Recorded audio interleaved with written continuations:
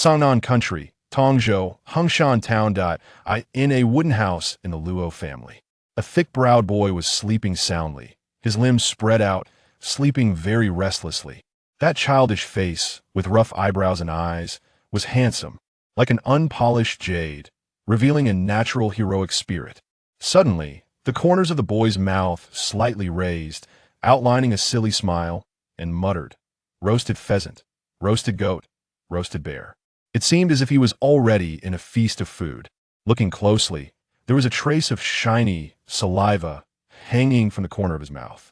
Under the temptation of the food in the dream, his throat also rolled slightly unconsciously, as if he was immersed in a delicious fantasy world and couldn't extricate himself. Bang, bang, bang.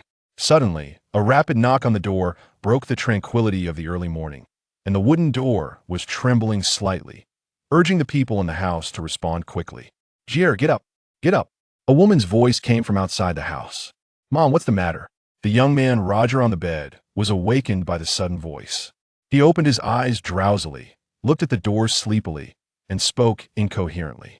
"Oh, the Spirit Sword Sect Immortal Master you've been thinking about has come to our town to recruit disciples again. Get up quickly." The woman's voice from outside the house became more urgent. When Roger heard the words, "Spirit Sword Sect Immortal Master," his originally dazed expression disappeared instantly, replaced by a face full of energy. "The Spirit Sword Sect Immortal Master is here. Okay, I'll get up right away." He suddenly jumped up from the bed, with an excitement on his face that was difficult to conceal. He hurried to the basin in the house, patted his face with cool well water, and began to look for clothes. After a while, he changed into a clean and tidy black suit. This black suit fits his body, making his strong figure from years of exercise more upright. At the age of 14, he is already nearly 6 feet tall, with tight and powerful muscles, showing his extraordinary physique. Roger walked out of the cabin, and the morning air hit him, instantly cheering him up. Outside the house stood a middle-aged woman and a strong middle-aged man. The woman had a kind face, and her eyes were full of love. The man had broad shoulders and dark skin. He wore a simple animal skin coat and a sharp hunting knife on his waist. He was a seasoned hunter. These two people were Roger's parents. His father was named Luo Wei, and his mother was Yang Fong. "Dad, Mom, is the Immortal Master of Lingjian's sect really here?" Roger walked quickly to the two of them and asked excitedly, his eyes full of expectation. "Well, the Immortals have arrived at the Bluestone Square. Let's go there now." Luo Wei nodded slightly. Roger smiled and nodded when he heard this. Then, the three members of the Luo family walked towards the Bluestone Square in the center of the town together. Along the way, Yang Fong looked at her son and said in a joking tone, "Oh, our Maniu is really getting taller and taller. He is almost catching up with your father." Roger grinned and looked a little shy when he heard this. The reason why his mother called him Maniu was because he was stronger than his peers since he was a child. In addition, he followed his father to practice martial arts and hunting since he was a child. He crawled in the mountains and forests, and his body was very strong and his strength was particularly great. The residents in the town were also used to calling him Maniu. Over time, this nickname became his synonym, symbolizing his extraordinary strength and strong physique. The path was winding, and after turning a few corners, the family of three arrived at the Bluestone Square in the center of the town. At this moment, the Bluestone Square was already crowded and bustling. More than 200 families from Hengshan Town gathered on the square, including men, women, old and young. Everyone gathered together, their faces filled with expectations and curiosity. The reason they gathered here was because the Immortal Master of the Spirit Sword Sect came to the town to recruit disciples again. The Spirit Sword Sect is a well-known immortal sect in Sangnan Country, and its status is extremely respected. If a child in the family is lucky enough to be selected by the Immortal Master and enter the Spirit Sword Sect to practice, it will undoubtedly be a supreme honor for the whole family, and it may even completely change the fate of the family. After all, once a family has an Immortal Master, even the government will look at this family differently and treat them as guests of honor. Immortal Masters, or Immortal Cultivators, have magical powers and can fly with swords, freely shuttle between heaven and earth, free and unfettered. Ever since Roger accidentally witnessed the graceful figure of the Immortal Master flying with a sword 5 years ago, that scene has been deeply imprinted in his heart and has become his most ardent dream. He longs to become an immortal cultivator one day, soaring in the sky like those immortal masters and exploring the vast world. Roger couldn't help but feel a little excited when he looked at the lively scene in front of him. 5 years ago, the immortal master of the Spirit Sword School also came to the town to recruit disciples. But at that time, he was still young and had not yet reached the qualification to participate in the spiritual root test. Now, he is 14 years old and finally has the opportunity to participate in the test. Jiergo. Luo Wei patted his son's shoulder, with a faint smile on his face and some encouragement in his eyes. Roger nodded, took a deep breath, and then squeezed to the front of the crowd. He was tall and strong, so he didn't have to spend much effort to squeeze through the crowd. Soon, he came to the front of the crowd and saw the three immortal masters again. Standing in the front was an old man in a linen robe, about 70 years old. The old man had a kind face and a kind smile on his face. His long hair and beard were already gray, but his face was ruddy and shiny, and he looked energetic. He exuded a faint aura, giving people a feeling of immortality. Behind the old man stood two young men in white clothes, both of whom carried a long sword on their backs. They stood behind the old man with a respectful look. They should be the old man's followers.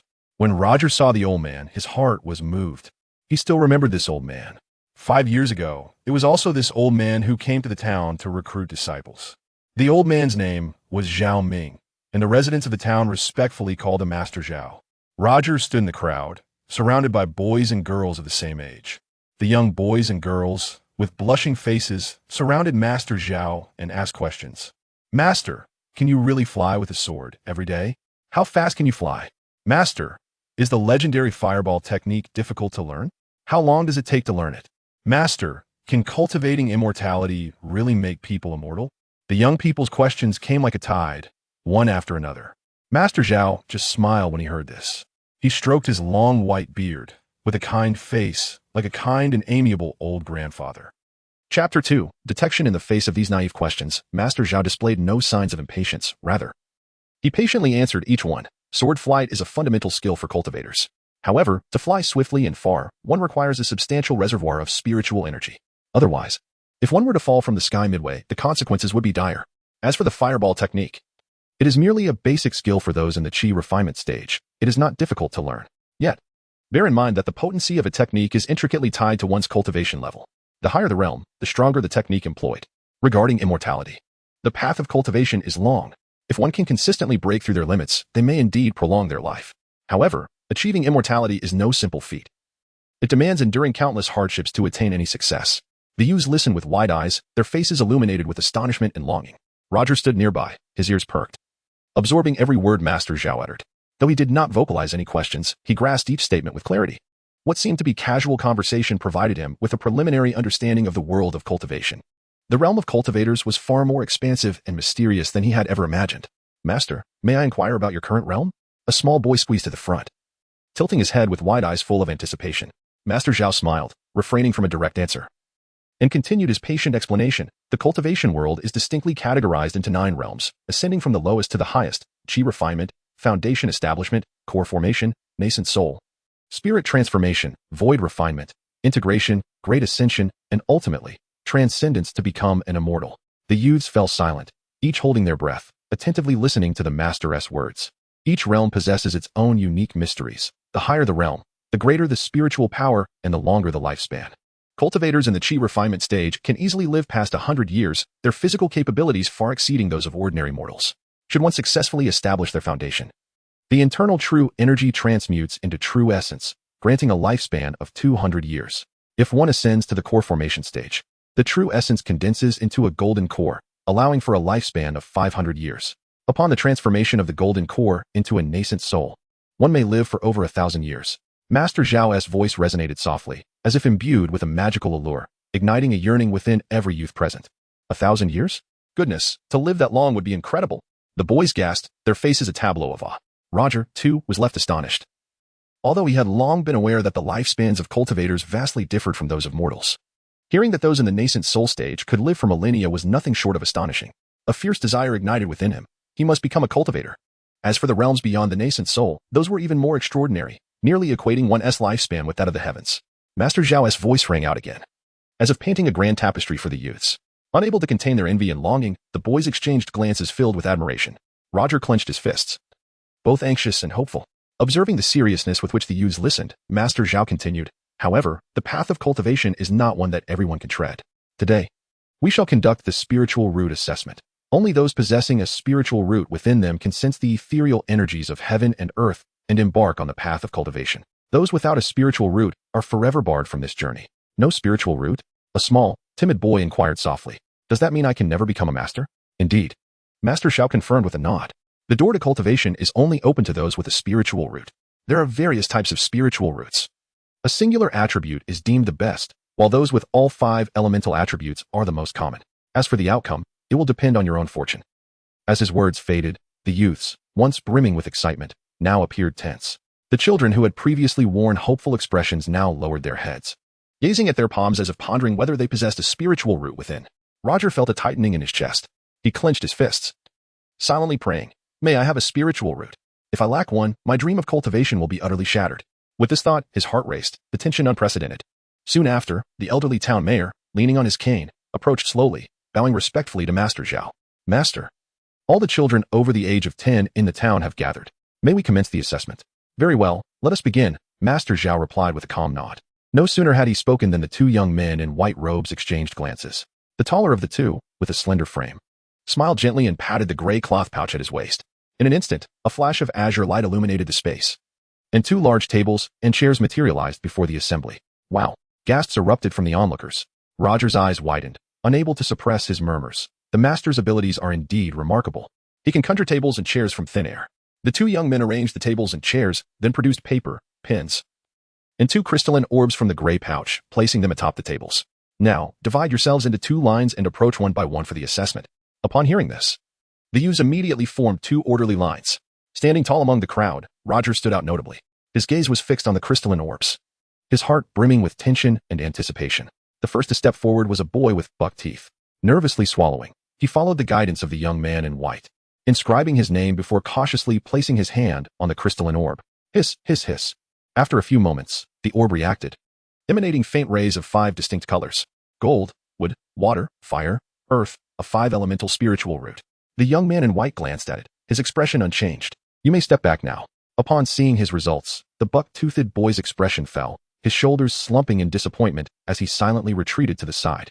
Witnessing this, Roger felt a pang of anxiety. He recalled Master Zhao's earlier mention of the various types of spiritual roots, including the elemental attributes of gold, wood, water, fire, and earth.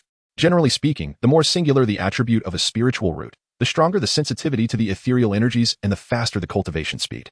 Conversely, the more attributes one possessed, the more challenging their advancement would be. The 5-elemental spiritual root of this boy was the most commonplace type.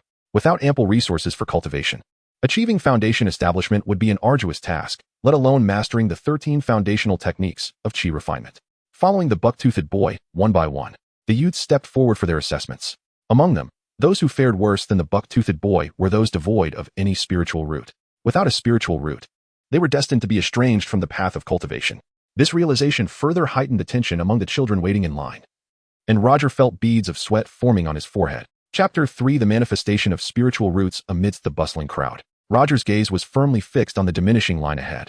With each person that departed, his heart grew increasingly uneasy. Although he endeavored to maintain a facade of calmness, his heartbeat quickened, his palms began to sweat, and his eyes were riveted on the gleaming crystal orb. The spiritual root was the key to unlocking the path of cultivation, and whether this key would favor him remained an enigma. Roger had always harbored confidence in his physical prowess. His robust muscles and towering stature set him apart among his peers. Yet, the presence or absence of a spiritual root was not determined by physical strength alone. He could not help but clench his fists, silently praying, "I must possess a spiritual root. I must possess a spiritual root." At last, after a prolonged wait, the turn of Roger arrived as the last few youths completed their tests. He inhaled deeply, striving to quell his nerves, and stepped forward. Perhaps due to his imposing figure and solid musculature, even the white-clad youth responsible for the assessment cast him a few extra glances, curiosity glimmering in his eyes. With a hint of anxiety, Roger approached the table and inscribed his name on the paper. His hand trembled slightly, yet he endeavored to remain composed. Once finished, he followed the white-clad youth's instructions and gently placed his hand upon the crystal orb. The orb felt cool and smooth the moment his palm made contact. A wave of inexplicable tension and unease washed over him. He held his breath, his eyes fixed intently on the orb, fearful of missing any subtle change. However, as moments passed, the orb remained utterly still, and Roger's heart plunged into an abyss of despair, his complexion turning as pale as parchment. Could it be that he truly lacked a spiritual root? This terrifying thought sliced through his mind like a sharp blade, leaving him momentarily paralyzed, his eyes filled with hopelessness. Just as he was on the brink of despair, the crystal orb suddenly began to react. Rays of red, green, and blue light gradually ascended from within the orb, intertwining and forming a resplendent halo. Water, fire, and wood, 3 elemental roots, were revealed. The white-clad youth nodded slightly, his tone as placid as water, clearly accustomed to such outcomes. Seeing this, Roger finally exhaled, the weight on his heart lifting at last. He stepped back a few paces, a relieved smile gracing his face. Thank goodness. I have a spiritual root. Although it is not a singular elemental root, it is still a medium-level tri-elemental root. He felt a surge of gratitude. Knowing he now had the opportunity to embark on the path of cultivation, Roger hurried to his parents, excitement and pride illuminating his expression. How wonderful! Old Luo. Our son possesses a spiritual root, Yang Feng exclaimed, her joy evident. Her face radiating pride and excitement as if she could already envision her son attaining greatness as a master cultivator. Haha. It seems our Luo family is destined to produce a master cultivator. Luo Wei remarked, a smile of satisfaction spreading across his face as he patted Roger and Appo's shoulder.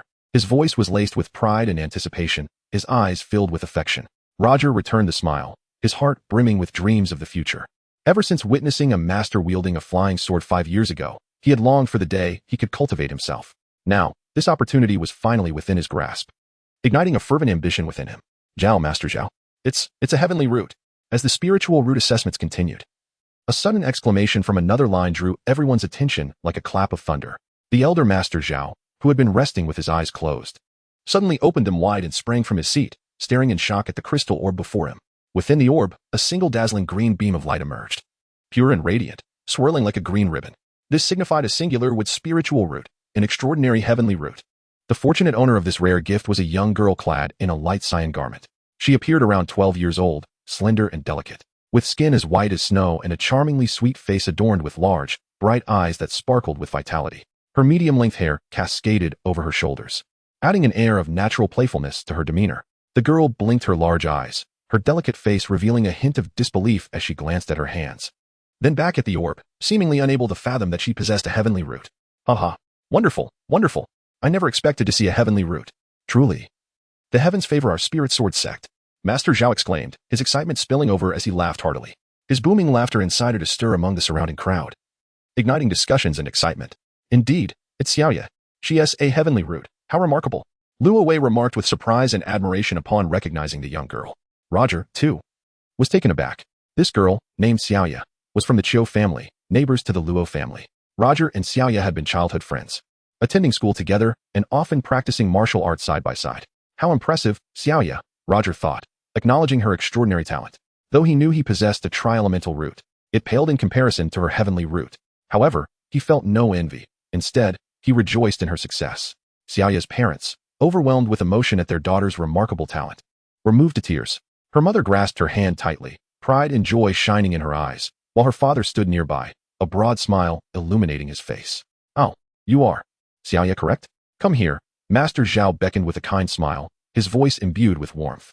Greetings, Master Zhao, Xiaoya replied sweetly, nodding politely before gracefully stepping forward. Her demeanor remained humble, untainted by arrogance despite her exceptional gift. Excellent, excellent. Little Xiaoya, your talent is truly extraordinary. Once you join our sect, you will be given immediate attention, and in due time, you shall undoubtedly become a true disciple of great standing. Master Zhao proclaimed, his tone brimming with anticipation for Xiaoya's future. The other 2 white-clad youths gazed at her with envy, clearly astounded by her exceptional endowment. Chapter 4. Destiny. The laughter of Master Zhao resonated through the air, striking a vibrant chord. He stood before the gathered crowd, his gaze piercing and his countenance radiating an unmistakable joy. The celestial spiritual root, indeed, a favored child of the heavens. Its cultivation speed is remarkably swift, making it an object of desire for various esteemed sections. Zhao Ming silently rejoiced in his fortune, having discovered a prodigy endowed with a celestial spiritual root in the small town of Hongshan. What an extraordinary stroke of luck. Zhao Ming was responsible for recruiting disciples for the sect, traversing numerous countries, towns, and villages in search of young individuals with exceptional cultivation potential. Securing a gifted disciple would not only augment the sect's strength but also yield substantial rewards for himself. 2 years prior, he had recruited a genius with a celestial spiritual root, and the sect had generously rewarded him with elixirs, enabling him to make significant breakthroughs in his cultivation. Now, with another celestial spiritual root prodigy in hand, he mused that perhaps the higher-ups would assist him in overcoming barriers to achieve the golden core stage. As these thoughts coursed through his mind, Zhao Ming and Apos' excitement intensified, and his smile grew ever more radiant. He turned to the autumn couple standing nearby and spoke gently. Your daughter possesses remarkable talent. Once she joins our sect, she will undoubtedly receive due attention. Given time, her accomplishments will be boundless. And even I shall treat her with utmost respect. Upon hearing Master Zhao's words, an expression of gratitude washed over the autumn couple's faces.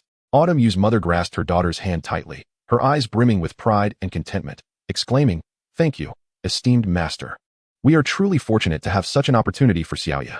Autumn Yu's father nodded vigorously, his countenance unable to mask his joy, as he respectfully remarked, "Esteemed master, your kindness shall forever be etched in our hearts. Do not mention it. This is your daughter's destiny and a stroke of luck for our Lingjian sect." Zhao Ming replied with a wave of his hand, smiling warmly. He then turned to instruct 2 disciples to continue the spiritual root testing, his spirits soaring and his smile unwavering. After all, recruiting a prodigy with a celestial spiritual root was not merely a contribution to the sect. It was also a pivotal opportunity for his own advancement. The testing proceeded amidst a tense yet fervent atmosphere in the square. One by one, the youths approached, placing their hands upon the crystal ball, eagerly anticipating the revelation of their own brilliance. However, the results for most were less than favorable. Many bore either 4 or 5 spiritual roots, with some lacking any spiritual roots altogether. Just when Zhao Ming believed the testing was nearing its conclusion, the crystal ball suddenly illuminated with a dazzling radiance once more. This time, the light split into 2 colors, a vibrant red and a deep blue, intertwining to create a breathtaking spectacle. "Dual spiritual roots," exclaimed the young man in white responsible for the testing, his voice tinged with astonishment. Zhao Ming, upon hearing this exclamation, felt his smile broaden even further. He hurried forward to examine the brilliance within the crystal ball and nodded in satisfaction. "Excellent, excellent. We have a dual spiritual root. It appears Hongshan truly abounds with talent." The youth with dual spiritual roots was named Tang Wenyuan, a child of the Tang family in the town. He was small in stature, with a round belly slightly protruding, and his face bore the innocence of youth, resembling a cherubic little boy. Upon discovering his dual spiritual roots, Tang Wenyuan burst into joyous celebration, his belly jiggling with each exuberant movement. He cast a triumphant glance at the bystander, Roger, a smug smile dancing upon his lips. Seeing Tang Wenyuan's self-satisfied expression, Roger felt a wave of frustration wash over him. How infuriating. This chubby boy and Apos' aptitude for cultivation surpasses my own. The mysteries of spiritual roots are truly unfathomable. He muttered under his breath. Roger and Tang Wenyuan had never seen eye to eye since childhood. Tang Wenyuan frequently conspired with his friends to torment Roger, who, despite always turning the tables and sending them home in tears, could not deter Tang Wenyuan's antics. Over time, Tang Wenyuan's teasing had become confined to mere words. Yet today, with his newfound dual spiritual roots, he had bested Roger, leaving him in a state of deep discontent. In terms of strength, 100 chubby boys would not stand a chance against me, yet his spiritual roots are superior. Roger sighed inwardly, his face betraying a hint of resignation. Soon, half an hour had passed, and the spiritual root testing finally concluded. Of the 105 children aged 10 and above in the town, only 10 possessed spiritual roots. Among them was 1 with a celestial spiritual root, 2 with dual spiritual roots, 3 with triple spiritual roots, while the remaining 4 had either 4 or 5 spiritual roots. Zhao Ming took the paper handed to him by a disciple, cleared his throat, and proclaimed loudly, "Ladies and gentlemen, the following names have qualified to join our Lingjian sect: Autumn Yu, Tang Wenyuan, Lu Guang." The square erupted into a cacophony of astonishment as Zhao Ming had only named 3 individuals, those 3 talented prodigies. Disappointment washed over the faces of the other youths with spiritual roots and their parents. "Esteemed master, does that mean even those with triple spiritual roots cannot join the Lingjian sect?" A father of a triple spiritual root youth questioned anxiously, his voice tinged with disbelief. "Indeed, that is the rule of our Lingjian sect. We only accept disciples with dual spiritual roots or higher," Zhao Ming replied with a composed nod. Roger's heart sank upon hearing Master Zhao's response. He had believed his triple spiritual roots would suffice, only to discover it was not enough to gain entry into the Lingjian sect. His parents placed a comforting hand on his shoulder, their faces reflecting a shared sense of resignation. "Esteemed master, is there any possibility for leniency?" pleaded the mother of a triple spiritual root youth, her voice laced with desperation. However, Zhao Ming shook his head resolutely, stating, "This is a rule set by the sect, and I dare not deviate from it." Seeing Zhao Ming's unwavering stance, the other youths with spiritual roots wore expressions of despair. "Am I truly destined to be separate from the Lingjian sect?" Roger thought, feeling a wave of melancholy wash over him. Yet, just then, Zhao Ming's tone shifted, and a mysterious smile graced his features as he slowly proclaimed, "However, there exists another avenue. You still have a chance to join the sect." Esteemed master, what is that avenue? A triple spiritual root youth immediately inquired, a glimmer of hope igniting in his eyes. Roger, too, looked at Zhao Ming with astonishment, his heart rekindling a flicker of optimism. Zhao Ming chuckled softly, his gaze sweeping over the crowd as he continued, as long as you participate in the Ascension Conference and achieve commendable results, you will naturally earn your place within the sect. Chapter 5. Hope. What is the Ascension Conference? A boy with 5 spiritual roots could no longer contain his curiosity and broke the silence, his voice tinged with confusion as he gazed at Master Zhao. They had never encountered this term before, and their hearts brimmed with curiosity. The atmosphere in the square grew tense as everyone's attention turned to Master Zhao, awaiting his explanation. Master Zhao maintained his usual calm demeanor, stroking his snowy beard, a faint smile gracing his lips. The so-called Ascension Conference is a grand event jointly organized by the 4 major sects, the Spirit Sword Sect, the 5 Elements Gate, the Spirit Conjuring Sect, and the Elixir Immortal Valley. The purpose is to select outstanding disciples from among the scattered practitioners to infuse fresh blood into the sections. Thus, this is the only pathway for those of you with lesser talents to enter a major sect. His voice was gentle yet powerful, as if imbued with a certain magic that ignited hope within the hearts of the boys. Those who had previously felt disheartened due to their lack of talent now found a renewed sense of direction, their eyes sparkling with excitement. Wonderful! A plump boy suddenly leaped up, his eyes gleaming, his voice brimming with uncontainable enthusiasm. I want to participate in the Ascension Conference. Me too. Another tall, slender boy clenched his fists, his gaze fixed resolutely on Master Zhao. I must join the Spirit Sword Sect. A new hope kindled within them. It seemed that simply attending the Ascension Conference could alter their destinies. However, Master Zhao's next words fell upon them like a bucket of cold water, instantly dousing their fervor. Do not rejoice too soon. The Ascension Conference is not as simple as you imagine.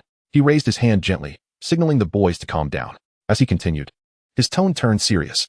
Firstly, you will face tens of thousands of scattered practitioners from all regions, and the competition will be fierce.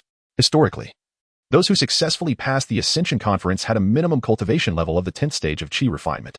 In other words, possessing a spiritual root alone is insufficient. The 10th stage of Qi refinement? A boy in the front row instinctively repeated, furrowing his brow. How long would it take to cultivate? Yet Master Zhao's words did not cease there. He shifted his tone further, adopting a graver demeanor. Moreover, the Ascension Conference can be deadly. Those scattered practitioners may resort to lethal means to secure their chances of entering a sect. Therefore, you must be mentally prepared. Failure not only means losing an opportunity but could also cost you your life. A profound silence enveloped the square. What? Someone gasped in shock. It's so dangerous. The boys, who had previously been stirred with excitement, now paled, fear and unease replacing their earlier enthusiasm. The atmosphere in the square became notably grave. It seemed the Ascension Conference would not be easily passed. Roger stood amidst the crowd, his brow furrowed, silently sighing. He had initially believed that participating in the Ascension Conference would at least provide a glimmer of hope for entry. But it now appeared that the path of cultivation was far more arduous than he had anticipated. The surrounding ambience gradually calmed as everyone grasped the reality. While cultivators might appear carefree, the journey to enhance their cultivation was fraught with fierce competition. The path of cultivation had never been smooth sailing. After a moment, a boy with 5 spiritual roots stepped forward. He was small in stature, with dark skin, yet his gaze was unwavering. He lifted his head, meeting Master Zhao's eyes directly. His voice imbued with resolute determination. Master, when does the Ascension Conference begin? Where will it be held? Master Zhao paused, taken aback by the boy's spirit. He had not expected such a seemingly unremarkable youth to make such a decision upon learning of the conference and Oppos, as harsh realities. The Ascension Conference is 3 years away. You need to head north to the borders of Tongzhou, where the Ascension Valley is located. That is where the conference will take place. He nodded, pointing northward. Thank you for the information, Master. The boy with 5 spiritual roots nodded politely, his eyes betraying no hint of retreat. Roger, listening nearby, quietly committed the location to memory. This might be his only chance to enter a major sect. While talent is certainly important in the path of cultivation, personal perseverance is equally crucial. I believe you will reap rewards, Master Zhao encouraged, stroking his beard with a smile. Upon hearing this, the previously disheartened boys regained some confidence, their faces brightening with smiles. However, the 2 disciples in white robes behind Master Zhao exchanged knowing glances, their eyes reflecting a hint of helplessness. They understood that Master S' words were merely a casual encouragement. For one to stand out in the Ascension Conference within 3 years was a formidable challenge. Even for disciples with dual spiritual roots, let alone these boys with lesser talents. At this moment, Master Zhao gently waved his right hand, and 7 palm-sized tokens appeared, shimmering with light, inscribed with the words Ascension Order. Alongside the tokens were 7 books with yellow covers, each titled Breathing Technique. Master Zhao distributed the tokens and books to the unchosen boys. This is the Ascension Order. If you wish to participate in the Ascension Conference, this token will grant you entry, Master Zhao explained. As for the breathing technique, it is a foundational practice for the Qi refinement stage, and I hope it will be of assistance to you. Thank you, Master Zhao. The boys chorused their gratitude, clutching the tokens and books as though they were treasures. Master Zhao nodded, then turned his attention to Qiu Yu, Tang Yuan, and Lu Guang, saying, "You three will depart for the Spirit Sword sect tomorrow morning.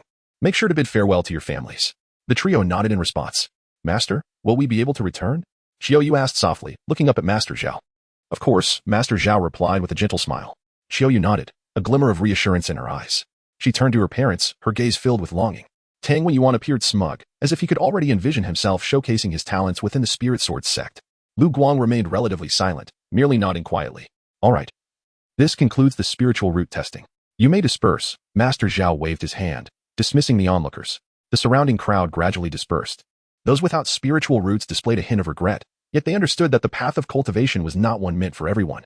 As for the three masters, they were invited to the Qiu family for a visit. The three masters did not refuse and followed the Qiu couple away from the stone square. Roger returned home with his parents. Chapter 6. The Art of Breath in the small courtyard of the Luo family. Roger lowered his head, the corners of his mouth barely hinting at a bitter smile, which seemed almost ephemeral. His mother, young Feng, stood quietly beside him, her gaze filled with affection. She extended her hand and gently patted Roger's shoulder. "Jer, do not lose heart. Although you were unable to join the Lingjin sect, at least you possess spiritual roots, which allows you to cultivate. With diligence and dedication, opportunities will surely arise in the future." Her voice was tender and brimming with encouragement. Roger lifted his head, meeting his mother's expectant and comforting gaze, and felt warmth blossom within him. He opened his mouth, intending to speak, but was interrupted by the hearty laughter of his father. Luo Wei, from nearby. "Indeed, Jer, our family has been hunters for generations. In my lifetime, I have merely honed my skills in hunting to provide for the family. But you are different. If you can become a chi refining practitioner, you will far surpass your father." Haha. Luo Wei and Appo's laughter was grand, imbued with pride and hope for his son. As Roger observed the loving expressions of his parents, the tumultuous emotions within him gradually settled. "Yes, I understand, father, mother. I shall first ponder the mysteries of this celestial technique," he said, taking a breath and managing a slight smile. "Go ahead, but remember not to overexert yourself. Cultivating immortality is a long journey. There is no need to rush. As long as you apply yourself, success will surely follow," Yang Feng said with a gentle smile, waving her hand lightly. Roger nodded, casting a deep glance at his parents before stepping out of the courtyard and walking along the path towards his small wooden house. The path was carpeted with fallen leaves, and a soft breeze rustled them, creating a gentle sound. Before long, he arrived at the front of his wooden abode. Pushing the door open, he stepped inside and closed it behind him, plunging the room into profound silence. Sitting at the edge of his bed, he cautiously retrieved the ascension token given to him by Master Zhao, along with the tome entitled The Art of Breath, adorned with a dusty yellow cover. He cradled the token in his palms, examining it closely. The small token was smooth and cold, engraved with two ancient characters, Ascension, seemingly imbued with a faint aura of spiritual energy. Though regrettable that he could not join the Lingjin sect, the path of cultivation beckoned to him, and he felt compelled to try. Gripping the Ascension token, Roger's eyes sparkled with determination as he murmured to himself. He gently placed the token on his bedside, and then picked up the Art of Breath, slowly opening its first page. The pages of the tome were slightly coarse, and he felt a subtle friction as he turned them, yet the content within was unlike anything he had ever encountered. After some time, Roger discovered that the Art of Breath contained a total of 18 pages. The first 13 pages detailed the cultivation mantras, with each level accompanied by thorough explanations and precautions, while the last 5 pages recorded 5 foundational spells: Fireball Technique, Object Manipulation Technique, Wind Control Technique, Tortoise Breathing Technique, and Celestial Eye Technique. As he perused the descriptions of these spells, Roger and Appo's eyes gradually brightened. The Fireball Technique could condense flames for attacking foes. The intense heat must possess formidable power. The Object Manipulation Technique allowed for remote attacks using magical tools, enabling one to strike with lethal force from a safe distance. The Wind Control Technique was particularly wondrous, not only accelerating movement but even enabling brief flights, surpassing the imagination of ordinary mortals. The celestial spells were truly astonishing. Mastering even one would undoubtedly render him far superior to any mundane martial skill. The more he read, the more exhilarated he became, murmuring in awe. Although the content of the Art of Breath was succinct, it captivated Roger deeply, drawing him into a state of rapture. He immersed himself in the text, unknowingly committing the first layer of cultivation mantra to memory. Slowly closing the book, he took a deep breath, treating it as a precious treasure and carefully placing it on his bedside. He then sat cross-legged on the bed, his back straight, swiftly forming the chi-refining hand seal, his lips trembling slightly as he silently recited the mantra. Heaven and earth's spiritual energy, formless and intangible, with clarity and tranquility of heart, spiritual energy shall come. Roger gently shut his eyes, casting aside all distractions, fully enveloped in the experience as if he had entered a wondrous and ethereal realm. With his eyes tightly closed, he concentrated, repeating the mantra over and over, attempting to sense the surrounding spiritual energy. Initially, he felt no anomalies. The room remained eerily quiet. However, as time passed, he gradually sensed a subtle warm current gathering around him. This warm flow began to enter his body, coalescing at his dantian in the abdomen, circulating throughout his internal organs before returning to the dantian, forming a perfect cycle. To his astonishment, Roger discovered that a faint azure gas had amassed in his dantian, a manifestation of the spiritual energy of heaven and earth, the true chi of a practitioner. A smile crept upon his lips, and he could hardly contain his joy. He had successfully perceived the existence of spiritual energy for the first time, entering the state of meditative chi refinement. Yet, he did not let elation cloud his mind. Instead, he maintained his inner calm, repeatedly reciting the mantra, absorbing spiritual energy, and diligently circulating his technique to accumulate true chi within. Time slipped away unnoticed, and several hours quickly passed. Only when he felt a gentle tingling in his body did he slowly open his eyes, retract the chi-refining hand seal, and exhale a long breath of stale air. He lowered his gaze to the azure gas within his dantian, his face breaking into a satisfied smile. Indeed, this celestial technique is marvelous, vastly different from the inner cultivation I usually practice, he mused to himself. If I can reach the first layer of chi refinement, I will be able to learn spells. Yes, I must establish a solid foundation for this first step. With that, he stood, stretching his limbs and reveling in the comfort of his body. Looking out the window, he noticed the sky darkening, the evening glow painting the horizon in hues of crimson. Time had flown by, and he realized he had unknowingly practiced from dawn until dusk. He rose and approached the window, where the evening breeze brought a refreshing chill. Though the path of cultivation is fraught with challenges, I, Roger, shall not concede easily, he declared, clenching his fists, his gaze resolute as a mountain. Jia and Amp, Oppos, Are you still pondering the technique? Xiaoyu is here to see you. She says she has something to discuss, came the familiar and affectionate voice of his mother. Yang Fong, from outside. Startled, Roger paused for a moment, then raised an eyebrow in curiosity, whispering to himself, Xiaoyu? She has come to see me? Filled with intrigue and anticipation, he swiftly adjusted his attire, eager to discover what this childhood companion of his sought. Chapter 7. Beneath the Setting Sun. The young girl bestows a gift. Roger pushed open the wooden door, and the evening breeze greeted him with a gentle chill. His mother, Yang Fong, stood outside with a warm smile gracing her face. Mother, did Xiaoye come looking for me? Why didn't she come in? Roger inquired, a touch of confusion evident in his tone. What else could it be? Xiaoye is leaving for her sect tomorrow. You two have grown up together. Shouldn't you bid her farewell? Yang Fong gently patted his shoulder and smiled softly. Upon hearing his mother and Oppos' words, Roger suddenly understood. He scratched his head, revealing an endearing grin. That's true. Yang Fong chuckled at his innocent demeanor, then urged him, all right, go on. She's waiting for you outside. Nodding, Roger stepped toward the courtyard gate. The golden rays of the setting sun bathed the small courtyard, casting a soft glow that outlined his tall figure as he walked forward. Before long, he arrived at the entrance. What met his eyes was a large tree with lush foliage, beneath which sat a graceful young girl. Xiaoya, clad in a light blue long dress, cradled her delicate face in her hands, gazing into the distance, seemingly lost in thought. The glow of the evening sky enveloped her, accentuating her exquisite features and lending her an ethereal beauty. Her long hair cascaded casually over her shoulders, swaying gently in the breeze, resembling a beautiful painting. Man Yogo. Upon seeing Roger, Xiaoya sprang to her feet and waved, her face illuminated by a charming smile. Her voice was melodious and playful, infused with youthful exuberance. Roger returned her smile and approached her, concern lacing his tone. Xiaoya, what did you need to talk to me about? Tilting her head, Xiaoya offered a sweet smile. It's nothing much, really. I just wanted to say goodbye since I'm heading to the sect for training tomorrow.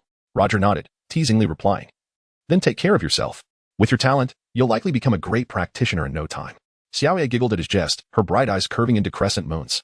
Hiki. Man Yoga is always joking. As they exchanged smiles, the atmosphere lightened. After a moment of silence, Xiaoya suddenly asked Man Yoga, will you participate in the Ascension Conference in 3 years? It depends. If my cultivation is sufficient, I would indeed like to venture into the Ascension Conference, Roger replied thoughtfully, raising an eyebrow. Upon hearing his response, Xiaoya and Oppos' smile gradually faded, her tone turning serious and concerned. Man Yoga, the Ascension Conference is no trivial matter. If you participate, you must be cautious. I asked Master Zhao, and he mentioned that the casualties are quite high. Loose cultivators will go to great lengths to join the 4 major sects. It's very cruel. Roger and Oppos' heart sank, his smile fading as a grave expression took its place. He had Oppos' anticipated the fierce competition of the Ascension Conference. Even a sect practitioner like Master Zhao spoke of it with such caution, highlighting its dangers. Noticing Roger's silence, Xiaoya sighed gently, her voice softening. Man Yogo. The Ascension Conference is held once every 10 years, and anyone under 30 can participate. You need not rush to go in 3 years. You can wait until you've cultivated more and try again in a decade or so. Roger pondered for a moment before smiling, confidence seeping into his tone. Don't worry, Xiaoya. I'm not foolish. If I lack certainty, I won't recklessly seek my own demise. Xiaoya visibly relaxed at his words, her smile returning. Yes, Man Nyogu is right. You're so formidable. After a few years of cultivation, you'll surely be even stronger. As Roger gazed at her radiant smile, warmth filled his heart. Just as he was about to speak, Xiaoya playfully interjected, that old stick in the mud, Master Zhao. Wouldn't he let me make an exception for you to enter the Spirit Sword sect? He said it's against the rules. Unless I become an inner disciple one day.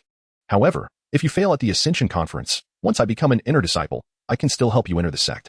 Roger was momentarily taken aback by her words, then chuckled as he gently tapped her head. Is that so? But, Xiaoya, do I appear so weak? Have you forgotten who taught you martial arts when you were little? Xiaoya covered her head, feigning grievance, but soon broke into a sweet smile. Hee. It was taught by Man Yogo. Roger shook his head at her playful demeanor, his tone shifting to one of caution. However, as Master Zhao mentioned, inner disciples do wield considerable power, but you must also be careful. Conflicts are inevitable in the great sects of cultivation. You must train diligently and protect yourself. Xiaoya nodded obediently in response. I will. Man Yoga, don't worry. Suddenly recalling something, she reached into her sleeve and produced a small azure jade vial. Presenting it to Roger. What is this? Roger accepted the vial, furrowing his brow in confusion. This is a vitality pill that can enhance one's magical prowess and elevate cultivation. Master Zhao specially gave it to me. I thought, since I'll be receiving more pills at the sect, I'll give this one to you. Xiaoya winked, a hint of pride in her voice. Roger was taken aback, hastily pushing the vial back. Vitality pill. Such a treasure isn't cheap. You should keep it for yourself. There will be plenty of occasions where you'll need it for training. Oh, come on. Men Yogu, just accept it. Master Zhao also mentioned that once I enter the sect, they will provide ample training resources, so I won't lack for anything. Xiaoya insisted with a smile. Seeing her persistence, Roger hesitated for a moment before finally accepting the vial. If that is the case, I shall accept it. Thank you, Xiaoya. He carefully tucked it into his pocket, speaking earnestly. Thank you for what? Are we still so polite with each other? Xiaoya chuckled, her eyes sparkling as she waved her hand dismissively. Roger chose not to elaborate further, instead silently cherishing this bond of friendship. Under the great tree, they reminisced about childhood memories, laughter occasionally echoing in the air. As the sun's last rays faded, night began to envelop the earth. Gurgle, gurgle at that moment. Roger's stomach grumbled. He had been so engrossed in his training that he had forgotten to eat. Noticing his predicament, Xiaoya smiled and said, Man Yo Go. I should take my leave now. Take care. Do the same. Protect yourself well, Roger replied with a smile and a nod. With that, Xiaoya hopped away like a little rabbit, bounding home. Roger watched her enter her house before turning back to the courtyard. Chapter 8 It's time for dinner. Uhaven and Amp, Oppos, tea eaten all day. As Roger returned home, he heard his father, Wei, calling out. He paused, placing a hand on his stomach, realizing that he had indeed been so busy throughout the day that he had hardly eaten anything. Oh, I and Oppos. Am coming, Roger replied, then made his way towards the kitchen. His steps were light, and his spirits lifted considerably after bidding farewell to Chiu Yue. Upon pushing open the kitchen door, a delightful aroma of cooked dishes wafted towards him, causing his stomach to rumble. Roger entered to find the table adorned with a selection of delectable meals, each one more enticing than the last. There was a plate of braised pork, exuding an irresistible fragrance, golden stir-fried vegetables with eggs perfectly complementing the dish, a beautifully roasted fish, crisp on the outside and tender within, glistening invitingly, and a steaming bowl of chicken soup, the scent wafting through the air, making his mouth water. Roger's eyes brightened instantly as he hurried to the table, pulling out a chair to sit down. Come eat.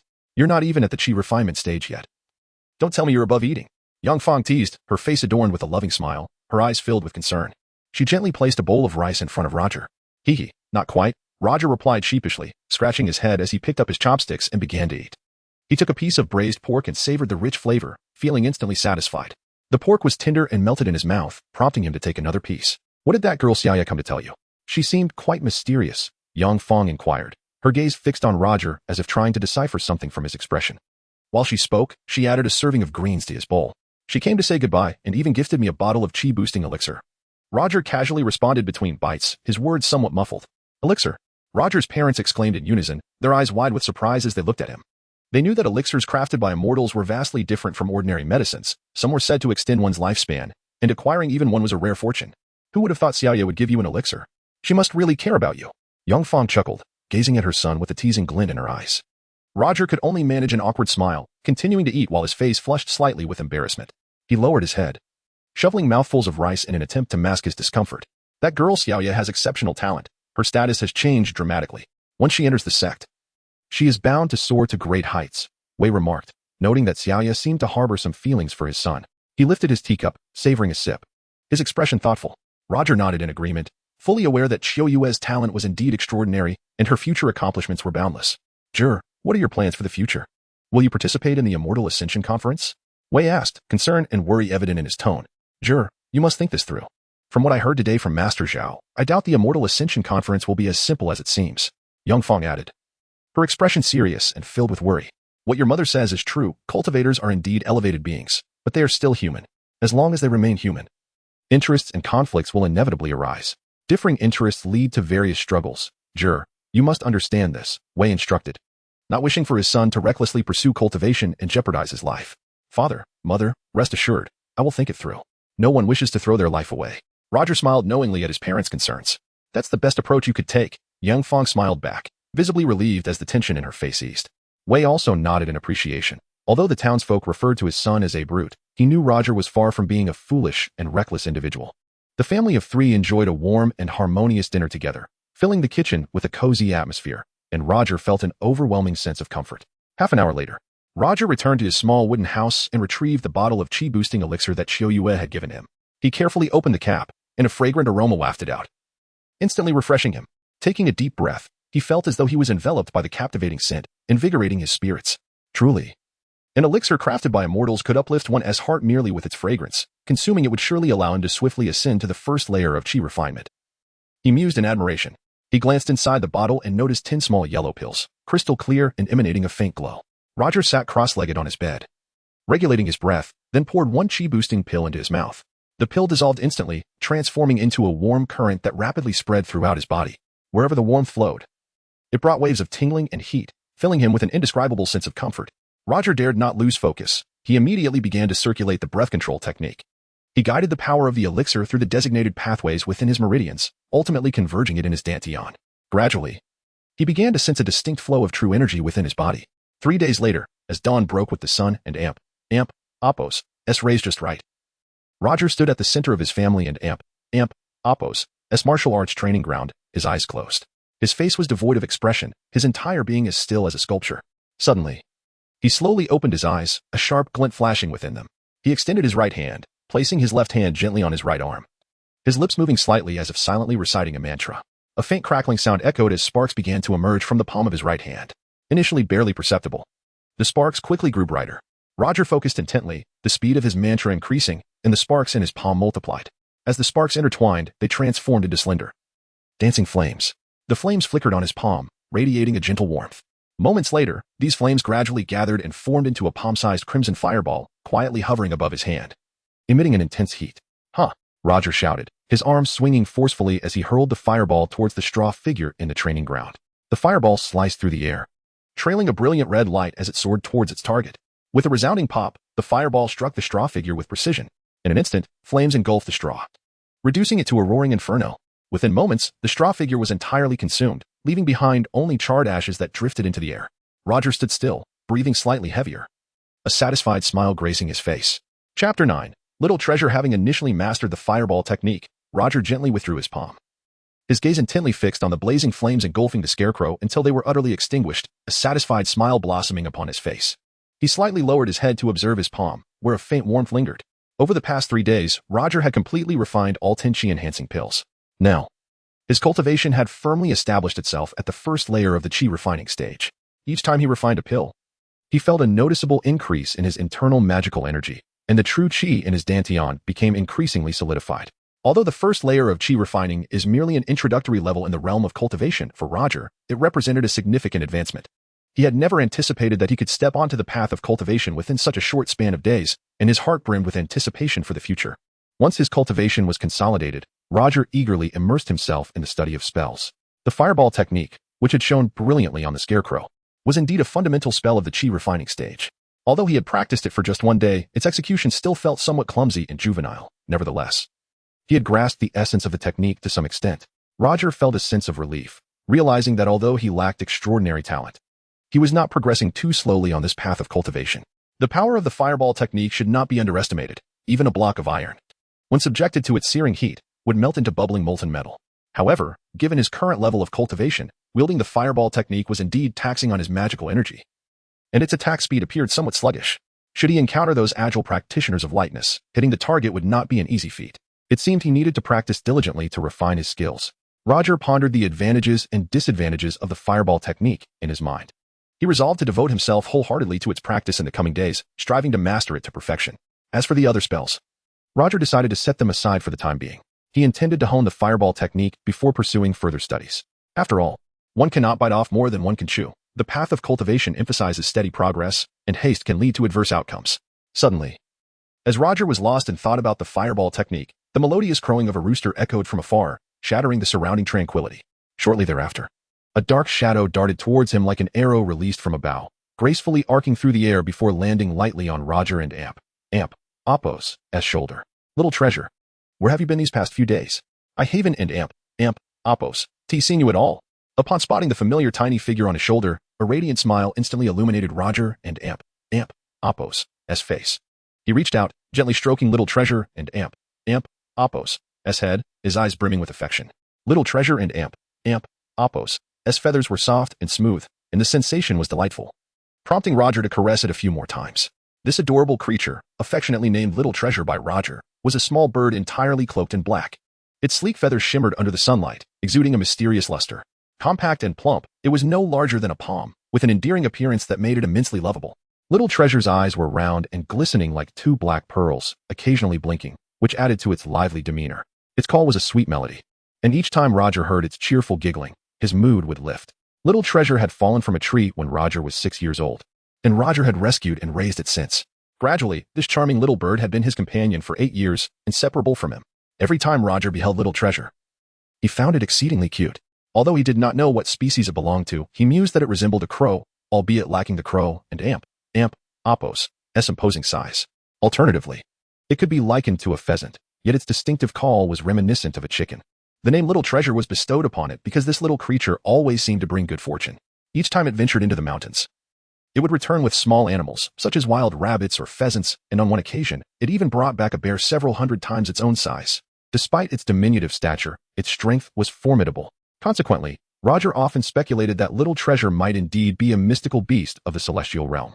One incident left Roger both amused and bewildered. Little Treasure once returned with a treasure chest, and when Roger, filled with curiosity, opened it, he found it brimming with gold and jewels. Roger even suspected it had raided the belongings of a passing wealthy merchant. At that moment, Little Treasure circled in front of Roger, seemingly eager to convey something. Its wings fluttered rapidly, emitting urgent calls as if urging Roger to follow. Little Treasure, is there something you need to tell me? Roger, noticing its anxious demeanor, raised an eyebrow and inquired. He sensed that there was something significant Little Treasure wished to communicate today.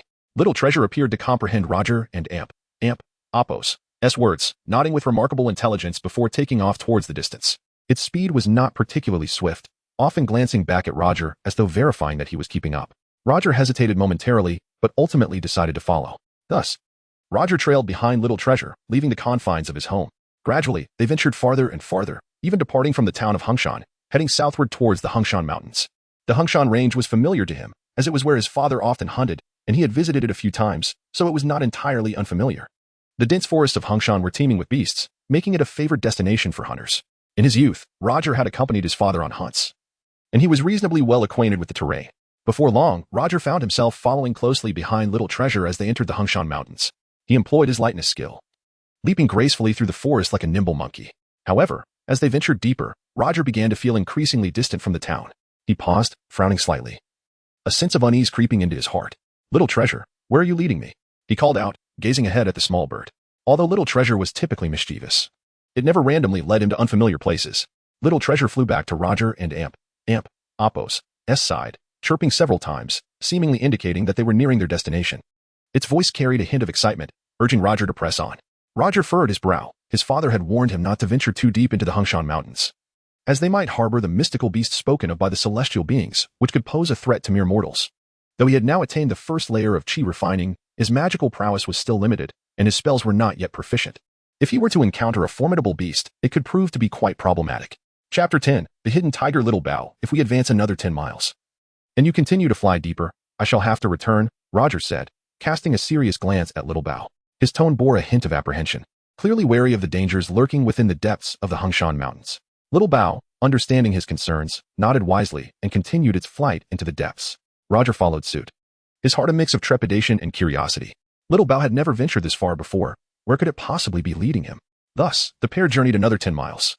Roger and Amp, Apo's brow furrowed deeper as he observed the towering trees surrounding them, intertwined with peculiar vines, indicating they were nearing the heart of Hungshan.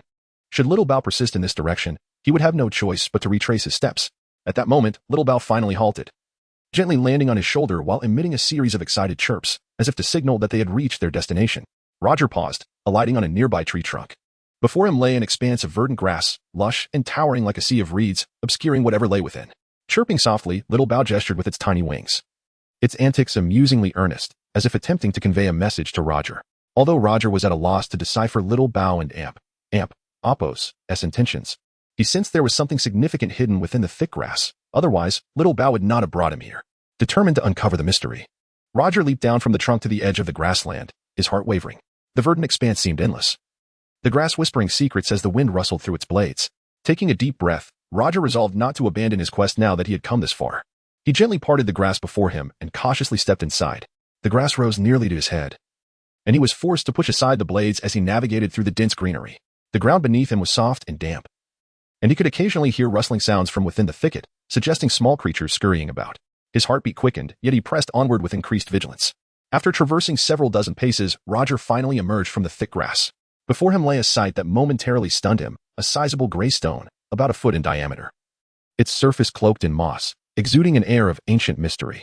At the center of the stone gaped a dark, ominous cave, its mouth shrouded in shadows, seemingly leading to the depths of the earth, its destination unknown. What secrets might lie within? Could there truly be treasures? Roger stood at the cave and Amp, Apo's entrance, his brow furrowing in contemplation. Turning to Little Bao, he noticed it perched on his shoulder, wings fluttering excitedly while emitting soft chirps, urging him forward. Little Bao, do you wish for me to enter this cave? Roger inquired softly, a hint of uncertainty in his eyes. Little Bao nodded eagerly, gesturing toward the cave entrance, as if to say, indeed, master, venture forth and see. Feeling a surge of excitement at Little Bao and Amp, Apo's eagerness, Roger decided to explore the depths of the cave. However, just as he prepared to step inside, a thunderous roar erupted from the nearby grass.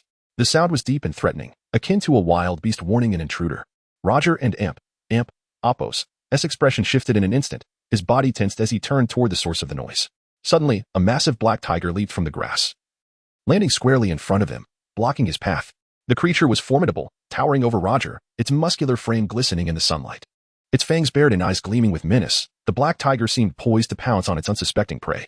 The tail swayed slightly, and a low growl emanated from its throat, clearly displaying its hostility toward Roger and Amp, Apo's unexpected presence. Initially startled by the tiger and Amp, Apo's sudden appearance, Roger quickly regained his composure. This beast appeared to be extraordinary. Had it consumed some mystical herb to achieve such size? He squinted, scrutinizing the imposing creature before him. Little Bao, equally startled, swiftly took refuge on a nearby branch, chirping encouragingly for Roger. With a deafening roar, the black tiger unleashed its fury, the sound reverberating through the grass, causing Roger and Amp, Apo's ears to ring. In an instant, the tiger lunged, its massive jaws wide open, baring its sharp fangs as it charged toward him. Roger and Amp, Apo's expression hardened, a glint of resolve flashing in his eyes, yet he remained calm. Just as the tiger was about to strike, he deftly pivoted, utilizing his agility to evade the onslaught. With a swift motion, he leaped above the tiger, landing gracefully. Down with the tiger, Roger shouted, his voice laced with determination. He crouched slightly, channeling his inner energy, and with a powerful thrust of his legs, he descended onto the tiger and Amp, Apo's back. A resounding thud echoed as Roger and Amp, Apo's feet crashed down upon the tiger. The immense creature buckled under the force, and with a sickening crack, its spine shattered beneath Roger and Amp, Apo's weight. The black tiger let out a haunting cry, collapsing to the ground. Its once mighty form now limp and motionless. Its limbs twitched feebly, eyes wide with agony and fear, rendering it utterly defeated. Yet Roger did not lower his guard. He swiftly retreated, distancing himself from the incapacitated beast. Channeling his energy once more, flames began to flicker in his palm, coalescing into a small fireball. Foul beast, let us see how you withstand my newly acquired fireball technique. Roger scoffed, his gaze cold and resolute. With a swift motion, he hurled the fireball toward the fallen tiger. The tiger, unable to evade due to its broken spine, was struck directly by the fireball. A muffled explosion ensued, flames rapidly engulfing its entire form. Chapter 11. Into the abyss of final, anguish cry erupted from the black tiger, imbued with pain and resentment. Flames blazed fiercely, swiftly reducing the creature to ashes, leaving behind only a dark, grotesque stain upon the ground. Roger exhaled deeply, a satisfied smile gracing his lips. He felt immense gratification at the potency of his fireball technique. Though still a novice, he had effortlessly vanquished a fearsome beast, instilling in him a profound confidence for future endeavors. Suddenly, Xiaobao fluttered to Roger's side, wings flapping vigorously as it emitted a series of urgent chirps, seemingly astonished by Roger and Apos' recent display of power. It circled around him, as if inquiring, "Master, when did you learn such magical arts? Truly remarkable. Patience, little one. There are many more wonders ahead," Roger chuckled, gently stroking Xiaobao and Apos' head. With renewed vigor, he strode towards the cave and Apos' entrance, his spirits considerably uplifted after the encounter with the black tiger, bolstering his belief in his own capabilities. However, just as he neared the cave's mouth, an unexpected void beneath his feet caused him to stumble. "Ah!" Roger cried out, caught off guard as he lost his balance and plummeted into a deep pit, cleverly concealed by leaves and dry grass, akin to a marionette severed from its strings. The pit was enveloped in darkness, and Roger and Apos' body fell swiftly, the only sound accompanying him being the howling wind. This is bad. Could it be a trap set by hunters? Panic surged through him as he plummeted, and he desperately reached out to grasp the slick stone walls, hoping to stabilize himself. Yet, the walls were treacherously smooth, offering no purchase, and he continued his descent without control.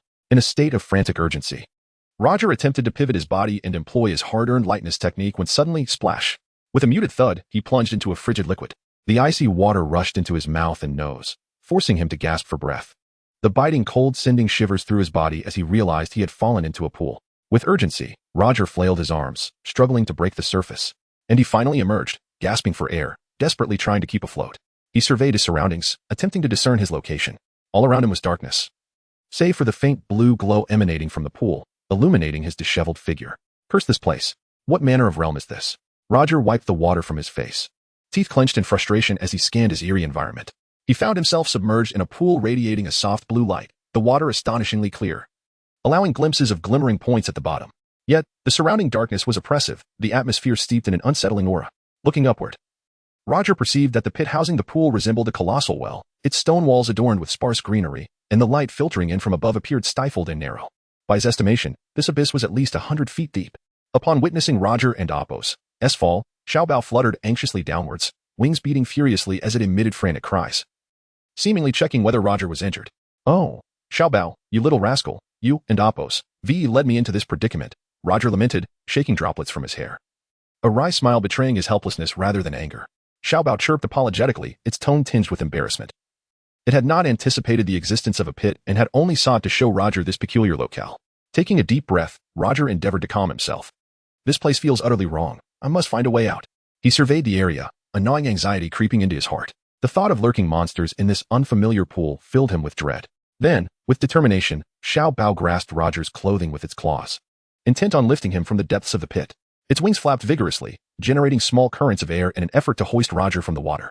Roger, in turn, relaxed his body, seeking to lessen his weight, allowing Xiaobao to assist him more effectively. Yet, calamity struck once more. As Xiaobao began to lift him from the pool, a strange, powerful suction emanated from the bottom. A deep, ominous sound seemed to rise from the depths of the earth, causing Roger to plunge downwards. Xiaobao swept along with him. What? The abrupt turn of events left Roger aghast, his eyes wide with fear. He hastily summoned his magical energy, striving to break free from the pull. However, the mysterious force was terrifyingly strong, akin to an invisible hand dragging him into the abyss. What is happening? Could it truly be a monster? Panic washed over Roger as his complexion paled, his heart racing with trepidation. He fought fiercely against the inexorable pull, twisting his body in desperate attempts to escape, his magical energy surging within him, yet the force showed no signs of relenting. Instead, it intensified. "Damn it! My magic feels imprisoned." Roger gritted his teeth, veins bulging upon his forehead, despair flooding his heart. He realized that his magical energy was failing to function, as if suppressed by an unseen power. Despite his fervent struggle, he could not prevent himself from being drawn deeper into the abyss. As the light around him dimmed and his consciousness began to fade, he succumbed to the enveloping darkness. Even Xiaobao was swept away alongside him, vanishing into the endless void. Chapter 12. The Cavern of Bones. Time seemed to stretch indefinitely as Roger felt a gentle prickling sensation on his face, as if something were softly pecking at his cheek. He furrowed his brow and slowly opened his eyes, his vision still somewhat blurred. However, it soon cleared, revealing the little creature known as Xiaobao perched on his chest, pecking at his face with its tiny beak. "Xiaobao," Roger's voice emerged hoarsely. He lifted his hand to gently stroke the little one's head, managing a faint smile at the realization that he was still alive. Upon seeing Roger awake, Xiaobao immediately chirped excitedly, flapping its wings with exuberance. Roger felt a tension within him ease as he sat up slowly, surveying his surroundings. he discovered he was lying on a damp surface, shrouded in darkness. The air thick with the musty scent of mold. Not far to his left, a crystalline blue exit beckoned, with water flowing into it. Strangely, however, the pool seemed to be obstructed by an invisible barrier as it approached the exit, swirling helplessly nearby, unable to advance further. This peculiar sight sparked a sense of unease within Roger. To have survived without drowning, I suppose I count myself fortunate amidst my misfortunes, he murmured softly, filled with gratitude for his narrow escape. Yet, his brow furrowed again as he recalled the eerie force that had pulled at him, a shiver of dread washing over him. How cold! Suddenly, an icy chill enveloped him from all directions, causing Roger to shudder violently, as if the very essence of frost sought to immobilize him. He quickly channeled his internal energy, the power coursing through his veins, dispelling the frigid air within him. As he did so, the damp fabric clinging to his body gradually dried, and he felt a modicum of warmth return. Xiaobao, seemingly terrified by the biting cold, hastily burrowed into Roger's clothing. Peeking out with its small head, its beady black eyes scanning the area warily, Roger rose to his feet, meticulously examining his surroundings once more. The darkness was profound, nearly obscuring his vision entirely. Taking a deep breath, he summoned his inner energy, flicking his fingertips to ignite a small flame in his palm. Though it was faint, the flickering light stood out in the gloom, illuminating the environment around him. With the aid of the magical flame, Roger discerned yet another shadowy cavity ahead.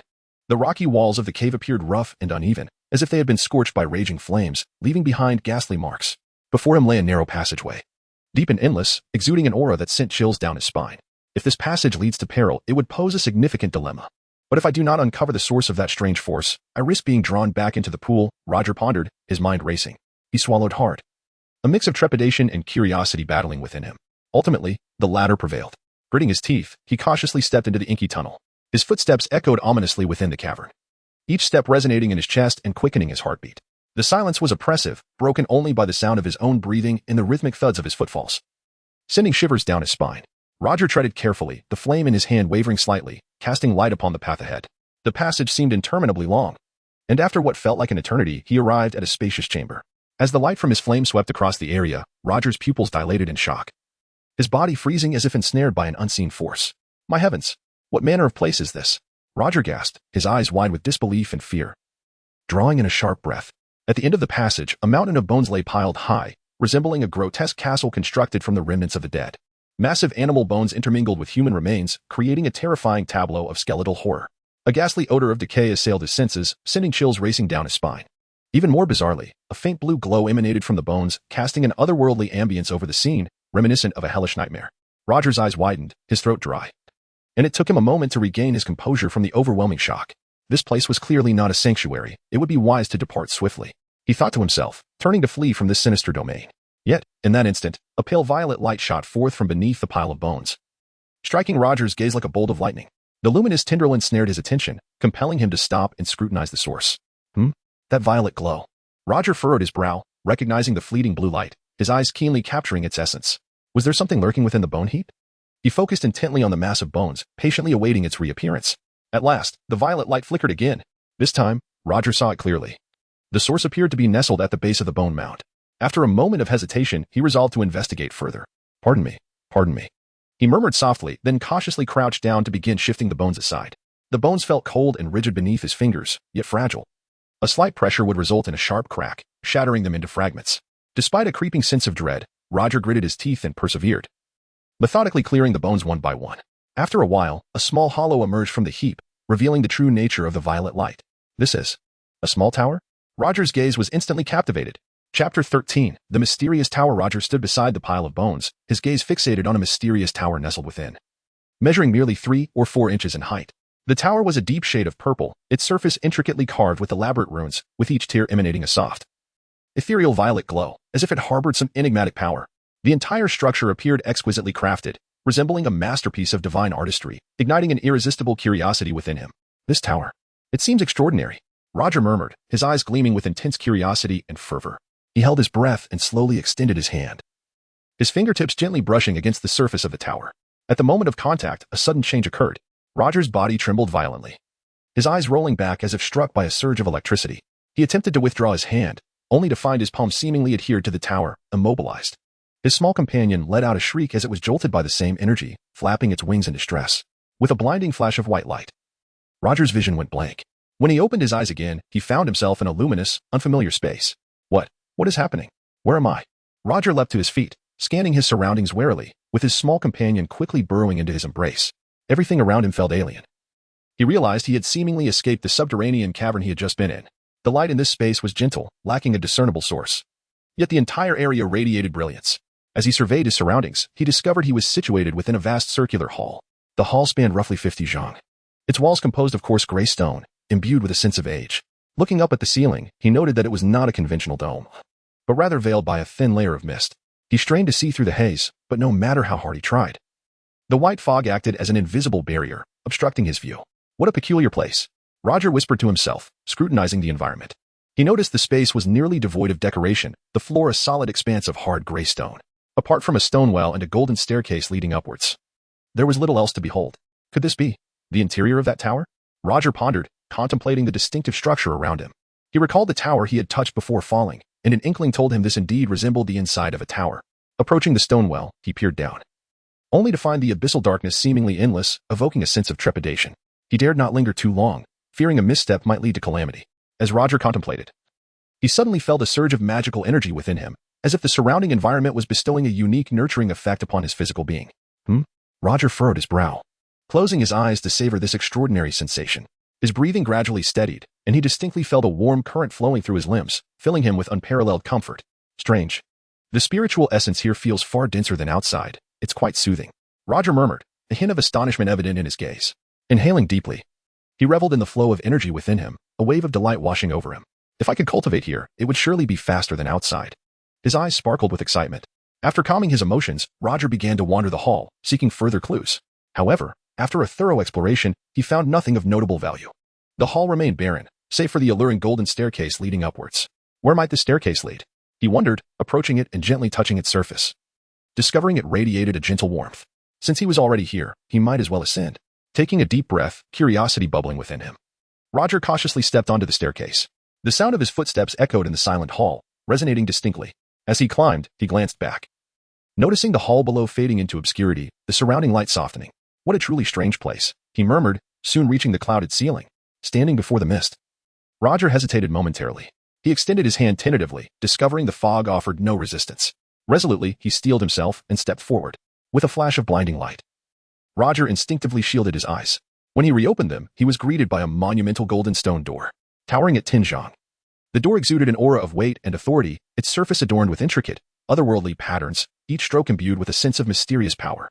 What an imposing gate, Roger marveled, gazing up in awe. He approached, placing his hands against the door, and pushed with all his might. Yet, the golden door remained utterly unmoved. Arg. Gritting his teeth, Roger strained against the door, his face reddening with exertion. Despite his efforts, the door stood firm, unwavering. Huff. It's impossible to budge. He slumped onto the staircase, panting, a sense of helplessness washing over him. Shaking his head in resignation, he concluded that his strength was insufficient to open this door. Perhaps he could try again in the future. After failing to push the door open, Roger retraced his steps down the staircase to the first level. Surveying his surroundings once more, contemplating his situation. If I am not mistaken, this space must be the interior of the tower. But how do I exit? Roger scratched his head, tentatively calling out, "Exit." As soon as the words left his lips, he felt a sudden pull, and with a whoosh, he found himself back in the dim corridor. Ha ha ha. I made it out, Roger exclaimed joyfully, glancing down to find the mysterious tower resting quietly in his hand. Let me see if I can enter again. He grasped the tower tightly and shouted, "Enter." Indeed, the familiar white light enveloped him once more, and he returned to the tower's interior space. Wonderful. This truly is the interior of the tower, Roger exclaimed, excitedly experimenting with the entrance several times, confirming he could freely come and go. Satisfied, he finally emerged from the tower. Ha ha ha, my little companion, you truly are my lucky charm. Without you, I might never have discovered this precious tower. Roger held the tower with joy gleaming in his eyes, playfully ruffling his companion's small head. The little creature chirped happily in response. This tower not only possessed its own space but could also accommodate living beings. And the spiritual energy within was far denser than that outside, truly an invaluable treasure. However, Roger mused quietly, the tower has 6 layers, and currently, I can only access the first. I wonder what lies above. Oh well, I shall explore further in due time. For now, I should leave this corridor. Gripping the tower tightly, anticipation filled his heart. Chapter 14. The green fruit. Roger had spent half an hour climbing, finally emerging from the deep pit. He brushed off the dirt from his clothes, exhaling deeply, his chest slightly heaving, secretly grateful that he had not encountered that bizarre, devil-like force again. Who could have dug such a deep hole here? It truly was a troublesome endeavor. Standing at the edge of the pit, he looked down into the pitch-black opening, shaking his head in disbelief as he spoke to himself. His tone revealed a hint of helplessness, clearly reflecting the lingering unease from his earlier experience. However, it was precisely because of this pit that he had discovered a mysterious small tower. It was already evening. It seemed he had lingered below for quite some time. Roger glanced around, noticing that the sky had gradually darkened. The sunset's afterglow casting a mystical aura over the silent forest. At that moment, a small figure, Little Bao, swiftly emerged from his clothing, flapping its wings and flying straight towards a rocky cave beside the pit. Could there be some extraordinary treasure hidden within that cave? Observing Little Bao's joyful demeanor stirred a sense of curiosity within Roger. Filled with anticipation, he unhesitatingly followed in Little Bao's footsteps. He instinctively touched his chest, where the mysterious tower lay quietly, and feeling its presence, Roger's heart settled completely. Reflecting on his earlier ordeal in the pit, though the experience had been quite dire, the unexpected acquisition of the mysterious tower made it all worthwhile. With that thought, a smile crept onto his lips, barely concealing his delight. Following Little Bao, Roger traversed approximately 3 miles within the dim cave, the path beneath his feet growing narrower and the surrounding rock walls increasingly damp. He tread cautiously, the flame in his hand flickering gently, illuminating the way ahead. Little Bao flew ahead, occasionally glancing back at Roger, seemingly urging him to quicken his pace. At long last, Roger reached the end of the cave. He heard Little Bao's cheerful calls and turned to see a scene that left him utterly astonished. The cave's end opened into a spacious stone chamber, where a towering tree, approximately 4 or 5 meters high, stood majestically in the center. The tree's trunk was robust, requiring several people to encircle it, its bark a deep brown adorned with the marks of time. The branches flourished, laden with numerous green fruits that emitted a faint, ethereal glow, appearing anything but ordinary. Roger stepped closer, scrutinizing the magnificent tree. He noticed a subtle flow of spiritual energy among the branches, as if the entire tree were drawing in the surrounding essence of heaven and earth.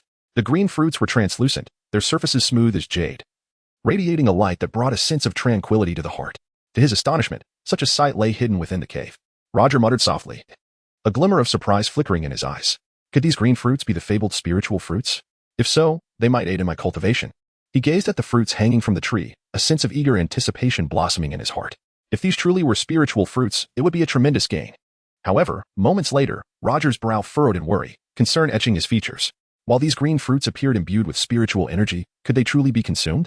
What if they were laced with poison? Just as Roger hesitated, Little Bao had already seized a fruit and perched on his shoulder, happily nibbling away.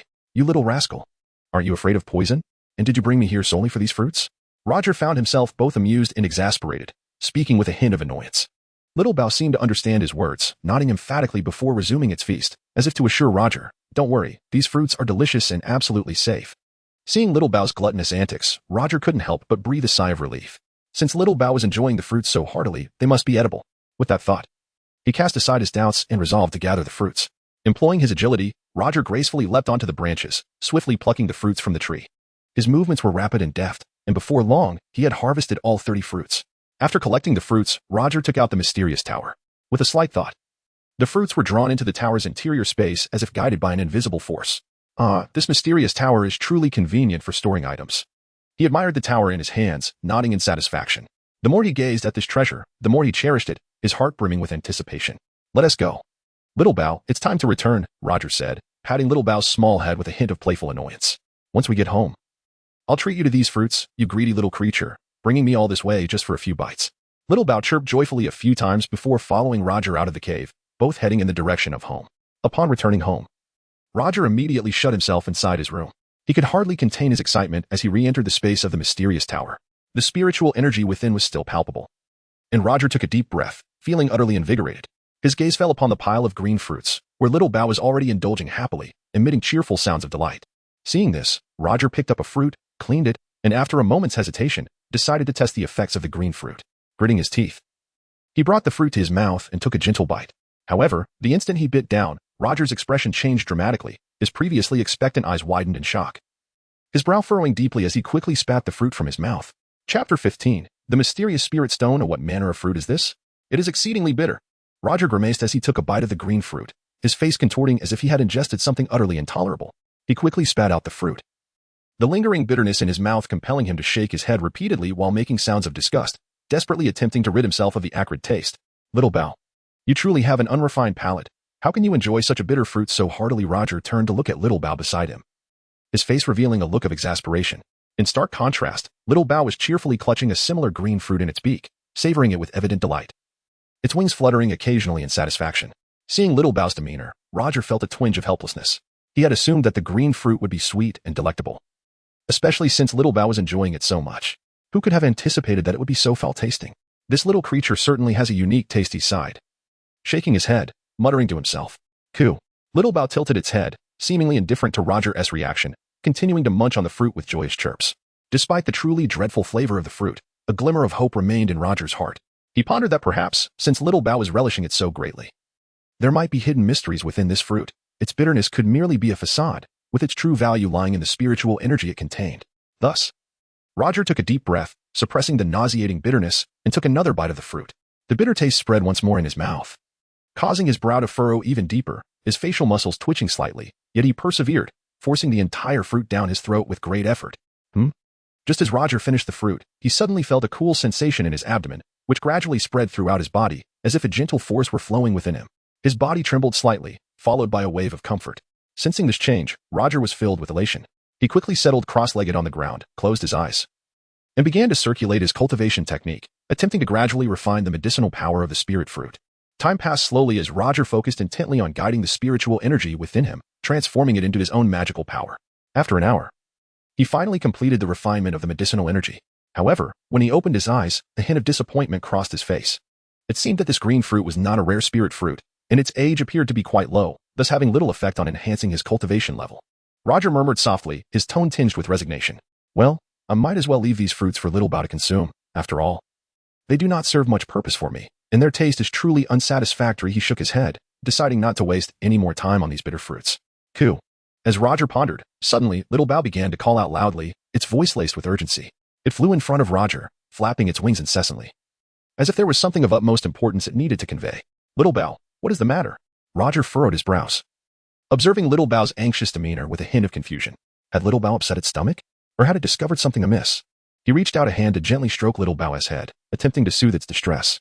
Little Bao did not answer Roger's question, but instead flew directly to the stone well nearby, flapping its wings and emitting urgent calls, as if urging Roger to come over and take a look. Seeing this, Roger's heart stirred, and he quickly stood up to follow Little Bao to the well.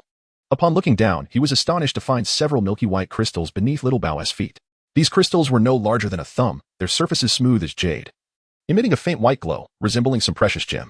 Oh, these crystals contain pure spiritual energy within. How marvelous. Could this be the spirit stone that Master Zhao mentioned that day? Roger bent down to pick up one of the crystals, examining it closely in his palm. In an instant, a wave of pure spiritual energy emanated from the crystal, leaving him utterly astonished. Roger's mind was instantly transported back to the day of the spiritual root test, vividly recalling Master Zhao's words about spirit stones.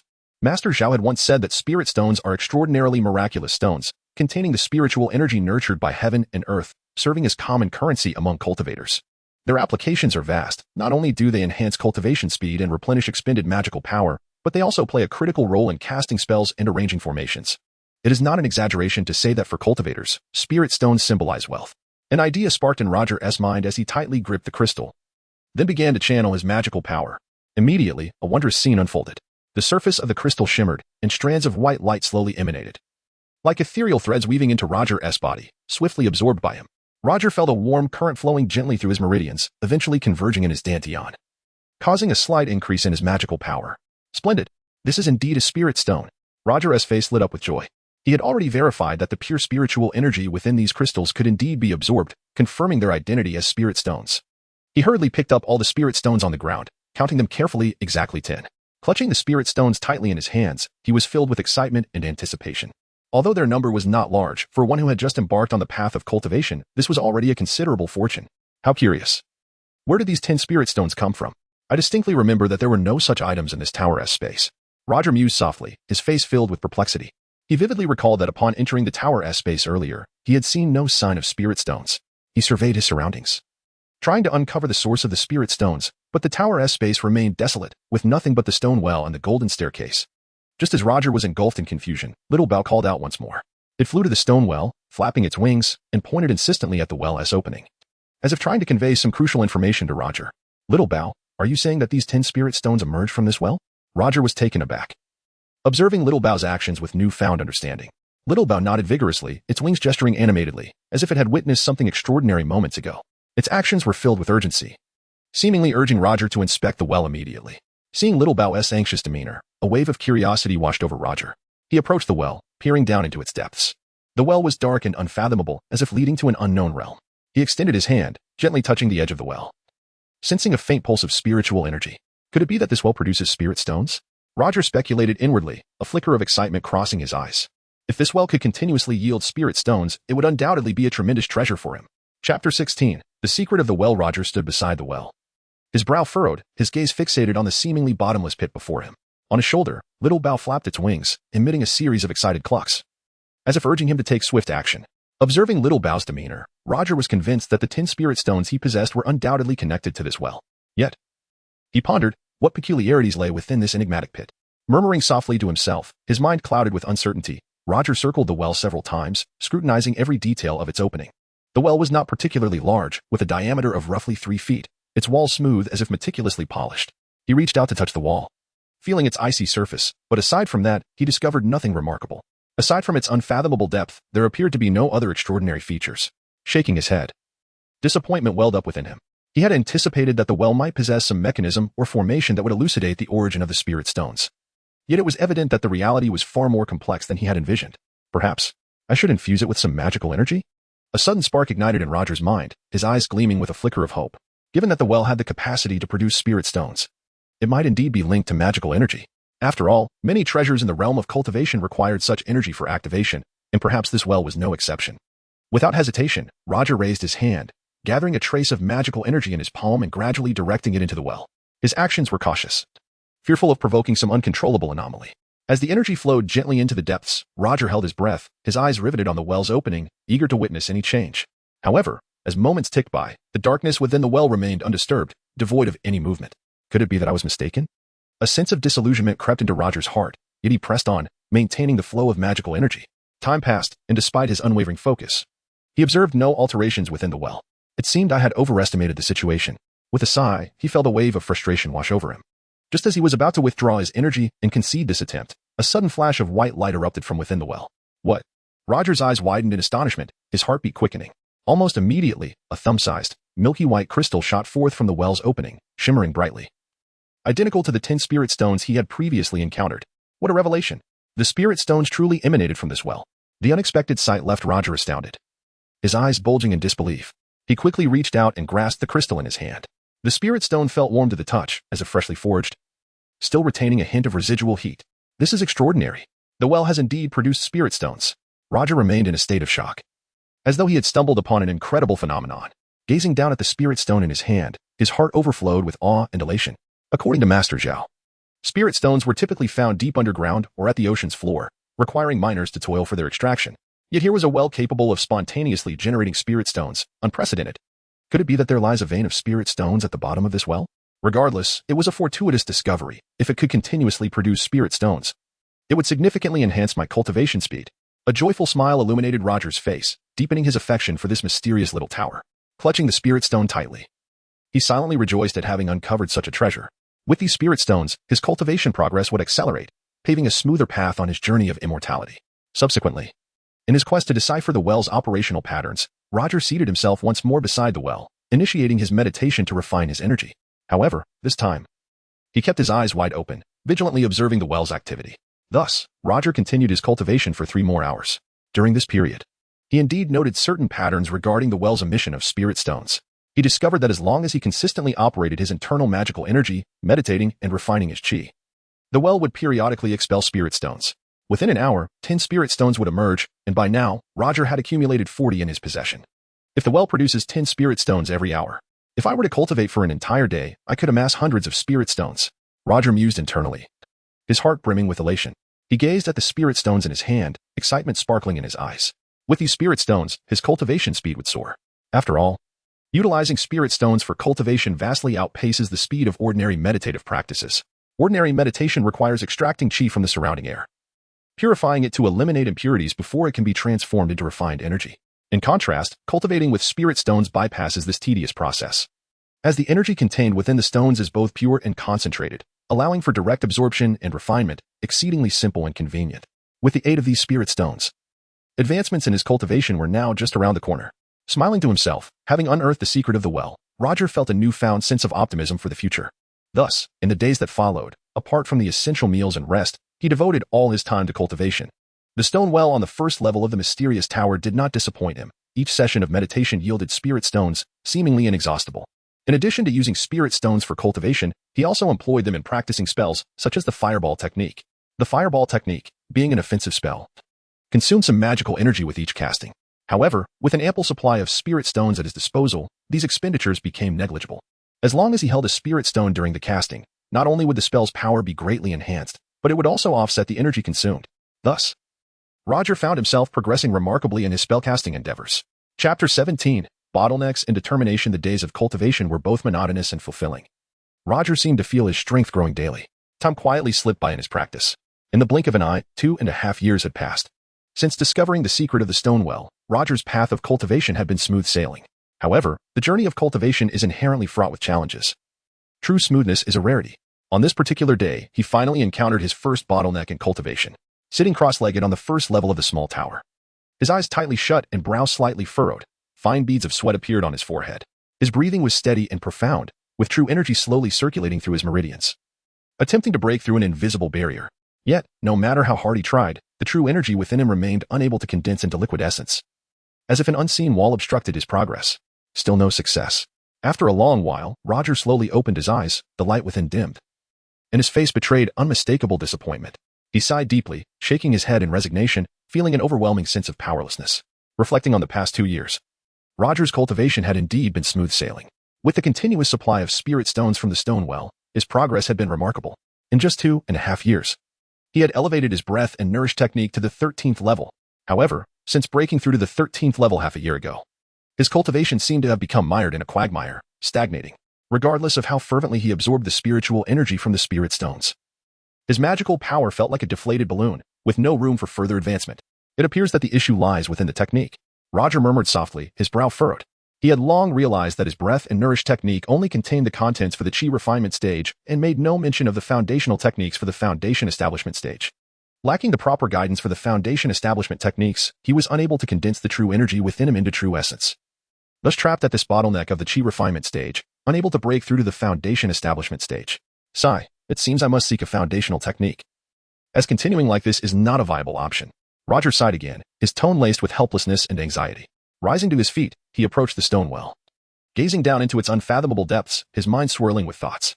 For the past 2 years, the stone well had been a valuable ally in his cultivation journey, providing him with a wealth of spirit stones that propelled his progress. Yet now, faced with this insurmountable bottleneck, the spirit stones had lost their efficacy, unable to assist him any further. Calculating the time, the Ascension Conference hosted by the 4 major cultivation sects would commence in half a year, wouldn't it? Roger murmured to himself, a glimmer of determination flashing in his eyes.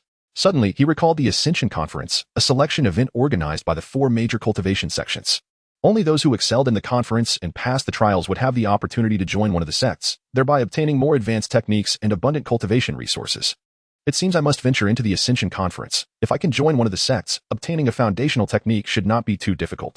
As he continued to muse about the conference, Roger felt a sense of longing for joining a major cultivation sect. According to the descriptions provided by Master Zhao, these 4 major sects were superpowers with lineages spanning thousands of years, their profound heritage almost unimaginable. Should he succeed in joining one of them, it would significantly aid his future path of cultivation. Very well, it is settled then. I shall participate in the Ascension Conference. Roger slapped his thigh, resolute in his decision. Although he understood the competition would be exceptionally fierce, with his current cultivation at the 13th level of chi refinement, passing the selection in the conference should not be overly challenging, he thought to himself, a confident smile creeping onto his lips. He noticed that little Bao. The little creature seemed to be nearing his own level. Roger's gaze inadvertently fell upon little Bao, who was squatting on the ground, eyes shut tight. Surrounded by swirling demonic energy, clearly engrossed in its own cultivation, Roger smiled slightly, feeling a wave of contentment. Since he began his own cultivation, little Bao had always followed suit. Despite being merely a small bird, its cultivation speed was not at all slow. Roger confirmed through his heavenly eye technique that little Bao was indeed a demon beast. Although he was unaware of its specific type, it mattered not. Little Bao was his good companion. Speaking of spells, since encountering the bottleneck in his cultivation, Roger had not been idle. Instead, he had shifted his focus toward mastering spells. After a period of diligent study and repeated practice, he had now perfected several basic spells to an exceptional degree. First was the fireball technique, which he had mastered to an impressive level. Beyond the ordinary fireball, Roger had expanded its applications, creating variations such as fire fist, fire palm, fire kick, and even fire little Bao. He discovered that by shaping the fireball into various forms, the magical energy consumption was indeed higher. Yet the power far exceeded that of conventional fireballs. This revelation filled Roger with immense joy. In addition to the fireball technique, he had similarly excelled in other spells. For instance, the wind manipulation technique allowed for a lightness akin to that of a swallow, significantly enhancing his speed and enabling him to leap several zhang with ease. This was far superior to the lightness techniques he had previously practiced. As for the object manipulation technique, it left Roger feeling somewhat frustrated. This technique only proved effective on magical implements and was utterly useless against ordinary tools. Lacking any magical implements himself, he found this technique currently of no value. Alas, it seems I must find a magical implement. Otherwise, the object manipulation technique cannot be utilized. Roger shook his head, feeling a sense of helplessness. The final two spells were the turtle breathing technique and the heavenly eye technique, both of which fell under the category of auxiliary spells. The turtle breathing technique could conceal most of one's aura, and if employed skillfully during combat, it might disorient the opponent, causing them to lower their guard, thus achieving an element of surprise. However, it remained a fundamental spell. Should there be a significant disparity in strength, no amount of concealment would suffice. The heavenly eye technique, on the other hand, was exceedingly practical, allowing one to discern the magical power level of their opponent, thereby accurately assessing their cultivation level and ensuring one knew both themselves and their adversaries, leading to victory in countless battles. Having fully comprehended these 5 spells, Roger felt an added sense of assurance for his upcoming participation in the Ascension Conference, nodding in satisfaction and filled with anticipation for the event to come. Chapter 18. The Outsider Cultivator. Roger left Little Bow in the tower to continue his cultivation while he exited the small tower space, pondering how to broach the subject of the Ascension Conference with his parents. However, just as he pushed open the door, the sight before him caused his heart to seize momentarily. He saw his parents, Luo Wei and Yang Feng, rushing toward him, their faces etched with anxiety. Upon witnessing this, Roger felt a jolt of unease and furrowed his brows. "Father, mother, what has happened? Why do you look so flustered?" he inquired, hastening toward them with a tone imbued with concern and curiosity. "Jie, a cultivator has come to the town and has clashed with Uncle Li. I fear for his safety. You must go and check immediately." Luo Wei gasped, as if he had just endured an intense sprint, his expression grave and his voice tinged with urgency. A cultivator, engaged in a fight with Uncle Li? Roger's heart raced at the revelation. Uncle Li, a close friend of his father, had taught him martial arts in his youth, and they shared a strong bond. Roger was acutely aware that the power of cultivators far surpassed that of ordinary beings, and Uncle Li, being merely immortal, stood no chance against such an opponent. "Let us go swiftly." Roger immediately recognized the gravity of the situation and stated decisively, without a hint of hesitation. However, Yang Feng anxiously grasped Roger's sleeve, her eyes filled with concern and fear. "Jie, do you possess the strength to handle this? That person appears formidable. I am truly worried for you." "Do not fret, Mother. I suspect it is merely a low-tier cultivator passing through. I can manage. After all, higher-tier practitioners seldom linger in our small town." Roger reassured her with a slight smile, patting her hand for comfort. Although Yang Feng's heart remained unsettled, her son's confidence offered her a measure of solace. Observing this, Luo Wei swiftly led his son toward the Li residence.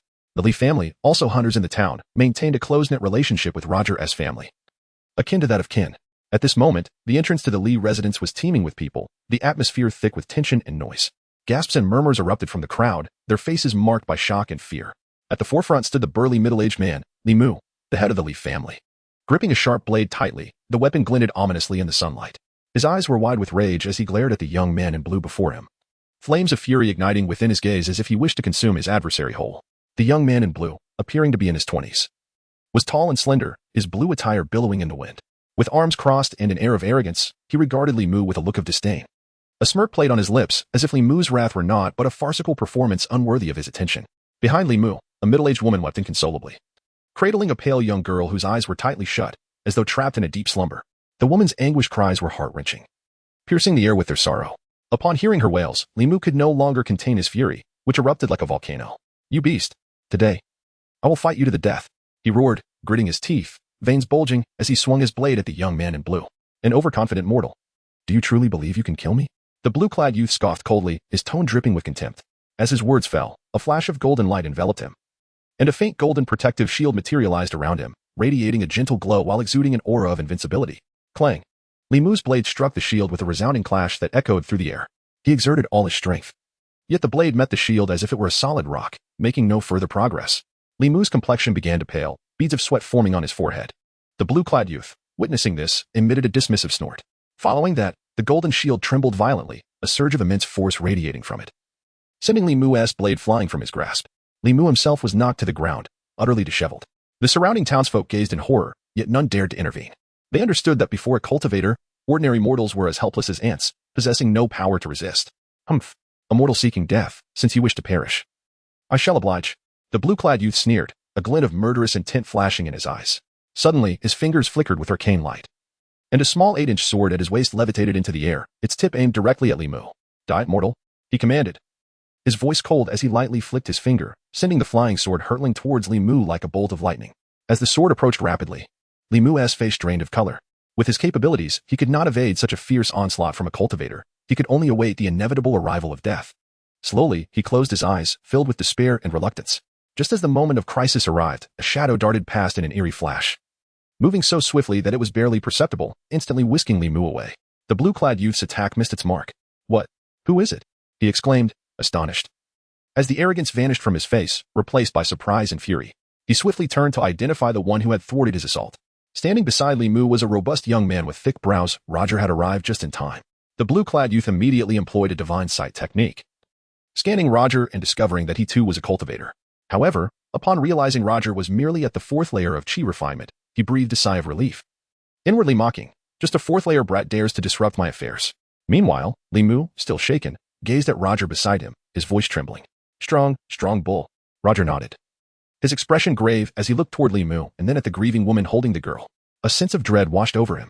He lowered his voice, asking, Uncle Li, what has transpired? Is Xiaoqing? Xiaoqing was the girl cradled in the woman's arms. With his keen perception, Roger could discern that she had already departed from this world. A wave of ominous foreboding surged within him, causing his fists to clench tightly. Chapter 19. Roger's fury upon the mention of Xiaoqing. Li Mu was overcome with grief, his voice trembling to the point of incoherence. It was that beast. He passed through the town, claiming he needed a place to stay for the night. Seeing he was a cultivator, I kindly offered him shelter. But who would have thought? Who would have thought that upon seeing Xiaoqing, he would harbor such vile intentions, seeking to possess her? Xiaoqing swore to resist with her life, fighting desperately, but that beast, in a fit of rage, struck her in the chest, and Xiaoqing. Li Mu's voice faltered, choked with anguish, tears streaming down his cheeks, each drop a testament to his inner torment and regret. It's all my fault. It's all my fault. I should never have taken him in. Never have taken him in. He cradled his head in his hands, crouching on the ground, weeping uncontrollably. His voice was hoarse and low, fingers digging deep into his hair, nails nearly piercing his scalp. The intertwining of self-reproach and agony etched on his face. Standing nearby, Roger felt an indescribable sorrow swell within him as he listened to Li Mu's lament. Xiaoqing was a dear friend of Qiuyu, and he had known her well. He recalled a hunting season 6 months prior when they had participated in an event together. At that time, she wore a delicate green dress, her smile radiant as the sun, lively as a young deer. She always trailed behind Qiuyu, chattering incessantly, occasionally teasing Roger, leaving him bemused. Now, that lively and charming girl was forever lost, and a pang of sorrow pierced Roger's heart. You, a 7th-level chi refinement cultivator, would dare to slay a defenseless mortal girl? Such behavior is truly contemptible. Roger's gaze was as sharp as a blade, directed fiercely at the young man in blue, his anger barely contained. He had already discerned that this blue-clad youth was merely a low-level cultivator, possessing only the power of the 7th level of chi refinement. Yet, it was precisely such a cultivator who had dealt a fatal blow to an unarmed girl. Roger's heart brimmed with rage and disdain. Humph, she's just a mortal woman. What's there to mourn over her death? The blue-clad youth maintained an arrogant demeanor, a sneer curling at the corners of his mouth. Upon hearing this, Li Mu trembled with fury, his teeth grinding audibly, fists clenched tightly. Flames of anger ignited in his eyes, wishing he could devour that blue-clad youth alive. If only he could rush forward and tear that beast apart, perhaps his hatred might find some solace. Yet, he knew he was but a mortal powerless against the cultivator, and could only place his hopes in Roger. Uncle Li, step aside, let me deal with him. Roger's voice was low and icy, the darkness on his face deepening. His gaze was fixed intently on the blue-clad youth, akin to a beast poised to pounce on its prey. Li Mu, aware of his own helplessness before a cultivator, retreated but still cautioned, be careful of the flying sword in his hand. Roger nodded, his eyes locked on the 8-inch flying sword hovering beside the blue-clad youth. The sword emanated a faint blue glow, slender and sharp. If he was not mistaken, this sword was indeed a magical weapon. What? Boy, do you wish to fight me? You see, I am a 7th-level chi refinement cultivator. Do you really think your 4th-level chi can contend with me? Truly overestimating yourself. The blue-clad youth scoffed, his tone dripping with contempt. Enough with the idle chatter. For every life taken, a life must be given. You shall not leave this town unscathed today. Roger's voice was chillingly resolute, a sentence of doom for the blue-clad youth. Yes, precisely. Uncle Li, defeat him. Avenge Xiaoqing. The surrounding residents erupted in fervent support for Roger, their voices brimming with anger and solidarity. Their gazes were fixed on Roger, placing all their hopes upon him. Hearing the uproar from the townsfolk, the blue-clad youth's face darkened with fury, a glint of murderous intent flashing in his eyes. A bunch of insignificant mortals. It seems today, I must unleash a massacre. With that, the blue-clad youth acted without hesitation, flicking his fingers. The flying sword buzzed to life, glowing a faint blue, and shot towards Roger like an arrow, leaving only a blue blur in its wake, its speed blinding.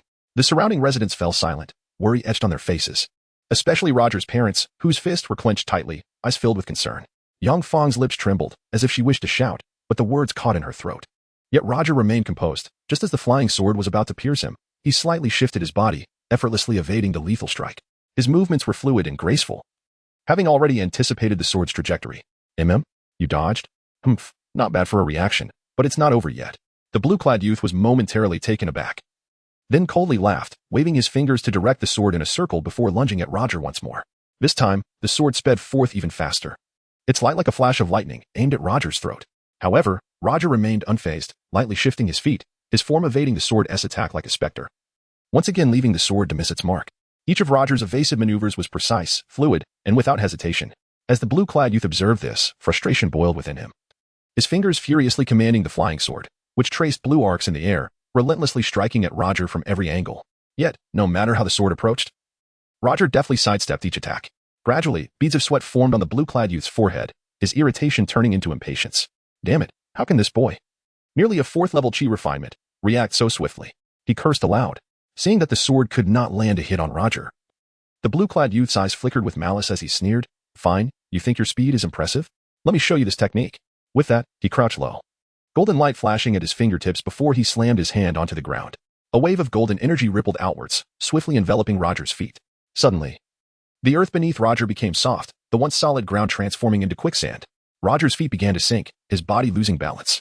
His brow furrowed slightly, a sense of caution igniting within him, realizing he had fallen victim to the opponent's spell. Hiki, boy, you've fallen into my quicksand technique. Let us see how you evade now. Die. The blue-clad youth, witnessing Roger ensnared in the sand, was elated, promptly commanding the flying sword to strike straight for Roger's heart. Jier, seeing his son in peril, Roger's father, Luo Wei, shouted anxiously, his expression filled with dread. Chapter 20. Counterattack. At the critical moment when the flying sword was about to pierce through Roger's head, something bizarre occurred. The sword, which had been rushing like lightning, seemed to collide with an invisible wall, halting abruptly before Roger's forehead. The tip of the sword was merely an inch away from his brow, and despite all attempts to struggle, it could not advance further. The sword trembled slightly, emitting a low, buzzing hum. What is happening? Why can't my flying sword move anymore? The young man in blue, witnessing this, instantly turned pale, beads of sweat forming on his forehead. He sensed a powerful magical force severing the connection between him and the sword, rendering him unable to control it any longer. His fingers waved frantically in the air, the golden light at his fingertips flickering erratically as he attempted to regain control. Yet, the sword remained utterly motionless, severing all ties to him. A flicker of panic crossed the young man's eyes, and an unsettling feeling arose within him. So this is the true application of the art of object manipulation. Meanwhile, a subtle smirk graced Roger's lips, and a flash of red light glimmered in his eyes. With a gentle flick of his finger, a red spiritual light flashed, enveloping the flying sword, which then quivered slightly in response to Roger's summons. The sword slowly adjusted its direction, its tip now aimed at the young man in blue, orbiting around Roger as he commanded. No, it's impossible. You clearly possess only the magical power of the fourth layer of chi refinement. How could you possibly seize control of my sword? The young man's face contorted in disbelief. His voice trembled, filled with terror and confusion. He could not fathom that the seemingly ordinary youth could so easily take away his magical artifact. Unwilling to relent, the young man waved his hands desperately in the air, striving to reclaim control of the sword. However, it remained steadfastly unmoving. Fourth layer of chi refinement? Madman, open your eyes and see clearly. Roger chuckled coldly, then ceased to suppress his aura with the turtle breathing technique. Instantly, his magical power erupted within him, revealing the formidable power of the 13th layer of chi refinement. A faint red glow enveloped Roger's body, quickly overshadowing the young man in blue. 10th, 13th layer. You are actually at the 13th layer of chi refinement. The young man finally discerned the depth of Roger's magical prowess, his face draining of color as he involuntarily took a step back. His complexion turned ashen, cold sweat pouring down his forehead as an unprecedented fear surged within him. He had originally assumed Roger was merely a novice at the 4th layer of chi refinement, only to discover that the opponent had already reached the pinnacle of the chi refinement stage. The young man's legs grew weak, his fighting spirit extinguished, and all he desired was to flee from this terrifying place. I quite like this flying sword. I shall accept it, Roger stated coldly, his tone imbued with an undeniable authority. With a gentle wave of his finger, the sword traced a graceful arc in the air, hovering steadily beside him. Seeing this, the young man forced a strained smile, his voice trembling as he said, "Of course, if my friend desires it, please take it. I was merely passing through here. I apologize for the disturbance. I shall take my leave now." He turned to flee, his steps faltering like a frightened dog, The arrogance he once possessed completely vanished. His mind was consumed by a singular thought: escape. The farther, the better. Roger, observing the young man's panicked flight, could not help but smile coldly. The sword is mine. And your life, I shall take in place of Xiaoqing's. Die. His voice was as piercing as ice, laden with an inexorable killing intent. He would not allow the beast that had slain his friend to escape. In a fit of rage, Roger immediately commanded the newly acquired flying sword, its light flashing like lightning as it surged toward the young man's back. The young man felt a chilling malice approaching from behind, draining the color from his face as he shouted in terror, "Golden light shield." He hastily cast a defensive spell, a faint golden shield materializing around him, attempting to ward off the flying sword's assault. However, the disparity in magical power between him and Roger was vast. The golden shield was as fragile as paper, shattering instantly. The red sword pierced through his chest without obstruction, blood gushing forth. No. The young man cried out in terror, but it was too late. The sword had already penetrated his heart. His body quivered violently, his eyes filled with regret and despair, before he slowly collapsed, crashing heavily to the ground with a dull thud. His eyes widened in shock, refusing to close, as blood flowed from his chest, staining the earth beneath him. The sword returned to Roger's side, and he furrowed his brow, remaining cautious as he approached the young man's lifeless body. After checking for a breath and finding none, Roger finally exhaled in relief. He cast a cold glance at the corpse on the ground, feeling not an ounce of pity. "Fear not, everyone, he is dead." Roger calmly addressed the surrounding residents. "Well done. Bravo." Cheers erupted from the crowd, applause and excitement lighting up their faces. That beast deserved to die. Someone grit their teeth, their eyes filled with fury.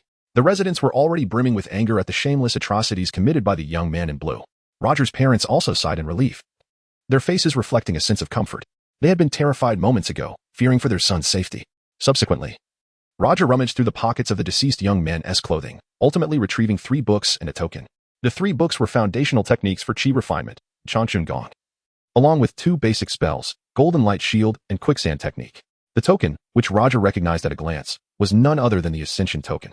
The Ascension Token? Humph. This beast was likely hurrying to attend the Ascension Conference, yet he came here to bully others? Truly despicable. Roger scoffed, a flicker of disdain crossing his eyes. He conjured a fireball in his hand, instantly reducing the young man's corpse to ashes. As the flames flickered, the remains vanished, leaving only Roger's cold gaze behind. Stowing the 3 books, Roger made his way toward the Leaf family's entrance. His heart bore no lightness from his victory. Instead, it felt heavier. My Xiaoqing.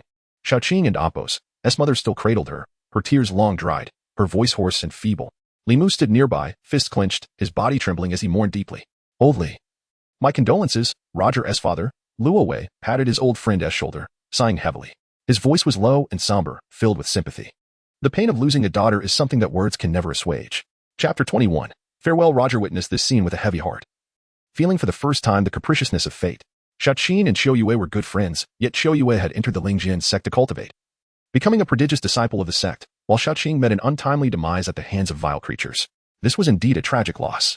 A profound sense of responsibility surged within Roger, and he silently vowed to become stronger, determined to prevent such tragedies from befalling himself. The following day, the Li family held a funeral to lay their daughter to rest, and Roger attended. After the ceremony, he returned to the mysterious small tower and began practicing with the newly acquired 8-inch flying sword, as well as the 2 spells, Sandflow Technique and Golden Shield. With the Ascending Immortals conference approaching, having an additional means would certainly enhance his chances in the selection process. Thus, 2 months passed. Although Roger's cultivation level remained at the 13th layer of chi refining, his mastery over the flying sword had become second nature, as if it were an extension of his own body. With a mere thought, the sword light danced through the air like a soaring dragon. The 2 newly learned spells, the Golden Shield and Sandflow Technique, were also perfected under his diligent practice. The Golden Shield formed an indomitable barrier around him, while the Sandflow Technique ensnared opponents in an instant, rendering them immobile. During these 2 months, Roger devoted nearly all his time to cultivation. The competition for the Ascending Immortals Conference was exceedingly fierce. Any lapse in diligence could lead to failure. Therefore, he did not dare to slacken his efforts, practicing day and night until every spell and technique reached its zenith. Yet amidst his training, an undercurrent of unease lingered in Roger's heart. He would inevitably leave this small town, parting ways with his parents in pursuit of broader horizons. As the date of the conference drew nearer, Roger finally resolved to disclose his plans to his parents. Father, Mother, I have something important to share. One evening after dinner, Roger set down his bowl and chopsticks, gazing earnestly at his parents. Luo Wei and Yang Feng exchanged glances, sensing the gravity of the moment. Jia and Appo's, what is it that seems so serious? Yang Feng inquired softly. I plan to participate in the Ascending Immortals Conference and leave the town, Roger replied, taking a deep breath and speaking slowly. What? Jia, you are leaving? To attend the Ascending Immortals Conference? Yang Feng's voice rose sharply, filled with astonishment and concern. though she knew her son would eventually depart. She had not anticipated it would come so soon. Having heard tales of the conference's perils, her heart was heavy with worry for his safety. Luo Wei, however, remained notably composed. He set down his teacup and looked calmly at his son, saying slowly, "Jier, have you made your decision?" "Yes, father, mother. I have packed my belongings and shall depart shortly," Roger affirmed with a resolute nod. The atmosphere in the hall instantly fell silent, as if the very air had thickened. A flicker of reluctance crossed Yangfang's eyes. Her lips trembled as she struggled to find the right words. She looked at her son, feeling a mixture of pride in his growth and anxiety for his future. After a moment of silence, Luo Wei broke the stillness. "Jier, your skill should be sufficient, right?" His tone was calm, yet a hint of concern gleamed in his eyes. As a father, he naturally wished for his son's safety. Yet he understood that the path of cultivation was fraught with dangers. "Do not worry, father. I am now at the 13th layer of qi refining, and my spells are quite proficient. Even if I do not succeed at the conference, I can certainly ensure my own safety. So you and mother need not fret." Roger replied with a gentle smile, his tone lighthearted. "Well, if you say so, I shall feel reassured." Luo Wei nodded, a trace of relief evident on his face. He understood his son's character. Roger had always been level-headed and cautious, never acting recklessly. Since his son was prepared, he would not impose further restrictions. Seeing this, Yangfang could only sigh softly. Her son had grown and would inevitably leave this small town to seek his own destiny, though her heart ached with reluctance. She recognized that this was an essential part of his maturation. "Jier, you must be careful." Yangfang's voice quivered, tears glistening in her eyes. "The Ascending Immortals Conference is fraught with danger. Please do not be reckless." "Mother, you need not worry. I will take good care of myself," Roger reassured her, stepping closer to gently grasp her hand. Yangfang nodded, unable to hold back her tears any longer. Half an hour later, at the entrance of the Luo family home, Roger bid his parents a final farewell. With a simple bundle slung over his shoulder, he stood at the door, his gaze resolute. He turned to face his parents, feeling a pang of reluctance, yet knowing he must take this step.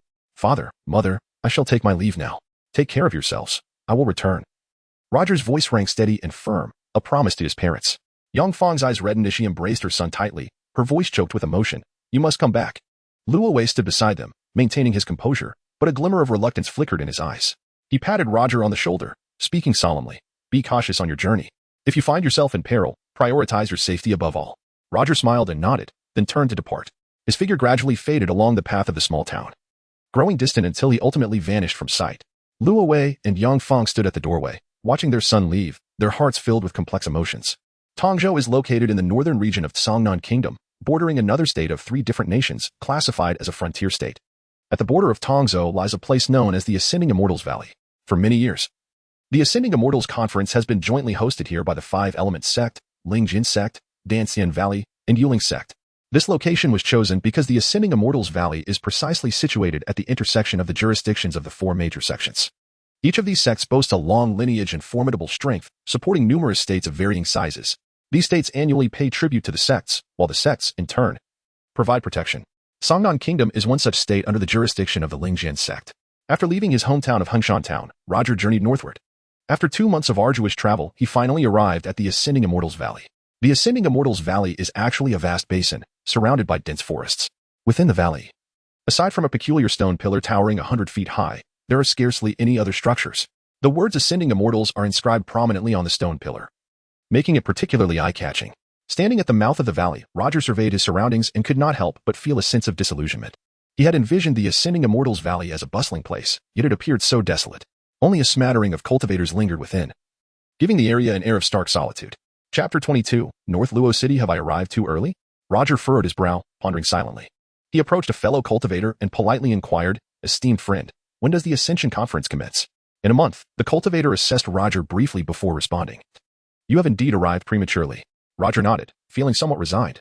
He had thought he had calculated the timing correctly, only to find himself ahead of schedule. Where is everyone during this interval? He pressed on. About 10 miles east of the Ascension Valley lies North Luo City, where the 4 major sects hold a trading fair prior to the conference. The cultivator gestured to the east. Most cultivators gather there, hoping to trade for valuable items to enhance their strength and improve their chances in the Ascension Conference. A trading fair? A glimmer of excitement flickered in Roger's eyes. He thanked the cultivator and turned towards the east, contemplating North Luo City. It seems I must pay a visit. The competition in the Ascension Conference is exceptionally fierce. Acquiring useful treasures at the trading fair might just bolster my prospects.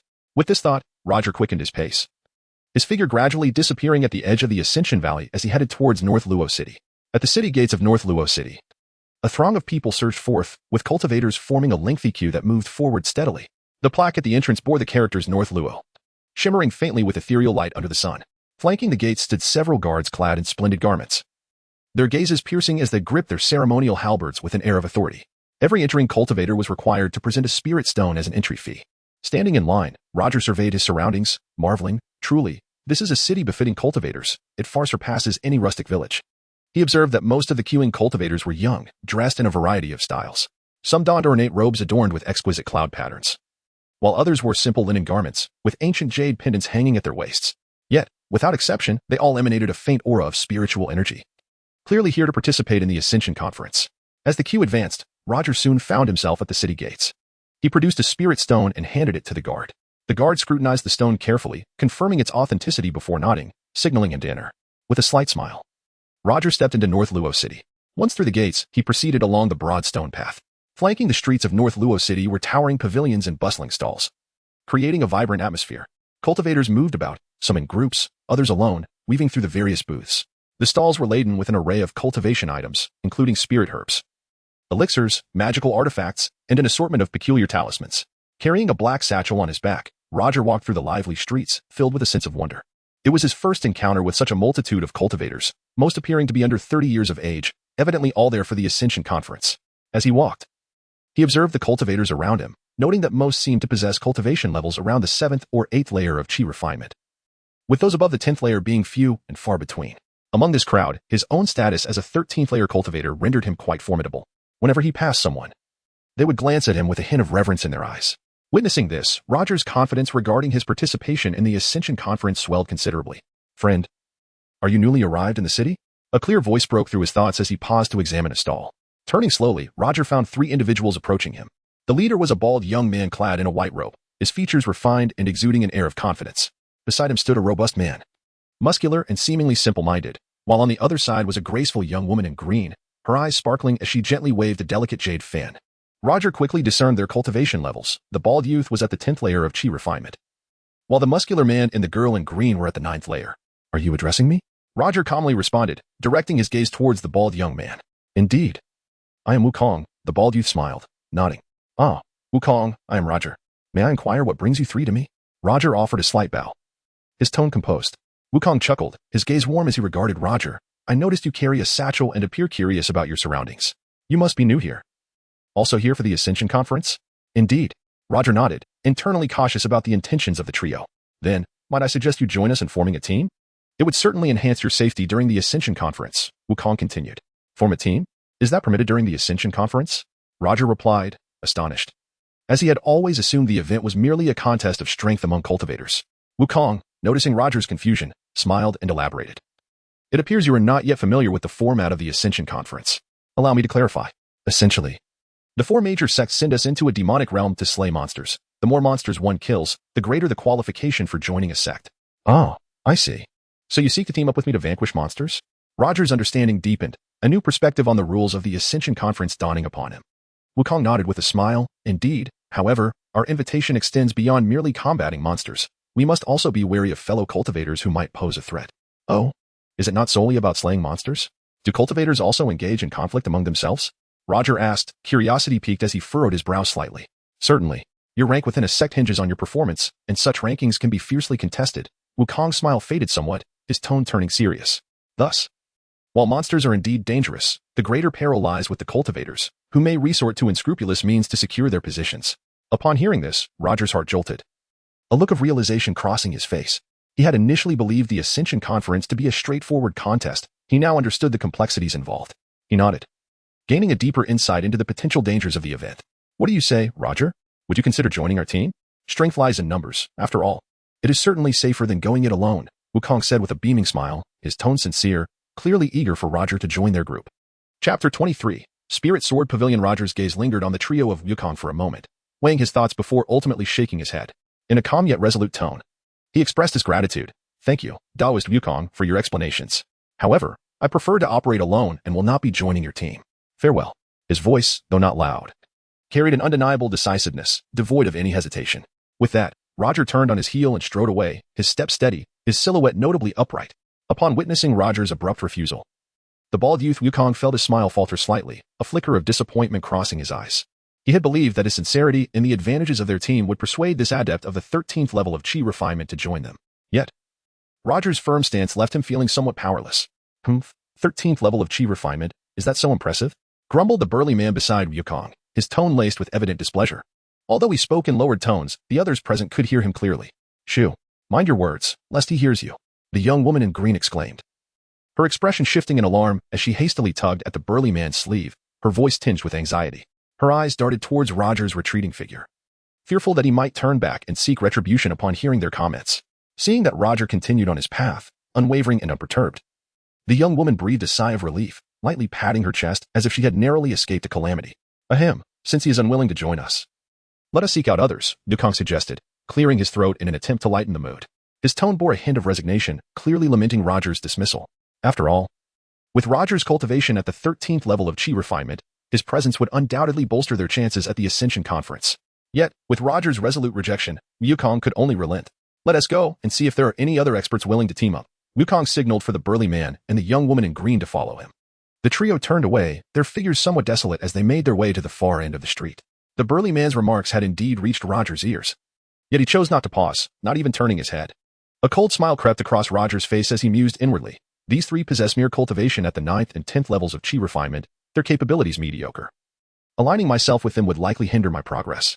He had no desire to join forces with such weaklings, especially in the fiercely competitive environment of the Ascension Conference, where a single misstep could spell disaster. Continuing his leisurely stroll through the bustling street, Roger's gaze flitted over the array of vibrant stalls. Yet his heart remained largely unaffected. The thoroughfare bustled with people, cultivators either in small groups or alone, weaving among the stalls in search of necessary resources. Roger ambled at a comfortable pace, perusing for items of value. As he walked, Roger arrived before a two-story pavilion. The structure exuded an air of antiquity and elegance, its gray tiles and upturned eaves lending it a stately presence. A large sign hung above the entrance, displaying the character's Spirit Sword Pavilion in a vigorous script. The entrance was bustling with activity, numerous cultivators entering and exiting, creating a lively atmosphere. Spirit Sword Pavilion? The Spirit Sword Sect. Could this be a shop established by the Spirit Sword Sect? Roger pondered as he stood outside, a sense of anticipation blooming within him. The Spirit Sword Sect was renowned throughout Songnan Kingdom. If this pavilion were indeed affiliated with them, the items within would surely be extraordinary. After a moment's hesitation, Roger resolved to step inside. Upon entering the Spirit Sword Pavilion, he was immediately enveloped by a vibrant atmosphere. The business was thriving. The first floor was spacious and well-lit, lined with rows of wooden cabinets. Each cabinet was protected by a transparent crystal cover, allowing a clear view of the various magical artifacts displayed within. As Roger approached, he discovered an impressive assortment of artifacts, swords, daggers, spears, and even some uniquely shaped items, each radiating a faint glow, clearly not mundane. Several cultivators stood by the cabinets, scrutinizing the artifacts and occasionally engaging in hushed discussions. Ah, so this is a place for magical artifacts, Roger thought to himself, delight surging within him. His curiosity piqued, especially by the oddly shaped artifacts that sparkled enticingly. He began to meticulously examine the offerings, contemplating which items might serve him well. As he surveyed the scene, Roger noted the varying levels of the artifacts. Each one was accompanied by a small tag detailing its name, grade, and effects. The lowest tier consisted of low-grade artifacts, relatively affordable at just a few dozen spirit stones. The highest were mid-grade artifacts, priced around 200 spirit stones. To his surprise, he even spotted the small flying sword at his waist, labeled as Azure Light Sword, classified as a mere low-grade artifact. So, this is the Azure Light Sword. Roger murmured to himself, a twinge of disappointment washing over him. He had expected it to be at least a mid-grade artifact, only to find it was the lowest tier. However, upon reflection, he felt a sense of acceptance. After all, this sword had been seized from a young man of merely the 7th level of chi refinement, and possessing a low-grade artifact was commendable in that context. Yet, Roger found himself unsatisfied with the artifacts on display. While low-grade and mid-grade artifacts had their merits, they fell short of his aspirations. He sought higher-grade artifacts, or even top-tier ones, for only such items could unleash true power at the Ascension Conference. Thus, Roger's attention shifted to a young attendant clad in azure, standing nearby. The attendant, donned in a blue robe with a white belt, exuded an air of professionalism as he smiled and respectfully introduced the artifacts to several cultivators. Roger beckoned for the attendant to approach. Upon noticing, the young attendant promptly ceased his work and hurried over, wearing a professional smile. Esteemed guest, may I inquire which artifact has caught your interest? Is the highest tier you offer mid-grade artifacts? Do you have any higher-grade artifacts available? Roger inquired calmly. The attendant blinked in surprise, evidently unprepared for such a direct question. He assessed Roger, noting his cultivation at the 13th level of chi refinement, which elicited a glimmer of astonishment in his eyes, followed by an even broader smile. Our shop does indeed offer higher-grade artifacts, but the prices are somewhat elevated. Esteemed guest, if you. Chapter 24. Advanced Artifacts. The gaze of the young attendant in azure lingered on Roger for a fleeting moment, imbued with a subtle skepticism. To him, this browed youth appeared merely as an ordinary wandering cultivator. Roger's simple and unadorned bundle, along with his lack of ostentation in attire, utterly belied the notion that he could afford high-tier magical artifacts. It is well known that high-tier artifacts command exorbitant prices, unattainable for just anyone, particularly for a wandering cultivator like Roger attending the Ascension Conference. In the attendant's perception, most wandering cultivators lived modestly, often only capable of affording mid-tier artifacts, or even lower.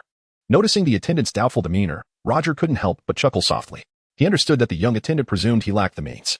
With a slight smile and a subtle curve at the corner of his lips, confidence flickered in his eyes. He did not rush to clarify. Simply patting his waistbound bundle gently, leaning slightly forward to whisper, "If you have high-tier artifacts, just take me to see them. You needn't worry about spirit stones. I can still afford a few high-tier artifacts." Though his voice was low, there was an undeniable certainty in his tone, as if he were stating the most commonplace of facts. A few high-tier artifacts. The young attendant's eyes widened in astonishment, his expression shifting from skepticism to sheer disbelief.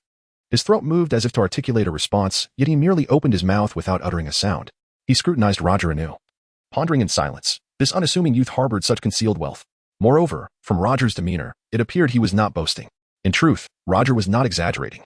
His enigmatic small tower, when meditating and refining chi, continuously yielded spirit stones. Over the past 2 years, after accounting for his daily cultivation needs, he had amassed over 10,000 spirit stones. Such wealth was sufficient for him to select several high-tier artifacts at the Spirit Sword Pavilion. Soon, the attendant regained his composure, a smile returning to his face, albeit now tinged with a touch of respect and warmth. He bowed slightly, gesturing invitingly, his tone now markedly humble. "Esteemed guest, please follow me to the second floor. All the finest treasures await you there." Roger nodded, following the attendant with a heart brimming with anticipation for the high-tier artifacts he was about to behold. His steps were light and assured, his gaze sweeping across his surroundings. Upon ascending to the second floor, Roger found it to be a realm starkly different from the bustling first floor. While the ground floor was lively yet cluttered, with artifacts displayed in wooden cabinets, the upper floor exuded an air of spacious luxury, adorned with exquisite wooden furniture, ancient scrolls hanging on the walls, and a gentle scent of sandalwood wafting through the air. Several private rooms were scattered about, their curtains partially drawn, allowing glimpses of richly attired cultivators engaged in quiet conversation. "Please take a moment to sit. I must consult the shopkeeper regarding high-tier artifacts, as it is essential to notify him," the young attendant said respectfully, guiding Roger to a finely carved wooden chair. Roger nodded, settling into the chair while continuing to curiously survey his surroundings. The atmosphere on the second floor was evidently more serene and intimate, clearly tailored for capable cultivators. After a short while, the attendant returned, accompanied by a refined middle-aged man. The man, donned in resplendent garments with a jade belt at his waist, held a folding fan and bore a gentle smile. His steps were steady, exuding an air of quiet authority. Roger's heart stirred with surprise. Through his cultivation perception, he could sense that the man's magical prowess far surpassed his own, clearly a foundational stage cultivator, an adept in the realm of immortality. "I am Fong Chong, the shopkeeper of the Spirit Sword Pavilion. Might I inquire your name, young friend?" The middle-aged man asked with a warm smile as he seated himself opposite Roger. "Roger," came Roger's understated response. "Ah, Roger, my young friend. I see you have attained the 13th layer of chi refinement. You must be here to participate in the decennial Ascension Conference," Fong Chong remarked, nodding with a glint of approval in his eye. "Indeed, that is so," Roger confirmed. "I overheard the attendant mention your interest in purchasing high-tier artifacts. You have come to the right place," Fong Chong continued, his smile widening. "Our Spirit Sword Pavilion is a prized establishment of the Spirit Sword sect, specializing in the sale of magical artifacts. In all of North Luo City, none can rival our offerings. I assure you, our high-tier artifacts will not disappoint." Fong Chong's tone was imbued with confidence, evidently proud of his establishment's wares. Intrigued, Roger expressed, "Oh, then I would very much like to see what high-tier artifacts are available." Upon noticing Roger's interest, Fong Chong's smile grew even brighter. He rose, gesturing invitingly. "Please, follow me." Roger trailed Fong Chong to a nearby azure stone platform. With a flourish, Fong Chong summoned a burst of spiritual light, causing 10 wooden boxes of varying sizes to materialize before Roger. Roger's heart stirred. He had seen such conjuration before in a small town, yet he remained curious about its mechanics. With a flicker of spiritual light at his fingertips, Fong Chong slowly opened the boxes. Peering inside, Roger discovered each box contained a magical artifact, gleaming with an evident quality beyond the ordinary. The artifacts took many forms: a longsword, a shield, and even some uniquely shaped implements. "This is the Serpent Fire Sword, a high-tier artifact crafted from earth fire iron, infused with the blood of the Crimson Flame Serpent, and refined by a foundational stage craftsman over 3 days," Fong Chong announced, lifting a radiant red sword from the first box for Roger's inspection. "This sword is exceedingly sharp, and upon striking an opponent, it inflicts burning damage. Having spoken, he presented the serpent fire sword to Roger. Upon receiving the sword, Roger felt its warmth. As the flames coursed within, he swung it gently through the air, producing a sizzling sound, a subtle wave of heat emanating from it. Internally, Roger marveled at the sword's extraordinary nature. Setting it down, he turned his gaze toward the remaining boxes, filled with eager anticipation for the artifacts yet to be revealed.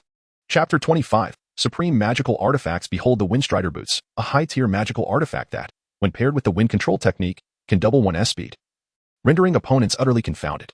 The voice of Master Fong was gentle and composed as he continued to introduce the magical artifacts to Roger. His gaze occasionally flickered towards Roger, assessing the young man's reactions while silently speculating about his financial standing and background. As Master Fong elaborated on each high-tier artifact, Roger's eyes gleamed with delight. These artifacts were indeed incomparable to the mundane wares found on the first floor. Each possessed unique capabilities that were precisely what he currently needed. His fingers lightly brushed against the surfaces of the artifacts, attuning to the ethereal fluctuations emanating from them, as he contemplated which would best suit him. The Windstrider Boots. Roger murmured softly, his gaze lingering on a pair of seemingly ordinary boots. They were deep azure, with intricate runes subtly embossed on the surface, resembling flowing patterns of wind. As he picked up the boots and caressed their surface, he felt a buoyant breeze of wind attribute aura emanating from them. An idea sparked in his mind. If he donned these boots alongside the wind control technique, his speed would reach astonishing heights. These boots are crafted from the hide of wind attribute beasts, significantly enhancing the wearer's speed, particularly when utilizing wind control. If you excel in agility, these boots are undoubtedly your finest choice, Master Fong remarked with a smile, having noticed Roger's interest in the Windstrider boots. Roger nodded appreciatively, feeling quite satisfied with the boots. Yet he refrained from making an immediate decision, choosing instead to examine the other artifacts. His gaze swept across the various items, weighing their merits in his mind. After a considerable time, Master Fong concluded his introduction of the 10 high-tier artifacts, and Roger's attention settled on the last two items, a pair of 10-inch golden small swords. Slender and exquisitely crafted, with faint arcs of electricity shimmering along their blades. Roger picked up the small swords, scrutinizing them closely. The blades gleamed golden, adorned with tiny thunder attribute gemstones that flickered with a faint electric glow, resembling serpents of lightning coiling around them. They were exceedingly sharp. A mere flick sent a crackling sound through the air. These small swords were named the Thunderstorm Twin Swords, a premium selection among the 10 high-tier artifacts. Observing Roger's keen interest, Master Fong elaborated. They are forged from rare thunder attribute, or containing the power of thunder within. When wielded, they unleash formidable lightning attacks. Their might astonishing. Moreover, these swords can be manipulated simultaneously, striking like twin lightning serpents, leaving opponents defenseless. Roger felt a surge of excitement as he brushed his fingers along the blade, sensing the faint electric arcs dancing at his fingertips. May I try them? He inquired, lifting his gaze to Master Fong. Of course, feel free to experiment, Master Fong replied with a slight smile and a nod. Without hesitation, Roger summoned a flash of red light at his fingertips, gradually channeling his magical energy into the Thunderstorm Twin Swords. In an instant, the electric arcs on the blades erupted in brilliance, enveloping the golden swords in a sheath of lightning, producing a sizzling sound. The small swords levitated gracefully, circling around Roger as their tips pointed in various directions, resembling two golden lightning serpents weaving through the air. The gemstones on the blades radiated a dazzling glow as they absorbed his magical energy. Elated, Roger realized the extraordinary power of the Thunderstorm Twin Swords. They far surpassed the Azure Sword he currently wielded. With these artifacts, his chances of success at the Ascension Conference had significantly increased. Master Fong, how much for the Thunderstorm Twin Swords? Roger inquired after gently placing them back in their wooden box. Master Fong, smiling, replied, the Thunderstorm Twin Swords, a premium high-tier artifact, are priced at 400 Lodier Spirit Stones. Roger heard the price and calmly nodded, his expression betraying no emotion. 400 Spirit Stones were a trifling sum for him, as he had accumulated over 10,000 stones. This expenditure posed no financial strain. However, Roger's composed demeanor astonished Master Fong. 400 Spirit Stones represented a substantial amount for most casual cultivators, yet this young man's unblinking reaction indicated considerable wealth. Master Fong could not help but speculate about Roger's identity. Could he be a disciple of a prominent cultivation family rather than an ordinary cultivator? Oblivious to Master Fong's astonishment, Roger's gaze swept once more over the 10 high-tier artifacts. After a moment of contemplation, he curiously inquired, Master Fong, might there be any supreme artifacts available? Supreme artifacts. Master Fong was momentarily taken aback, followed by an overwhelming sense of exhilaration. He had not anticipated that this young man not only possessed substantial wealth but also an interest in supreme artifacts. Today, he had encountered a significant patron. Master Fong's face brightened with a broad smile, his tone infused with excitement. I must admit, I underestimated you, young friend. Indeed, we have supreme artifacts. With that, Master Fong gently patted his waist, and a flash of spiritual light appeared, revealing a blue crystal box upon the stone table. He carefully opened the box, unveiling a red gourd before Roger's eyes. This gourd radiated a fierce crimson hue, its surface intricately carved with a soaring flame bird, its feathers appearing as though they were ablaze. Atop the gourd sat a glistening red gemstone, within which flames seemed to flicker, exuding a searing brilliance. As the red gourd materialized, Roger was immediately enveloped by a wave of intense heat, as though he had stepped into a sea of fire. He marveled internally, recognizing the immense power of this supreme artifact. Esteemed friend, this is the flame gourd, a premium among supreme artifacts, Master Fong said, noting Roger's interest in the gourd. It contains the fire essence of a second-tier beast, the flame bird.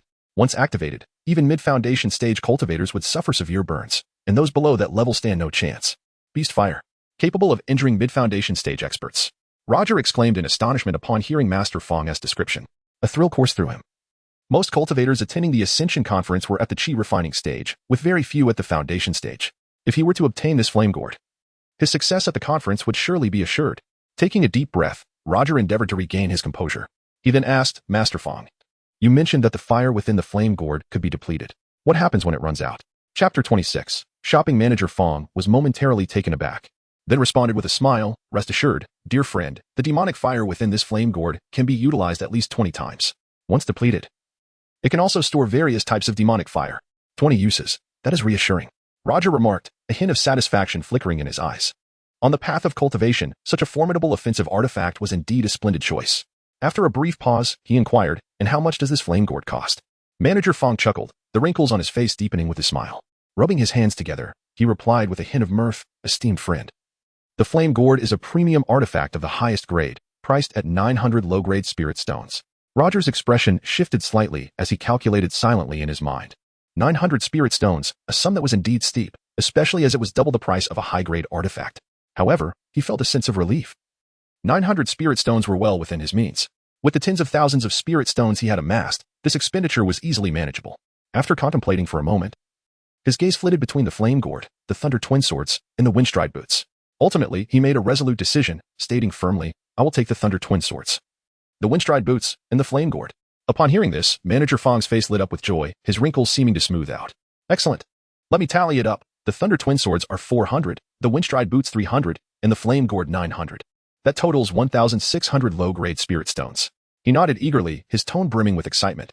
Roger nodded calmly, his demeanor unfazed as if the substantial sum were a mere trifle. He reached into his satchel, his movements unhurried. Noticing this, Manager Fong's expression turned peculiar, a flicker of confusion crossing his eyes. Esteemed friend, do you perhaps not possess a storage bag? He couldn't help but ask. At this, Roger paused, looking up with curiosity in his gaze. A storage bag? What is that? Manager Fong's face grew even more perplexed. Surveying Roger from head to toe, he mused internally, logically. Someone who can produce such a number of spirit stones should have a storage bag. Nonetheless, he dismissed the thought, recognizing that the realm of cultivation was replete with extraordinary individuals. Perhaps Roger simply preferred using a satchel. With a warm smile, Manager Fong explained. A storage bag is a practical artifact that, as its name suggests, can store items. It is an essential tool for cultivators in their daily training and travels. As he spoke, he moved to a nearby cabinet, rummaging for a moment before producing a wooden box. Opening it, he revealed several palm-sized gray cloth bags, appearing quite ordinary. Here you go, this is a storage bag. Manager Fong held it aloft, a smile gracing his features.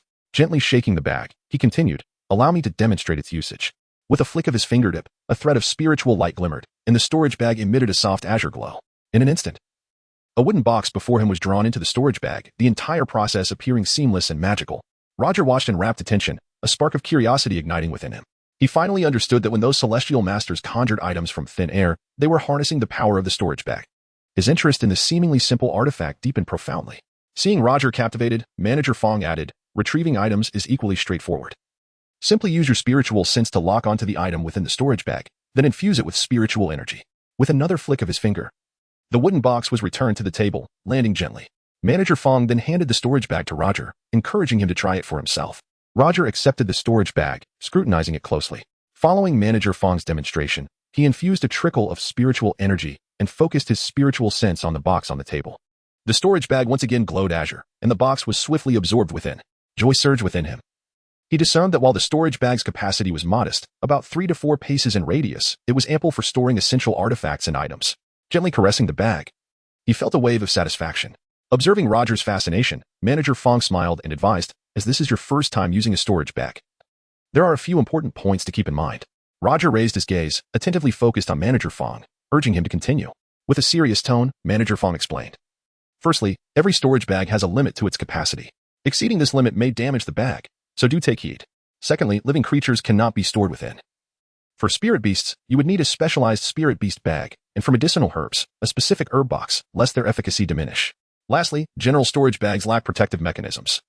Should you misplace yours, anyone who finds it can access its contents, so safeguard your storage bag diligently. Roger nodded, committing these cautions to memory. Internally, he felt fortunate for Manager Fong's timely reminder, as it could have spared him from unnecessary errors in using the storage bag. Seeing Roger's earnest attentiveness, Manager Fong beamed with satisfaction. So, how about it, dear friend? This low-grade storage bag is 200 spirit stones. Would you like to include it? Yes. Please add it to my total, Roger replied with a smile, nodding without hesitation. Manager Fong's joy intensified, his smile almost overflowing. He nodded eagerly, his voice tinged with excitement. Wonderful. Let me calculate that for you. Suddenly recalling something, Manager Fong raised his head, concern flickering in his eyes. Dear friend, have you just arrived in Beluo City? Do you have a place to stay? The Ascension Conference begins in a month, if you lack accommodations. Our Spirit Sword Pavilion also has associated inns. Chapter 27, All-Inclusive Service and Inn? Roger paused, his brow slightly furrowing, a flicker of confusion crossing his eyes. He initially intended to casually seek a modest inn in North Luo City, for the Ascension Conference was still a month away, and he felt no urgency in securing accommodation. However, Manager Fong's words stirred something within him. If you seek out those ordinary inns, they likely lack special formations for protection. If you encounter some nefarious individuals, disturbances are inevitable, he warned. Noticing Roger's hesitation, Manager Fong quickly added, Our Lingjin Pavilion offers a resting courtyard, which is safeguarded by dedicated formations. You can rest assured. Upon hearing this, Roger couldn't help but chuckle, a smirk playing at the corners of his mouth, laced with a hint of teasing. Ah, Manager Fong. Your service at Lingjin Pavilion is indeed thorough. He acknowledged Manager Fong's persuasive skills, silently marveling at how the Lingjin Pavilion, being a property of the Lingjin sect, managed to arrange accommodations so meticulously. Of course, we provide all-inclusive service, Manager Fong beamed, his smile widening upon seeing Roger's amusement, a glimmer of pride in his eyes. Roger nodded, feeling quite satisfied with the service offered by Lingjin Pavilion. So, how does one rent this courtyard? He pondered momentarily before inquiring, perceiving Roger's intent to rent. Manager Fong's demeanor grew even more enthusiastic, his tone tinged with anticipation. 100 spirit stones for a month. Very well, I shall rent it for a month. Roger replied promptly, his tone crisp and decisive, devoid of any hesitation. This sum was indeed insignificant to him, as he possessed over 10,000 spirit stones. A mere 100 spirit stones was but a drop in the bucket. Seeing Roger's swift agreement, Manager Fong's smile brightened further, a flicker of joy in his eyes. Excellent. Adding the previous 1,600 for the purchase of magical artifacts, and 200 for the low-tier storage pouch. The total comes to 1,900 low-tier spirit stones. Roger nodded, rummaging through his satchel for a moment before finally producing 2 heavy gray cloth bags and handing them to Manager Fong. The weight of the bags filled with spirit stones momentarily paused his hand before he steadied it and passed them over. Manager Fong received the bags, his eyes sparkling with interest. He glanced inside and weighed them in his hands, nodding in satisfaction. Indeed, that amounts to 1,900 spirit stones. Young friend, these magical artifacts are now yours.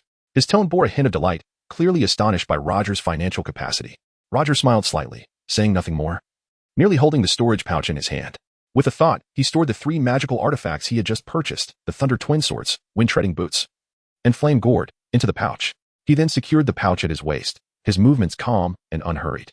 With the transaction concluded, Manager Fong was in high spirits, his smile nearly overflowing.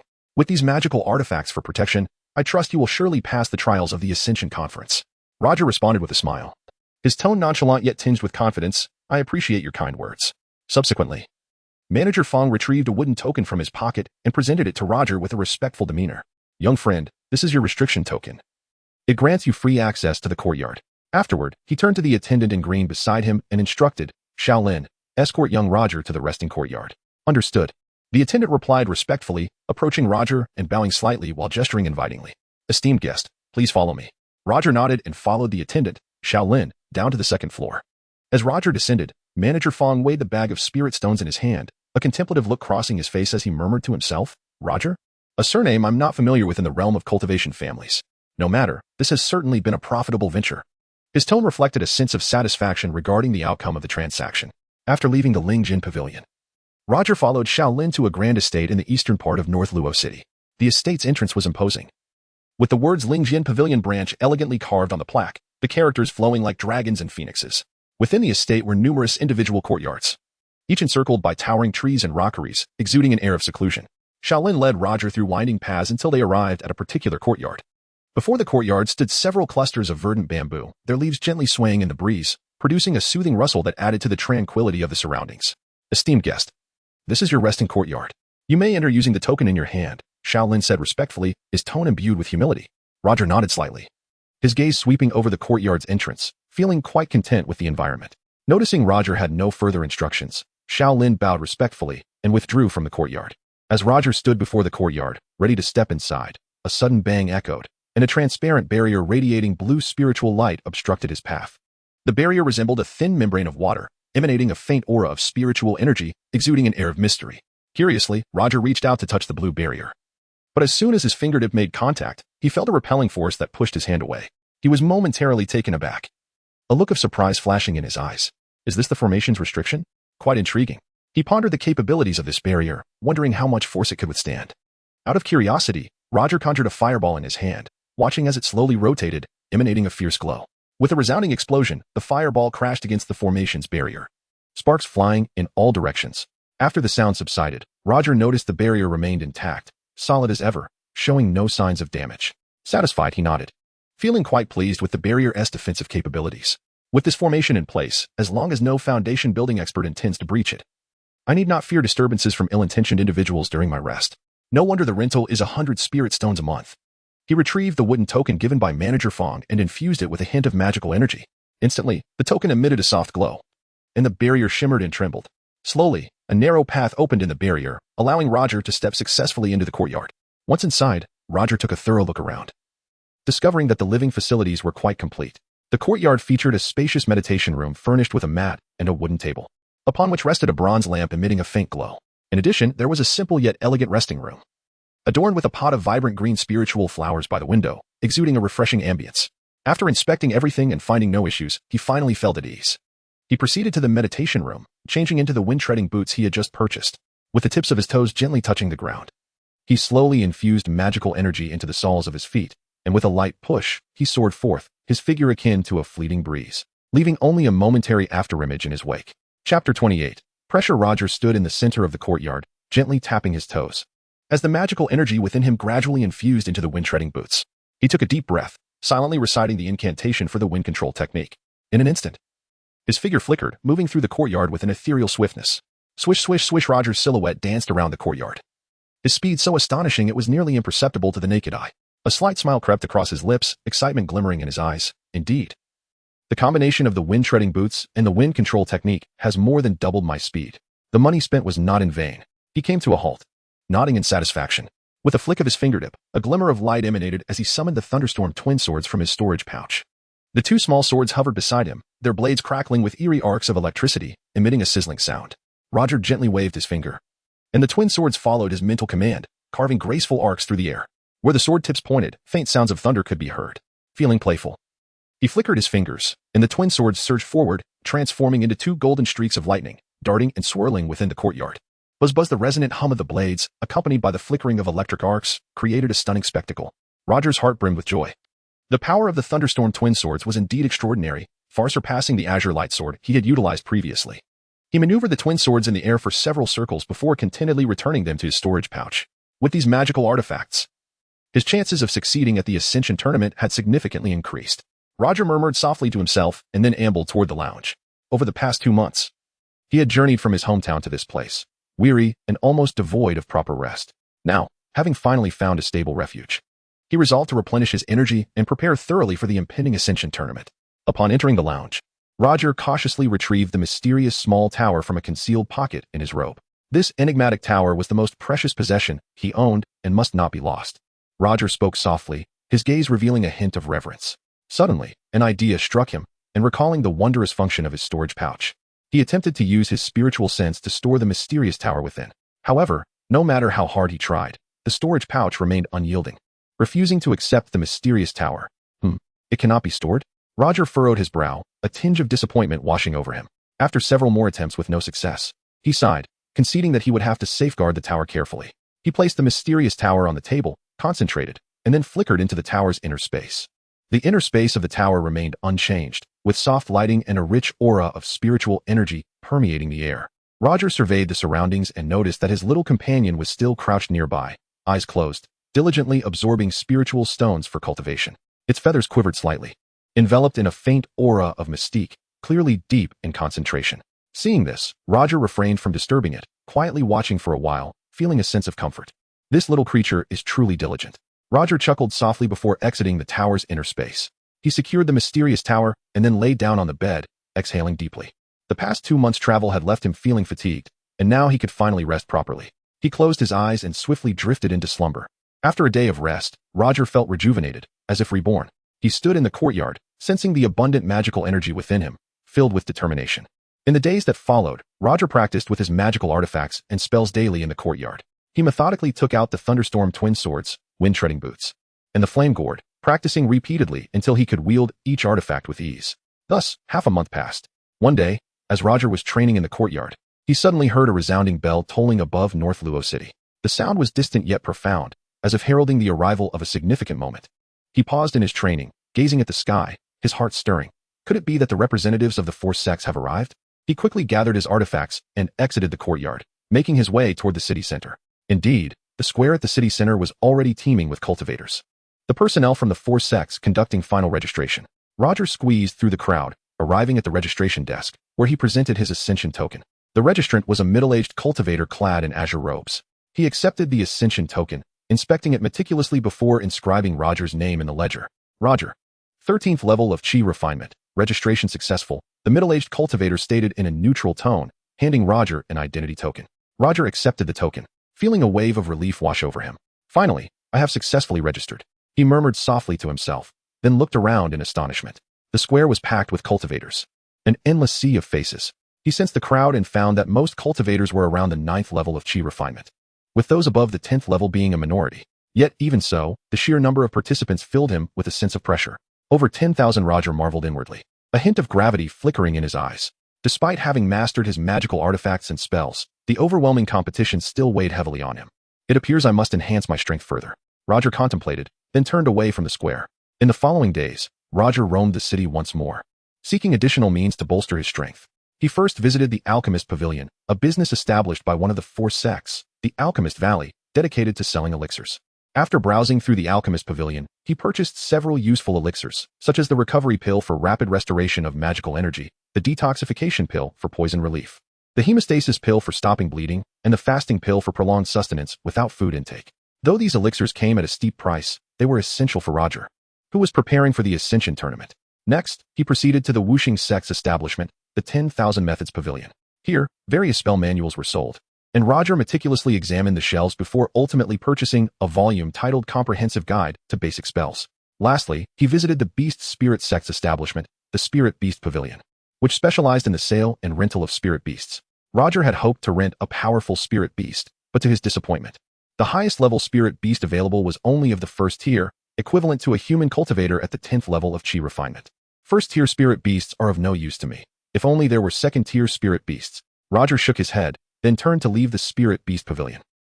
Upon exiting the Spirit Beast Pavilion, Roger wandered a few more streets until he arrived at a bustling square. Numerous small shops run by cultivators offered various items related to cultivation. After strolling through the square, he suddenly noticed a particularly lively shop, where many cultivators were gathered, seemingly eager to purchase something. Curious, he approached and discovered that the shop was selling talismans, with the vendor being a strikingly beautiful young woman clad in white. She sported 2 playful braids cascading over her shoulders, exuding an air of charming cuteness. Chapter 29. The beautiful young vendor. Upon encountering the enchanting young vendor, Roger could not help but pause for a moment. Her appearance evoked memories of Chiyoyue, the girl who had grown up alongside him. It had been over 2 years. He wondered how she fared at the Lingjian sect. A faint sense of longing stirred within him, as if Chiyoyue's smile lingered before him, her chatter filling the air. Now, she had become a prodigious disciple of the Lingjian sect, while he found himself still striving to participate in the Ascension Conference. Do you sell this Earth Escape talisman for 50 spirit stones? A burly man clad in leather, standing before the stall, inquired brusquely, pointing at a dusty yellow talisman on the table. His voice was gruff, tinged with impatience, clearly displeased with the price. The beautiful vendor raised an eyebrow, a smirk curling her lips in disdain. 50?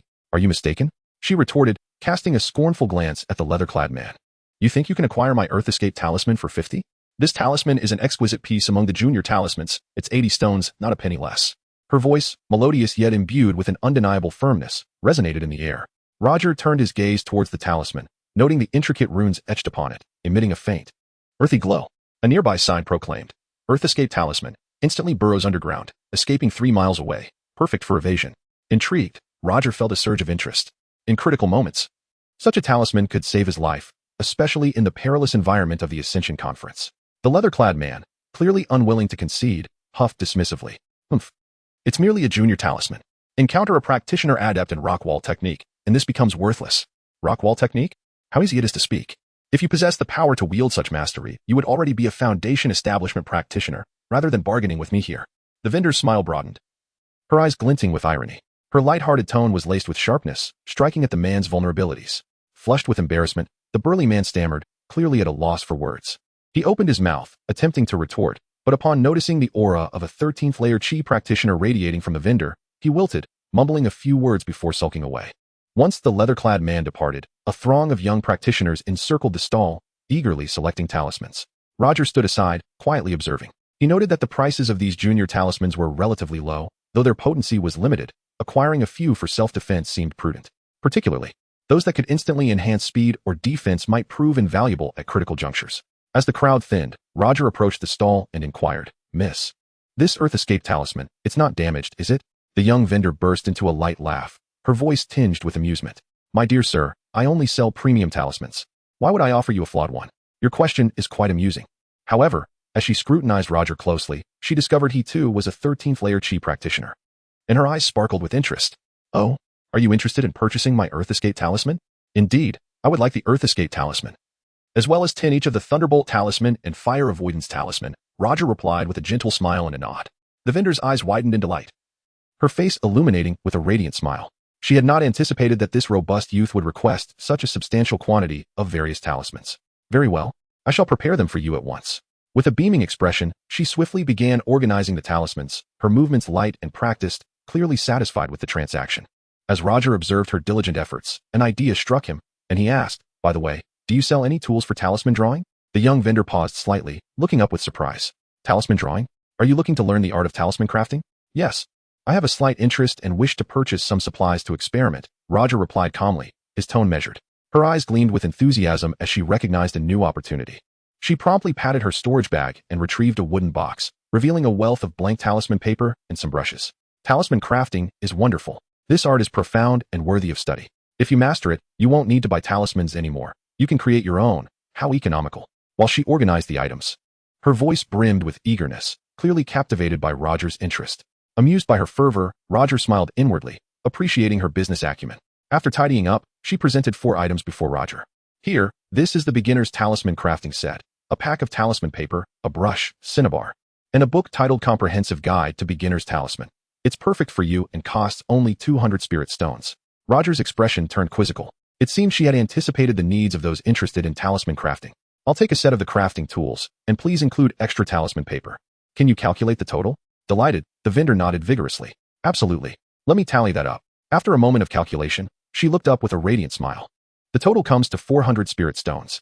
Roger nodded slightly, without further comment, retrieving a small pouch of spirit stones from his storage bag and handing it to the beautiful vendor.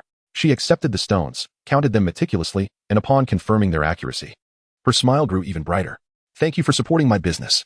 Safe travels, kind sir," she said warmly, her tone imbued with gratitude. Roger offered a slight smile in return, collected his items, and turned to leave. Once he had distanced himself, the vendor gazed at the pouch of spirit stones in her hand, brimming with satisfaction. Hee, what a lucrative day. A glint of cunning sparkled in her eyes, clearly pleased with the recent transaction. Chapter 30. The Art of Sigil Crafting. After departing from the stall of the Enchanting Maiden, Roger briskly navigated the bustling streets. The shops lining the thoroughfare remained abuzz with activity as cultivators flowed in and out, their bartering voices rising and falling in a lively chorus. Yet, Roger's thoughts were far removed from the clamor surrounding him. His mind was preoccupied with the recently acquired compendium of elementary spells, Guide to Basic Sigils, along with the sheets of talisman paper, brushes, and cinnabar. He felt an urgency to return and delve into his studies, hopeful that he could enhance his abilities within the span of the next fortnight. Upon reaching his modest courtyard, Roger pushed the door open and closed it behind him, enveloping the room in a serene silence. He meticulously laid out the compendium of elementary spells, Guide to Basic Sigils, the talisman paper, brushes, and cinnabar upon the table, his gaze sweeping over the items with a flicker of anticipation. Particularly, the Guide to Basic Sigils intrigued him. as he had long harbored a fascination for the art of talismans. Now, he finally had the opportunity to experiment firsthand. He first picked up the guide to basic sigils, carefully turning the pages. It indeed contained instructions for dozens of basic spirit sigils, detailing their designs and corresponding effects, some offensive, some defensive, and others supportive. A diverse array of types. However, as he scrutinized the sigils, a slight frown creased his brow. The sigils appeared crooked, with intricate lines resembling a labyrinth. Some even esoteric and perplexing, leaving him bewildered. How could one possibly memorize each of these sigils? Roger muttered softly to himself, contemplating his strategy. Time was limited. If he were to be overly ambitious, he risked mastering nothing, akin to the adage about greed leading to failure. Therefore, he resolved to select a few sigils that piqued his interest for study. After flipping through several pages, Roger's gaze suddenly lingered on a sigil named the Calming Talisman. This particular sigil was among the most basic, yet its utility was undeniable. Once employed, it could instill tranquility within a person, facilitating meditation and even aiding sleep. Let us start with the simplest. Roger resolved, deciding to commence his journey into sigil crafting with the seemingly uncomplicated Calming Talisman, establishing a solid foundation. He retrieved a blank sheet of talisman paper, carefully unfurling it upon the table, and then grasped the brush in his right hand, gently dipping its tip into the cinnabar.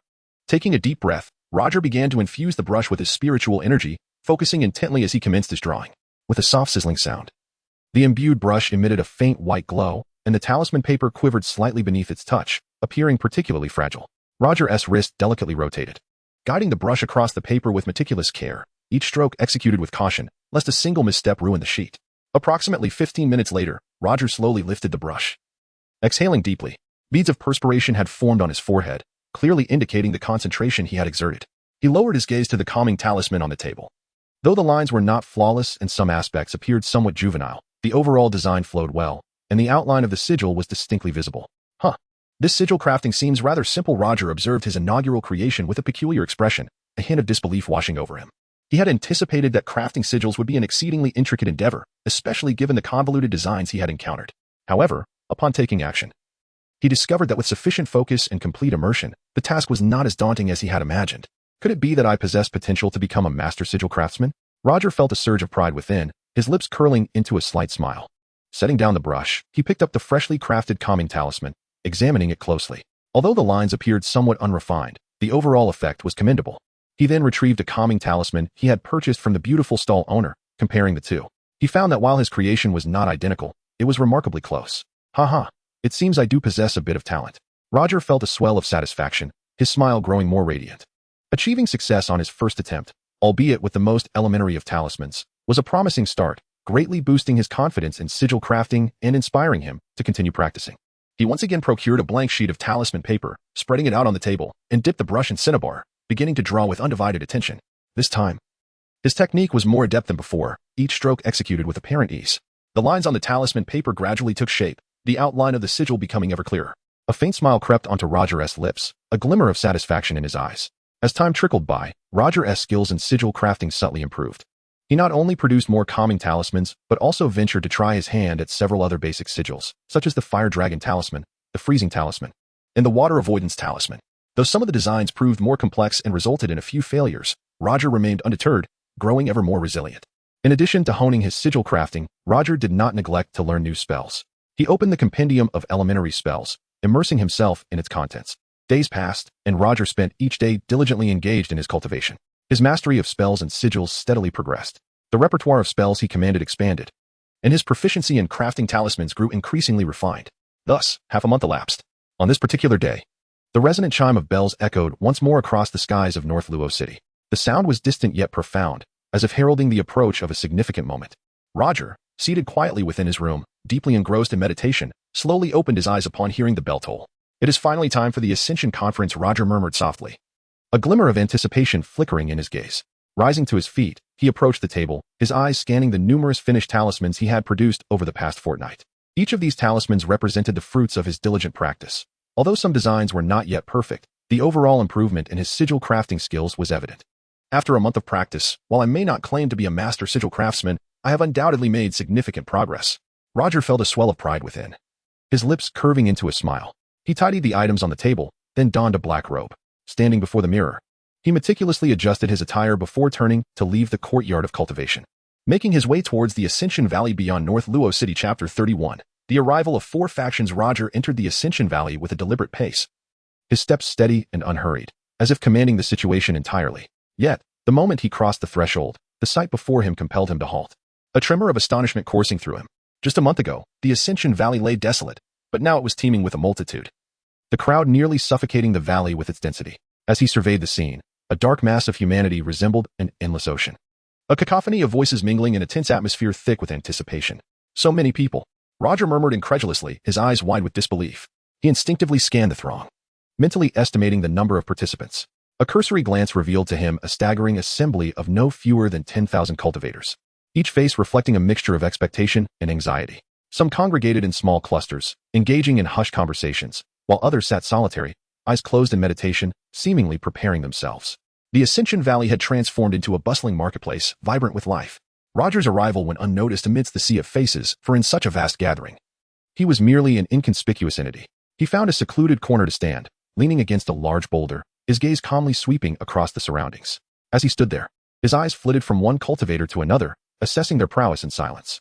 Each individual he observed appeared to be no older than 30, all in the chi refinement stage. Some exhibiting signs of anxiety, while others radiated confidence. He wandered through the crowd with his gaze, attempting to spot any potential hidden masters. However, his perceptive abilities were limited, rendering him unable to ascertain if any foundation establishment experts lurked among them.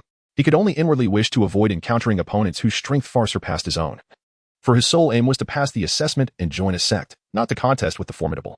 As time progressed, the number of attendees continued to swell. Roger noted that the majority of cultivators had paired off, with some groups comprising as many as 10 individuals. They conversed in low tones, evidently having established a certain camaraderie. Roger reflected on this, recognizing that many preferred the warmth of companionship in such a competitive environment, as the strength of a team often outweighed that of solitary efforts. He, as a lone wolf, was a rarity in the Ascension Valley. Unperturbed, Roger relished the freedom of operating alone, just as the assembly began to exhibit signs of impatience. A sudden sound pierced the air from the distant horizon. The noise crescendoed as it approached, akin to thunderclaps. The crowd collectively looked skyward, where 4 faint glimmers appeared in the far-off sky. Whoosh! The 4 lights expanded at an astonishing speed, stabilizing above the Ascension Valley in mere moments. As the brilliance faded, 4 figures gradually came into focus. The crowd felt a formidable pressure emanating from above, akin to an invisible mountain pressing down, causing many to gasp for breath. Countenances turned pale, eyes filled with awe. Roger too gazed upwards, his attention fixated on the 4 silhouettes. As the radiance dissipated, he discerned their features. The first was an elderly scholar clad in robes, standing atop a massive gourd artifact that emitted a soft azure glow. The old man's demeanor was gentle, exuding an air of scholarly wisdom, reminiscent of a sage well-versed in ancient texts. The second figure was an aged man in a coarse robe, standing upon a gleaming silver flying sword, its tip glistening with a frosty light. His piercing gaze bore the sharpness of an eagle, exuding an aura of unspoken authority. The third was a diminutive old man with a goatee, his comical visage accentuated by a staff in hand, his eyes twinkling with mischief. The fourth was a middle-aged man with crimson hair, seated majestically atop a colossal eagle, its wingspan stretching several dozen feet, feathers as hard as iron, its gaze sharp as a blade. The middle-aged man's expression was stern, his eyes flashing with intensity, emanating a subtle pressure. Good heavens! Are those the core formation cultivators? Their aura is indeed formidable. Someone in the crowd gasped, saturating their voice. The elders from the 4 factions have finally arrived. Another exclaimed, excitement sparkling in their eyes. Roger too gazed at the 4 figures in the sky, his heart racing with exhilaration. However, as his gaze settled upon the elderly man in the coarse robe, his expression shifted slightly, a flicker of surprise crossing his features. Wasn't that the Master Xiaoming who had come to their town 2 years ago to test for spiritual roots? Master Xiaoming. He had actually advanced to the core formation stage. How impressive. Roger quietly marveled, a trace of admiration flickering in his eyes. Just 2 years prior, Master Zhao had been a foundation establishment cultivator, yet now he had ascended to the core formation stage, his power formidable and presence commanding. Compared to 2 years ago, Master Zhao now rode a flying sword, exuding a renewed vigor. High above, the scholar on the gourd surveyed the swarming crowd below, chuckling warmly yet exuding an invisible authority. The number of participants in this year's Ascension Conference has certainly increased. The other 3 elders nodded in agreement. The small old man stroking his beard with a smile, saying, "My dear friends, who among us shall explain the rules of the Ascension Conference to everyone?" "I shall take on that task," Elder Zhao Ming replied with a slight smile, stepping forward, his voice resonant and steady. "Thank you, Elder Zhao," the red-haired middle-aged man remarked nonchalantly. Elder Zhao Ming soared forward, alighting on his flying sword, his gaze sweeping over the gathered crowd. He cleared his throat twice, his voice booming like a bell, reverberating throughout the Ascension Valley. "Everyone, please be quiet." His tone carried an invisible pressure, and the crowd instantly fell silent, their eyes fixed intently on Elder Zhao Ming. Once the crowd had quieted, Elder Zhao Ming continued. Welcome to this year's Ascension Conference. The proceedings will be similar to the last session. Participants will venture into the demon realm to slay demonic beasts and accumulate merit points. He paused momentarily, scanning the assembly. Before continuing, this year, each of the 4 factions plans to recruit 50 disciples, meaning that anyone who ranks within the top 200 in the assessments will qualify to join one of the 4 factions. Elder Zhao Ming's voice echoed throughout the valley, clear and unmistakable to all present. Chapter 32, The Awakening of the Demon Realm, as the words of Elder Zhao echoed through the air. The entire Ascension Valley erupted into a frenzy. The once tranquil valley was as if struck by a colossal stone, sending ripples of commotion throughout. The cultivators below exchanged hushed whispers, their voices rising and falling in a cacophony of astonishment. What? Only 200 recruits? Exclaimed a young cultivator clad in a gray robe, his eyes widening in disbelief. His complexion turned pale, as if he had received devastating news. Alas, why has the number of recruits decreased again? I recall that the last time, 500 were accepted, a middle-aged cultivator lamented, shaking his head in resignation and disappointment. His brow furrowed, revealing a trace of fatigue in his gaze. Now, the competition will be even fiercer, murmured a slender cultivator, anxiety flickering in his eyes. Amidst the crowd, many began to voice their grievances, their faces betraying their concerns. They had initially believed that while the competition for the Ascension Conference would be intense, there would at least be a fair chance. However, upon learning that only 200 would be selected, despair washed over them. For many, standing out among 10,000 and securing a position within the top 200 seemed an insurmountable challenge. Roger stood at the periphery of the crowd, his demeanor remarkably calm. His gaze swept over the anxious cultivators, yet his heart remained undisturbed. Elder Zhao, soaring above, surveyed the throng with discerning eyes, clearly having anticipated their reactions. A subtle smile gracing his lips. Clearing his throat, he continued, slay the demonic entities to accumulate merit points. The higher your merit points, the better your ranking. However, remember, merit points can also be seized from one another. Thus, to distinguish yourselves, it will depend on your prowess. Additionally, we have placed some hidden rewards within the demon realm for you to discover. This announcement incited another wave of excitement among the crowd. Those participating in the Ascension Conference for the first time turned pale upon hearing that merit points could be stolen, their eyes reflecting a hint of terror. They had assumed their battles would solely be against the demonic creatures, unaware they also had to guard against ambushes from fellow cultivators. Instantly, many began to nervously scan their surroundings, as if every individual nearby could potentially be their adversary. Merit points can be taken? Isn't that compelling us to turn on one another? A young female cultivator gasped, her voice trembling with unease. Her pallor indicated her profound disquiet regarding this rule. The path of cultivation is inherently a survival of the fittest. Do you think this is merely childish play? Scoffed a burly cultivator beside her, his tone dripping with disdain. Roger, standing aside, remained unfazed. He was already aware of the rules of the Ascension Conference and was not surprised by the prospect of merit points being up for grabs. His expression was resolute, and he had made his preparations, whether it was demonic entities or other cultivators. Any who dared to obstruct his path would meet their end at the edge of his blade. Seeing the crowd in animated discussion, Elder Zhao raised his voice once more. All right, I trust you all understand the rules of the Ascension Conference. Those wishing to participate, please present your registration identity tokens. As his words fell, cultivators hastily produced their tokens. Roger was no exception. He retrieved the token inscribed with his name from his storage pouch, gripping it firmly with unwavering determination. However, not everyone shared Roger's decisiveness. Some cultivators, upon hearing the rules, turned ashen, clearly intimidated by the impending competition. They hesitated for a moment, ultimately lacking the courage to present their tokens, and chose to withdraw instead. Silently, they slipped away from the crowd, expressions of resignation and regret etched on their faces. Never mind, I'll sit this one out. The competition is too fierce, and I don't wish to throw my life away. Elder Zhao, observing their retreat, shook his head slightly, seemingly disappointed by the hesitation of these cultivators. He refrained from further comment, reaching into his sleeve to produce a yellow talisman, which he gently tossed into the air. The talisman ignited swiftly, transforming into a brilliant golden light, akin to a miniature sun illuminating the entire Ascension Valley. Roger glanced down at his identity token, and under the radiance of the golden glow, the words, name, merit points, and ranking began to materialize on its surface. His gaze lingered on the merit points and ranking for a brief moment. Elder Zhao's voice resonated once more. The identity tokens will record your ranking changes in real time. Now, without further ado, we shall open the entrance to the demon realm. With that, he turned to the other 3 elders, and the 4 exchanged knowing nods before simultaneously channeling their energies.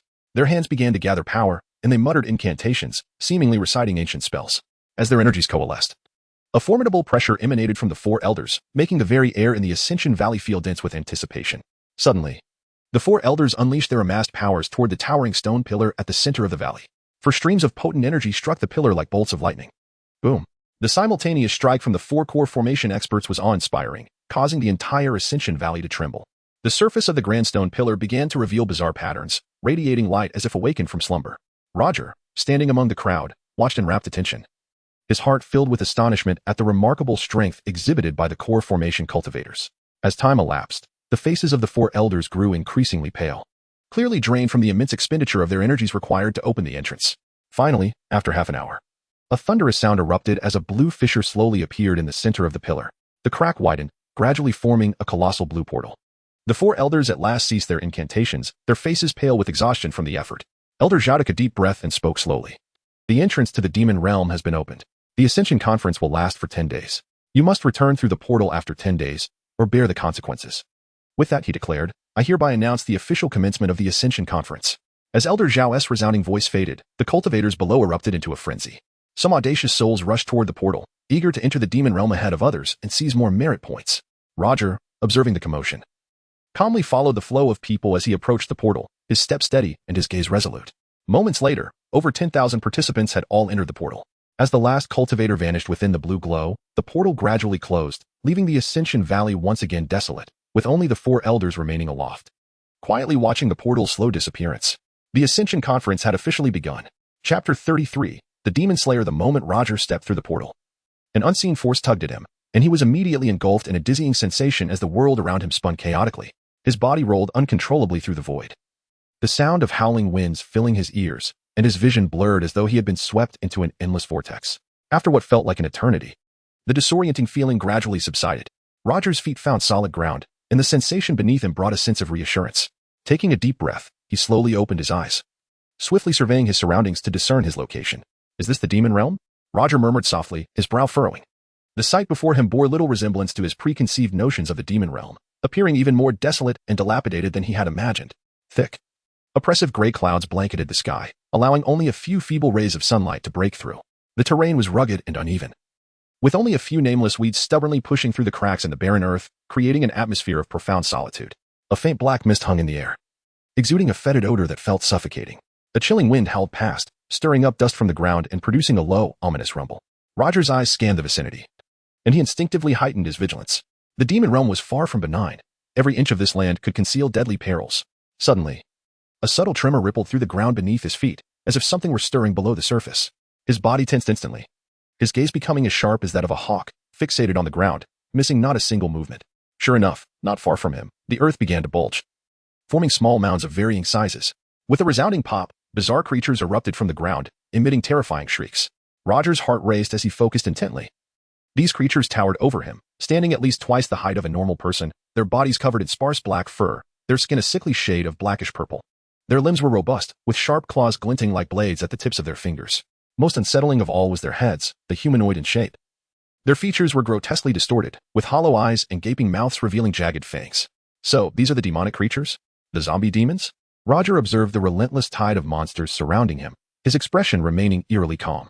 Despite being encircled by these fiends, he exhibited no signs of panic. Ah, hello.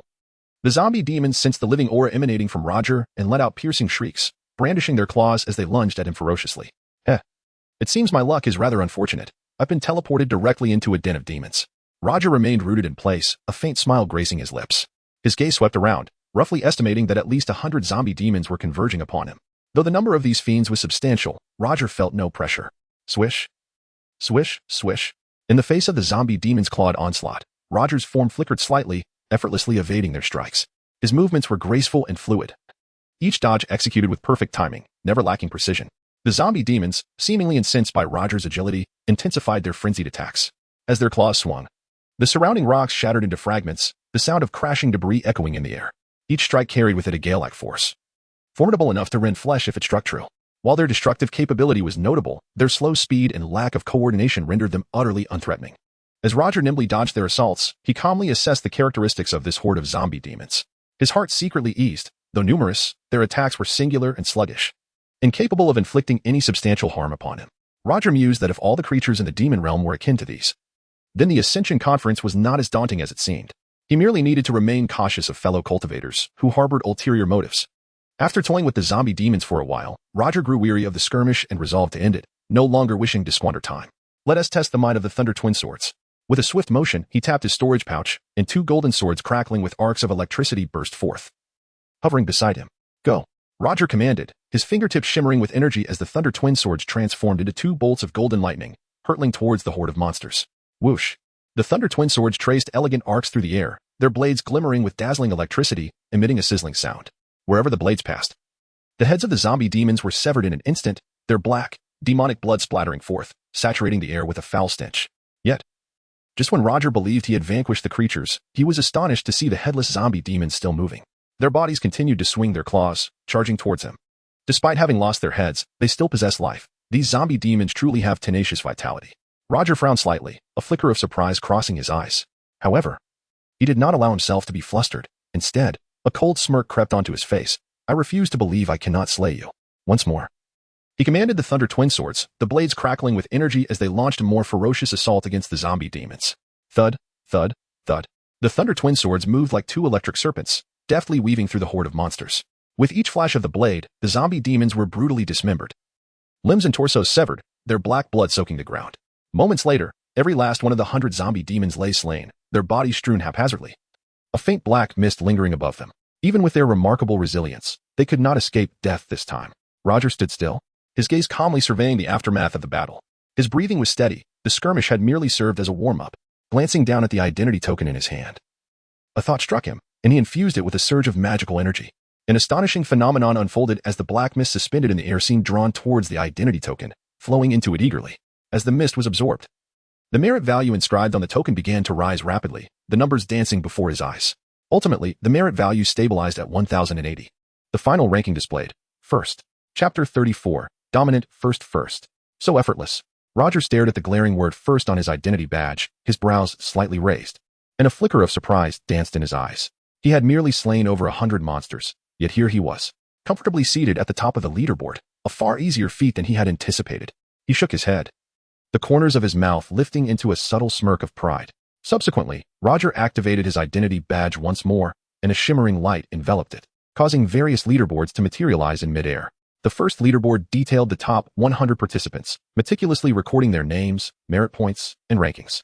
As Roger's gaze swept across the list, he was astonished to see himself prominently positioned in first place.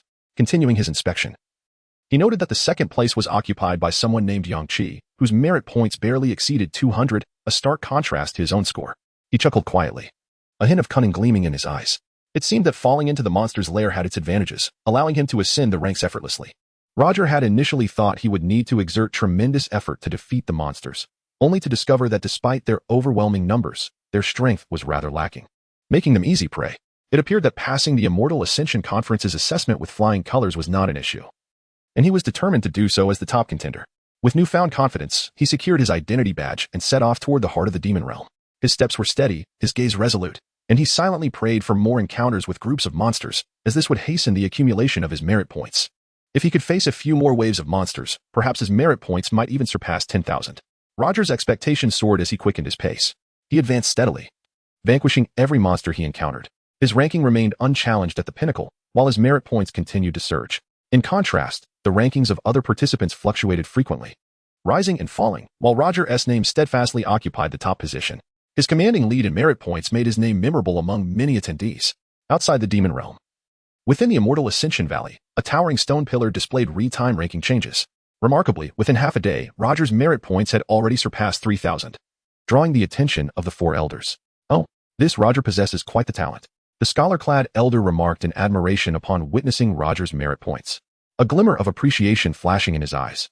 He stroked his beard, his tone laced with approval. This young man is formidable. He appears to be a promising candidate. Indeed, although the monsters we arranged were merely first-level beasts, their sheer numbers were daunting. The fact that he managed to slay so many in such a brief time speaks volumes about his foundational skills. The red-haired middle-aged elder nodded in agreement, his voice imbued with respect. Perched on the back of a giant eagle, he observed the rankings with keen interest. Meanwhile, Elder Zhaoming fell into deep thought, his brow furrowing slightly as if recalling something. He murmured to himself, Roger? That name. It sounds familiar. Thus, 5 days passed. The Immortal Ascension Conference had reached its midpoint, and Roger's ranking remained resolutely at first place. From the very first day, he had never faltered from this exalted position, amassing an astonishing 30,000 merit points, 12,000 points ahead of the second-place contender, Wang Fei. This lead was truly remarkable. Numerous attendees, upon glimpsing Roger's ranking from various corners, gasped in astonishment, speculating on the identity of this formidable individual. They felt a mix of envy and trepidation, silently wishing to avoid any encounter with Roger. For their merit points were at stake. Who exactly is this Roger? His merit points exceed those of the second-place contender by over 10,000. A young cultivator clad in gray robes exclaimed, his eyes wide with shock, standing beside a crumbling ruin, sword in hand. He fixated on the ranking displayed on his identity badge, anxiety coursing through him. Who knows? Best to keep our distance, if we catch his eye. Our merit points may be at risk, another cultivator replied cautiously, his tone tinged with apprehension. He stood vigilantly beside his companion, scanning the surroundings, wary of Roger's sudden appearance that might jeopardize their hard-earned merit.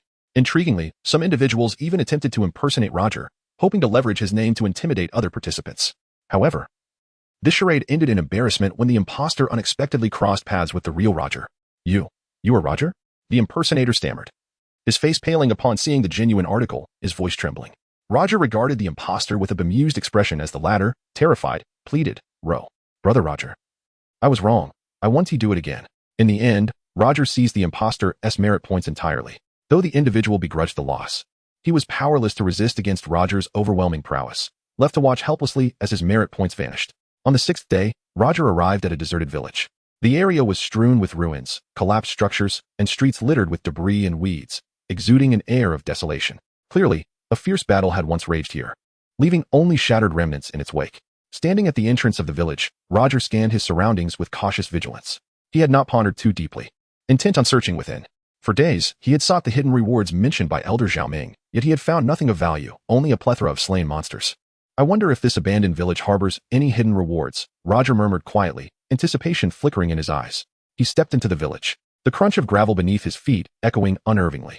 As he traversed the decaying village, a sudden explosion erupted from the northeast. The sound deafening as flames shot into the sky, clearly the result of a fierce duel. A fireball technique? Roger raised an eyebrow, a smile creeping onto his lips. He recognized the source of the explosion, indicating that someone was casting fireball spells. Curious about the identity of the combatants, he resolved to investigate, contemplating the possibility of seizing their merit points. Despite his current rank as the top contender, this did not deter him from continuing to seize opportunities to battle. Like a wraith, Roger glided through the ruins, his movements light and swift. Chapter 35. Plunder. Roger followed the thunderous explosion, swiftly arriving at the source of the conflict. His gaze pierced through the gaps in the ruins, where he discerned two young men engaged in an intense duel. One of them had an elongated face, with features that stood out prominently, wielding a crimson long knife that radiated a fierce glow, a weapon of considerable prowess. The other was adorned with a pitch-black mask that obscured much of his face, brandishing a heavy black iron shield that subtly emanated a faint spiritual light. Standing to the side, Roger's expression was stoic as he calculated the situation. He quietly activated his heavenly eye technique, instantly discerning the cultivation levels of the two.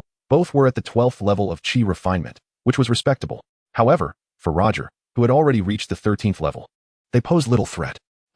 The young man with the elongated face suddenly bellowed, swinging his crimson knife with force. The blade sliced through the air, igniting a torrent of flames as it struck fiercely against the masked man's black iron shield. The clash produced a deafening roar, sending sparks flying. The masked man was forced to retreat repeatedly, the ground beneath him cracking under the pressure. Seeing this, the elongated-faced youth smirked with satisfaction and withdrew a talisman from his sleeve. Just as he was about to strike again, the masked man called out, "Wait. Do not continue." "What do you mean?" The elongated-faced youth frowned, pausing with the talisman in his hand, his voice laced with coldness. The masked man's voice, muffled by the mask, sounded somewhat grave. "If we continue fighting, we shall both suffer losses. Do you wish for that man over there to reap the benefits?"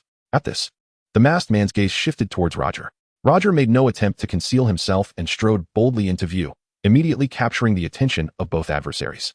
The elongated-faced youth followed the masked man's gaze and, upon spotting Roger, his expression shifted, and he gradually lowered the talisman in his hand. "In that case, I shall not fight you further. Farewell." The elongated-faced youth scoffed, sheathing his crimson knife and turning to leave. However, just as he took a step, the masked man called after him, "Wait." The elongated-faced youth halted, brows furrowed, his tone tinged with impatience. "What now?" The masked man's voice remained calm, but carried a hint of treachery. "Look at that man, at the 13th level of power. He likely possesses considerable merit points. If we join forces to eliminate him, we could divide his merits. What do you say? Join forces?" The elongated-faced youth's expression became peculiar. He regarded the masked man with suspicion, filled with wariness. Just moments ago, they had been locked in a fierce battle, and now he proposed an alliance? This struck him as highly dubious. "No need. I am already within the top 200 ranks. I have no desire to seize anything." Farewell. After a moment's contemplation, he resolutely shook his head. With that, he departed without a backward glance, evidently unwilling to be embroiled in further conflict. The masked man, witnessing this, could not help but snort in disdain. Humph, coward. His tone was laced with contempt, clearly dissatisfied with the elongated-faced youth's retreat. He intended to leave as well. He had no desire to confront Roger, a practitioner of the 13th level alone. Yet, just as he turned, Roger suddenly darted forward, blocking his path. The masked man was taken aback by this unexpected move, retreating several steps and instinctively raising his black iron shield. He regarded Roger with hostility. His voice tinged with caution. What is your intent? Roger chuckled lightly, his gaze teasing. What do you mean? I heard your words. You wish to seize my merit points? The masked man's expression shifted slightly beneath the mask, but he quickly regained his composure, his tone defensive. You must be mistaken. I never mentioned anything about merit points. Mistaken? Roger's smile faded, his eyes turning steely. Hand over your merit points, and perhaps I may spare your life. At this, the masked man felt a tightening in his chest. He realized that his earlier proposition had been overheard, and any attempt to feign ignorance was futile. After a brief silence, he scoffed. Humph. Such arrogance. To claim my merit points, you will. However, before he could finish, Roger was already in motion. With a swift gesture, the thunderclap twin swords soared from his storage bag. Hovering beside him, the blade shimmered with dazzling arcs of electricity, crackling ominously. Without hesitation, Roger directed the swords, which darted towards the masked man like two golden lightning bolts. Black iron shield. The masked man cried out in terror, hastily raising his shield before him. The runes on the shield ignited, forming a formidable barrier. Clang. The thunderclap twin sword struck the black iron shield with a resounding metallic clash, sparks erupting in all directions, arcs of electricity leaping across the shield with a crackling sound. The masked man felt an overwhelming force emanating from the shield, numbing his arms. His face turned pale, shock coursing through him. How is his power so profound? The relentless pressure from Roger's swords pressed against the masked man's shield, which began to emit ominous cracking sounds as fissures slowly spread across its surface. Fear gripped the masked man. He knew his shield could not withstand much longer. Boom.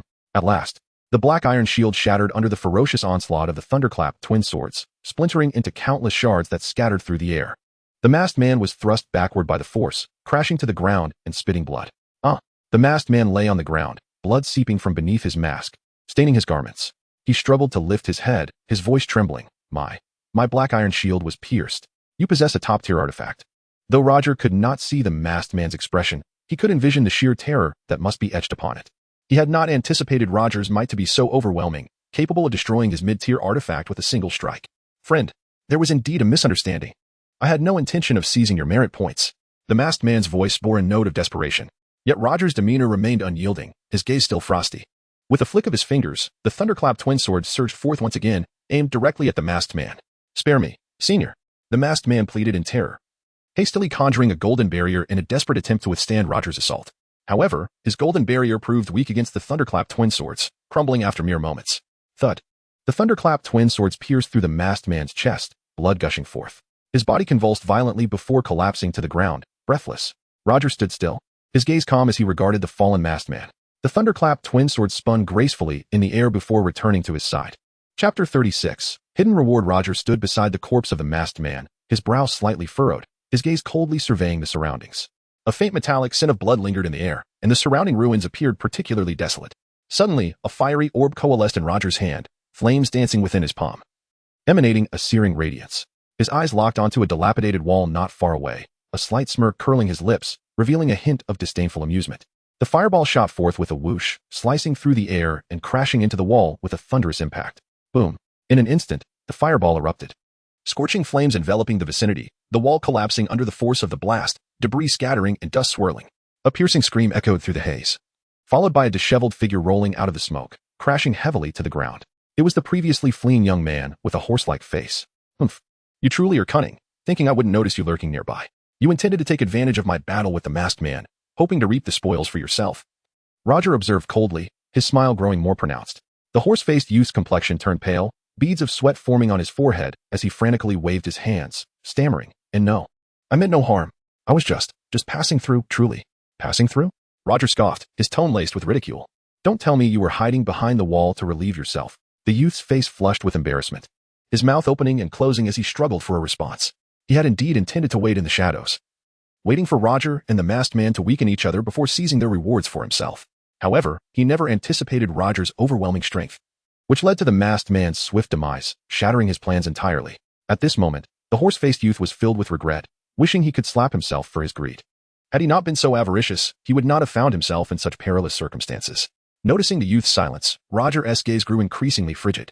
He waved his hand lightly, and the thunderblades hovered beside him once more, arcs of electricity crackling along the blades, emitting a hissing sound akin to two poised serpents ready to strike. Friend, wait. The horse-faced youth, sensing the murderous intent emanating from Roger, was overtaken by fear and hastily pleaded, his voice trembling noticeably. What final words do you have? Roger inquired, his expression devoid of emotion, his tone icy. The horse-faced youth gulped, cold sweat trickling down his cheeks. He stammered, Friend, I can offer you all my merit points. Moreover, I know of a hidden reward. If you spare my life, I will reveal its location. Hidden reward? Roger chuckled derisively, his tone dripping with disdain. You dare to deceive me? If there were a hidden reward, you would have claimed it for yourself long ago, would you not? Seeing Roger's disbelief, the horse-faced youth grew increasingly anxious and quickly explained. Friend, I truly mean no deception.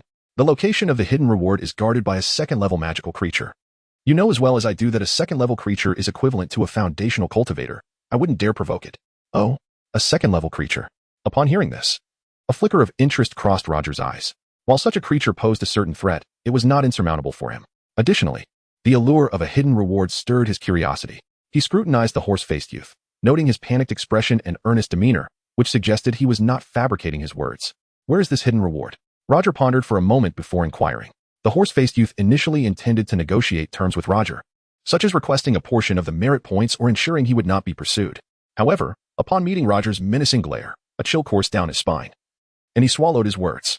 He could no longer afford to hesitate and quickly pointed westward, saying, The location is 30 miles in that direction. Where there lies a concealed cave, the hidden reward is within. Roger followed the direction indicated by the horse-faced youth, his eyes glinting with contemplation. After a brief pause, he turned to the youth and coldly commanded, Your identity token. Yes, yes. The horse-faced youth, not daring to delay, hastily produced his identity token from his pocket and presented it with both hands. Though he felt immense reluctance, he understood that preserving his life was paramount. Roger utilized his powers to draw the token closer, examining it meticulously. Once he confirmed its authenticity, he casually remarked, You may go. The horse-faced youth, hearing that Roger had spared him, was instantly overwhelmed with joy, his previous fear evaporating in an instant. He eagerly nodded and bowed, exclaiming, Thank you for your mercy, friend. I shall take my leave now. I will never appear before you again. With that, he trembled and turned to depart. However, as he took a few steps, he suddenly felt a chilling sensation wash over him from behind. Thud! 2 golden blades swiftly pierced his chest, blood gushing forth and staining his clothing. The horse-faced youth turned in disbelief to face Roger, his eyes filled with despair and fury. You are ruthless, he managed to utter, before his body crumpled to the ground. Roger retracted the thunder blades, his expression remaining as cold as ever, as if the preceding slaughter were merely an ordinary occurrence. He gazed down at the lifeless form of the horse-faced youth, muttering to himself, Having seized the merit points you painstakingly accumulated, you must harbor resentment towards me. Should the opportunity arise, you would undoubtedly seek vengeance. Therefore, I cannot allow you to escape, leaving such a potential threat behind. The air was thick with the stench of blood, the ruins surrounding them appearing even more desolate. Roger stood resolute, his gaze steely, resembling a merciless harbinger of death. Chapter 37. Confronting the second-level beast, Roger stood beside the lifeless form of the horse-faced youth, slowly crouching down to sift through the remnants of his possessions. Ultimately, he uncovered the youth's identification token, a handful of spirit stones, several basic talismans, and a few inconsequential spellbooks. It appeared this individual was merely an ordinary rogue cultivator. Roger murmured softly. He meticulously stored these items into his storage pouch, then rose to direct his gaze towards the nearby corpse of the masked man. Approaching the masked figure, Roger crouched once more and began his search. Soon enough, he discovered the masked man's identification token, an assortment of spirit stones, and a collection of commonplace spellbooks. These were merely trivial items, and Roger paid them little heed. However, he felt no sense of disappointment. He placed these findings into his storage pouch as well, his attention then fixating on the face concealed beneath the mask. The dark mask obscured his entire visage, revealing only a pair of hollow eyes. Driven by curiosity, Roger gently lifted the mask, unveiling a countenance of striking handsomeness. The features were sharply defined, the facial structure exquisite, and the skin fair, resembling a handsome figure stepped straight out of a painting. Why don such a mask when one possesses such beauty? Roger pondered, shaking his head in confusion. He gazed at the face, a wave of astonishment washing over him. He had not anticipated that this masked man would be so extraordinarily attractive. Yet, these revelations were no longer of concern to him. With a flick of his wrist, he conjured a fireball, incinerating the corpses of the masked man and the horse-faced youth. The flames danced upon the remains, crackling and filling the air with the acrid scent of charred flesh. Roger stood aside, his expression stoic as he observed the fire consuming the bodies. Subsequently, he proceeded to transfer their merit points. He extracted the identification tokens, and with a flicker of spiritual light at his fingertips. Moments later, the merit points from both the horse-faced youth and the masked man had been successfully transferred to him. At this juncture, his merit points soared to a remarkable 50,800, surpassing the second-place competitor, Wang Fei, by over 30,000 points. Seeing this, Roger's lips curled into a satisfied smile. With his current merit points, even should he refrain from hunting beasts for the next 4 days, he would effortlessly pass the assessment. He stowed away the tokens and turned his gaze westward. Next, it was time to explore the hidden rewards, he murmured softly, a glimmer of anticipation flickering in his eyes.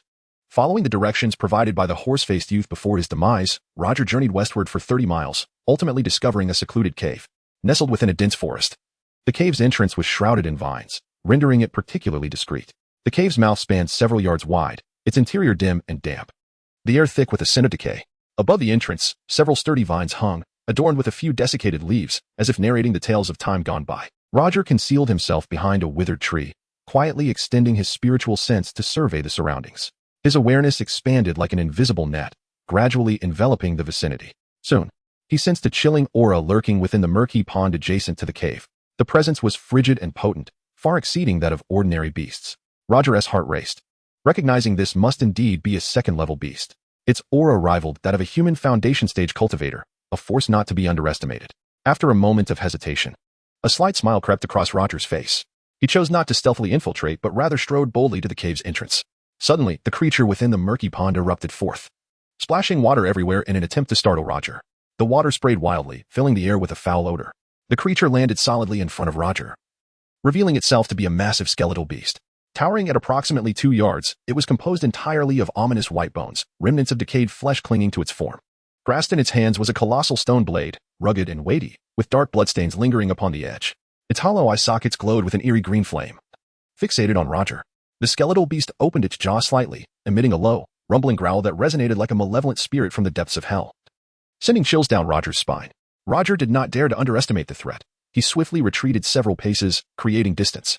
His gaze remained locked on the skeletal beast, his mind alert. With a ferocious roar, the skeletal beast lifted its massive stone blade and swung it towards Roger. The blade sliced through the air, accompanied by a howling wind, the dark bloodstains glimmering ominously in the sunlight. The impact of the stone blade was tremendous, carving deep gashes into the ground. Roger had anticipated this and deftly evaded to the side like a wraith. Standing a short distance away, he regarded the skeletal beast with a cold gaze, a faint smirk gracing his lips. Indeed, as a second-level beast, its destructive power was astonishing, Roger murmured quietly, a flicker of excitement igniting within him. Illuminated red at his fingertips, he retrieved several fireball talismans from his storage pouch and, without hesitation, hurled them towards the skeletal beast. Boom, boom, boom. The fireball talismans detonated around the skeletal beast, igniting into roaring flames. The intense fire leaped through the air, crackling as it swiftly enveloped the beast. Yet, Roger was taken aback to discover that these fireball talismans inflicted no harm upon it. The skeletal beast remained unscathed amidst the flames, impervious to their effects. Sizzling. At that moment, the skeletal beast began to coalesce a purple orb of light in its mouth. It abruptly opened its jaw and unleashed the orb towards Roger. Roger's heart raced. He quickly summoned several diamond talismans, which floated around him. In an instant, layers of golden light encased him, shimmering and forming an impregnable fortress. Boom, boom, boom. The purple orb collided violently with Roger's protective barrier, producing a deafening roar. The layers of the barrier shattered one by one, and Roger himself was sent flying several dozen yards away. Fortunately, he had managed to withstand the assault without serious injury. With its attack thwarted, the skeletal beast seemed enraged, letting out a roar as it prepared to launch another assault on Roger. However, at that moment, numerous green vines burst forth from the ground, ensnaring its entire body. The vines coiled around the skeletal beast's bones like serpents, rendering it immobile. Roger had employed a binding technique.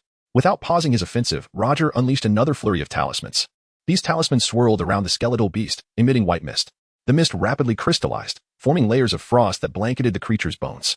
In an instant, the massive skeletal beast was encased in ice as Roger utilized a freezing talisman. This must come to an end. Seeing the skeletal beast temporarily immobilized, Roger seized the opportunity to summon his Thunder Twin Swords. With a flicker of spiritual light at his fingertips, he activated a technique to merge the two swords into one, expanding its form to several hundred times its original size, transforming it into a colossal golden sword. The sword shimmered with dazzling arcs of electricity, emitting a crackling sound, resembling a golden dragon spiraling through the air. Grasping the enormous sword, Roger cast a cold, unwavering gaze upon the frozen skeletal beast, a hint of a cruel smile playing upon his lips. Chapter 38. Ambush. With a swift motion, Roger swung his colossal sword, cleaving through the air with the speed of lightning. In an instant, the ice sculpture shattered into two halves, and the body of the skeletal demon was split asunder, crashing heavily to the ground. The bones of the skeletal demon splintered under the radiant blade, producing a cacophony of cracking sounds. Roger, undeterred, continued his assault. With unyielding resolve against a second-tier monster, he could allow no room for complacency. He swung his sword once more, tracing a golden arc in the air before it descended with ferocity, piercing the demon's skull. The blade penetrated the bony cranium, emitting a dull thud as it struck home. At last, the skeletal demon's head shattered into countless fragments, and the eerie green flames that had burned in its eye sockets extinguished, dissipating into a wisp of black smoke that slowly vanished into the ether. Observing the complete vanishing of the skeletal demon, Roger gradually sheathed his Thunder Twin swords. Under his command, the gigantic swords began to shrink, finally transforming back into the twin blades that hovered beside him. Indeed, this second-tier demon proved formidable. Had I not prepared an abundance of talismans beforehand, it would have surely taken considerable effort. Standing amidst the demon's remnants, he exhaled deeply and wiped the sweat from his brow. After confirming the demon's total demise, he turned to enter a nearby cave. However, just as he took a step forward, he halted abruptly. His gaze sharpened, scanning the surroundings with keen intensity. Moments later, a faint smile crept onto his lips, revealing a trace of cold amusement. Fellow cultivators, having observed for so long, it is time for you to reveal yourselves. Roger's voice was calm and steady, though not loud. It resonated with an undeniable authority. As his words faded, 5 figures suddenly emerged from behind the nearby withered trees, swiftly encircling Roger. Their eyes bore hints of wariness and hostility, each prepared for confrontation. Roger regarded the 5 individuals, momentarily taken aback. To his surprise, 3 of them were familiar faces, the bald youth named Wukong, the girl in green, and a burly man. They had once invited him to form a team in North Luo City, a proposal he had declined, and now fate had brought them together once more. Clearly, they had found 2 additional allies, both adept at the 12th level of Qi refinement. Ah, it is you, Wukong, we meet again, Roger remarked with a subtle smile, his tone laced with a hint of teasing. Indeed, I did not expect to encounter you here, Roger, Wukong responded, momentarily taken aback before revealing a faint smile. What, Roger? Wukong, are you telling me his name is Roger? Exclaimed the scar-faced 12th level expert, disbelief evident in his voice. Roger, is that not the one who dominated the leaderboard for 6 consecutive days? Another slightly built 12th level expert gasped, his eyes widening in astonishment at Roger's identity. Wukong pondered for a moment before slowly nodding. Unless there is a case of mistaken identity, he should indeed be the first-ranked Roger. It truly is Roger. Wukong, have you lost your mind? You want us to confront the top-ranked one? The scar-faced 12th level expert retorted, his voice tinged with annoyance and unease. Indeed. We have no desire to offend him for a mere handful of merit points. I must take my leave, echoed the slender 12th level expert, clearly dissatisfied with Wukong's proposal. With that, the 2 turned to depart, unwilling to entangle themselves in a perilous skirmish. However, Wukong interjected, urgency lacing his tone. My friends, you need not be alarmed. You witnessed the battle. He expended a significant amount of talismans to slay the second-tier skeletal demon, and surely he is now drained and vulnerable.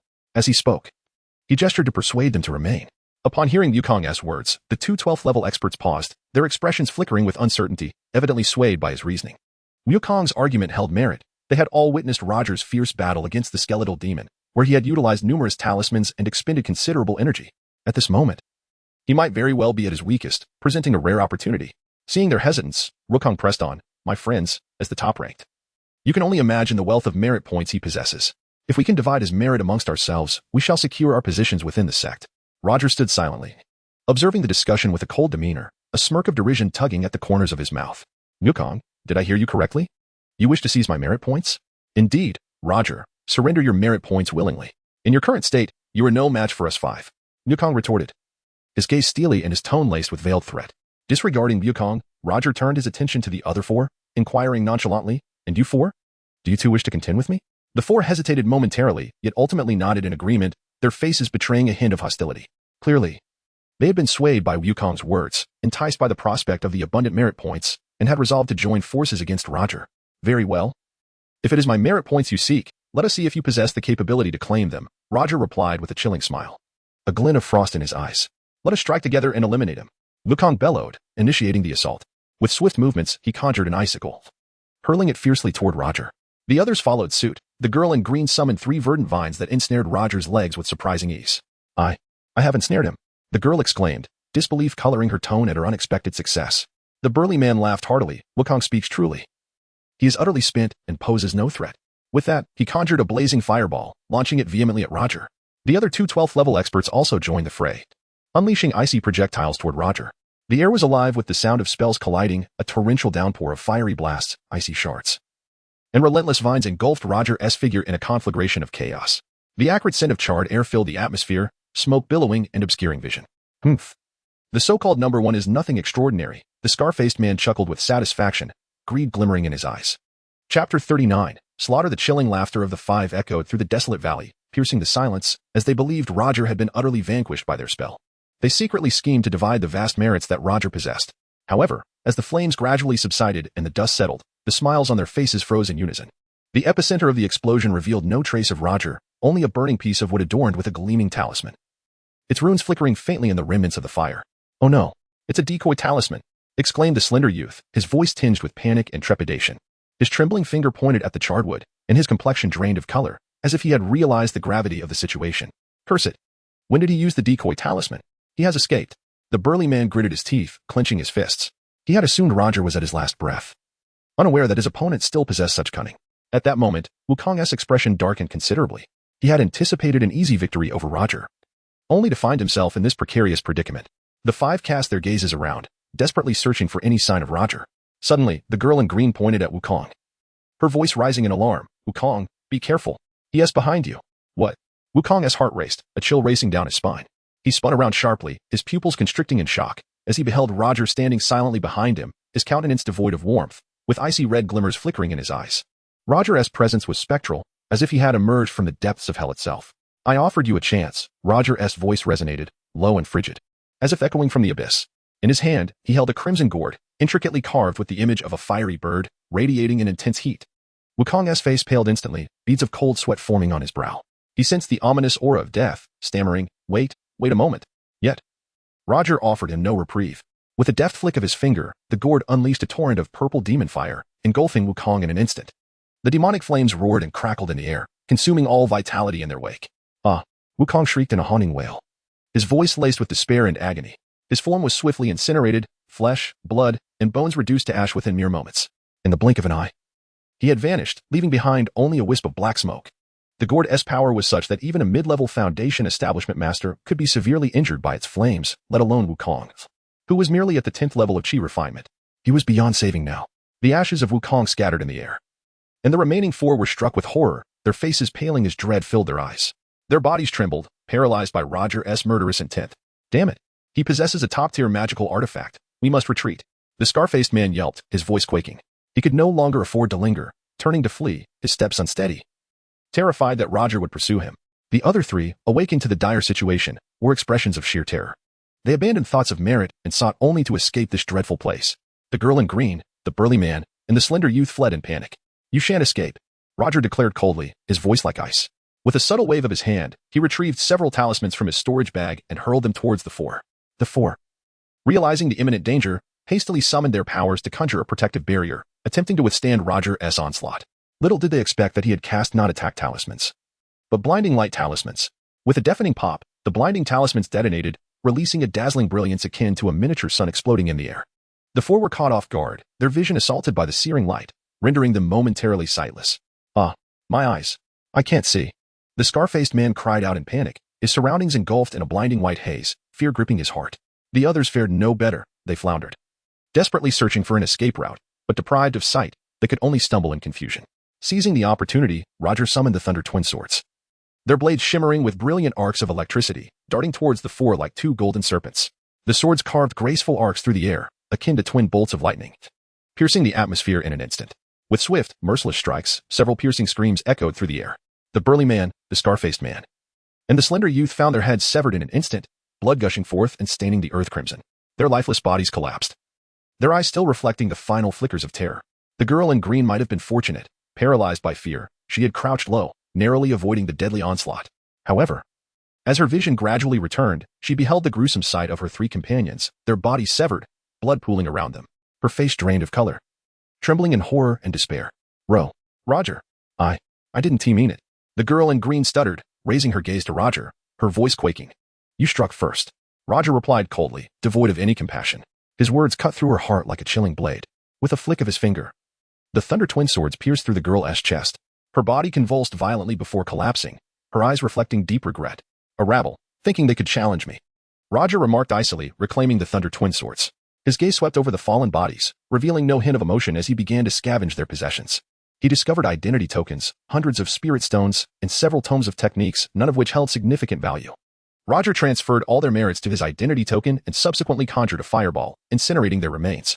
Amidst the flames, the corpses gradually turned to ash, scattering with the wind. Having dealt with the 5, Roger finally felt a sense of relief. He retrieved a bottle of spirit-replenishing pills from his storage bag, pouring several into his mouth. The pills dissolved instantly, transforming into a warm current that swiftly replenished his expended spiritual energy. Chapter 40. Serendipity. After completing all of this, Roger leisurely approached the cave. The entrance to the cave was obscured by vines, lending it an air of secrecy. He gently parted the vines and stepped inside.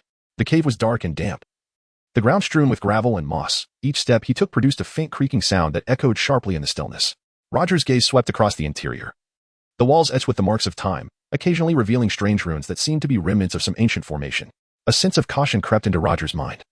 Although he had successfully slain the second-level monster encountered earlier, it remained uncertain whether other dangers lurked within the cave. Soon, Roger reached the cave's end. Before him lay a wooden box, roughly the size of a human head, resting quietly atop a protruding stone platform as if waiting for a destined visitor. He approached and scrutinized the wooden box closely. Its material appeared rather ordinary, yet the craftsmanship was exceptionally fine. A simple latch adorned the box, seemingly easy to open. Roger extended his hand and, with a gentle twist, the latch broke with a soft click. Taking a deep breath, he slowly opened the box. Inside, he discovered 2 jade vials and a note. The vials were translucent, their surfaces intricately carved, and the opening sealed with red silk, exuding an air of elegance. Roger picked up one of the jade vials and gently shook it, hearing the sound of elixirs swirling within. A wave of anticipation washed over him as he lifted the note and read aloud its contents. Hidden reward: 2 bottles of essence pills. Capable of enhancing magical power. Upon reaching this point, a flicker of joy sparked in Roger's eyes, and the corners of his mouth lifted slightly.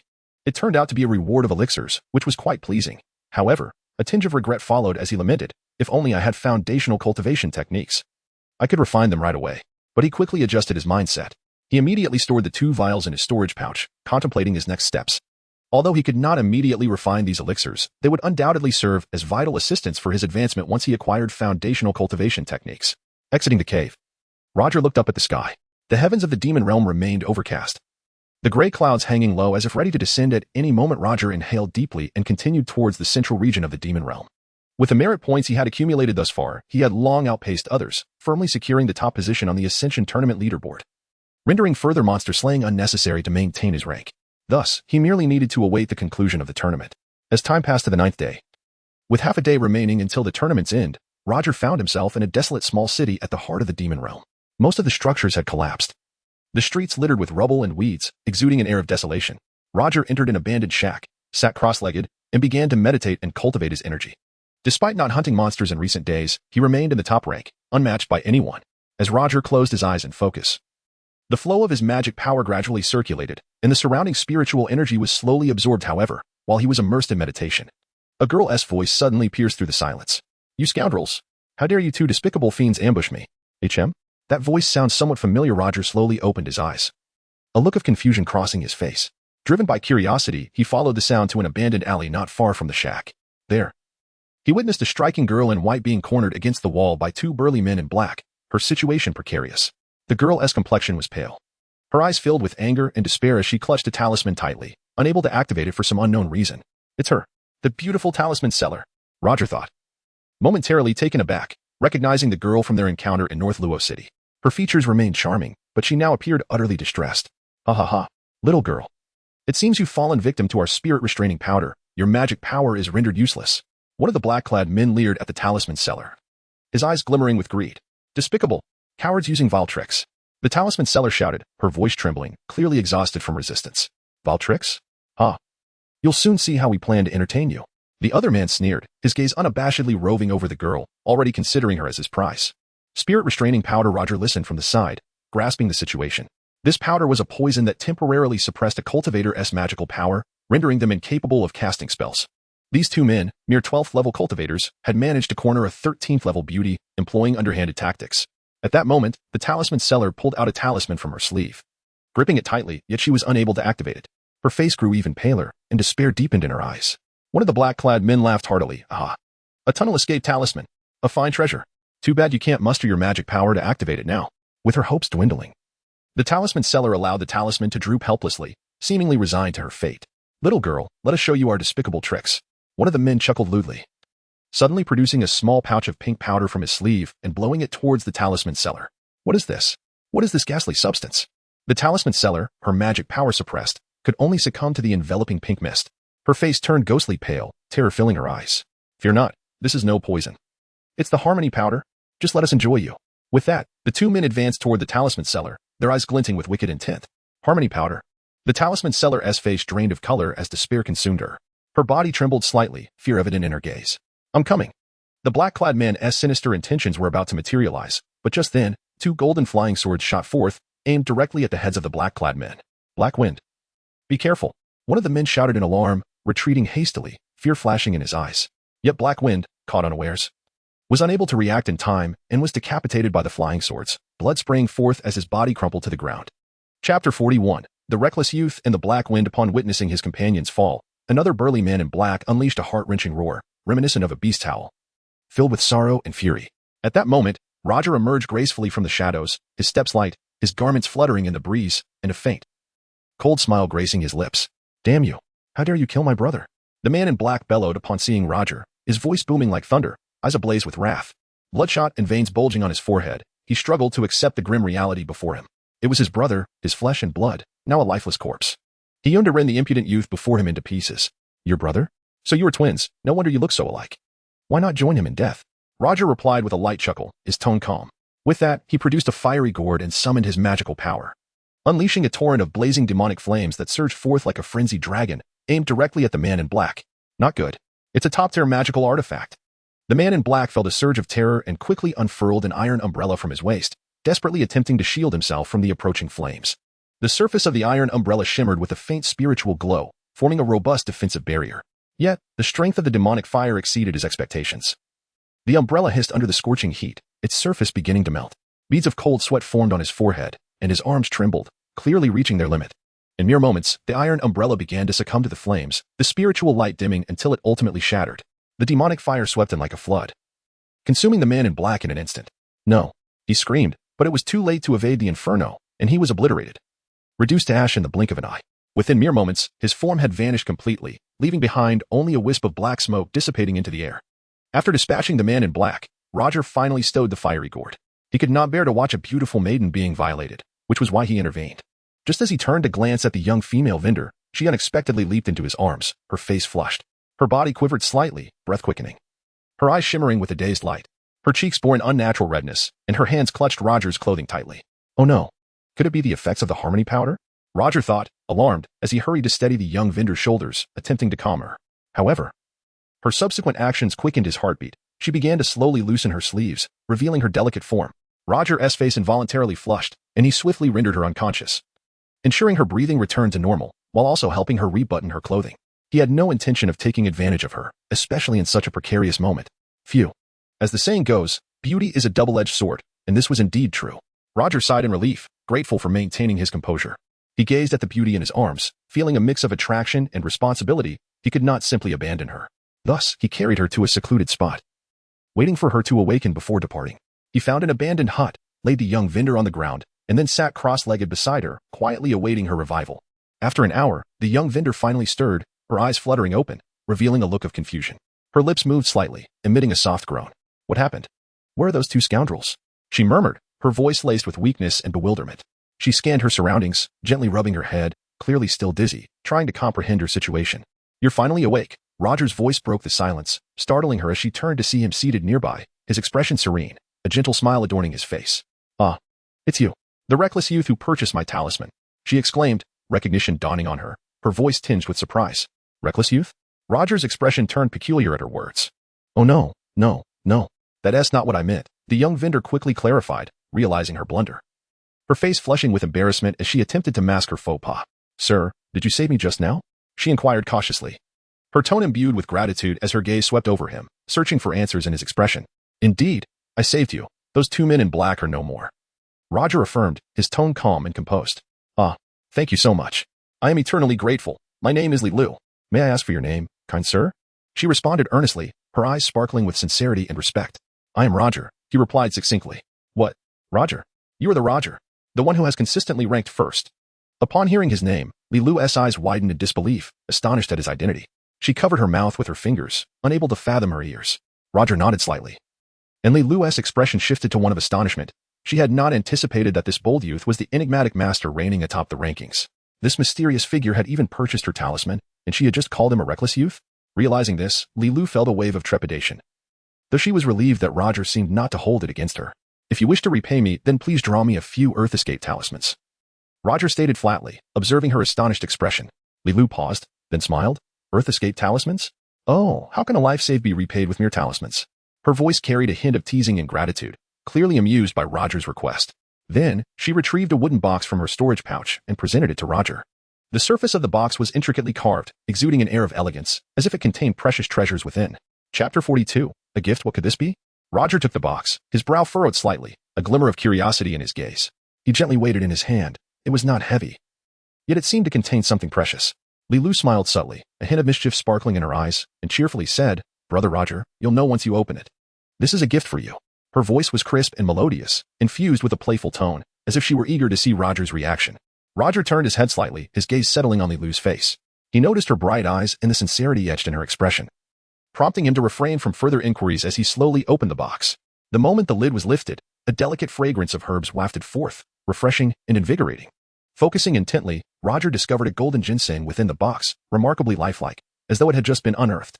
The ginseng was entirely golden, its roots fine as threads, and its surface shimmered with a faint ethereal glow, appearing to quiver with life. Most striking of all was a tiny golden bud atop the ginseng, its petals crystalline and translucent, radiating a gentle luminescence. Is this ginseng? Roger was momentarily taken aback, astonishment flickering in his eyes. In his experience, ordinary ginseng was not uncommon, but he had never encountered one of such exquisite quality. Li Lu chuckled, a note of pride in her voice. Hee. This is no ordinary ginseng. It is an 800-year-old spirit ginseng. What? An 800-year-old spirit ginseng? Roger's expression of surprise deepened as he fixed his gaze on Li Lu, incredulity lacing his tone. Are you truly giving this to me? Yes, Brother Roger. Please accept it. You saved my life, and for me, this kindness outweighs anything else. This is nothing in comparison. Li Lu nodded firmly, her tone sincere and unpretentious. Seeing the earnestness in Li Lu's demeanor, Roger felt a twinge of surprise in his heart. It seems you are also someone who knows how to be grateful. Roger smiled, teasingly. Of course. I, Li Lu, am not the kind of person who forgets kindness, she replied, playfully blinking her eyes. Roger nodded, deciding not to refuse any longer. In that case, I shall accept it without reservation. After saying this, he gently closed the box and waved his hand, storing it in his storage pouch. Li Lu's face lit up with a satisfied smile at this. Just then, Roger suddenly recalled something and asked curiously, by the way, where did you find this spirit ginseng? Is it a hidden reward from the 4 factions? Li Lu paused for a moment, then laughed. Yes, I received a hidden reward. It seems the 4 factions are quite generous to have set an 800-year-old spirit ginseng as a hidden reward. Roger nodded, reflecting inwardly. As he pondered, he abruptly retrieved an identification token from his storage pouch and casually tossed it to Li Lu. She caught it and looked down, discovering the name Black Wind inscribed upon it, with a merit value of 10,300 points, placing him 16th.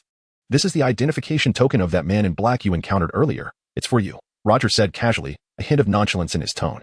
For me. Brother Roger, this is 10,300 points. You don't want it? Li Lu exclaimed, her eyes widening in disbelief. Roger chuckled lightly, confidence lacing his voice. I don't need it. The Ascension Conference will conclude in a few hours. With my merit value, I'm assured of first place. Realization dawned on Li Lu, and she offered an embarrassed smile. Ah, I forgot. Brother Roger, you are already in first place. Without further hesitation, she transferred all of Black Wind's merit points to her own identification token. As her merit points soared, her ranking quickly ascended, finally settling at 9th place. Seeing her rank rise into the top 10, Li Lu's heart surged with joy, and her face radiated a brilliant smile. She turned to Roger, gratitude shining in her eyes. Brother Roger, thank you so much. It was merely a small effort. There's no need to dwell on it. Roger waved his hand dismissively, his tone calm. Li Lu smiled, then curiously inquired, Brother Roger, after the Ascension Conference concludes, which sect do you plan to join? Roger pondered for a moment before responding. I suppose I will join the Spirit Sword sect. The Spirit Sword sect? Li Lu blinked, a hint of confusion in her voice. Why not join the 5 Elements sect instead? Roger was taken aback and countered, the 5 Elements sect? Why would I join the 5 Elements sect? Because the 5 Elements sect is presumably the most powerful among the 4 factions. I thought you would choose to join the strongest sect, Li Lu explained. Oh, the 5 Elements sect is the most powerful? I was unaware of that. However, I still prefer the Spirit Sword sect. It has left a good impression on me. Roger replied with a smile, his tone casual. Li Lu contemplated for a moment, then smiled and said, I see. Well, I shall also join the Spirit Sword sect. You wish to join the Spirit Sword sect as well? You aren't doing it just for me, are you? Roger asked, surprised. Li Lu blushed at his question, flustered. I just want to join, that's all. She lowered her head, internally muttering, wow. Why is he so direct? Even if you know, you don't have to say it out loud. It makes me feel so embarrassed. Seeing her flustered demeanor. Roger couldn't help but chuckle, teasingly saying, all right, since you want to join the Spirit Sword sect, let us go together. Hearing this, Li Lu's blush deepened. Yet she nodded and softly replied, then it settled. The two exchanged smiles, and the atmosphere lightened considerably, as Roger and Li Lu engaged in casual conversation. Time slipped away gradually. The sky above the demon domain remained overcast, yet their spirits were remarkably buoyant. At last, after 10 days, the time had come. A sudden surge of intense spatial fluctuations emanated from the heart of the demon domain, followed by the gradual emergence of a colossal blue portal before the onlookers. The spatial portal has opened, Li Lu exclaimed, her eyes gleaming with anticipation. Indeed, the Ascension Conference has finally concluded, Roger nodded, a touch of sentiment in his tone. They no longer lingered, joining the other participants as they stepped through the portal, leaving the demon domain behind. Upon their return to the Valley of Ascension, Roger let out a sigh of relief at the sight before him. The Valley of Ascension remained unchanged, the four elders hovering in the sky, quietly observing the returning crowd. Chapter 43 Invitation. Roger and Li Lu stood side by side in the center of the Ascension Valley, surrounded by a cacophony of voices. Some individuals engaged in animated conversations, their tones laced with the relief of survival. Others remained silent, heads bowed, seemingly still immersed in the fear and desolation of their journey through the demonic realm. Li Lu exhaled deeply, patting her chest as she expelled the tension and unease that had gripped her heart. A faint flush crept across her cheeks, and her eyes sparkled with a hint of gratitude for having emerged unscathed. Phew, it's finally over. That was truly a close call, she murmured, her voice quivering ever so slightly. Stealing a glance at Roger, she silently mused. Thankfully, Brother Roger saved my life at the last moment. Otherwise, I would never have made it out this time. Roger's expression remained as calm as still water, his gaze sweeping the surroundings with a slight furrow of his brow, betraying an undercurrent of gravity. He noted that the number of people emerging from the demonic realm had significantly dwindled. Originally, thousands had entered, yet now fewer than 300 remained.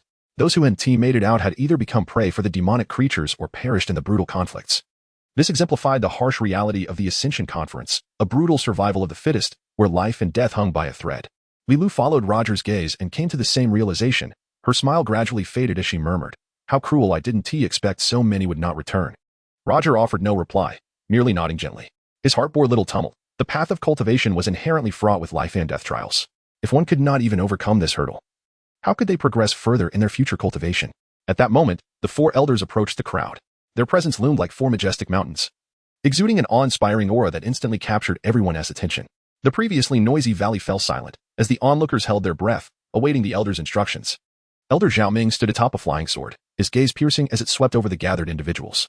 The Ascension Conference has concluded. Those beyond the top 200, please withdraw to the outskirts of Ascension Valley. Elder Xiaoming's voice resounded, deep and steady, echoing through the valley. As his words fell, a low murmur of disappointment rippled through the crowd. The cultivators who failed to make the cut wore faces of regret and frustration. They shook their heads helplessly and trudged towards the valley's edge, their footsteps heavy with despair. Soon, only the top 200 cultivators remained in the valley, while those who had failed stood nearby, eyes filled with envy and jealousy. The four elders descended slowly before the 200 cultivators, who respectfully bowed in unison. The elders nodded slightly, their gazes sweeping over the assembly, revealing a hint of approval. Quite commendable. The disciples who pass this time exhibit solid cultivation. They are indeed qualified to join our sects, remarked the middle-aged elder with red hair, his voice robust and resonant. His sharp eyes, akin to those of a hawk, assessed the gathered individuals as if discerning the depths of their abilities. With their keen perception, the four elders could clearly see that the lowest cultivation level among these 200 disciples was the 12th layer of Qi refinement, a marked improvement over the previous Ascension Conference. Elder Xiaoming spoke next, his tone gentle yet authoritative. Congratulations, you have passed the assessments of the Ascension Conference. You may now voluntarily choose which sect to join. Upon hearing this, excitement illuminated the faces of the crowd.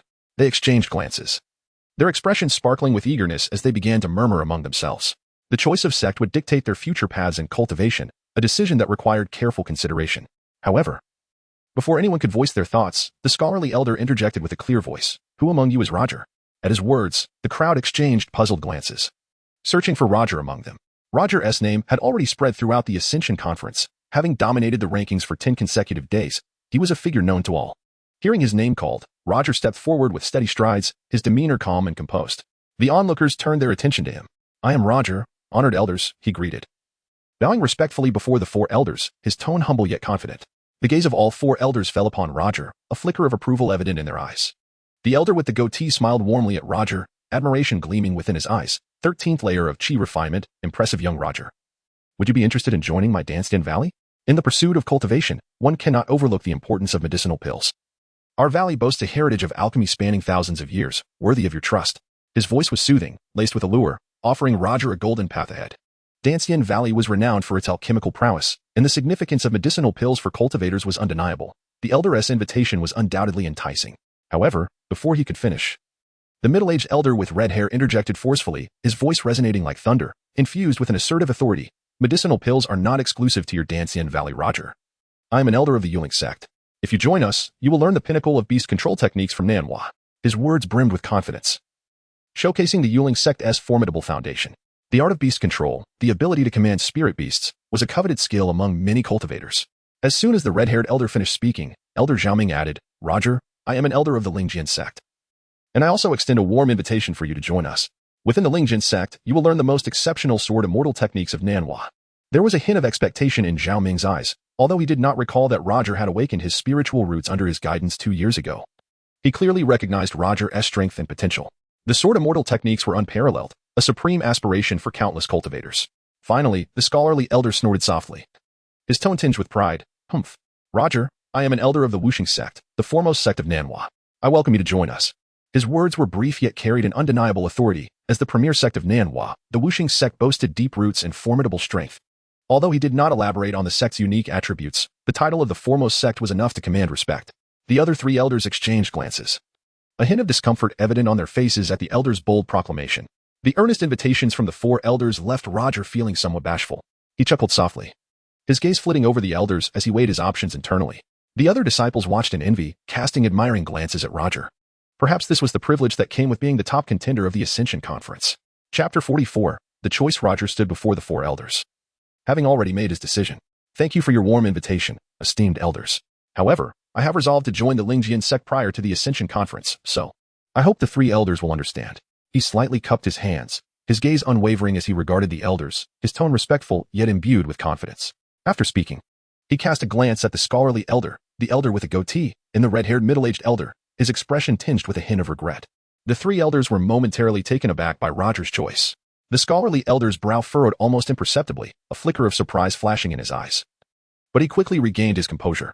He stroked his beard gently and said in a calm tone, Since you have made your choice, so be it. Though the Lingjian sect may not possess the profound heritage of our Wuxing sect, it is still a prominent sect. I hope you achieve great success there. The elder with the goatee also stroked his beard, revealing a trace of regret, yet he chose not to elaborate further. The red-haired middle-aged elder snorted derisively, clearly displeased with Roger's decision. His gaze was piercing as he fixed it on Roger, his voice tinged with annoyance. Young man, have you thought this through? The beast master technique of our Yuling sect is unparalleled in the southern wilderness. Should you miss this opportunity, do not regret it. Thank you for your kindness, esteemed elders. My mind is made up, and I hope for your understanding. Roger smiled slightly, his tone calm yet resolute. Elder Xiaoming, however, burst into laughter, his voice hearty and resonant. He strode forward, clasping Roger's shoulder with a firm pat, his eyes filled with approval. Haha, splendid, Roger. Welcome to the Lingjian sect. Your choice shall not disappoint you. Roger smiled in response, nodding appreciatively, feeling a sense of comfort at Elder Xiaoming's endorsement. The scholarly elder, noticing Roger's decision, refrained from further comment, merely nodding slightly before addressing the others. Well then, are there any others who wish to join our Wuxing sect? As soon as his words fell, a young man with dark skin stood forth from the crowd. This young man, imposing in stature and resolute in gaze, was none other than Wang Fei, ranked 2nd in the Ascension Conference. Wang Fei approached the scholarly elder, halting to salute with both fists clasped respectfully. Elder, I am Wang Fei, and I earnestly wish to join the Wuxing sect. I hope you will grant me this opportunity. Oh, you are the 2nd place Wang Fei? Very well. Accepted. The scholarly elder's gaze swept over Wang Fei, a glimmer of approval evident in his eyes. Wang Fei beamed with delight, his face lighting up with excitement as he quickly bowed in gratitude. Thank you, elder. With Wang Fei's acceptance, other disciples began to step forward in a similar fashion, eager to express their desire to join the Wuxing sect. The atmosphere became notably lively, as over 150 among the 200 disciples sought to join the Wuxing sect. As the foremost sect in the southern wilderness, the Wuxing sect and Appo's illustrious reputation naturally attracted many aspiring disciples. The scholarly elder observed this scene, a satisfied smile creeping onto his face.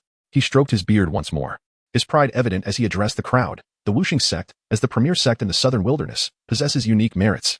However, we can only accept 50 disciples this time, so I shall select from these 150. With that, the scholarly elder began his selection process. His discerning gaze scanned the crowd, occasionally nodding or shaking his head. Those chosen radiated joy, while those left unselected could only resign themselves to joining the other 3 sections. Before long, all 4 sects had assigned their 50 disciples. The scholarly elder surveyed his selected disciples with satisfaction, then turned to Elder Zhao Ming and the others, stating, "Now that we have completed our selections, this Ascension Conference comes to a close. We of the Wuxing sect shall take our leave." Upon finishing, he produced a large gourd artifact from his sleeve. The scholarly elder leapt lightly onto the gourd, waving to his disciples, "Come aboard, we are departing." The disciples of the Wuxing sect promptly jumped onto the gourd, which transformed into a streak of light, vanishing swiftly into the horizon. The red-haired middle-aged elder, witnessing this, refrained from further words, drawing a spirit beast pouch from his waist. With a gentle tap, a massive eagle soared forth. He mounted the eagle and Appos' back. Addressing his disciples, "We too shall depart." The disciples of the Yuling sect followed suit, climbing onto the eagle's back, which ascended majestically into the sky, disappearing into the clouds. The elder with the goatee from Danxian Valley retrieved a leaf-shaped artifact from his sleeve. This artifact, emerald green and resembling a large leaf, emitted a faint spiritual glow. The elder leapt onto the leaf and called to his disciples, "Come aboard, we must return to Danxian Valley." The disciples of Danxian Valley quickly climbed onto the leaf, which transformed into a green light and swiftly disappeared into the distance. Once the other 3 sects had departed, Elder Zhao Ming finally produced a humble wooden boat from his sleeve. This boat measured approximately 10 zhang in length and 5 zhang in width, crafted from ancient wood, adorned only with simple carvings, exuding an unpretentious charm. Elder Zhao Ming leapt onto the boat, gesturing to his disciples, "Everyone, come aboard. We will set off for our sect." The disciples of the Lingjian sect eagerly boarded the boat, including Roger and Li Lu. Standing beside Roger, Li Lu wore an expression of excitement, whispering, "Brother Roger, we are finally joining the Lingjian sect." Roger smiled gently, nodding with anticipation in his eyes. Once all the disciples were aboard, Elder Zhao Ming waved his hand, and the wooden boat transformed into a streak of light, soaring swiftly into the sky. The boat moved with remarkable speed, the scenery whirling past, causing the disciples to exclaim in wonder. Those who failed to join the sect could only remain at the Ascension Valley, watching the boat disappear into the distance. Their faces filled with regret and helplessness, lingering long after the boat had left. In the high skies, the wooden boat sped along. Elder Zhao Ming stood at the bow, hands clasped behind him, gazing thoughtfully into the distance. After a moment, he turned and fixed his gaze on Roger. Smiling as he inquired, "Roger, you could have joined the Wuxing sect. Why did you choose the Lingjian sect instead?" Elder Zhao Ming and Appos' unexpected question momentarily caught Roger off guard. He smiled softly, a hint of nostalgia in his eyes. "It seems Master Zhao has completely forgotten. 3 years ago, you came to our little town to recruit disciples. You should remember Qiu Yue, right?" Qiu Yue, Elder Zhao Ming and Appos' eyes widened in surprise, as if recalling something significant. He scrutinized Roger closely, recognition dawning on his face. "You are the one from that small town." "Indeed," Roger nodded, his tone laced with sentiment. "I remember now. You were the one with the 3 spiritual roots. I did not expect that in just 3 short years you would have mastered your foundational techniques to the 13th level and even claimed first place in the Ascension Conference. Remarkable." Elder Zhao Ming gazed at Roger in astonishment, filled with admiration.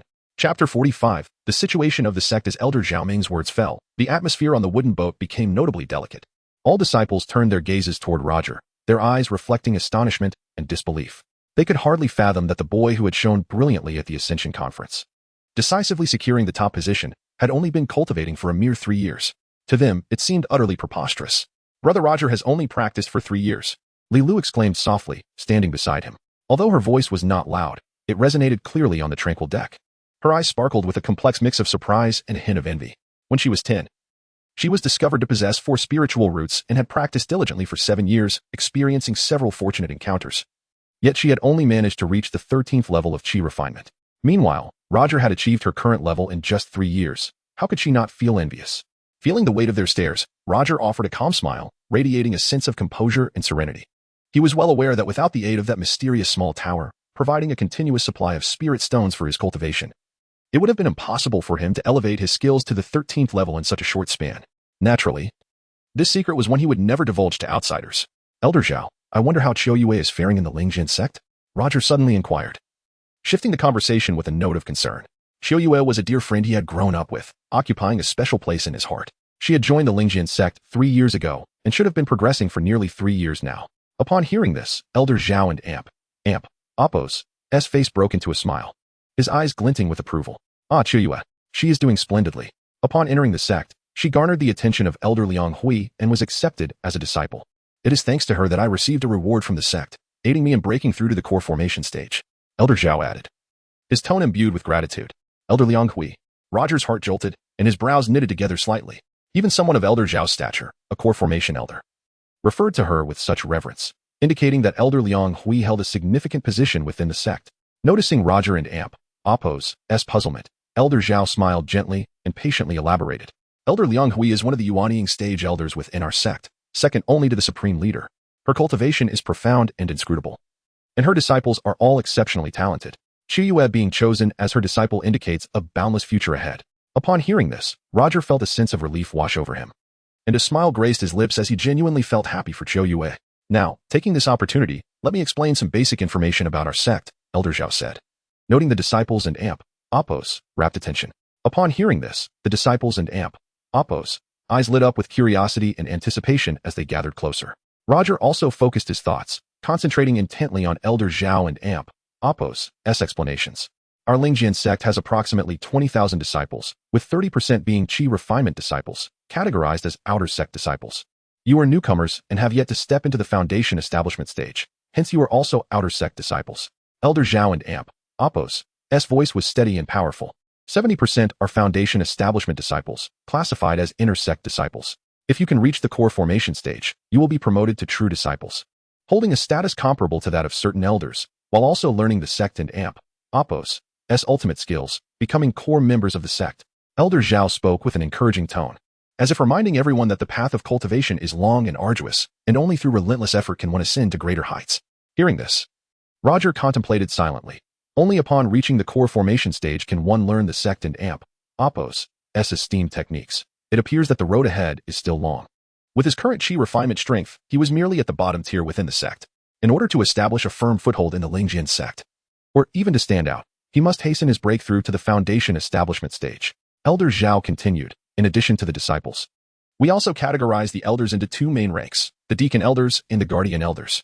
The guardian elders hold a higher status, and only those at the Yuanying stage can assume this role. Their responsibility is to protect the sect from threats. Meanwhile, the deacon elders are responsible for the sect and Amp, Appo's daily management, ensuring the smooth operation of the sect, such as recruiting elders, imparting teachings, and enforcing laws. Generally possessing strength at the core formation stage, Elder Zhao meticulously introduced the various duties of the deacon elders, providing the disciples with a clearer understanding of the sect and Amp, Appo's management system. As for the supreme leader, who stands above the guardian elders, he is the true core of the sect, possessing unparalleled cultivation, and is rarely seen by ordinary individuals. Elder Zhao spoke with a tone tinged with reverence. The disciples listened intently, their faces glowing with longing and aspiration. Having just entered the sect, they were filled with curiosity about everything. And Elder Zhao and Amp, Appo's explanations seemed to open a door to a new world, granting them a clearer vision of their future cultivation journey. Elder Zhao spoke for half an hour before finally pausing, reminding the disciples, for cultivators, whether within the sect or outside, only powerful cultivation is fundamental. Keep this in mind. Strive diligently, and never become complacent. All the disciples nodded, etching Elder Zhao and Amp, Appo's words into their hearts. At that moment, Li Lu quietly approached Roger, her eyes shimmering with curiosity. Brother Roger, who is Qiyue that you mentioned earlier? You seem quite concerned about her. Roger was taken aback for a moment, then smiled and replied, Qiyue? She is a friend of mine from the same hometown, a prodigy with a heavenly spiritual root.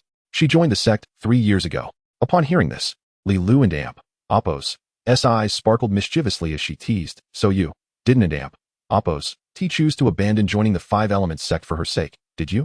Roger paused for a moment, then shook his head and chuckled. No?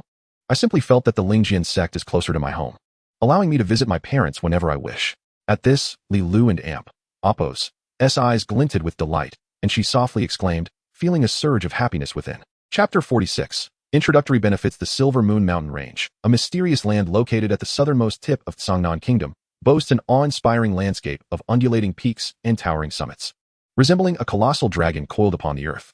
This majestic range, extending for hundreds of thousands of miles, serves as the source of rivers for several neighboring nations. The streams that cascade through the mountains converge into mighty rivers, nurturing countless living beings. Nestled within these grand mountains lies the gateway to the Lingjian sect. After a day of flight, Elder Zhaoming finally arrived at the sect and Amp, Appo's entrance with 50 new disciples. The wooden boat meandered gracefully between the peaks, shrouded in mist. as if traversing a realm of ethereal beauty. The disciples stood aboard the vessel, their eyes captivated by the towering mountains that pierced the clouds, occasionally pierced by the melodious chirping of birds, creating an atmosphere of serene tranquility. Look, ahead is the Lingjian sect and Amp, Apos, S entrance. A disciple suddenly exclaimed, pointing excitedly. Following his gaze, the onlookers beheld a vast plain emerging amidst the towering peaks.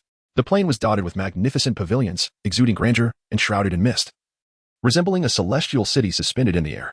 The entrance to the Lingjian sect was situated atop this plain, encircled by mountains that formed a natural barrier, safeguarding this sacred land. This is truly a paradise. Li Lu stood beside Roger, her eyes sparkling with wonder as she whispered in awe. Roger nodded slightly, his gaze reflecting a sense of astonishment. Although he had heard tales of the Lingjian sect and Amp, Apos, S reputation, witnessing this grand entrance with his own eyes left him profoundly moved. The pavilions on the plain were arranged with artistic precision, each radiating a faint spiritual glow. In the distance, several disciples soared through the air on their flying swords, their garments billowing gracefully. This plain seemed too perfect to be a product of nature, Roger mused softly, his eyes sweeping the surroundings. Elder Xiaoming, having overheard Roger and Amp, Apos, S remarks, smiled gently and explained, indeed, this plain was not formed by natural means.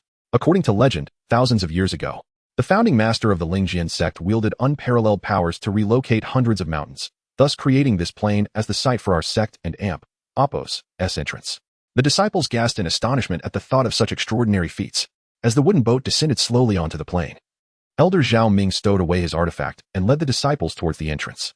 A colossal stone tablet stood before them, inscribed with the three powerful characters of Lingjian sect, as if infused with boundless sword intent. Come, I shall guide you in collecting your introductory supplies. Elder Zhao Ming beckoned, signaling the disciples to follow.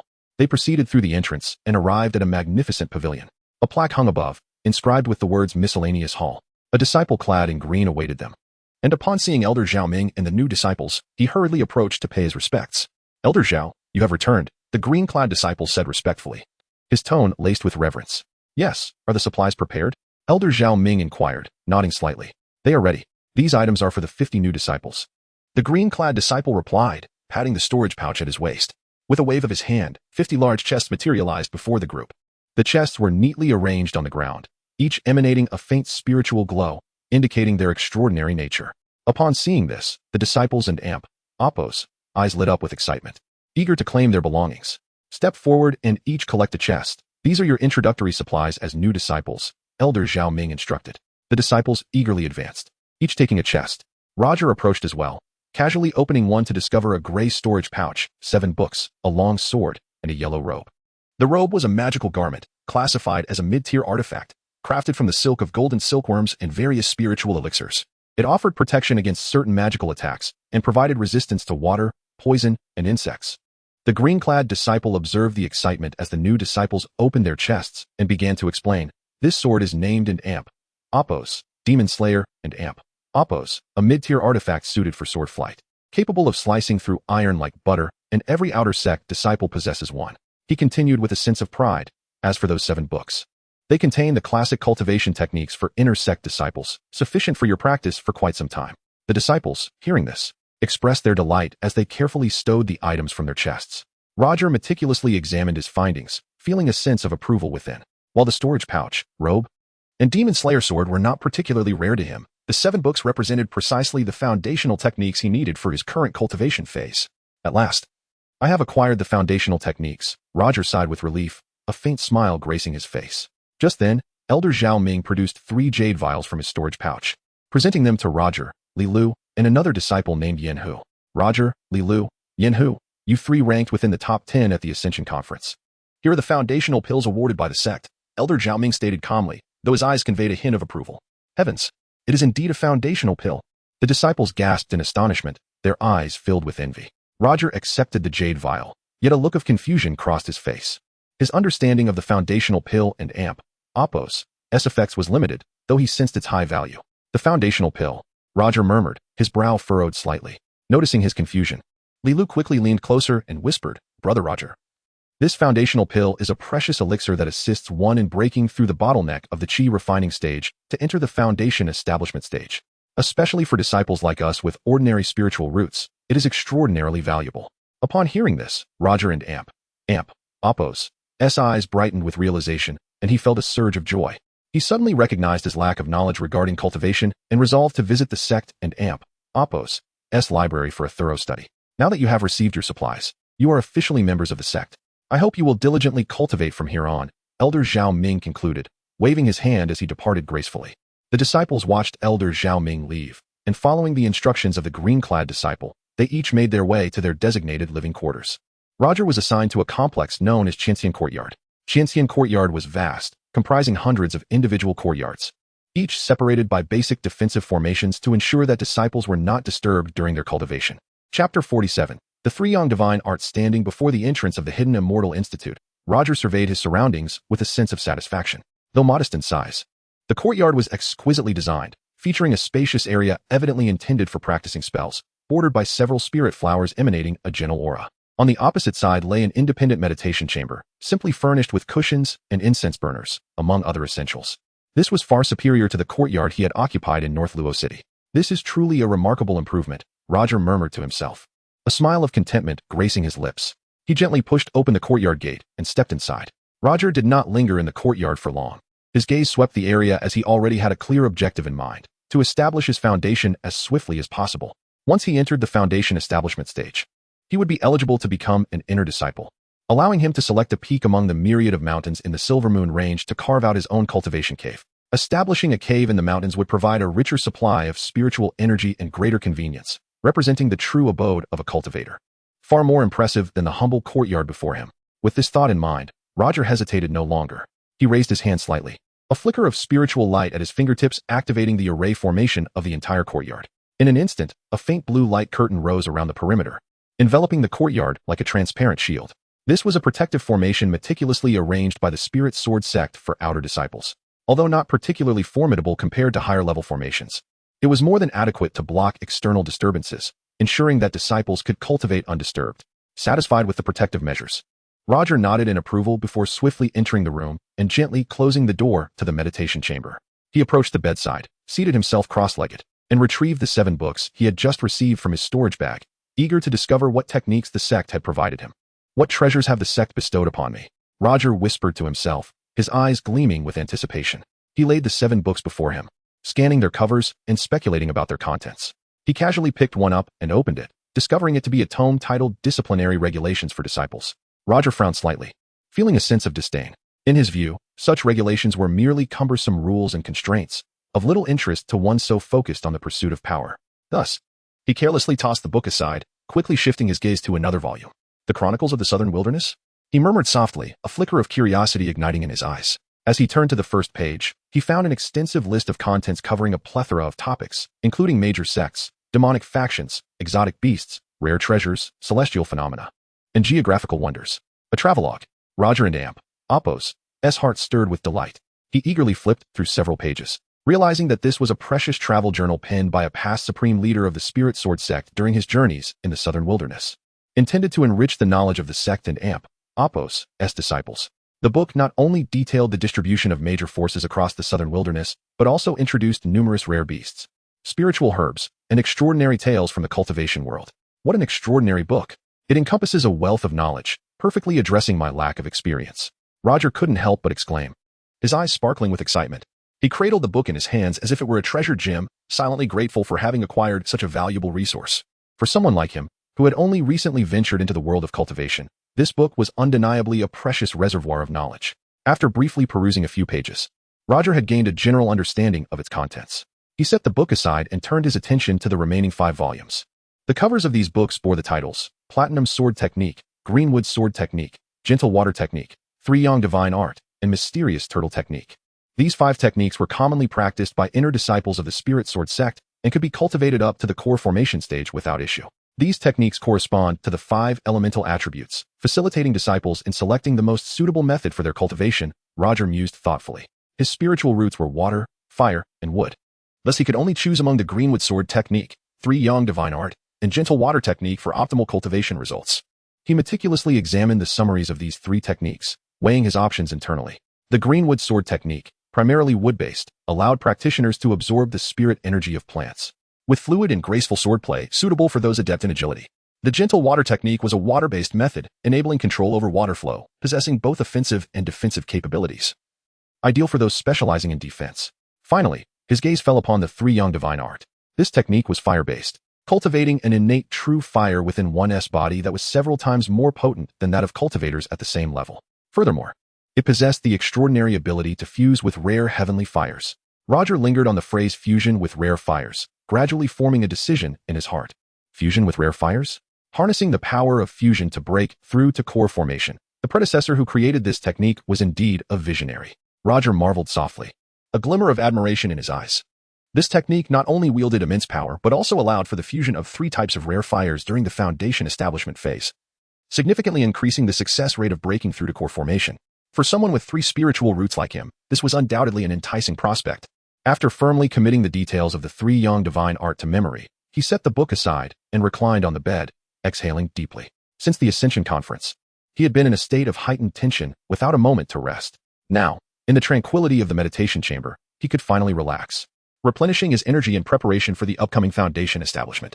Tomorrow, I shall begin my ascent to foundation establishment, Roger murmured softly, closing his eyes and soon drifting into slumber.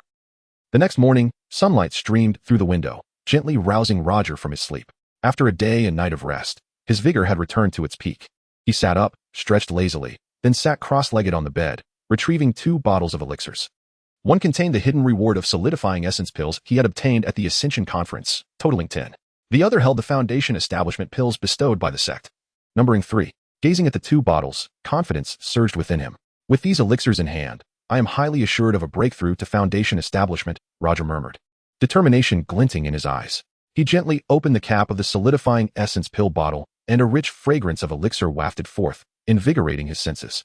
Chapter 48. Promotion. Roger inhaled deeply, his expression serene as a still lake. He poured out 2 solid essence pills, their surfaces smooth as jade, exuding a faint, delicate fragrance. Without the slightest hesitation, Roger placed the pills into his mouth. The pills dissolved instantly, transforming into warm and rich currents that surged swiftly down his throat, flooding his entire being. With closed eyes, he silently recited the incantation of the 3 young divine art, allowing the magical energy within him to flow like a gentle stream, gradually guiding the medicinal power throughout his limbs and bones. He sensed every thread of energy being refined and transformed into his own magical force, his aura steadily amplifying. These essence pills were indeed extraordinary. Their potency was remarkably pure, far surpassing that of the previous vitality pills. Roger marveled inwardly, yet his face betrayed no emotion. He understood that the path of cultivation required patience. Only by proceeding steadily could one traverse further. 3 days later, Roger slowly opened his eyes, a glimmer of brilliance flashing within. The jade vial in his hand was now empty, having completely refined all 10 essence pills. At this moment, his cultivation had truly reached the pinnacle of the 13th level of chi refinement, with his magical force surging like a mighty river, poised to break through the bottleneck and ascend into the foundation establishment stage. The time has come, Roger murmured softly, a hint of anticipation in his tone. He reached for the vial of foundation establishment pills, gently pouring one into his palm. The pill gleamed with a subtle golden light. Without hesitation, he swallowed the foundation establishment pill. Boom. The moment the pill entered his mouth, a tremendous force of medicinal energy erupted within him, akin to a volcanic eruption. Roger felt his entire meridian system violently tremble, his magical force boiling like scalding water, surging uncontrollably. Startled, he quickly regained his composure, a smile creeping onto his face. The potency of this foundation establishment pill was indeed remarkable. Roger felt a surge of joy within, swiftly channeling all his energy into the 3 young divine art. Fervently refining this overwhelming energy, his body transformed into a colossal furnace, gradually converting the medicinal power into his own magical force. As time progressed, under the influence of the foundation establishment pill, the gaseous true essence within him began to transition into a liquid state, with each droplet of liquid essence harboring formidable strength. Fine beads of sweat formed on Roger and Appo's forehead, yet he remained undeterred, fully concentrating on guiding his magical energy. This was a crucial moment for breaking through to the foundation establishment stage, allowing for not even the slightest mistake. 2 months later, the morning sun cast its glow upon Roger and Appo's courtyard, the air infused with a refreshing aura. Standing in the center of the yard, a flicker of fierce flames danced at his fingertips, alive and vibrant. Beside him, 100 vividly animated firebirds circled, each composed of intertwining flames, their wings gently flapping with a soft crackling sound. The 100 birds technique is indeed exquisite, Roger murmured to himself, satisfaction gleaming in his eyes. With a subtle flick of his finger, the flames at his fingertips vanished, and the 100 firebirds transformed into specks of embers, dissipating into the air. Roger exhaled deeply, a gentle smile gracing his lips. His cultivation had solidified at the initial stage of foundation establishment, and he had made notable progress with the 100 birds technique. Reflecting on the past 2 months of seclusion and cultivation, Roger felt a wave of emotions. Initially, he believed he would need to consume 3 foundation establishment pills, even relying on the 800-year-old ginseng gifted by Li Lu to succeed. Yet, unexpectedly, upon consuming the second foundation establishment pill, he had broken through successfully, advancing into the foundation establishment stage. This realization filled him with joy and bolstered his confidence for the cultivation journey ahead. As for the remaining foundation establishment pill and the 800-year-old ginseng, Roger had devised a plan. He intended to reserve these resources for his loyal companion, Xiaobao, to assist it in advancing to the level of a second-tier demon beast. Though Xiaobao was merely a demon beast, it was his most steadfast companion, an essential presence on his future cultivation path. Just as Roger was about to continue practicing his techniques, a golden talisman suddenly penetrated the courtyard and Apos' barrier, gently hovering before him. The talisman sparkled with a faint spiritual light, clearly a message sent to him. A communication talisman? Roger raised an eyebrow, reaching out to touch it lightly. Immediately, an aged voice emanated from the talisman. Disciples, an urgent mission has arisen. A vein of spirit stones has been discovered in the black desert of the South Sand Kingdom, and we require disciples to guard the mine and transport the mine spirit stones back to the sect to prevent them from being seized by demonic forces. Upon completion of the task, generous rewards of pills will be granted. We hope for your active participation. After absorbing the contents of the communication talisman, Roger and Apos' brow furrowed slightly as he murmured, "The black desert of the South Sand Kingdom? It is perilously close to the demonic sect and Apos, netherworld demon sect, and Apos. If they were to discover the spirit stone vein, it would indeed invite considerable trouble." Since his emergence from seclusion, Roger had not only practiced his techniques, but had also diligently studied the chronicles of the southern wilderness, gaining a deeper understanding of the various factions and geographical landscapes of the southern wilderness continent. The black desert of the South Sand Kingdom was a desolate expanse, ravaged by sandstorms year-round, characterized by its harsh environment. However, precisely because of this, it concealed many undiscovered resources, including the spirit stone vein. Should I participate in this mission? Roger weighed his options internally. Generally, participation in sect missions was not mandatory, but prolonged absence from such duties could lead the sect to deem one unworthy of cultivation, potentially resulting in expulsion. Naturally, Roger did not wish to be expelled. His ambition was to become a true disciple and learn the sect and Apos' ultimate techniques. Thus, I shall participate. Roger swiftly concluded. He reasoned that this mission merely involved guarding the spirit stone vein, and the worst-case scenario would be a confrontation with demonic forces, providing an excellent opportunity for practical experience. Moreover, there were substantial rewards and pills upon successful completion of the task. What was there to lose? Having experienced the significance of pills during the past 2 months, Roger recognized their essential role in a cultivator and Apos' journey. Without the 3 foundation establishment pills rewarded by the sect, he would not have succeeded so easily. Let this be an experience, Roger spoke softly, determination flickering in his eyes. The path of cultivation was fraught with challenges and opportunities. Only by persevering could one advance further. With this thought in mind, Roger hesitated no longer. He turned and returned to his room, preparing for the impending mission. The environment of the Black Desert was exceptionally harsh, necessitating thorough preparations to handle any potential circumstances. The South Sand Kingdom, the Black Desert. I wonder what kind of adversaries await on this mission. Roger mused as he organized his gear, a glimmer of anticipation shining in his eyes.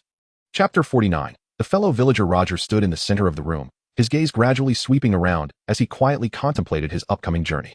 He gently patted the storage pouch at his waist, assuring himself that its contents were adequately prepared. Subsequently, his attention fell upon the enigmatic small tower resting on the table. Perhaps I should keep it on me, Roger murmured to himself, reaching out to grasp the tower. He carefully tucked it into his bosom. Yet a sense of helplessness lingered in his heart. Since acquiring this small tower, it had become his greatest secret and the most crucial support in his cultivation journey. The thought of the mysterious tower filled Roger with a tinge of melancholy. It had 6 levels, and he had initially believed that upon reaching the foundation establishment stage, he could push open the grand golden door to access the 2nd level. However, to his dismay, the door remained steadfastly closed, leaving him feeling frustrated. He had no choice but to set this matter aside, hoping that one day he might finally breach that golden door. Must I truly wait until reaching the core formation stage to enter the 2nd level? Roger sighed inwardly, shaking his head to suppress his discontent. Having finished his preparations, Roger donned the yellow robe issued by the sect, its soft texture shimmering faintly with spiritual light. Though merely a mid-tier magical garment, it could at least offer some protection during critical moments. Once ready, he pushed open the door and strode toward the square in front of the Immortal Cultivation Academy. Sunlight bathed him, and a gentle breeze brought a refreshing coolness. The square was already bustling with numerous disciples. From a distance, it appeared crowded, indicating the allure of this particular mission. As Roger entered the square, he surveyed the throng of people. After a keen observation, he noted that although over 20 disciples were gathered, the majority were at the chi refinement stage, with only a scant 5 at the foundation establishment stage. This discrepancy sparked a flicker of curiosity within him. Typically, disciples at the foundation establishment stage possessed relatively greater strength and were more eager to engage in sect missions. Why? Then, were there so few participating this time? Were they all sequestered in secluded cultivation, unwilling to partake in such tasks? Or perhaps this mission concealed some hidden dangers that prompted the foundation establishment disciples to hesitate. As Roger pondered these questions, his gaze inadvertently drifted across the group of chi refinement disciples. Suddenly, a familiar figure caught his eye. It was his fellow villager, Tang Wenyuan. Tang, with his rotund figure, stood out conspicuously among the crowd. Roger recalled vividly that this chubby lad had dual spiritual roots and had entered the sect 3 years prior, proudly boasting of his innate talents.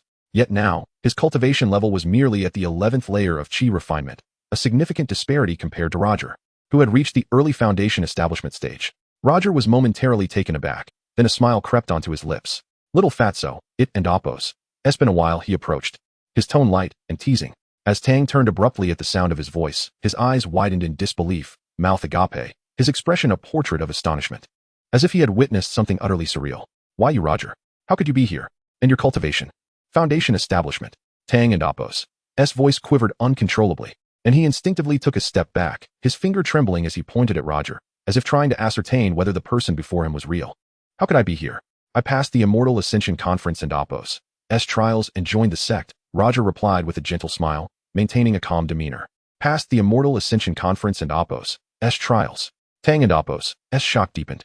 He could hardly believe that Roger, a cultivator with 3 spiritual roots, had managed to pass the trials in just 3 years and had advanced to the foundation establishment stage.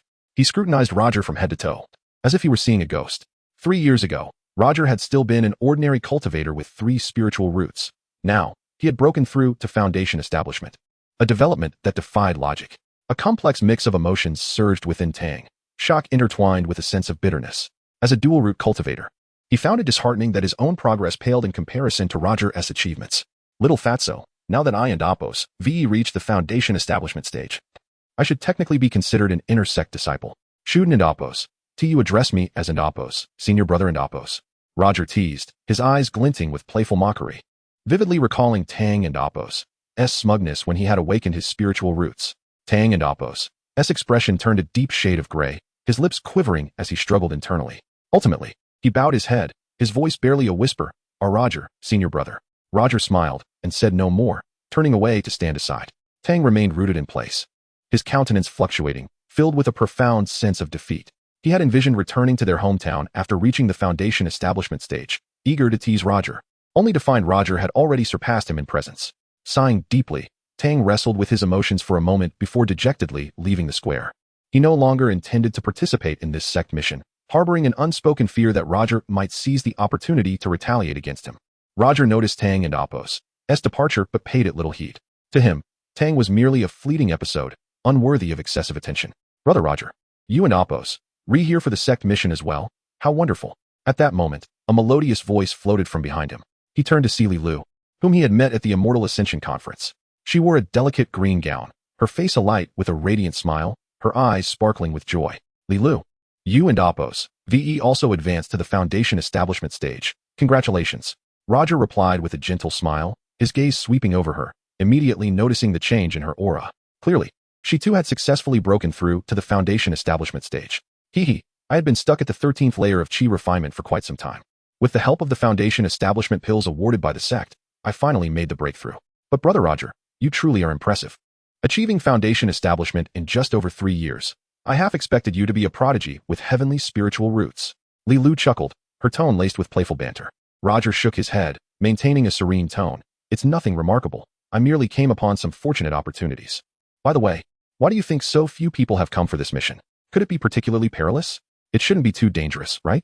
It's just about guarding the spiritual stone mine in the desert, Li Lu said, blinking her eyes and shaking her head.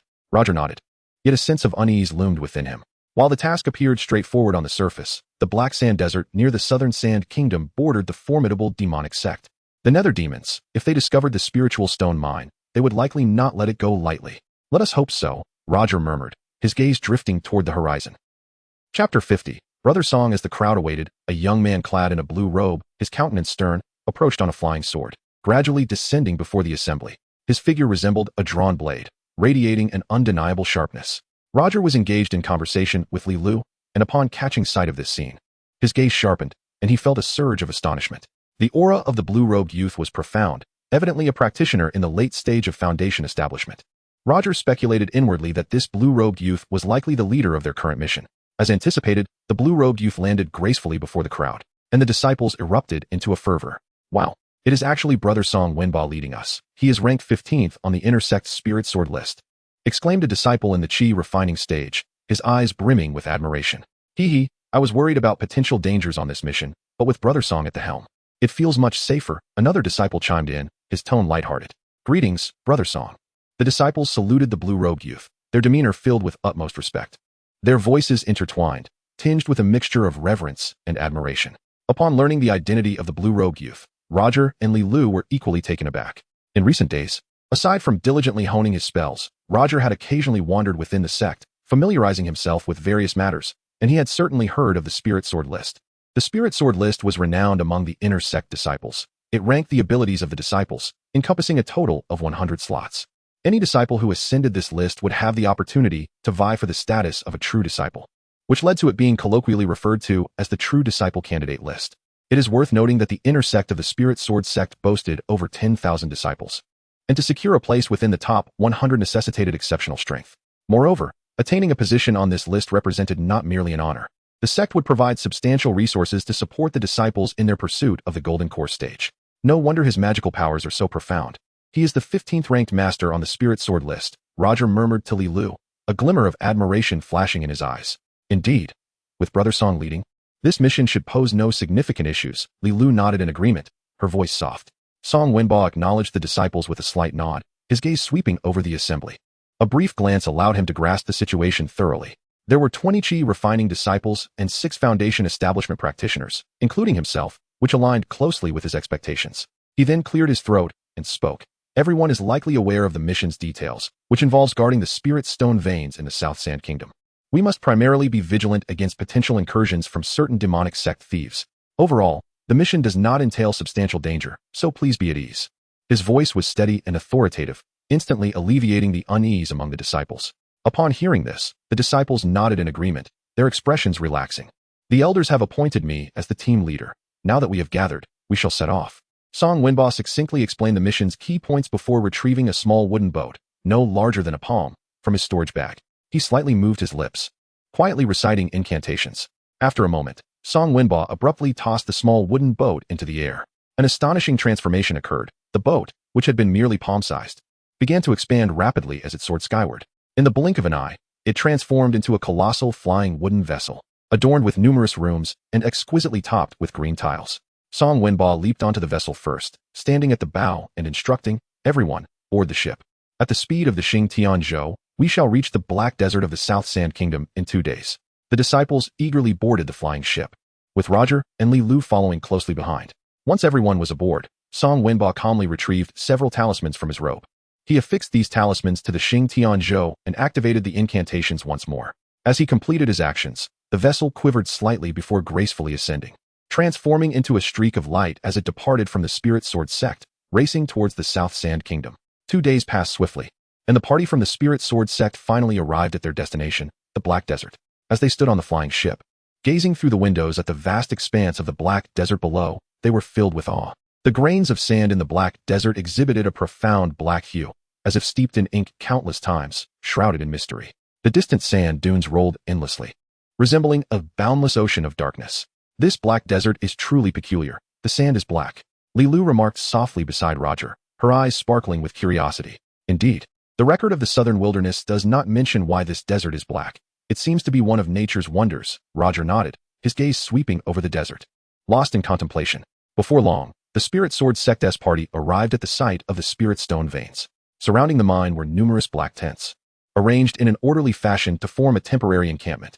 Many armored soldiers patrolled around the tents, their expressions grave, holding long spears, their vigilant eyes scanning every corner, clearly on guard against possible attacks. Upon spotting the arrival of the Celestial Masters from the Spirit Sword sect, the general stationed at the temporary encampment hastened forward to greet them. Approaching Song Wenba, he respectfully cupped his hands and spoke in a resonant voice. I am Jean Boyang. Honored to meet all celestial masters. How is the situation at the Spirit Stone veins? Song Wenba inquired calmly, his gaze briefly assessing Jean Boyang. The miners have been dispatched as instructed, and we expect the extraction to be completed within 3 months, Jean Boyang respectfully replied. Very well. During this period, we shall remain here to ensure the safety of the Spirit Stone veins. Song Wenba nodded with satisfaction, his tone still composed. Jean Boyang's face lit up with gratitude as he quickly said, Thank you, Celestial Master. With your presence, we can rest easy. He understood the formidable power of cultivators. Their protection ensured the safety of the mining operations. Song Wenba waved his hand, signaling Jean Boyang to withdraw. He then turned to the disciples and stated, We will be stationed here for a while. The Foundation Establishment disciples will set up formations, while the Chi Refining disciples will take turns patrolling to ensure the security of the mine. He paused, his expression growing more serious as he scanned the group. Although the task appears straightforward, the Black Desert is in proximity to the demonic Sekyoming Mazong. Everyone must remain vigilant and not let their guard down. The disciples nodded in unison, signaling their understanding. Chapter 51. Ambush. Song Wenba arranged for 2 Foundation Establishment disciples to set up the formation around the area. The 2 disciples skillfully took out the formation plates and various materials, methodically arranging them. In no time, a powerful defensive formation was completed around the mine, shimmering with a faint glow, enveloping the entire area. The others were directed to rest in the tents. Roger and Li Lu were assigned to the same tent.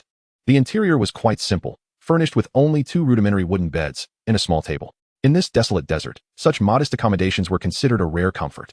Li Lu sat beside him and spoke softly, Brother Roger, this mission appears uncomplicated, but we must remain vigilant. A hint of worry flickered in her eyes.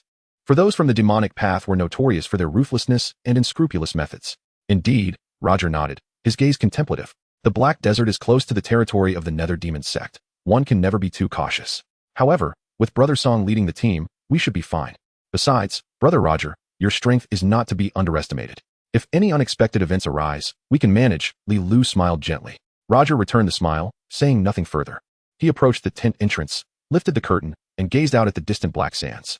The setting sun cast its golden rays upon the dunes, adding a touch of mystery to the barren land. The mining operations for the Spirit Stone vein progressed steadily, as the scorching sun of the Black Desert beat down upon the earth, and the air was thick with dry heat. Roger stood atop a dune not far from the mine, inhaling the rich fire-attributed spiritual energy that surrounded him, feeling a sense of relief. Despite the harsh environment of the Black Desert, it proved to be a rare treasure for his cultivation of the 3-yang divine art. The abundant fire-attributed spiritual energy here saved him considerable effort. This place is indeed a boon, Roger murmured, satisfaction gleaming in his eyes. He raised his right hand. His fingers slightly curled, and the tips glowed with a fierce red light, resembling 2 blazing flames of lightning. During this time, Roger had not been idle. Whenever he had a moment, he eagerly ventured into the desert surrounding the mine to practice his spells. Though the environment was harsh, day by day, he mastered more intermediate spells and became increasingly adept at wielding them. At that moment, he stood in the desert, his gaze fixed intently on a large black snake before him. It was a black iron snake, several meters long, its body covered in scales as hard as iron, each glistening with a chilling sheen. Its head was grotesque, with eyes resembling 2 pitch-black gemstones, exuding a cold, murderous intent. The black iron snake was a common beast in the Black Desert, typically around level 1 in strength, but this particular specimen had reached level 3, comparable to a Foundation Establishment cultivator. Roger faced the black iron snake with unwavering composure. During his time in the Black Desert, he had engaged in countless battles with beasts, honing a steady mindset. Hiss! The black iron snake struck first, flicking its scarlet tongue. It twisted its long body, burrowing into the sand at great speed, lunging toward Roger's feet. With keen eyes, Roger smirked confidently, having already discerned the snake's intentions. He waved his hand lightly, and the demon slayer's sword unsheathed, lifting him into the air, where he hovered steadily above the ground. Thud! Thud! Thud! The black iron snake's assault missed entirely. Its massive head burst forth from the sand, letting out an enraged hiss that reverberated through the surrounding dunes. Is that all you've got? Roger looked down at the black iron snake, his tone laced with mockery. The red light at his fingertips grew ever more intense, his internal energy surging and ready to explode. Die! Roger suddenly shouted. In an instant, the red light erupted. A crimson beam the width of a thumb shot forth with astonishing speed, slicing through the air and piercing the black iron snake's head. With a deafening pop, the black iron snake's skull was penetrated, blood gushing forth like a fountain. Its body convulsed violently, emitting a piercing scream before crashing heavily onto the sand, sending up a cloud of black dust, utterly lifeless. The flame penetration strike has finally seen some progress. Roger slowly descended beside the snake's carcass, a satisfied smile gracing his face. The technique he had just employed, known as the flame penetration strike, was an intermediate spell associated with the 3-yang divine art during the Foundation Establishment phase. This technique concentrated the blazing true essence within him at a single point, unleashing an astonishing force. Despite the black iron snake's formidable defenses, which could withstand even high-grade magical artifacts, it had stood no chance against Roger's strike. It seems the cultivation effects of the Black Desert are quite favorable, Roger mused softly. Thus, Roger came to the desert daily to practice spells and engage in battles with various beasts, continually enhancing his combat skills. 3 months passed in the blink of an eye, and during this time, Roger's strength steadily rose without him even realizing it. The mining operation of the Spirit Stone vein finally concluded successfully. Box after box of Spirit Stones was carefully lifted onto the skyward vessel by the soldiers. Inside, nearly every room was filled with crates of Spirit Stones, the towering piles inspiring joy in all who beheld them. The entire extraction process was not without its challenges, as they encountered numerous beast attacks along the way. However, through the combined efforts of the members of the Spirit Sword sect, each crisis was successfully resolved. General Zhang Boyang led the soldiers in completing the task before departing, while the Spirit Sword sect members piloted the skyward vessel back toward their sect. Within the ship's cabin, many disciples wore relaxed and contented smiles, relieved that the mission had concluded and eager to return to the sect for some well-deserved rest. Hee. This sect mission was remarkably easy. I wonder what elixirs we will be rewarded with upon our return? A Chi refinement disciple remarked, his eyes brimming with anticipation. If only we could receive Foundation Establishment pills, perhaps I could advance to the Foundation Establishment stage myself. Another Chi refinement disciple chimed in, his tone tinged with longing. Roger and Li Lu sat nearby, listening to the discussions and also feeling that this mission had been relatively effortless. Just as everyone was basking in the relaxed atmosphere, suddenly, a dozen fireballs streaked through the distant sky like blazing meteors, hurtling toward the skyward vessel. Not good. An enemy attack. Get ready. The highest-ranking disciple, Song Wenba, reacted first, his expression changing abruptly. He shouted urgently, quickly activating the vessel's defensive formation, his hands forming seals as he chanted incantations. In an instant, a pale blue light enveloped the entire ship. Bang, bang, bang. A dozen fireballs soared in from afar, striking the defensive barrier of the skyward vessel with tremendous force. In an instant, flames erupted, and the sound of massive explosions echoed across the desert. Fortunately, the formation's protection was activated in time, and the ship remained undamaged. But the violent impact from the fireballs caused the vessel to lurch violently. Ultimately, the skyward vessel was forced to come to a halt on the sandy ground, kicking up a storm of dust. The smiles on the disciples' faces vanished without a trace, replaced by tension and vigilance. Roger and Li Lu exchanged serious glances, their eyes scanning the surroundings. Chapter 52. Bloody Battle. Who dares ambush our Spirit Sword sect? Show yourselves. Senior Brother Song's thunderous roar echoed across the vast desert. Standing tall upon his flying sword, his robes billowed in the fierce wind like an unsheathed blade gleaming with deadly intent. The fiery sword in his hand pulsed with scorching light, trembling as if thirsting for enemy blood. Just as his voice faded, muffled thuds erupted from the sand. 10 shadowy figures emerged like phantoms, their movements swift and sinister. The Spirit Sword disciples paled. These black-robed assailants were all Foundation Establishment experts. The leader, a white-haired youth, exuded restrained yet formidable power, matching Senior Brother Song's late-stage Foundation Establishment cultivation. His frost-like gaze swept over them with mocking disdain. Couldn't your sect send more mortals to mine? Dragging out a Spirit Stone vein excavation for 3 months. Pathetic, the white-haired man sneered, tracing his inky blade wreathed in chilling darkness. Wind of the cursed. So it's you. Demonic scum. Senior Brother Song's eyes flashed coldly. Oh, you know me? How flattering. Wind of the cursed. Wu Feng quirked a smirk. Planning to claim the bounty on my head? Let us see you try. Kill them. Seize the stones. At his command, the 9 attackers lunged like wolves. Hold the others off. Wu Feng is mine. Senior Brother Song shot forward like lightning, his fiery sword carving a blazing arc. The disciples swiftly formed sword arrays, their coordinated defenses barely holding against Foundation Establishment foes. Luo Jie and Li Lu joined the fray, the former unleashing relentless spells, the latter wielding talismans that exploded, froze, and ensnared. Above, Song and Wu Feng clashed in a storm of fire and shadow. Each swing of Song's blade sent waves of searing heat, while Wu Feng's dark saber slithered like a venomous serpent. Today ends you, Song roared, channeling his full power into a cross-shaped inferno that sent Wu Feng hurtling back. The demonic cultivator stabilized, then grinned as an identical FNSHN doppelganger materialized beside him. Dark Scripture as shadow clone.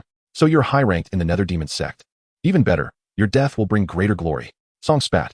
Fool, one of me overwhelmed you. Now too? Wu Feng and his clone attacked in flawless sync, driving Song to retreat. Meanwhile, the disciples' arrays wavered as their energy waned. Yet Luo Jie and Li Lu shone, his spells unyielding, her talismans a relentless barrage, tilting their battles in the sect's favor.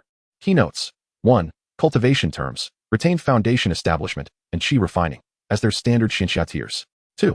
Techniques, italicized Dark Scripture S shadow clone, to emphasize its mystical nature. 3. Pacing, shorten some action sequences, e.g., flashing forward like lightning instead of lengthy descriptions, to match wuxia's rapid combat style. 4. Cultural nuances, kept Wind of the Cursed, as a title, like Ruthless Blade and Snow Eagle Lord, to reflect Xianxia naming conventions. Let me know if you prefer deeper stylistic adjustments. Chapter 53. Fallen at the moment when both sides were locked in a fierce struggle. The equilibrium of battle was finally shattered. The 20 disciples of the Lingjian sect, despite their valiant efforts, could not withstand the combined assault of the 4 foundational stage experts opposite them, and their sword formation was utterly obliterated. The disciples were violently hurled away, akin to kites severed from their strings, crashing heavily onto the sandy ground, blood spilling from their mouths, perilously close to death. In this dire moment, a heart-rending shriek pierced the air. Everyone turned towards the sound, only to witness Roger brandishing a fiery gourd that had mysteriously appeared in his hand. With a thunderous shout, the gourd unleashed a torrent of purple demonic flames, instantly engulfing one of the foundational stage experts. The expert struggled desperately within the flames, emitting agonizing cries. But all was in vain. After a few futile writhes, he was reduced to a wisp of black smoke, vanishing entirely into the air. Then, another scream echoed. It was Li Lu, who had unleashed a barrage of talismans upon an enemy with remarkable ferocity. Her talismans fell like raindrops, each bursting forth with astonishing power. They detonated in rapid succession around the enemy, intertwining fire, thunder, and ice, drowning him in a cataclysm of explosive energy. When the smoke cleared, the enemy lay lifeless on the ground, his demise gruesome. Well done, Brother Roger. Sisterly, the disciples of Lingjian's sect cheered, their morale soaring. The formidable displays by Roger and Li Lu reignited their fighting spirit.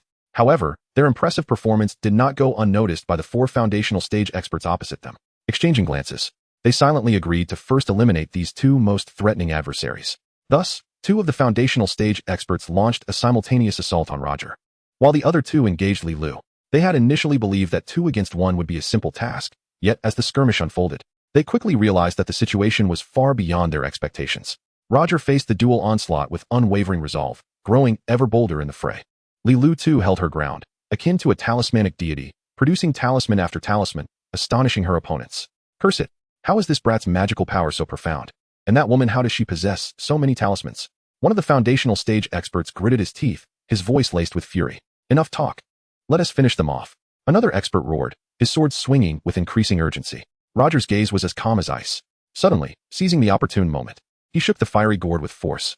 In an instant, the purple demonic flames surged forth like a roaring dragon, clawing and snapping towards the 2 foundational stage experts.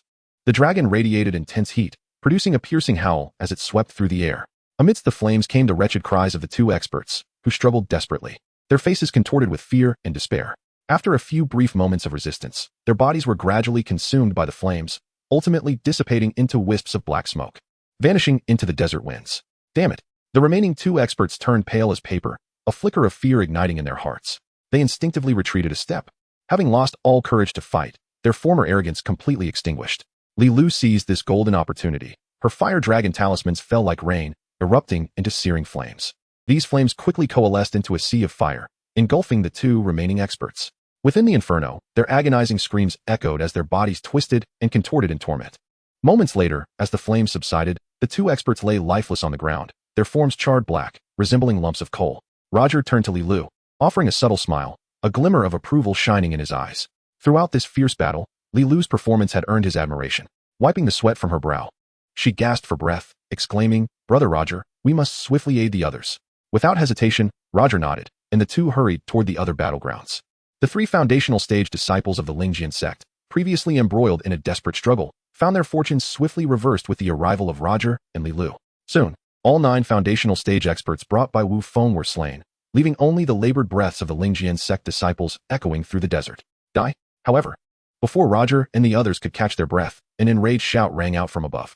Everyone looked up to see Wu Feng piercing his own doppelganger with a black blade, simultaneously impaling Brother Song.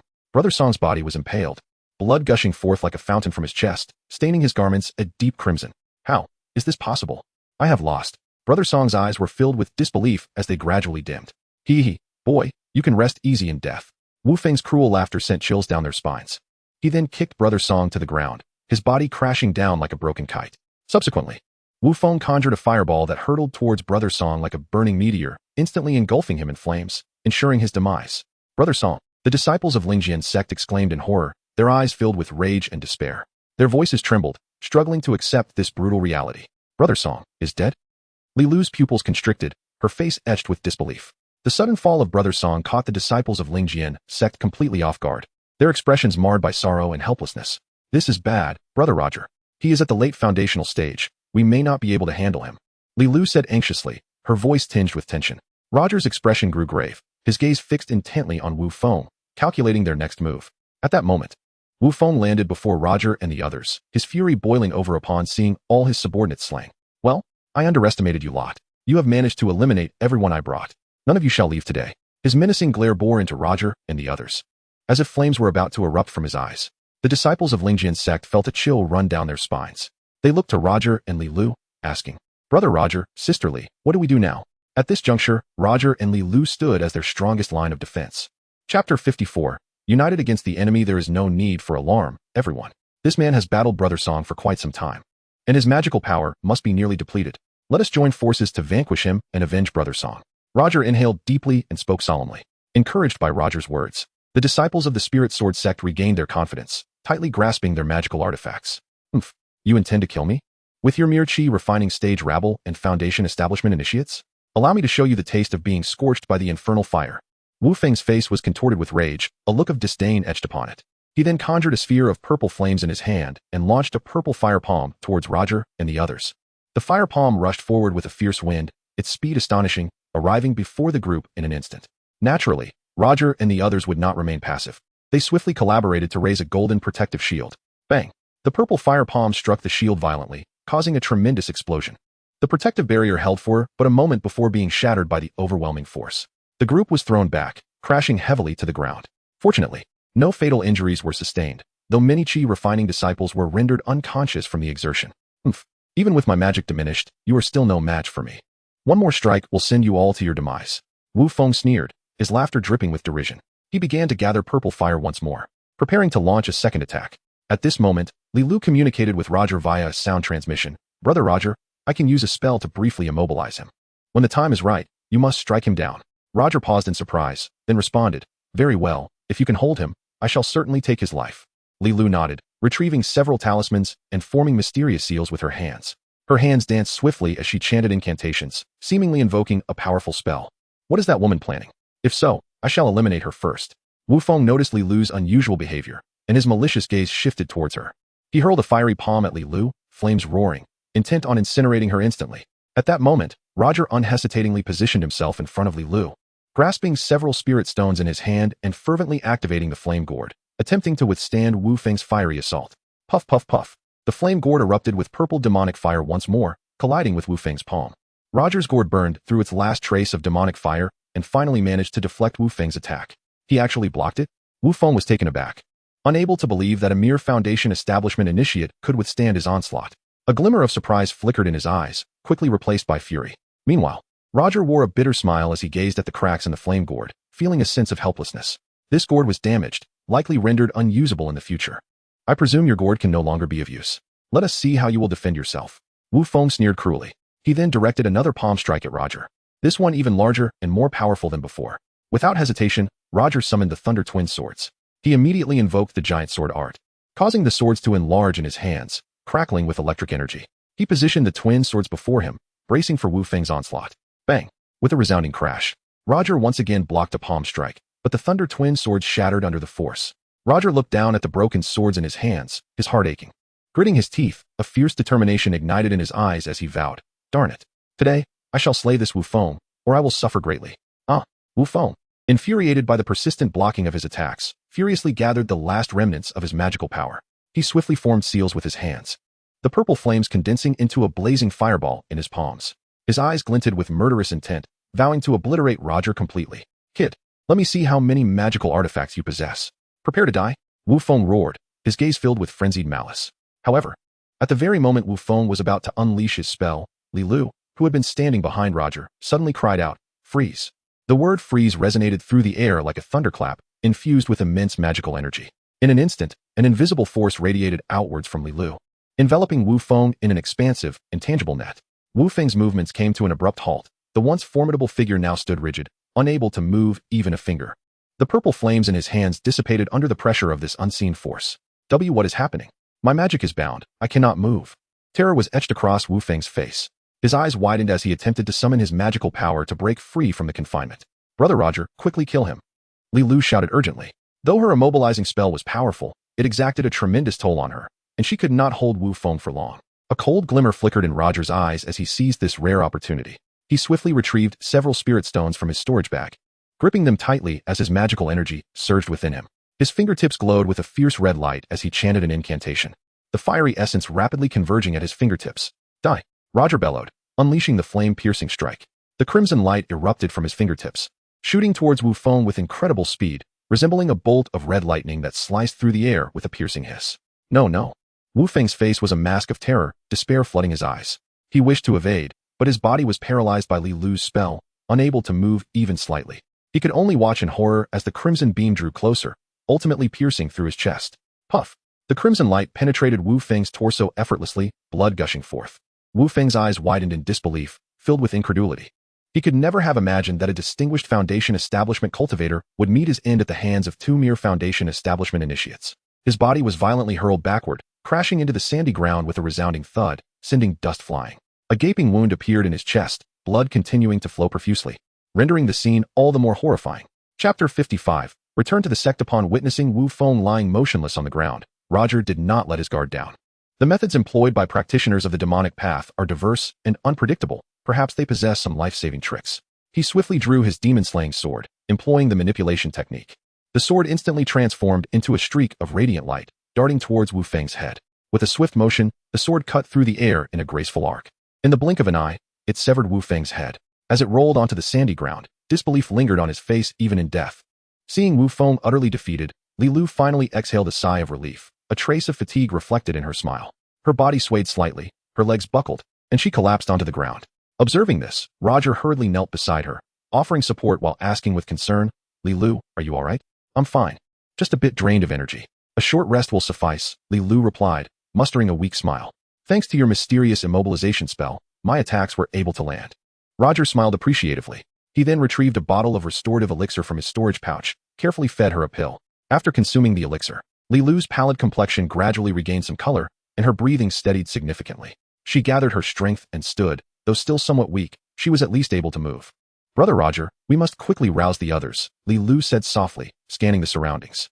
The Qi refinement disciples remained unconscious, sprawled on the sandy ground, the earlier battle having left them in a state of shock.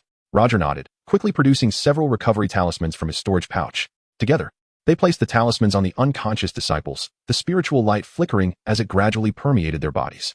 Before long, the disciples began to awaken, confusion evident on their faces. I'm still alive. What happened to Wu Feng? One disciple rubbed his head, his voice laced with uncertainty. Wu Feng has been slain by Brother Roger and Sister Li. An elated Foundation Establishment disciple exclaimed, admiration shining in his eyes. Upon learning of Wu Feng's demise, the disciples expressed their excitement. Everyone, this is not the time for celebration. We should leave quickly to avoid any further mishaps. Roger stated calmly, his gaze sweeping over the group, his tone serious. The other disciples nodded in agreement, clearly in accord with Roger's words. They swiftly tidied the area, collecting Wu Feng's storage pouch and magical artifacts, then boarded their flying vessel, hastily departing the perilous desert towards the direction of their sect. 2 days later, Roger and his companions finally returned to the sect without incident.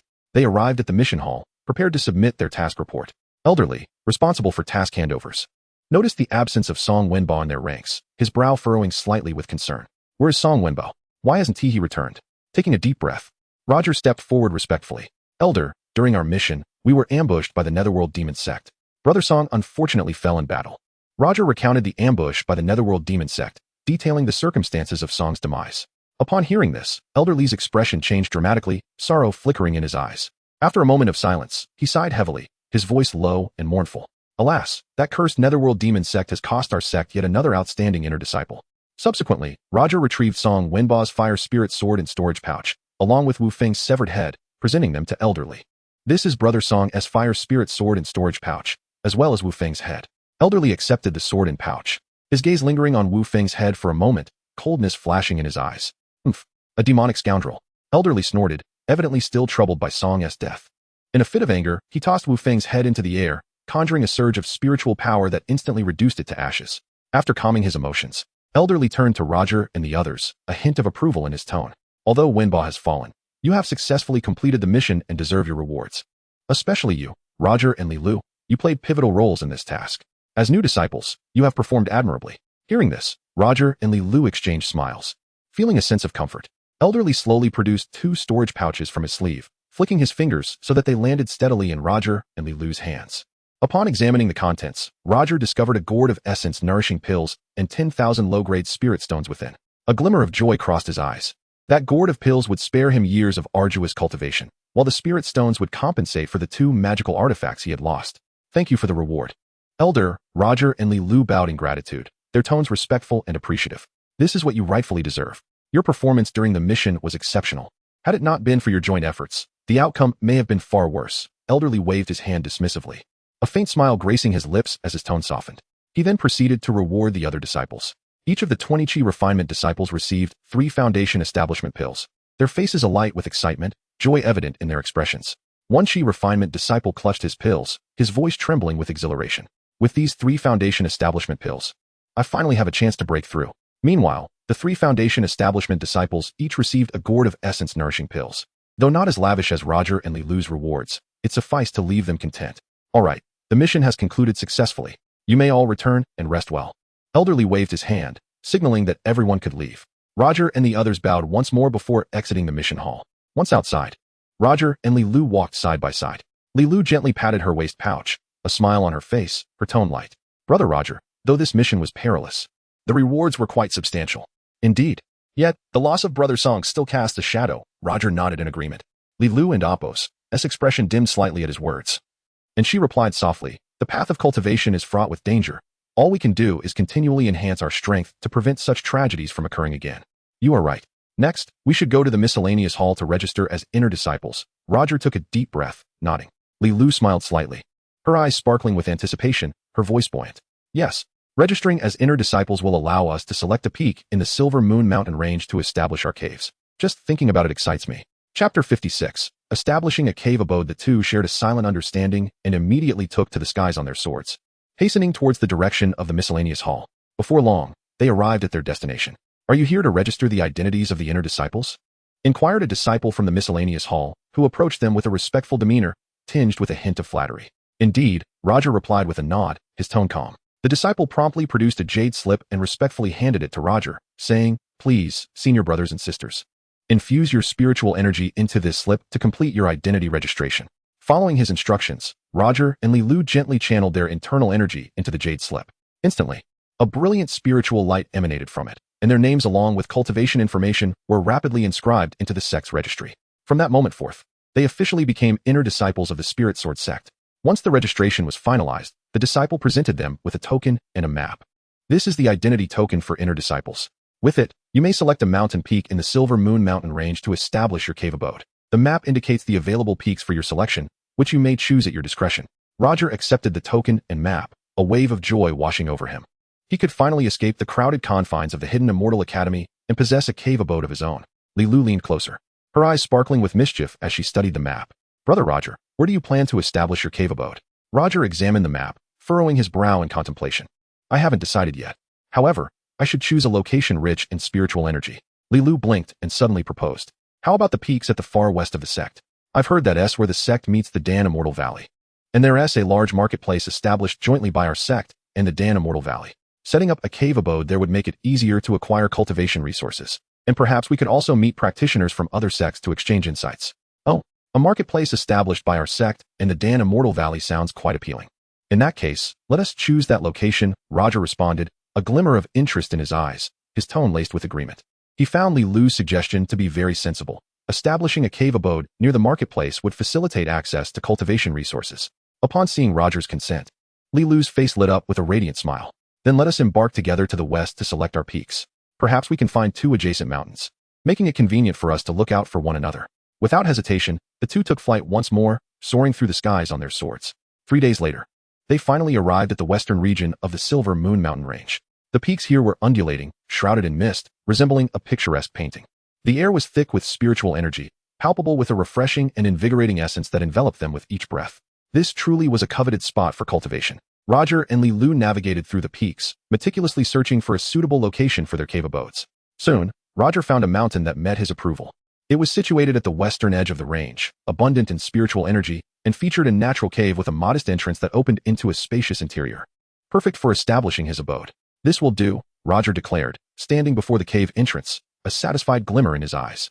After selecting the site, Roger set to work on establishing his cave abode.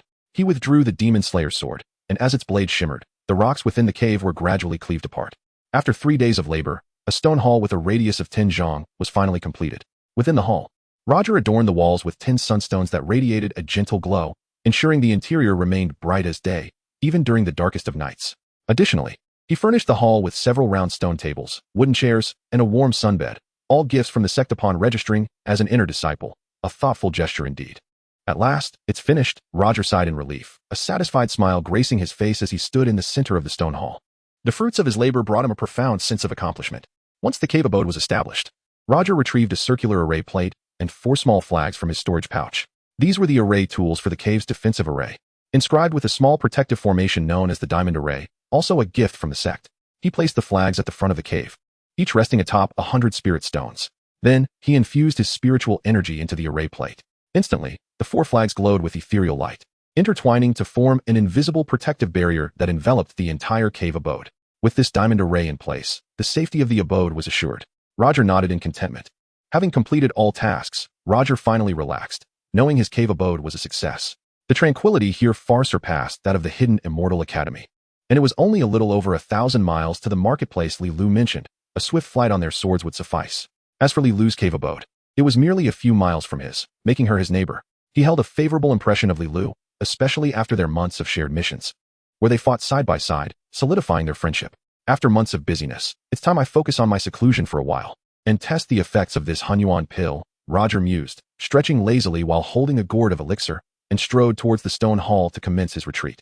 The stone door of the cave slowly closed, the mechanisms re-engaging, enveloping the entire space in a gentle golden light that isolated him from the external clamor.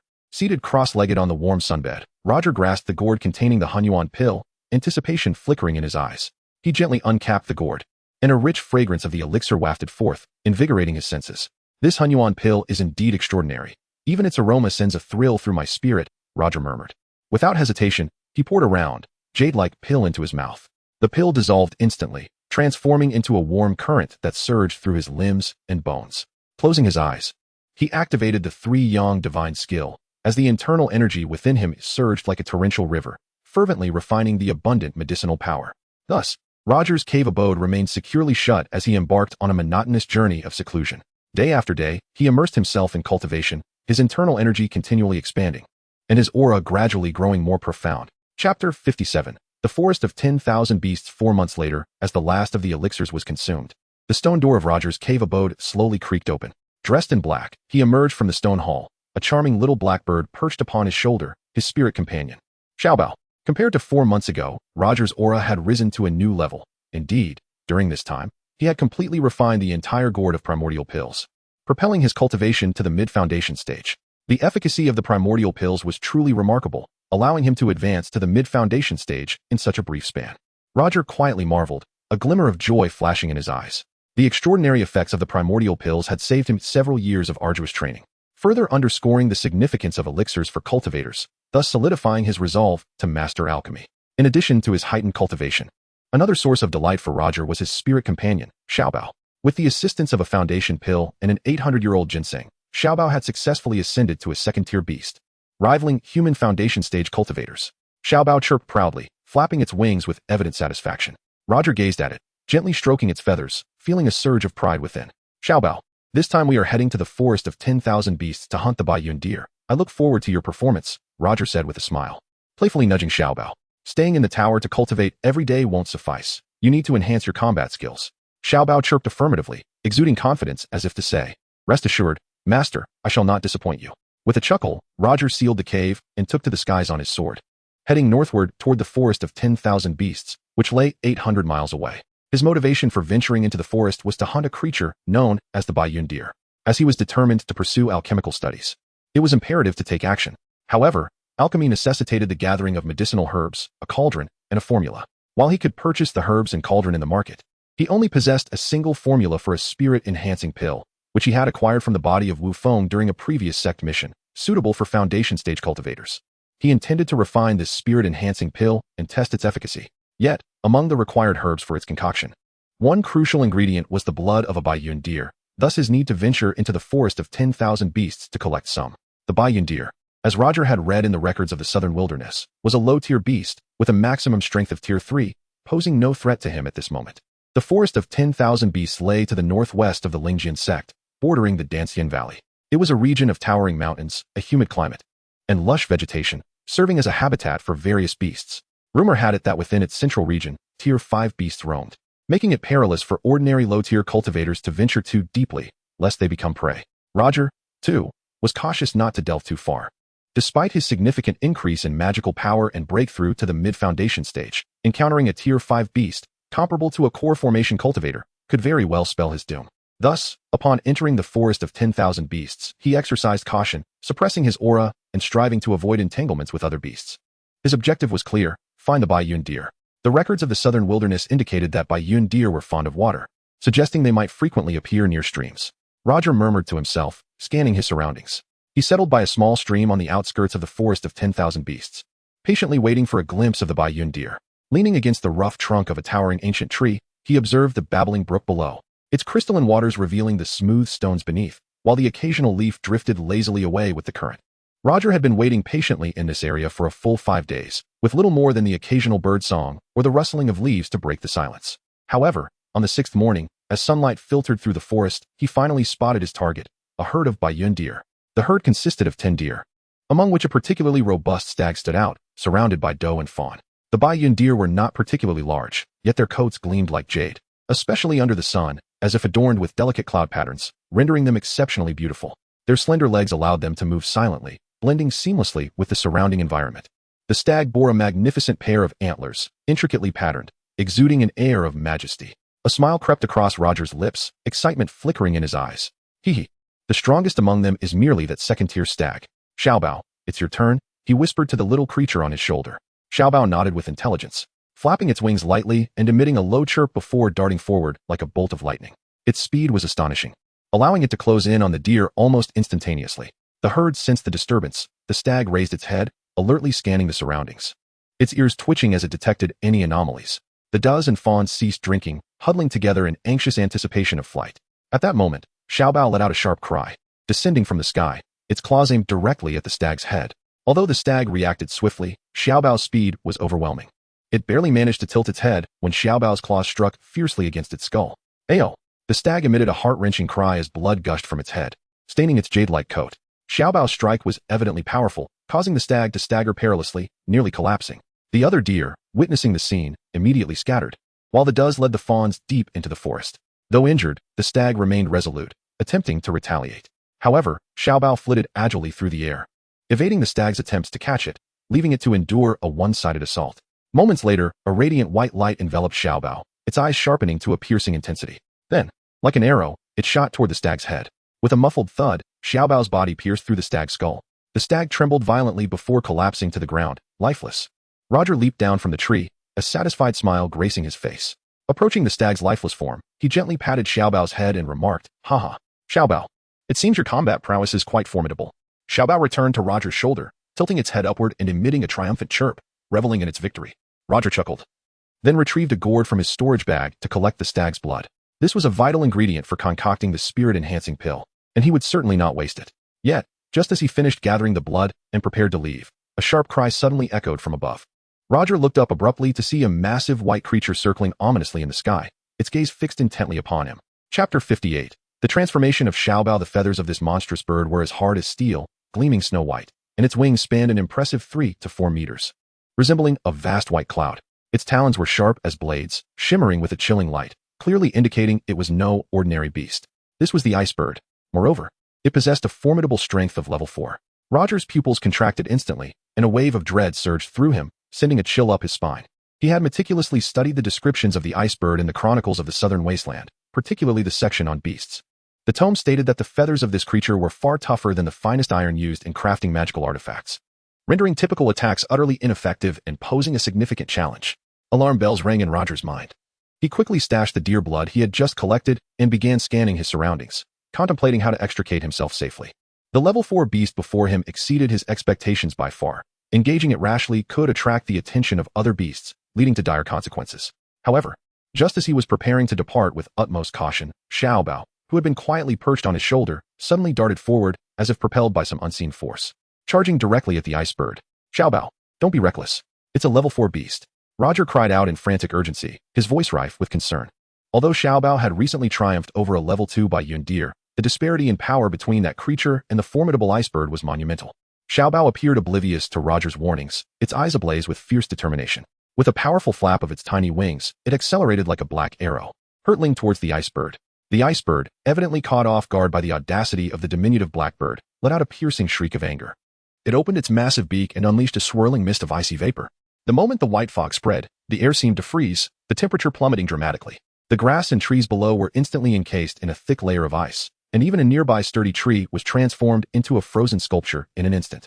Fortunately, Xiaobao was remarkably agile, seemingly foreseeing the ice bird's assault, deftly altering its flight path midair. Roger watched in mounting anxiety, beads of sweat forming on his brow. If he couldn't swiftly neutralize the ice bird, Xiaobao could find itself in grave peril. Without further hesitation, he channeled his internal energy, summoning a fierce flame spell at his fingertips, ready to unleash a decisive strike to aid Xiaobao in driving back the ice bird. Yet, just as he was about to act, an unusual red glow enveloped Xiaobao. This crimson light flickered like flames, shrouding Xiaobao's form.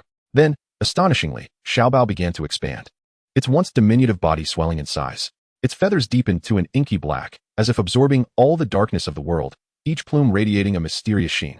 Its eyes transformed into a fiery red, exuding an eerie aura. In the blink of an eye, Xiaobao had grown larger than the colossal ice bird, its wings now spanning 4 meters wide, exuding an overwhelming presence.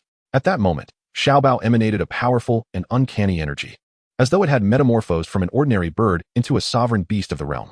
With a resounding cry, Xiaobao's voice rang clear and melodious, akin to a phoenix's call, in stark contrast to its previous chirps, now brimming with authority and majesty.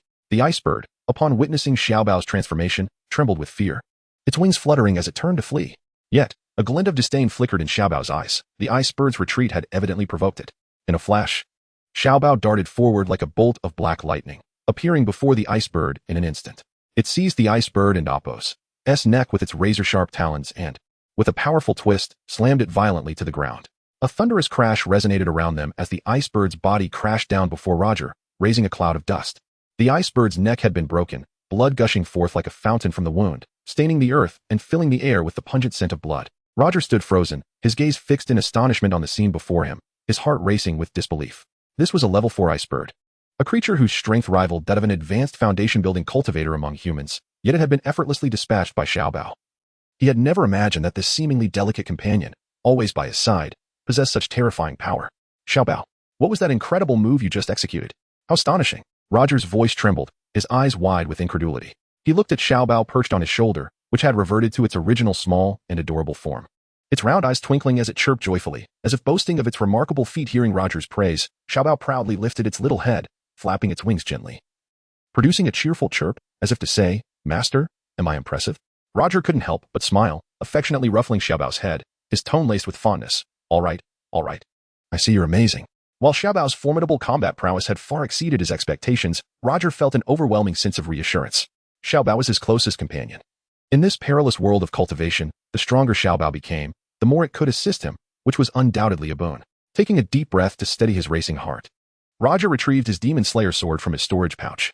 The ice bird, being a level 4 beast, had feathers, talons, and bones that were all top-grade materials for crafting magical artifacts, and he certainly wouldn't let this opportunity slip away. After a considerable time, Roger finally completed the dissection of the ice bird's carcass, meticulously collecting all the valuable materials into his storage pouch. Once he had finished, he rose, brushing off the dust that clung to him, and took to the skies on his sword, heading toward the marketplace. With the blood of the Baiyun deer secured, he now sought to procure medicinal herbs and an alchemy furnace to concoct spirit-enhancing pills, aiming to elevate his cultivation level. Chapter 59. Master Lu's Artifact Workshop. Danyang City is located at the westernmost part of the Lingjin sect, serving as a confluence between the Lingjin sect and the Danxian Valley. This unique geographical location allows the city to be jointly governed by both sections. The city is predominantly inhabited by cultivators, and its thriving trade attracts numerous wandering practitioners. Roger flew on his sword for an entire day, finally catching sight of the bustling city from afar. The city walls of Danyang are tall and majestic, constructed from massive stone blocks. He retracted his artifact and entered the city through the gate with a leisurely pace. Following the flow of people, he traversed several miles, ultimately arriving at the lively downtown area. In the city, streets are lined with shops, each one closely nestled against the next, adorned with an array of vibrant signs. The air is filled with the sounds of bustling crowds, the lively bargaining of cultivators, and shopkeepers enthusiastically beckoning customers, creating a vivid tableau of a prosperous marketplace for cultivators. As Roger strolled along the street, he curiously absorbed the local ambience. He noted that the architectural style of Danyang City was markedly different from the grand pavilions of the Lingjin sect. While the buildings of the Lingjin sect are typically tall and imposing, exuding an ethereal aura, the structures here are predominantly square stone houses, imparting a sense of solidity and simplicity. Ambling through the bustling commercial street, Roger's gaze swept over the shops lining either side. However, he did not hasten to enter any particular store. Rather, he continued to wander, keen on gaining a better understanding of the local situation. In the realm of cultivation, acquiring ample information is paramount to avoid being taken advantage of. After a leisurely exploration, Roger suddenly paused in front of a somewhat secluded shop. The sign above the door read Master Lu's Artifact Workshop, appearing somewhat weathered. A notice was affixed to the wall, proclaiming, "Custom top-tier artifacts available. Materials provided by the client. If damaged, compensation guaranteed. Only premium materials accepted. Ordinary goods need not apply." Upon reading this notice, Roger couldn't help but chuckle inwardly.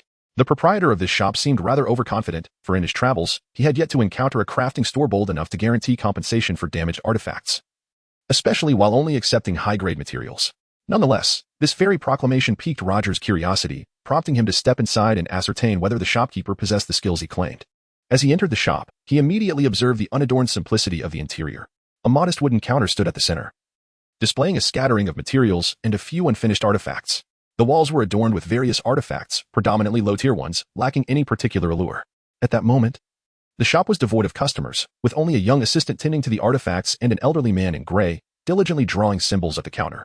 The assistant, possessing a cultivation level of merely the 5th layer of chi refinement, appeared to be responsible for menial tasks within the shop.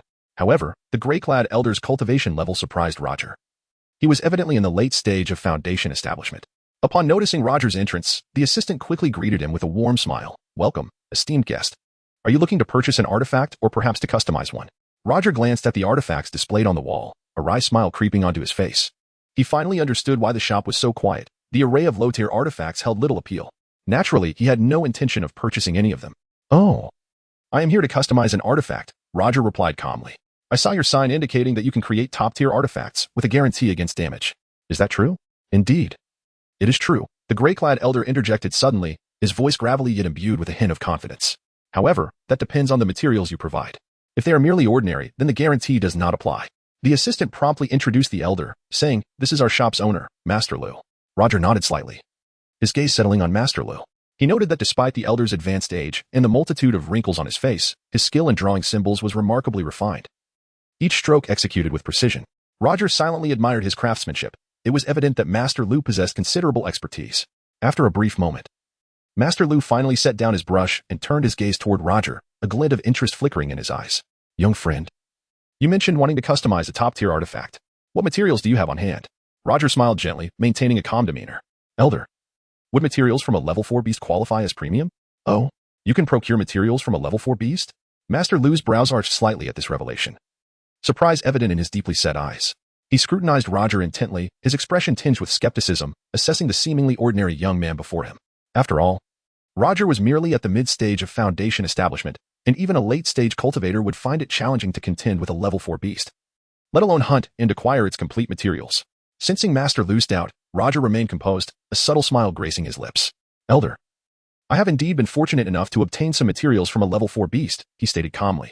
Master Lu narrowed his eyes, his gaze lingering on Roger for a moment as if re-evaluating this unassuming young man. After a brief pause, a smile crept onto his face. "Ah, I may have underestimated you. Follow me." With that, Master Lu ceased further conversation and turned to lead the way deeper into the shop. Roger promptly followed in his wake. They traversed a narrow corridor, its walls embedded with a few spirit stones emitting a soft glow for illumination. Before long, they arrived at a spacious stone chamber, simply furnished without excessive adornment, only a few rustic tables and chairs, alongside a black crafting cauldron standing prominently in the center. The cauldron remained still, encircled by several neatly inserted formation flags. "Young friend, what level 4 beast materials do you possess? Please, do present them for me to examine," Master Lu said. Standing before the stone platform with his hands clasped behind his back, his eyes fixed on Roger with keen intensity. Roger hesitated no longer and retrieved the materials of the ice bird from his storage bag. As he produced the materials, a faint chill emanated from the once warm stone platform, rapidly spreading outward. In an instant, the temperature of the stone chamber plummeted considerably. "Oh, These are a complete set of ice bird wing bones, along with their claws. Quite impressive. Master Lu's eyes sparkled with excitement as he beheld the materials. A rare expression of delight spreading across his face. Chapter 60. Observation. Old Master Lu slowly extended his hand, gently gliding over the bone wings. With each stroke, a glimmer of admiration flickered in his eyes, accompanied by an occasional click of his tongue, clearly expressing his satisfaction with the materials of this ice bird. Senior, would you consider the materials of this ice bird to be of high quality? Roger inquired once more. Old Master Lu nodded, the approval on his face becoming increasingly evident. And a tone of unreserved admiration crept into his voice. Indeed, they are. These materials can be refined into two exceptional top-tier magical artifacts. Roger's heart leapt with joy. Ever since his flame gourd and thunder twin swords were damaged by witch wind, he had been without suitable artifacts. If the old master could forge two top-tier artifacts, he would not need to purchase any. He continued to ask, Senior, what kind of artifacts do you think these materials can yield? Old Master Lu stroked his beard, a spark of brilliance flashing in his eyes. The bone wings of the ice bird can be fashioned into a flying artifact. As for the claws, they can be refined into a top-tier sword. Upon hearing this, Roger felt a surge of anticipation.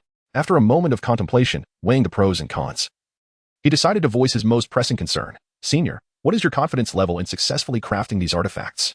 After all, the materials of the ice bird were rather precious. A failed refinement would lead to significant losses.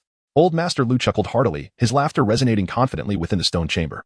He patted his chest and declared, About 70 to 80%, my young friend. Rest assured, if I ruin the materials, I will compensate you with double 4,000 spirit stones. 4,000 spirit stones was no trivial sum. Old Master Lu's willingness to make such a promise indicated considerable confidence in his crafting skills. Roger felt somewhat reassured. Yet he also realized this was a rare opportunity to learn. If he could observe the crafting process, he might gain insights into the art of refinement. Thus, he mustered his courage and made a request. Senior, may I watch the crafting process? He expected Old Master Lu to refuse, as in the world of cultivation. A craftsman's techniques are often closely guarded secrets. However, Old Master Lu waved his hand nonchalantly, a carefree smile gracing his face. Feel free to observe as you wish. Thank you, Senior, Roger responded eagerly, his heart brimming with excitement. With no knowledge of the refinement process, witnessing a master at work would undoubtedly be a valuable learning opportunity. Even if he could only grasp the basics, it would still be a significant gain. Well then, I shall begin the crafting. Please do not disturb me while I work. Old Master Lu instructed, his smile fading and seriousness taking its place. He approached the cauldron, firmly planting his feet, and took a deep breath. Immediately, he began to form hand seals. As his voice resonated, a stream of blazing primordial fire erupted from his palms. This primordial fire was a pale blue, radiating intense heat, causing the surrounding air to shimmer slightly. The true fire within the cauldron blazed fiercely, illuminating the entire chamber. Observing this, Old Master Lu swiftly retrieved several spirit stones from his sleeve. He placed the stones at specific locations around the cauldron, then formed hand seals again to activate the array surrounding the cauldron.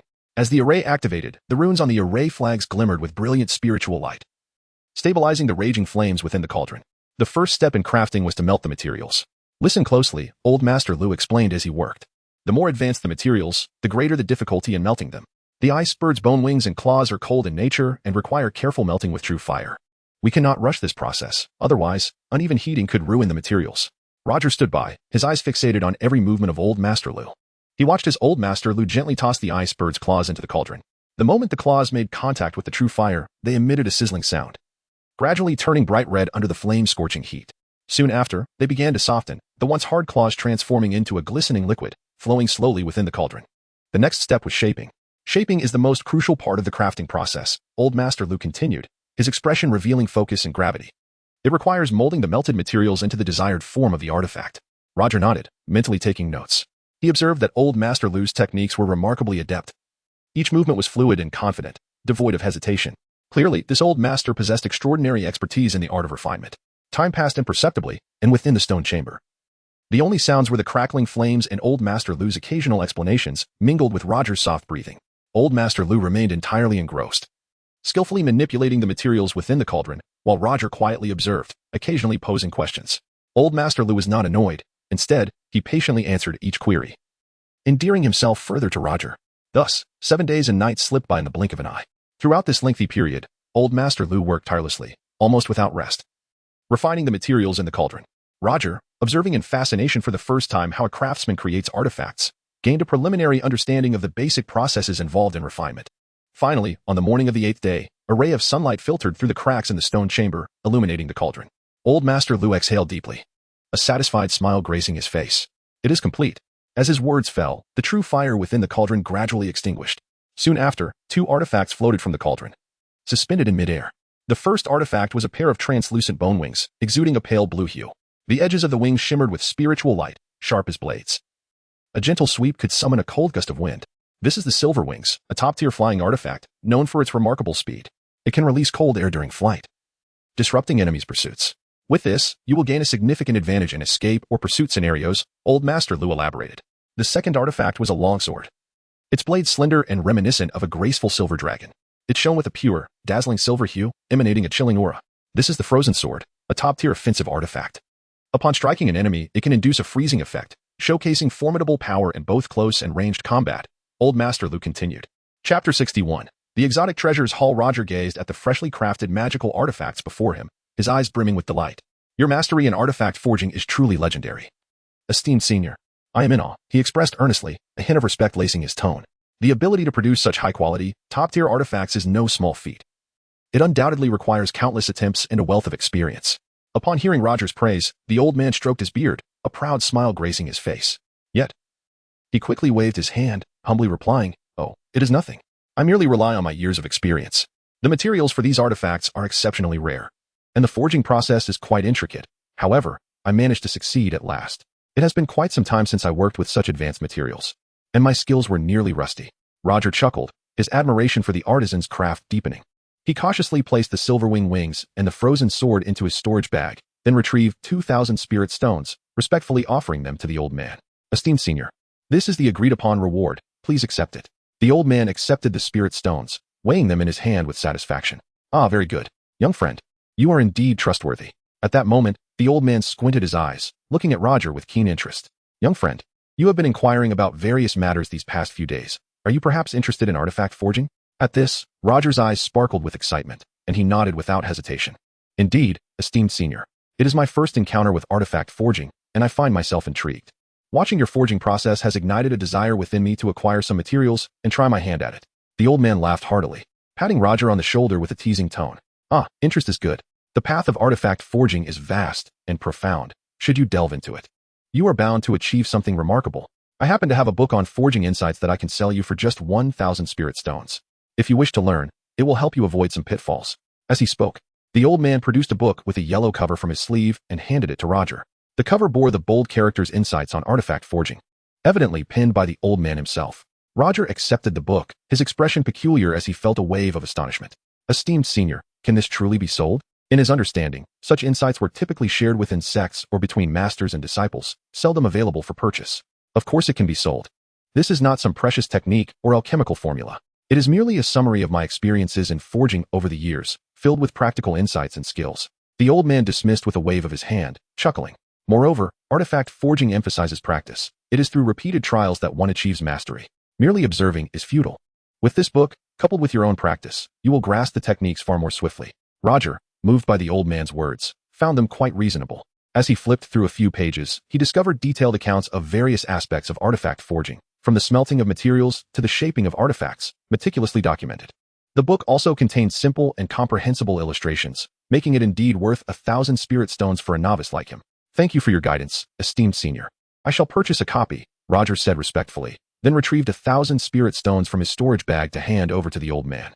The old man's smile widened as he accepted the spirit stones. "Ah, splendid. Young friend, you are truly forthright. Should you wish to commission any artifacts in the future, do not hesitate to seek me out." Roger placed the insights into his storage bag, mentally resolving to study them thoroughly upon his return. Just then, the old man seemed to recall something, retrieving a black token from his sleeve and tossing it to Roger. "All right, here is this token for you," the old man said. Roger caught the token, perplexed as he inquired, "What is this token for?" The old man adjusted his beard, explaining, "With this token, you may visit a shop called Exotic Treasures Hall located on the eastern edge of Danyang City. It is owned by an old friend of mine. I have heard he will be holding an auction today. You might find something worthwhile there." "An auction? What treasures might be there?" Roger asked, his curiosity piqued. The old man shook his head, chuckling. "I cannot say for certain. Each auction features different items. However, these events attract many cultivators, so occasionally rare goods that are hard to find on the market appear. You may discover something beneficial for your cultivation." Roger nodded, feeling a surge of interest in the upcoming auction. He tucked the token away and bowed to the old man. "Very well, I shall go and take a look." The old man waved his hand, smiling. "Off you go. Do not dawdle. Auctions typically start on time, and if you arrive late, you may miss out on good items. With that, the old man ushered Roger out of the shop. As he watched Roger's retreating figure, the old man mused to himself. Where does this lad find all this wealth? Thousands of spirit stones, and he doesn't bat an eye. Could he be a disciple of the Spirit Sword sect or an elder from the Dancian Valley? After a few murmured thoughts, the old man turned back to his shop, resuming his busy tasks. Having departed from the old man's artifact shop, Roger did not head directly to the exotic treasures hall as mentioned, but first visited an apothecary established by the Dancian Valley within Danyang City. Inside the apothecary, the air was thick with the fragrance of herbs, and an array of rare medicinal materials was neatly displayed. Roger navigated through the shop, carefully selecting the herbs he needed. His objective was to gather the ingredients required for concocting the spirit-enhancing pill, and fortunately, the apothecary had everything he needed. Since it was his first time learning alchemy, he also purchased additional basic herbs for practice. The shop attendant, noticing the quantity of materials Roger was buying, cast him a few curious glances. Unfazed by the attendant's scrutiny, Roger remained focused on selecting his herbs, completing his purchase and departing the shop. After acquiring the herbs, Roger strolled through the streets, taking in the vibrancy and hustle of Danyang City. Approximately half an hour later, he arrived at the exotic treasures hall as directed by the old man. At that moment, a number of cultivators had gathered outside the hall, some in small groups, others alone, all entering the establishment in succession. Seeing this, Roger's anticipation grew, and he hurried to the entrance. The guard stationed at the door raised a hand to stop him. Esteemed senior, please present your token. Chapter 62. The bidding Roger retrieved the black token given to him by Old Man Lu from his storage bag and handed it to the guard. The guard examined the token meticulously, noting its unique imprint, which served as the proof of the exotic treasures hall. After confirming its authenticity, the guard nodded and stepped aside, permitting him to enter. As Roger entered the shop, he was taken aback to discover a subterranean passage within. The walls of the passage were adorned with luminous spirit stones, illuminating the way ahead. After a moment's hesitation, he ventured down the corridor. After traversing several dozen feet, he emerged into a spacious underground stone chamber. In the center of the chamber lay a circular auction platform, upon which rested a wooden table, evidently designated for displaying auction items. Surrounding the platform were tiered seats, equipped with wooden benches, already occupied by numerous cultivators engaged in hushed conversations. At the rear of the auction platform stood a closed stone door, flanked by two guards in black attire, their expressions grave. Roger swiftly scanned the surroundings and noted the considerable number of attendees. The expansive stone chamber was nearly filled with hundreds of seats, where cultivators either conversed in low tones or meditated quietly, the atmosphere rife with tension and anticipation. He observed that half of the cultivators present were at the foundation establishment stage, while the remainder were at the chi refinement stage. He silently marveled at the allure of this auction, which had managed to draw such a multitude of cultivators. Not lingering any longer, he made his way to a discreet corner and selected an unoccupied seat. Although the corner was somewhat secluded, it offered a clear view of the auction platform. Roger sat upright, his hands crossed on his knees, exuding a calm demeanor, unfazed by the impending auction. As time gradually slipped away, Roger remained seated for an hour until the stone door behind the auction platform creaked open. A silver-haired elder, with a rosy complexion, ascended the platform, a warm smile gracing his face. He surveyed the gathered cultivators and boomed, "Welcome, fellow cultivators, to the Exotic Treasures Hall auction. I hope each of you finds treasures to your liking." The elder's voice resonated throughout the chamber, drawing the attention of all present. Roger squinted slightly, scrutinizing the elder who was to preside over the auction. Despite his advanced age, the elder emanated a steady aura, clearly indicating his formidable cultivation at the late foundation establishment stage. "The rules of the auction are straightforward," the elder continued. "Each item will have a base price, and you may bid using spirit stones. Should you lack sufficient stones, you may also trade valuable items. Now, I declare the auction officially commenced." With the elder's succinct introduction, the atmosphere in the auction hall instantly transformed into one of fervor. Roger nodded slightly, his anticipation for the event heightened.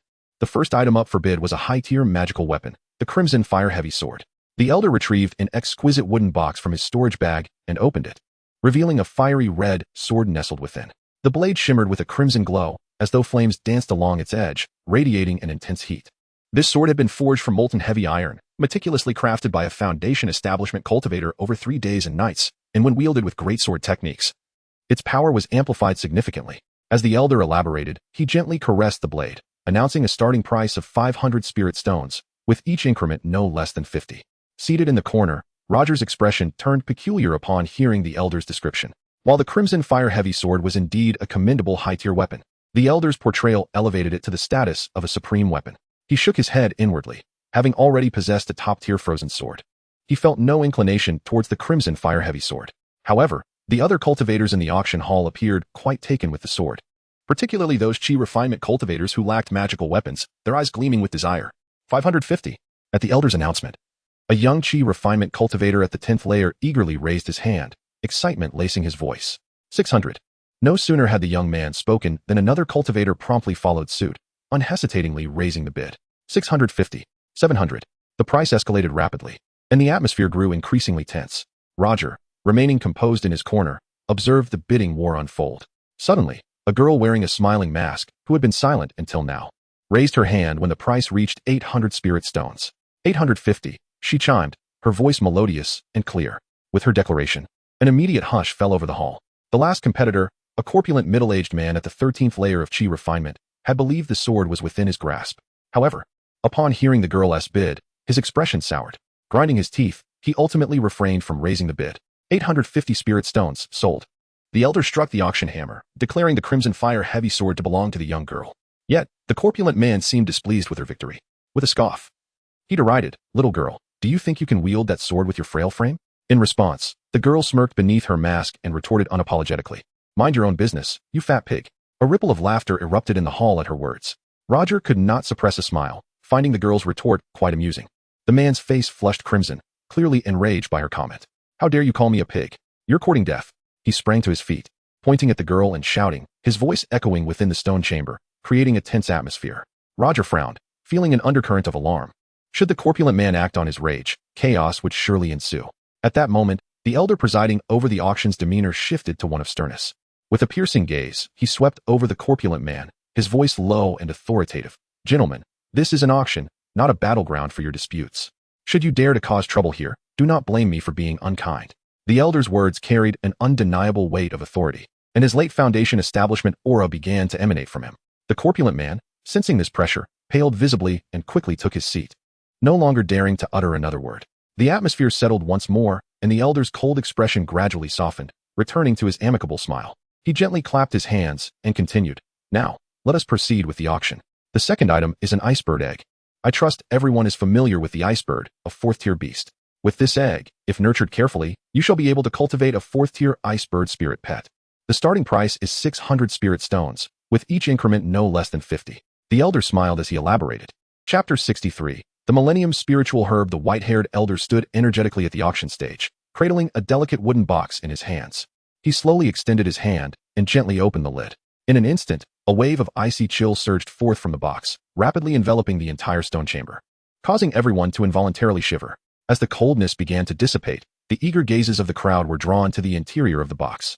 Inside lay a fist-sized bluebird egg, quietly resting, its shell glistening with a faint frost. It was indeed the egg of the icebird. What a treasure! Below the stage, a young cultivator could not help but exclaim. His outburst was akin to a stone cast into a tranquil pond, instantly creating ripples. The atmosphere of the auction was now electric. "If only I could have a level 4 spirit pet," exclaimed a middle-aged cultivator in a gray robe, raising his hand impatiently. 650. 700. Another cultivator declared boldly, almost simultaneously. 705. 800. The intensity of the bidding escalated. The atmosphere charged with excitement as voices rose in a cacophony of competition. The white-haired elder observed the fervent reactions of the crowd, a satisfied smile gracing his lips. His gaze swept over each individual, his tone imbued with a hint of provocation as he proclaimed, "The egg of the icebird, a level 4 beast, gentlemen. This is an opportunity not to be missed." His words ignited the fervor once more. The icebird, being a level 4 beast, possessed strength comparable to that of a late-stage foundation establishment cultivator. For many cultivators, successfully hatching and nurturing this icebird would undoubtedly provide substantial assistance on their path to cultivation. The bidding intensified like popping beans in a hot pan, the prices soaring amidst fierce competition. Soon, the bid reached 1,000 spirit stones. At this moment, a man wrapped in a headscarf hesitantly raised his hand, his voice tinged with uncertainty. "I bid 1,050. It was evident that this price was significant for him, and his decision seemed to have come after considerable internal struggle. However, as soon as he spoke, a soft snort erupted from a corner of the room. Though the sound was faint, it resonated like thunder in the ears of the crowd. Turning to the source of the sound, they beheld an elderly man dressed in a blue robe, slowly raising his hand. His demeanor was distinguished, his eyes deep, and his voice low yet authoritative. "I bid 1,100. The headscarf-wearing man's expression darkened instantly, his lips twitching as he seemed inclined to raise his bid. Yet, when his gaze met the blue-robed elder's steely eyes, he felt a tightening in his chest and ultimately chose silence. He knew well that his strength was only at the early stage of foundation establishment, while this blue-robed elder was a formidable late-stage cultivator, someone he dared not offend lightly. After the blue-robed elder's bid of 1,100, silence fell over the crowd. The white-haired elder scanned the room and, seeing no further bids, slowly raised his auction hammer and brought it down decisively. 1,100 spirit stones, sold. Congratulations to this friend. The egg of the iceberg is now yours. As the hammer struck, the blue-robed elder nodded slightly, a satisfied smile gracing his features. In a corner of the auction, Roger sat quietly, his expression turning peculiar once more. The iceberg? Just days ago, his little treasure had effortlessly defeated one, the materials having been fashioned into a magical artifact. Thus he felt no allure for this egg. The auction continued in an orderly fashion, the atmosphere growing ever more vibrant. An increasing number of treasures were presented on the auction stage, inciting fierce bidding among the attendees. Although Roger found little interest in most items, he was occasionally captivated by particularly unique treasures. Finally, the first item to truly pique his interest appeared, a top-tier magical artifact, the frost furnace. This exquisite cauldron was adorned in a pale blue hue, with a subtle flow of cold air swirling around it. The frost furnace possessed formidable capabilities, being suitable for both artifact crafting and alchemy. Moreover, it could effectively control the temperature of flames, significantly enhancing the success rate of both alchemy and crafting. Roger had long been in search of a suitable furnace, whether for refining pills to elevate his cultivation or crafting artifacts to bolster his power. The frost furnace would prove immensely useful. After the auctioneer elaborated on the functionalities of the frost furnace, the bidding commenced. The crowd eagerly placed their bids, and the price began to escalate. Roger joined the fray, and after several rounds of intense competition, he ultimately secured the artifact for 900 spirit stones. Before long, another item captured Roger's attention, a set of array tools, inscribed with a high-tier defensive formation known as the Tiangang Array. The Tiangang Array was renowned within the cultivation world for its extraordinary power, if set up properly. Even a core formation cultivator would find it difficult to breach. As Roger was contemplating reinforcing his cave's defenses, the Tiangang Array was undoubtedly an exceptional choice. Once unveiled, the array tools incited fierce competition, with the price rapidly climbing. In the end, Roger acquired them for 1,500 spirit stones. The auction progressed with fervor, reaching an unprecedented peak in excitement. Approximately half an hour later, over 50 treasures had already been successfully auctioned. Although Roger had only participated twice, he was thoroughly satisfied with his acquisitions, feeling that this auction had been well worth his time. At that moment, the white-haired elder cleared his throat, and the room fell into an immediate hush. Everyone understood that the next item to be auctioned would undoubtedly be extraordinary. The elder proclaimed with clarity, "Next, we present the penultimate treasure of this auction, a Millennium Ichi golden ginseng." As his words echoed, the stone chamber erupted into a frenzy. Every gaze was fixated on the wooden box before the elder. Inside rested a gleaming golden ginseng, radiating a soft yet dazzling glow. Surrounding the ginseng was a rich aroma of medicinal herbs that jolted the senses of the crowd. It was indeed a millennium spiritual herb. Such a rarity. Below, a seasoned cultivator gasped in astonishment, his voice tinged with disbelief. Which fool would dare to auction such a precious millennium spiritual herb? Another murmured, his tone laced with incredulity. The room buzzed with excitement as whispers and discussions intertwined, creating a cacophony of anticipation. Chapter 64. The Golden Core Cultivator. The value of a millennium-old spiritual herb is beyond words. Whether refined into elixirs or consumed directly, it can immensely enhance a cultivator's spiritual power. For those yearning to break through their cultivation bottlenecks, this 1,000-year-old chi-nourishing golden ginseng was nothing short of a dream come true. Seated in a quiet corner, Luo Jia, who had remained indifferent to most auction items, now wore an expression of astonishment. Though he had shown little interest in previous offerings, this ancient herb stirred his heart. Such a rare opportunity to amplify his cultivation, how could he let it slip away? Ahem, the worth of this millennium-old chi-nourishing ginseng requires no elaboration. Those who understand, understand. The silver-haired auctioneer remarked with a confident smile. The starting bid is 800 spirit stones, with increments of no less than 100. The moment his words faded, a storm of bids erupted like crashing waves. 900. A black-robed cultivator raised his hand, urgency lacing his voice. 1,000. I claim it. Another countered without hesitation. Fool. 1,000 for a millennium herb? I bid 1,500. A burly cultivator scoffed, his tone dripping with disdain. The bidding surged like a tempest, the price soaring beyond 2,500 spirit stones and still climbing. Luo Jie remained silent, his gaze fixed intently on the herb, anticipation flickering in his eyes. Though tempted, he knew better than to join the frenzy prematurely. He would wait for the storm to subside before making his move.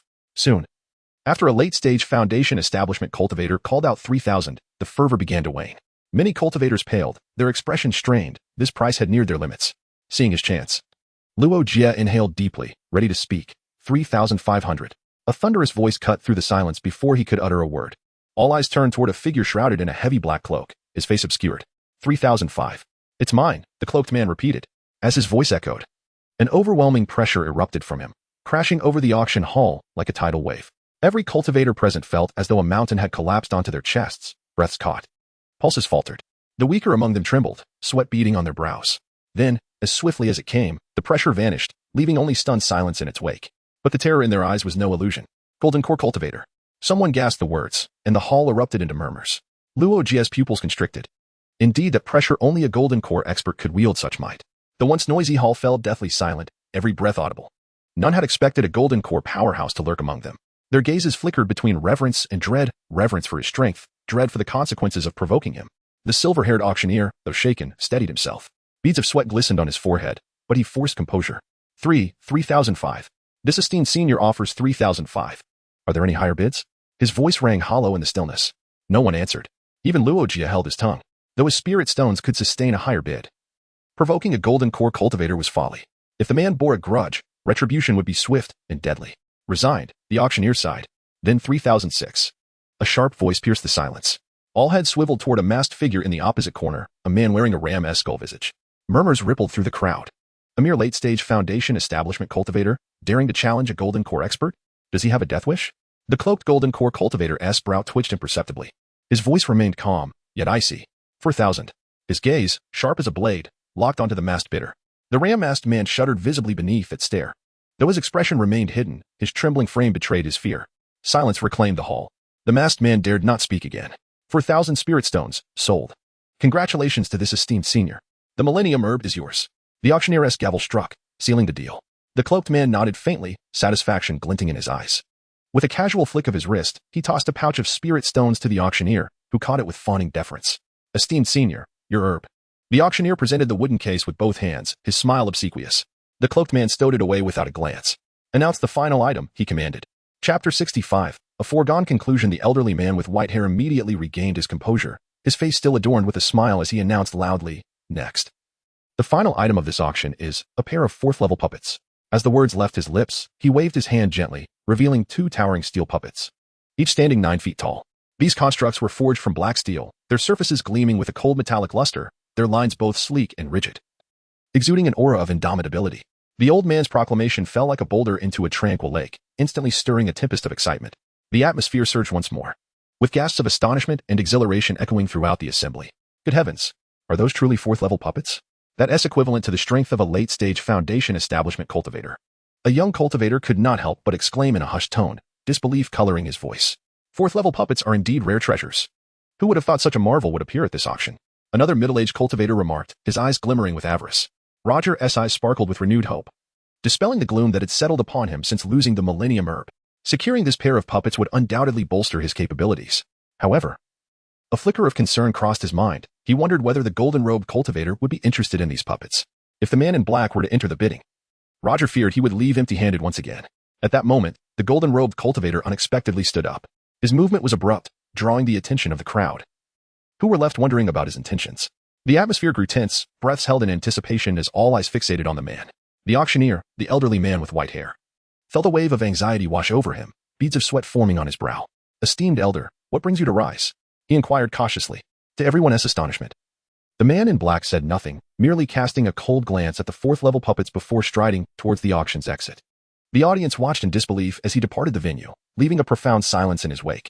Only when his figure vanished through the doorway did the attendees begin to comprehend that the golden-robed cultivator held no interest in the 4th-level puppets. This was understandable. For those who had reached the stage of golden elixir, few items could capture their fancy besides high-grade spiritual herbs, advanced techniques, or superior crafting materials capable of enhancing the power of magical artifacts. Although 4th-level puppets were precious, their utility was limited for those at such a high tier. The black-robed man's exit relieved the assembly, as if an invisible weight had been lifted from their shoulders.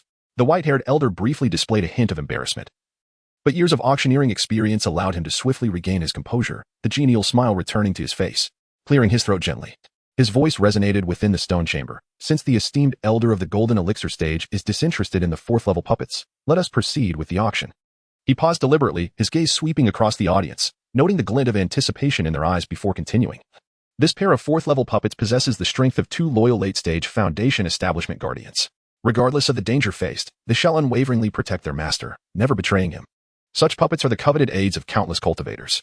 The starting bid is 2,000 spirit stones, with increments of no less than 200. As soon as he finished speaking, the atmosphere ignited once more. The allure of the fourth-level puppets was evidently far greater than that of the Millennium Herb. 2002. A middle-aged cultivator clad in gray robes eagerly raised his hand. 2004. Another cultivator followed suit, unwilling to yield. 2006. 2008. Bids cascaded in rapid succession, the price escalating swiftly amidst the fervent competition. Roger, sitting in a corner, remained notably composed. He observed the unfolding dynamics, refraining from rushing into the fray. This pair of fourth-level puppets was ideally suited for guarding his cave dwelling. Earlier, the presence of the golden elixir cultivator had instilled a measure of apprehension, preventing him from placing a bid.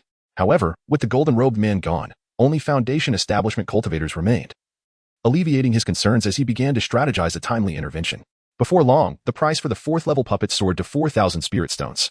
The one who called out this bid was the peculiar figure wearing a goat-headed mask, who had previously contended with the golden elixir cultivator for the Millennium Herb. His voice was piercing, grating like metal scraping against metal, unsettling to the ears. As his voice echoed within the stone chamber, an immediate hush fell over the gathering. All eyes turned toward him, a mix of awe and reluctance evident in their gazes. Clearly, this price had approached the limits of what many cultivators could afford. Seeing this, Roger recognized that it was time to make his move. For 1,002, he declared, his voice cutting through the silence with a startling clarity, drawing the astonished glances of everyone present. Even the goat-headed masked figure turned slightly, scrutinizing the audacious young man who dared to challenge him.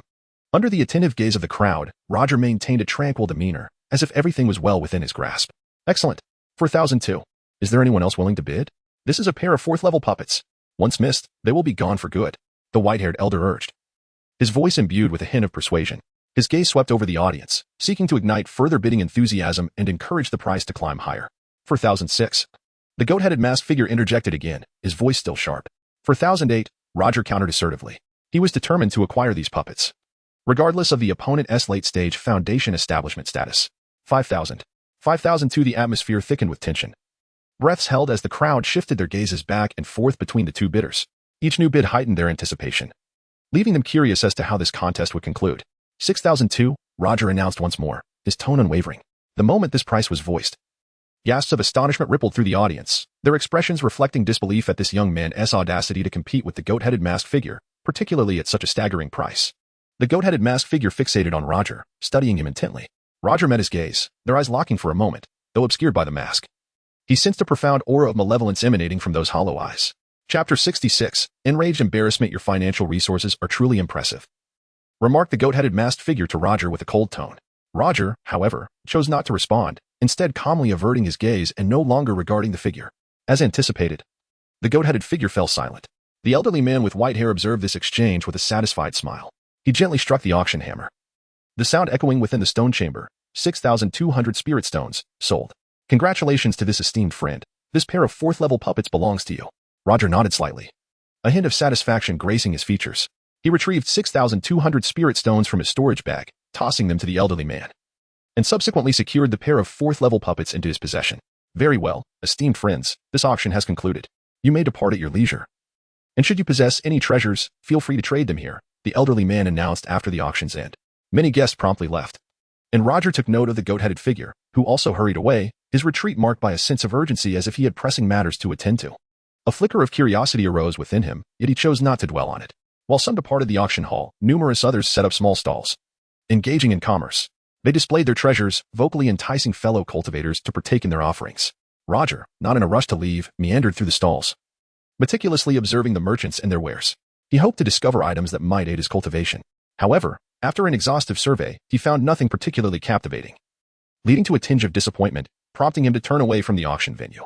Once outside the auction hall, Roger felt no immediate urgency to leave Danong City. For the next 3 days, he immersed himself in the bustling market, traversing the streets and alleys, exploring every shop within the city. Occasionally, he engaged in conversation with vendors, leaning intriguing stories from the realm of cultivation. It was not until the dawn of the 4th day, as soft sunlight bathed the city walls, that Roger leisurely stepped beyond the city gates. Outside the gates, liberated from the restrictions of the anti-flight formation, Roger waved his hand, murmuring incantations, and the enchanting silver wings gradually materialized. The shimmering azure wings floated effortlessly behind him, exuding a gentle chill. With a light push of his toes against the ground, he propelled himself into the sky like an arrow released from its bow. The speed of the silver wings far surpassed his previous soared flight, the wind howling past his ears. Roger reveled in this unprecedented exhilaration, a sense of joy swelling within him.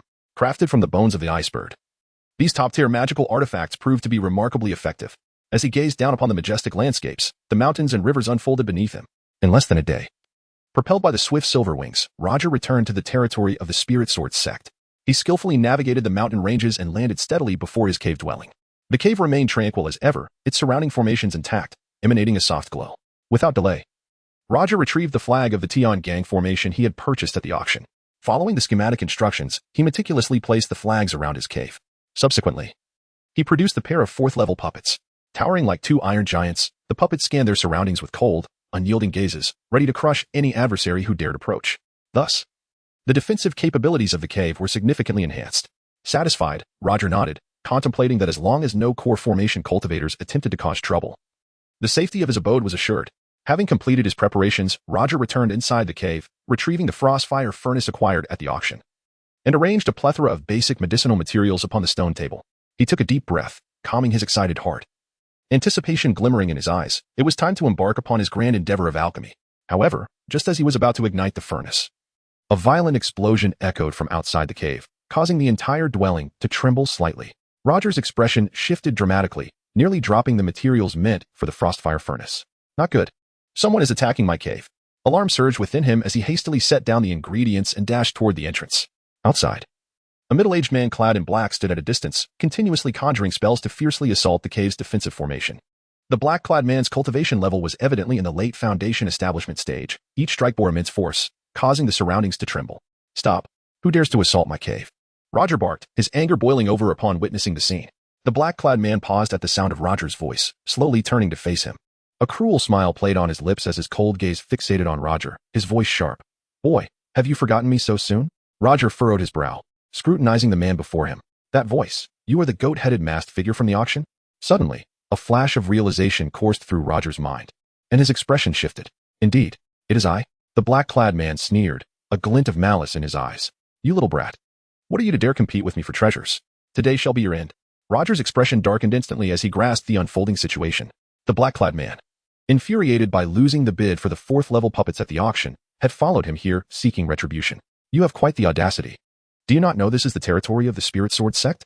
Dare to cause trouble here, and when the elders arrive, you shall see how you meet your demise. Roger thundered, attempting to intimidate the man with the sect's reputation. However, the black-clad man remained unfazed, sneering dismissively. Humph. Elders? Do you think those elders of the Spirit Sword sect have the time to concern themselves with a lowly figure like you?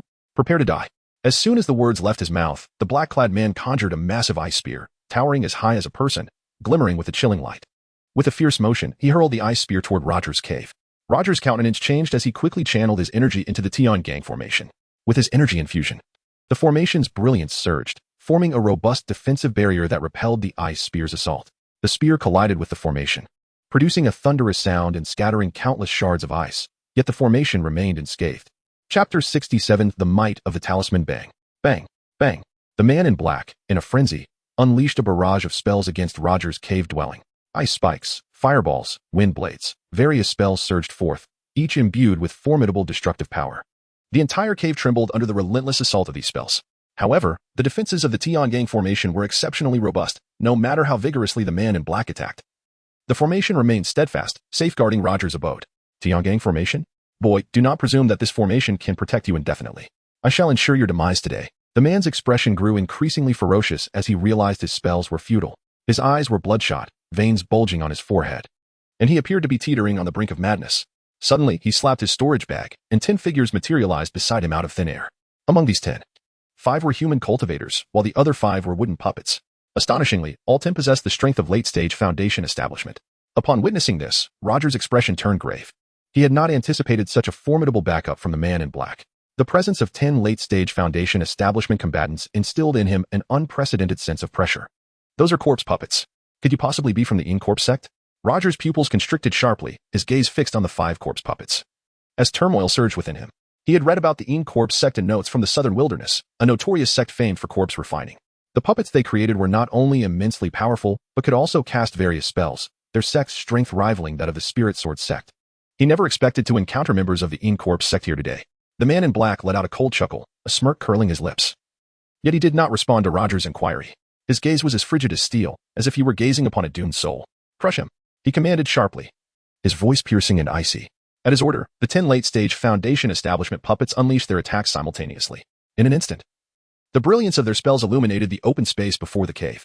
Ice spikes whistled like blades, glinting with a menacing chill. Fireballs surged forth, radiating intense heat. Wind blades sliced through the air like razor-sharp edges, producing a shrill howling sound. Spells rained down like a torrential storm, fiercely striking Roger's cave. Roger's expression shifted dramatically, a sense of foreboding washing over him. He quickly retrieved 100 spirit stones from his storage bag, unhesitatingly injecting them into the Tiangang formation. As the spirit stones were infused, the formation's radiance surged, enveloping the cave in a brilliant light, its defensive capabilities elevated to a new level. Boom, boom, boom. The sound of violent explosions echoed continuously, the residual force of the spells causing nearby trees to topple and dust to swirl, yet bolstered by the spirit stones. The Tiangang formation remained as steadfast as a mountain, warding off all attacks. The protective barrier trembled under the onslaught but held firm, never shattering. Seeing this, the man in black's brow furrowed slightly, a flicker of impatience crossing his features. Spirit stones? Humph. I shall see how many you possess to reinforce this formation. Continue the bombardment. He huffed, his tone laced with irritation. As his command fell, the 10 late-stage Foundation establishment puppets once again gathered their spells, launching a frenzied assault on Roger's cave. Bang, bang, bang. However, as time passed, the man's frown deepened. He realized that no matter how the puppets attacked, Roger's formation remained as solid as a rock. Each time the spirit stones within the formation were depleted, Roger would promptly replenish them, as if he possessed an inexhaustible supply. Damn it, where does this brat keep getting all these spirit stones? He spent thousands at the auction. How can he still have so many? The man in black could not help but curse, his voice tinged with frustration and bewilderment. To him, Roger was merely a mid-stage Foundation establishment cultivator, even with substantial resources. It was implausible for him to maintain such a continuous flow of spirit stones to sustain the formation. Roger stood within the formation, coldly observing the man's reaction, a sigh of relief escaping his lips. His storage bag indeed contained a considerable number of spirit stones, thanks in large part to the mysterious small tower. Nevertheless, he did not wish to remain on the defensive any longer. Demon, I have already informed the elders within the sect. Your time is drawing near, Roger shouted, attempting to intimidate the man in black. At these words, the man's expression shifted slightly, a flicker of hesitation crossing his eyes. After all, he was on the territory of the Spirit Sword sect. Should he truly attract the attention of their elders, his current strength would be utterly insufficient to contend with them, and the consequences would be dire. However, this hesitation lasted only a moment. A glint of ferocity flashed in the man's eyes, as if he had made a grim resolve. He suddenly struck his storage bag, producing a golden talisman. As the talisman appeared, it emanated a powerful aura, as if it contained terrifying strength. The runes on the talisman flickered, radiating brilliance. Roger's gaze was immediately drawn to the golden talisman, his pupils dilating in shock. A storm of realization surging within him. Could this be a talisman treasure? Talisman treasures are unique talismans crafted by core formation cultivators. Imbued with a portion of the power of their magical artifacts, their potency is exceedingly formidable. Even late-stage Foundation establishment cultivators would find it challenging to withstand a strike from a talisman treasure. Indeed. Boy, I told you, today you shall undoubtedly perish. The man in black sneered coldly, a hint of madness in his voice. He tossed the golden talisman treasure into the air, channeling all his power into it. The talisman erupted with golden light, transforming into a golden hill 5 zhang in circumference, hurtling towards Roger's cave with tremendous force. Wherever the golden hill passed, it emitted a crackling sound. The surrounding air compressed into waves of white gas, radiating outward. Shameless demon. To overpower the weak is one thing, but to use a talisman treasure against me? Roger could not help but curse inwardly, his heart aflame with indignation and helplessness. The power of this talisman treasure was far beyond what he had anticipated. His Tiangang formation would likely struggle to withstand it. Thus, he swiftly retrieved 500 spirit stones from his storage bag, unhesitatingly injecting them into the Tiangang formation, fortifying his defenses with all his might. However, the talisman treasures might exceeded his wildest expectations. The golden hill crashed against the formation with a deafening roar. The sound reverberated like thunder, causing Roger's ears to ring and his head to spin. The brilliance of the Tiangang formation flickered violently, as cracks began to appear on the barrier under the immense impact of the talisman treasure. After a brief struggle, it ultimately succumbed to the terrifying force, and the formation collapsed in an instant. Chapter 68. The Guardian Elder. With a resounding crash, the celestial array was shattered by the golden mountain, sending dust swirling into the air. The tremendous force propelled Roger away, resembling a kite severed from its string as he landed heavily on the ground. Steadying himself, Roger's face flushed, and he felt his blood surging within him. Haha, the formation is broken. Prepare to meet your demise, brat. The man in black laughed maniacally, his voice dripping with arrogance and cruelty. He once again wielded the golden mountain, hurling it towards Roger with ferocity. The golden mountain sliced through the air, embodying an unstoppable force, its target unmistakably Roger. In an instant, Roger's countenance darkened, his heart sinking in foreboding. He dared not confront the magical artifact with his flesh and blood. His only option was to flee. Swiftly, He withdrew an escape talisman from his storage pouch, ready to activate it and escape the dire situation. Despicable fiend. I shan't engage you any longer, Roger shouted, his voice laced with frustration and indignation. He had intended to battle the villain earnestly, but was taken aback by the opponent's possession of such a devastating artifact. Boom. Just as Roger was about to activate the escape talisman, an overwhelming pressure descended silently upon the scene. Time and space around him seemed to freeze. The man in black's eyes widened in horror, cold sweat beading on his forehead, while the golden mountain hung motionless in the air as if time itself had stopped. Roger, too, was paralyzed with dread, his heart thundering in his ears. What terrifying aura is this? Who has arrived? He thought, feeling an immense weight pressing down upon him. His gaze frantically searched the surroundings until it landed upon the sky above. Out of nowhere, a young man clad in a white robe appeared. His strikingly handsome features and upright posture exuded an aura of authority, his hands elegantly clasped behind his back, radiating a formidable presence without the need for anger. At that moment, he coldly regarded the man in black, his gaze as frigid as a millennium of ice, cutting through the air with chilling intensity. Roger felt an invisible force crashing over him from the young man, nearly robbing him of breath. A nascent soul cultivator. The man in black's complexion turned ashen, devoid of color, resembling a blank sheet of paper. His voice trembled, filled with boundless dread and despair, as if he were confronted by the specter of death itself. The once arrogant bravado evaporated like mist, replaced by a profound terror that sank deep into his bones. The once resplendent artifact in the air dimmed before the might of the nascent soul cultivator, now appearing as mundane as a common stone. Who dares to wreak havoc in my spirit sword sect, attacking the chambers of my disciples? Allow me to escort you on your journey. The young man in white spoke with an unwavering calm that belied the authority in his words. Each syllable struck the heart of the man in black like a sledgehammer, leaving him breathless. Say, Senior. The man in black stammered, desperately seeking to defend himself. However, the white-robed youth offered him no opportunity. He merely parted his lips and gently exhaled. The man in black shuddered violently, and in an instant, his form began to dissipate, transforming into countless specks of ash that scattered in the wind, his essence obliterated. Roger watched in awe and reverence as the man in black vanished into the air, his heart swelling with shock. His eyes widened, mouth agape, overwhelmed by disbelief. This is the power of a nascent soul cultivator. Slaying a late-stage Foundation establishment practitioner is as simple as slaughtering a chicken. A chill ran down Roger's spine as he grasped the vast chasm between himself and a nascent soul cultivator, feeling as insignificant as an ant. The power to determine his fate with a mere gesture filled him with both yearning and trepidation. After the man in black's demise, his 10 puppets seemed to lose their connection, collapsing lifelessly to the ground like marionettes with severed strings. At that moment, the white-robed youth descended slowly before Roger's chamber. The oppressive aura that had surrounded Roger vanished, granting him the ability to move once more. Not daring to delay, he hurriedly approached the white-robed youth, bowing deeply in respect. I am Roger, a junior disciple. I thank you for your timely rescue, esteemed senior. May I inquire your name? His voice trembled slightly, cautious not to offend the powerful figure before him. I am Yun Linfeng, one of the guardian elders of our sect. Pray tell, what transpired to draw the In Corp's sect's attention here? Yun Linfeng nodded slightly, his piercing gaze fixed upon Roger, as sharp as a sword, seemingly capable of penetrating Roger's very soul, making him feel vulnerable. Senior, here's what happened. Roger recounted the events of the auction, detailing his encounter with the man in black, gesturing toward the 2 puppets behind him as proof. His tone was respectful and cautious, fearing that a mere misstep might provoke dire consequences from the nascent soul cultivator. He narrated the details of his bidding for the 4th-level puppet with a sense of helplessness and grievance. I see. The auction. You truly were careless, young man. In the future, exercise caution with spirit stones. Do not be so ostentatious, Yun Linfeng remarked, his brows furrowing slightly, tinged with a hint of admonition. Yes.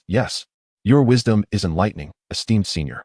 I shall be more cautious henceforth, Roger replied earnestly, inwardly relieved that the elder did not pursue the matter further. That aside, as an inner sect disciple, how did you amass such a fortune in spirit stones? Yun Linfeng inquired, a flicker of curiosity in his eyes as he scrutinized Roger. Upon hearing the question about his spirit stones, Roger's heart skipped a beat, but he quickly composed himself, maintaining a calm facade. Senior, a few months ago, I participated in a mission to guard the sect's spirit stone mines.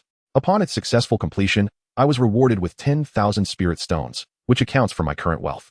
He silently congratulated himself for his quick thinking, realizing that revealing his mysterious small tower would have been unwise, as it was his most treasured possession. After hearing that the spirit stones were a sect reward, Yun Linfeng nodded in understanding and chose not to probe further into the matter.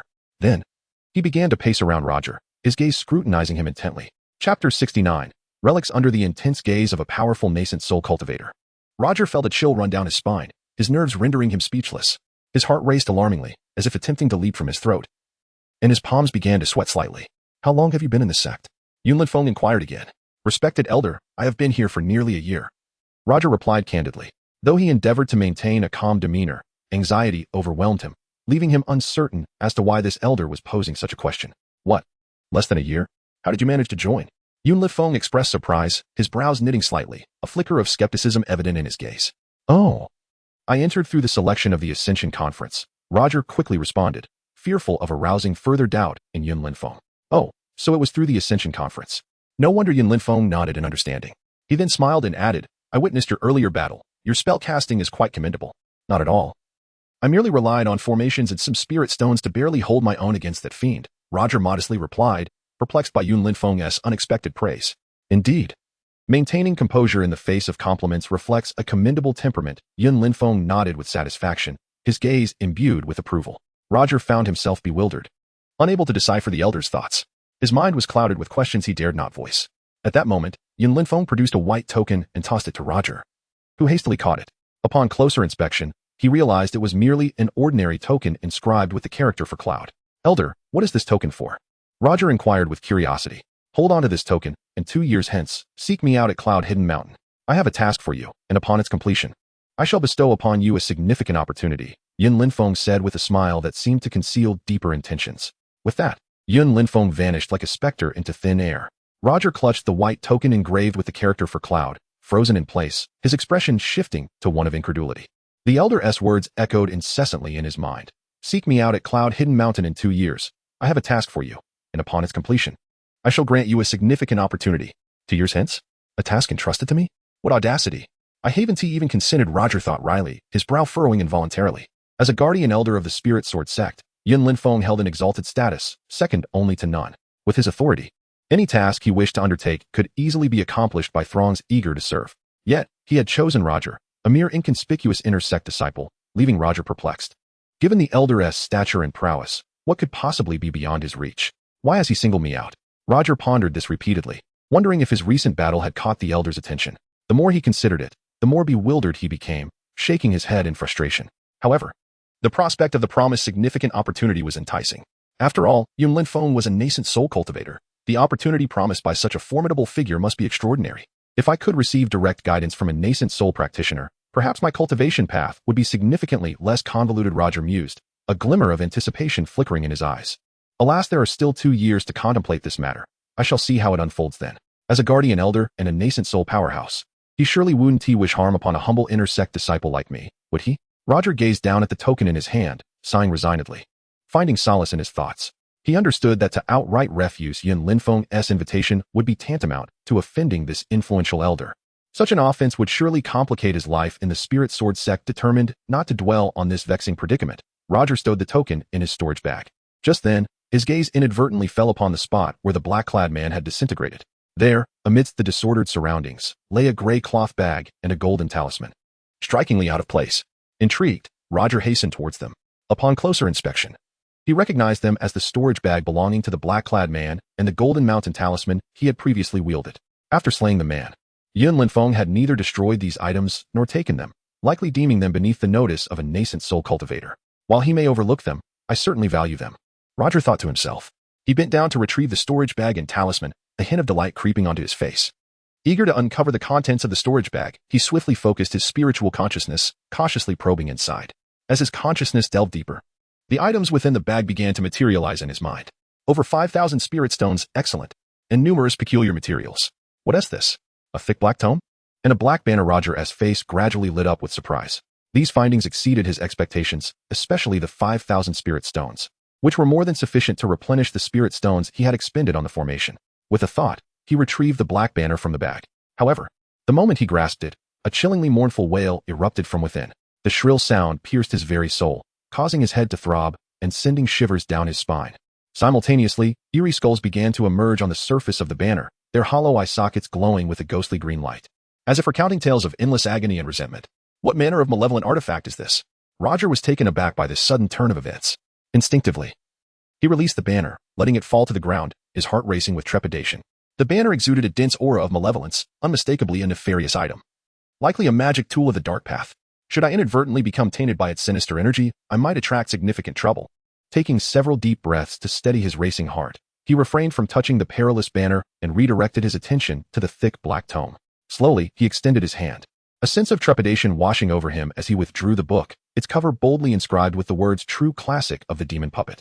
The characters were bold and powerful, yet they emanated a chillingly eerie aura. Chapter 70. The Banner of Souls, the True Scripture of Magic Puppetry.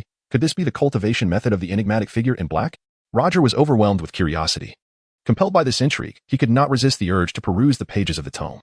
As he meticulously examined each page, his initial curiosity gradually morphed into a complex array of emotions, with surprise ultimately eclipsing all else. What an extraordinary technique. This was, without a doubt, an unparalleled compendium for the creation of puppets. Roger could not help but exclaim in admiration, his eyes shimmering with excitement. The True Scripture of Magic Puppetry contained a wealth of information, detailing everything from the selection of materials necessary for puppet creation to the intricate steps involved in the crafting process. Each detail was elucidated with clarity, making it accessible even for novices who, by following the methods outlined in the book, could gain a fundamental understanding of puppet making. Moreover, the text also documented a method of spiritual cultivation known as the soul wandering technique. Roger eagerly delved into the descriptions of this technique, his excitement mounting with each word. The soul wandering technique was nothing short of miraculous, allowing practitioners to project their souls beyond their corporeal forms, traversing vast distances and even possessing various vessels, a tool of boundless utility. The ability to detach one's soul served as a crucial safeguard for practitioners in dire situations. However, the standard method of soul projection necessitated the swift identification of a suitable body for possession, lest the soul dissipate into the ether. Roger whispered to himself, lost in contemplation. As he continued to read, he discerned that while the soul wandering technique bore similarities to conventional possession methods, it possessed fundamental distinctions. In contrast, the soul wandering technique offered greater control. The projected soul was less likely to disperse spontaneously, and the selection of vessels was far more diverse, not limited to human forms. In this regard, the soul wandering technique far surpassed ordinary possession methods. Furthermore, as the book indicated, employing this technique could also amplify the soul, enhancing one's perceptive abilities. For Roger's cultivation journey, this was akin to receiving wings. His eyes sparkled with anticipation as he began to contemplate how to master this extraordinary secret art. However, despite its formidable power, the text also delineated several crucial precautions. It emphasized that when possessing a vessel, one should not fully invest their entire soul, as such an act carried immense risks. Should the vessel be destroyed, the soul would similarly vanish, leading to the practitioner's demise. Additionally, the spiritual awareness of the vessel must not exceed that of the practitioner. Otherwise, the practitioner would risk a backlash, resulting in the same dire fate. Roger committed these warnings to memory, determined to avoid any missteps in his practice.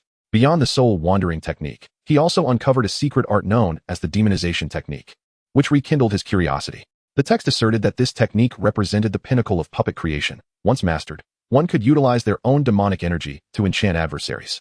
Those who fell under its influence would involuntarily transform from foes to allies, willingly becoming loyal demonic servants, thus seamlessly becoming puppets themselves, a truly tyrannical method. If Roger could master this demonization technique, he would be able to effortlessly control his enemies in future confrontations. He marveled at the thought. However, as he continued reading, he discovered that the application of the demonization technique was not as straightforward as he had envisioned. To wield it, one required the demonic energy from the demon realm, which was notoriously elusive. Roger furrowed his brow, contemplating the challenge ahead. The demonic energy of the demon realm was exceedingly rare, and obtaining it would necessitate locating spatial rifts leading to that realm. Yet, Roger did not allow himself to succumb to despair. Although he could not currently implement the demonization technique, the soul-wandering technique was within his grasp for practice. Mastering this technique would yield significant benefits for him. Slowly, he closed the True Scripture of Magic Puppetry, his heart brimming with anticipation. Who could have foreseen that this unexpected turn of events would gift him such a precious treasure? The figure in black could not possibly belong to the Immortal sect. Roger murmured thoughtfully, his brow slightly furrowing as he pondered. The methods employed by the figure, though sinister, did not align entirely with the corpse-refining techniques of the Immortal sect. Roger speculated that this individual might have fortuitously acquired the legacy of a powerful demon, thus possessing the True Scripture of Magic Puppetry and the enigmatic Black Banner. He carefully stored the True Scripture of Magic Puppetry in his storage bag, then turned his gaze to the Black Banner lying on the ground. The banner lay silently, exuding an eerie chill. In a daze, he seemed to hear the anguished wails of countless vengeful spirits emanating from it, a sound both faint and chilling. Taking a deep breath, Roger, despite his trepidation, gradually bent down to retrieve the banner. The Banner of Souls, he murmured, the name escaping his lips, his expression shifting to one of complexity. From his recent perusal of the True Scripture of Magic Puppetry, he had gleaned the origins of this banner. The Banner of Souls was an exceedingly malevolent forbidden artifact, its creation process brutally cruel, requiring the souls of countless beings as sustenance. The more souls it accumulated, the greater its power. It could directly interfere with an opponent's soul, diminishing their magical prowess and even incapacitating them in battle. A truly insidious treasure. The Banner of Souls in Roger's possession had yet to reach the threshold of 1,000 souls. It contained at most 100. Nevertheless, its power was formidable, rivaling that of top-tier magical artifacts. Yet Roger felt a twinge of helplessness. This banner had been meticulously refined with the blood and sweat of the figure in black. He was currently unable to wield it unless he ascended to the core formation stage, using alchemical fire to erase the figure's essence before he could reclaim control. This artifact. It would be prudent to use it discreetly. If my sect were to discover that I was cultivating with such a malevolent artifact, they might suspect me of being a spy from the demonic faction and eliminate me. Roger shook his head with a wry smile, his heart a blend of apprehension and an undercurrent of anticipation. Chapter 71. The ineffectiveness of the elixir. The formidable power of the 10,000 Souls banner truly captivated Roger, particularly its ability to significantly diminish an opponent's magical prowess, rendering it a lethal weapon in combat. However, the difficulty of crafting the 10,000 Souls banner was exceedingly high. According to the records in the true scripture of demon puppetry, a minimum of 10,000 primordial spirits was required to forge a complete 10,000 Souls banner, with the potency of the banner increasing proportionally to the quality of the primordial spirits used. 10,000 primordial spirits. Was I to slay 1,000 cultivators? Oh, but it need not be limited to human cultivators. The scripture notes that the souls of all living beings can suffice. Perhaps I could attempt to utilize the souls of demonic beasts. Roger mused inwardly. With this thought, he recalled the accounts from the chronicles of the southern wilderness. Beyond the southern wilderness continent lay the boundless sea of immortals and demons, a tumultuous and enigmatic realm teeming with numerous sea-dwelling beasts. These creatures varied greatly in form and strength. If he could acquire their souls, it might indeed be possible to forge the 10,000 Souls banner. Resolute in his decision, Roger resolved to venture into the sea of immortals and demons once his strength increased. He carefully stored the 10,000 Souls banner and shifted his gaze to the 10 puppets left behind by the cloaked figure. With their master deceased, these puppets stood motionless, mere shells devoid of spirit. This unexpected boon delighted Roger, as he realized that by comprehending the true scripture of demon puppetry, he could control these puppets and transform them into significant allies. With a sense of glee, Roger swiftly placed the puppets into the storage bag of the cloaked figure. Having completed this task, he returned to his cave abode. The earlier celestial formation surrounding his cave had been shattered by the cloaked figure's talisman, necessitating a complete reconfiguration. After setting the formation anew, Roger finally settled back into the stone hall of his cave. Initially, he had intended to concoct an elixir to enhance his spiritual essence, but he decided to alter his plans. Roger resolved to first cultivate the astral projection technique from the true scripture of demon puppetry to strengthen his spiritual awareness, believing that alchemy could wait. Thus, in the following days, Roger remained within his cave, deeply engrossed in mastering the scripture and honing his astral projection technique. 3 months later, Roger finally made headway in his practice of the astral projection technique. Within the confines of his cave, the atmosphere grew mysterious and uncanny. He sat cross-legged upon a jade bed, exuding a faint spiritual glow, with a box of azure elixirs beside him. These were the elixirs he had recently refined, and he was in the process of absorbing their essence to enhance his magical energy. More astonishingly, not far from him floated a phantasmal version of Roger, appearing like a delicate shadow. Indeed, this was his primordial spirit, successfully separated from his corporeal form through the astral projection technique. His physical body continued to cultivate autonomously, gradually absorbing the essence of heaven and earth with the aid of the elixirs. Meanwhile, his primordial spirit roamed freely, engaging in its own training. At that moment, Roger's primordial spirit hovered in the air, attempting to levitate a rock weighing thousands of pounds using its ethereal force. With a concentrated effort, the rock trembled slightly, as if stirred by an invisible hand. It began to rise, but only for a brief moment before crashing heavily back to the ground with a dull thud. Sigh. Still not proficient enough, Roger's primordial spirit sighed, displaying a hint of fatigue. Although he had successfully mastered the astral projection technique, fully controlling the power of the primordial spirit required further practice. Taking a deep breath, he focused intently on the rock, channeling his primordial energy once more. An intangible force emanated from his brow, enveloping the rock. Once again, the rock began to ascend, this time remaining suspended in midair, steady and unmoving. Excellent. I have managed to stabilize it. Roger's primordial spirit smiled faintly. Meanwhile, Roger's physical body remained seated on the jade bed, resembling a statue as it continued its tranquil cultivation. His primordial spirit persisted in its exercise, both aspects of his being advancing in unison. Thus, 2 years swiftly passed. The previously closed door of the cave slowly opened, and Roger emerged. Standing at the threshold, he inhaled the fresh air, savoring the long-forgotten sensations of the outside world. The sunlight bathed his face, warm and inviting. After closing the cave door, he summoned his silver wings and, with a gentle flap, soared into the sky like an arrow released from a bow, heading towards the distant horizon. Now, with 2 years behind him, Roger intended to visit Cloud Hidden Peak to inquire about the tasks assigned by Yunlin Feng. While flying, his thoughts drifted back to the arduous cultivation he had undergone over the past 2 years. Following the consumption of the elixirs, his magical energy surged dramatically, and his cultivation steadily progressed. However, he found himself somewhat vexed. After consuming over 100 elixirs, their efficacy had completely diminished. Thus, his cultivation still lingered in the mid-foundation stage, though he anticipated reaching the late stage soon. Of course, beyond the significant increase in magical energy, the most exhilarating development was the enhancement of his spiritual awareness. To elevate his spiritual perception, he dedicated time each day to practicing the astral projection technique. After 2 years of diligent training, his level of spiritual awareness had soared to new heights. Now, whether in spellcasting, alchemy, talisman crafting, or the manipulation of magical artifacts and puppets, he found himself far more adept than before. With the elixirs no longer effective, Roger was left without any alternative recipes at his disposal. Perfectly timed, he seized the opportunity to visit Yunlin Feng, perhaps by assisting him. He could procure some valuable elixir recipes. Surely, a powerful being at the nascent soul stage would possess a considerable collection of recipes. With these delightful thoughts in mind, Roger continued his flight towards the sect. Chapter 72, The Task of Yunlin Feng. After a considerable period of flight, Roger finally arrived at the entrance of the Lingjian sect. He descended within the sect and found an elder steward, from whom he successfully inquired about the location of Yunlin Peak. Following the elder steward's guidance, Roger soon found himself before the entrance of Yunlin Feng's cave abode.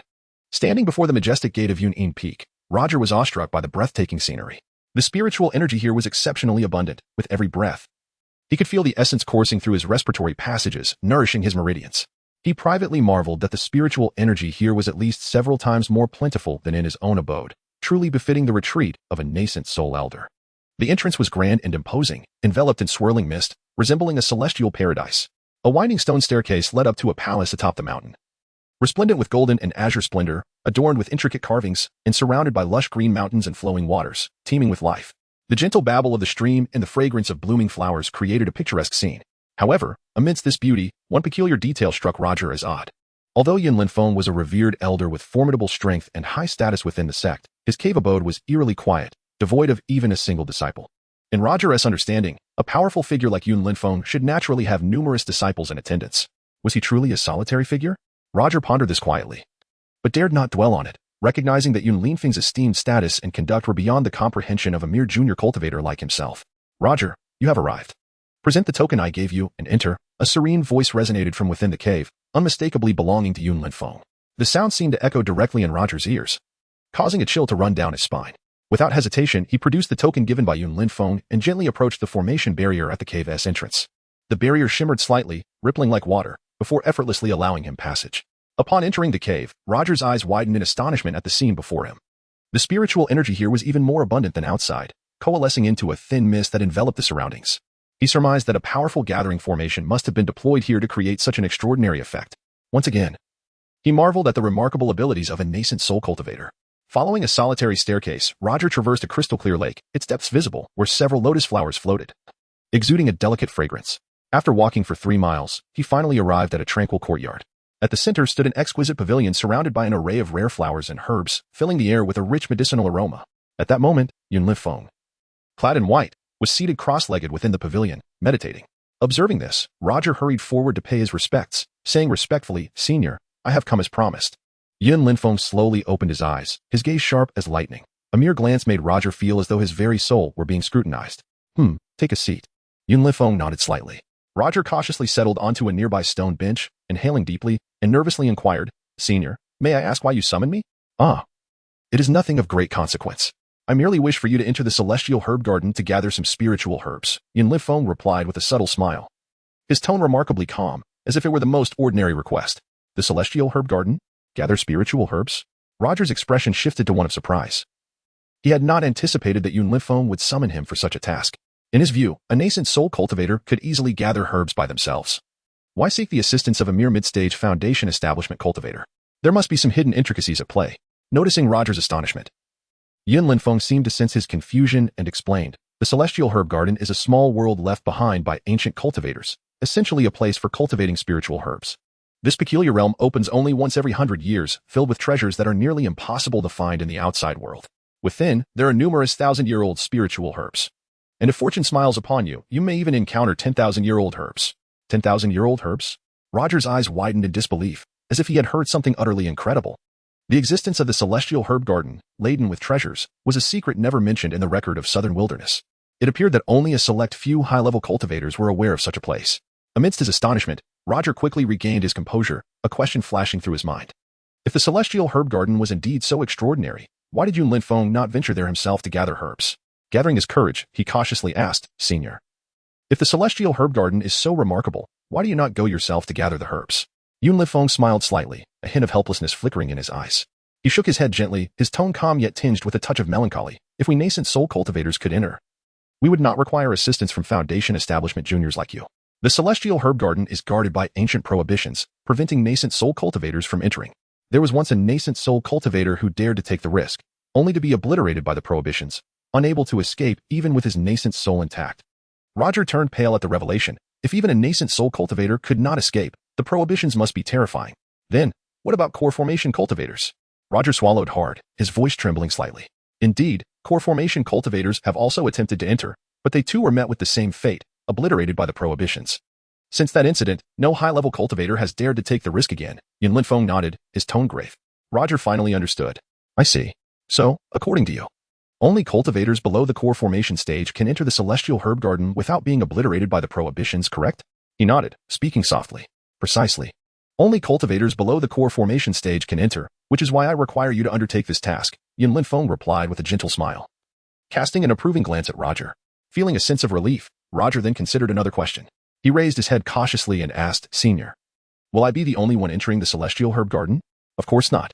The celestial herb garden is not solely the property of our Lingjian sect. It is jointly managed by 4 sections. Each sect will select a group of capable disciples to enter and gather herbs. Some elders from our Lingjian sect will also choose suitable candidates, and you are one of my selections, Yun Linfeng explained, shaking his head lightly, his tone relaxed. Upon hearing this, Roger's expression turned peculiar. He awkwardly scratched his head and said softly, Senior, are you not overestimating me? I am merely a mid-stage Foundation establishment cultivator. There are plenty of late-stage disciples in the sect. Why not choose them? Well, how should I put it? It's just a feeling. I believe you possess the capability, Yun Linfeng smiled, gently patting Roger on the shoulder, as if he had great confidence in him. All right. Since you have such trust in me, I shall do my utmost for you, Roger replied with a resigned smile, inwardly pondering how peculiar Yun Linfeng truly was. Senior, there shouldn't be any dangers in the celestial herb garden, right? Suddenly, Roger pondered a pivotal question once more. Chapter 73. Danger certainly, there exists danger. Yun Linfeng's tone remained composed. Although the place was filled with treasures, it was also inhabited by numerous ferocious beasts, all of which possessed a minimum strength of level 4. Level 5 and 6 beasts were common, and even in the central area, there were formidable level 7 and 8 beasts. What? Level 7 and 8 beasts? Upon hearing this, Roger's complexion turned pale, and he could not suppress a scream. The terrifying images of those beasts flashed through his mind, causing a chill to envelop his heart. Roger was flabbergasted. Surely, Senior Yun was not jesting? Level 8 beasts were terrifying entities, comparable to cultivators in the nascent soul stage. A mere one from such a creature could easily spell his demise. Ha ha ha, look at you, scared out of your wits. Level 7 and 8 beasts do indeed exist, but they are concentrated in the central area, guarding a mysterious stone temple. As long as you do not venture into that zone, you shall not encounter these beasts, fear not. Seeing Roger's panic, Yun Linfeng burst into laughter, waving his hand with a teasing tone. That being said, level 5 and 6 beasts are still exceedingly powerful. How could a mere mid-stage Foundation establishment cultivator like me possibly contend with them? Roger's expression remained grim as he muttered softly. At this moment, he felt a twinge of regret. Had he agreed too hastily? Had he known that the celestial herb garden was fraught with such peril, he might have declined. Do not worry, I shall bestow upon you some protective treasures, allowing you to gather herbs with peace of mind. Yun Linfeng smiled gently, his tone imbued with reassurance. With a subtle wave of his hand, 3 golden talismans materialized before Roger. Each talisman radiated powerful spiritual energy, intricately inscribed with complex runes. Glimmering with golden light, clearly not mundane items. The first talisman depicted a sharp longsword, its blade shimmering with a cold light. The second talisman illustrated a small shield, its surface adorned with profound patterns, emanating a robust aura of defense. The third talisman portrayed a pair of outspread wings, the feathers depicted in lifelike detail. This is a talisman treasure. Roger's gaze fixed intently on the 3 gleaming talismans, his eyes wide with astonishment. These talisman treasures floated serenely in the air, exuding a soft yet captivating golden glow. The runes inscribed upon them were intricate and arcane, each stroke containing extraordinary magical power, the emanating spiritual energy akin to invisible waves. This surge of spiritual energy was several times more potent than the golden talisman he had previously acquired from the cloaked figure. It was evident that these 3 talismans had been personally crafted by Yun Linfeng. The value of these talismans far surpassed that of ordinary magical artifacts. Yun Linfeng sat nearby, his demeanor serene, as if bestowing these treasures upon Roger was merely a casual act. He slightly raised his hand, pointing at the talismans, and calmly explained, the Xuanjing Shield Talisman can form a magical protective barrier, possessing formidable defensive capabilities, sufficient to withstand lethal attacks from level 5 and 6 beasts. Should you encounter danger within the Celestial Herb Garden, it shall serve as your lifeline.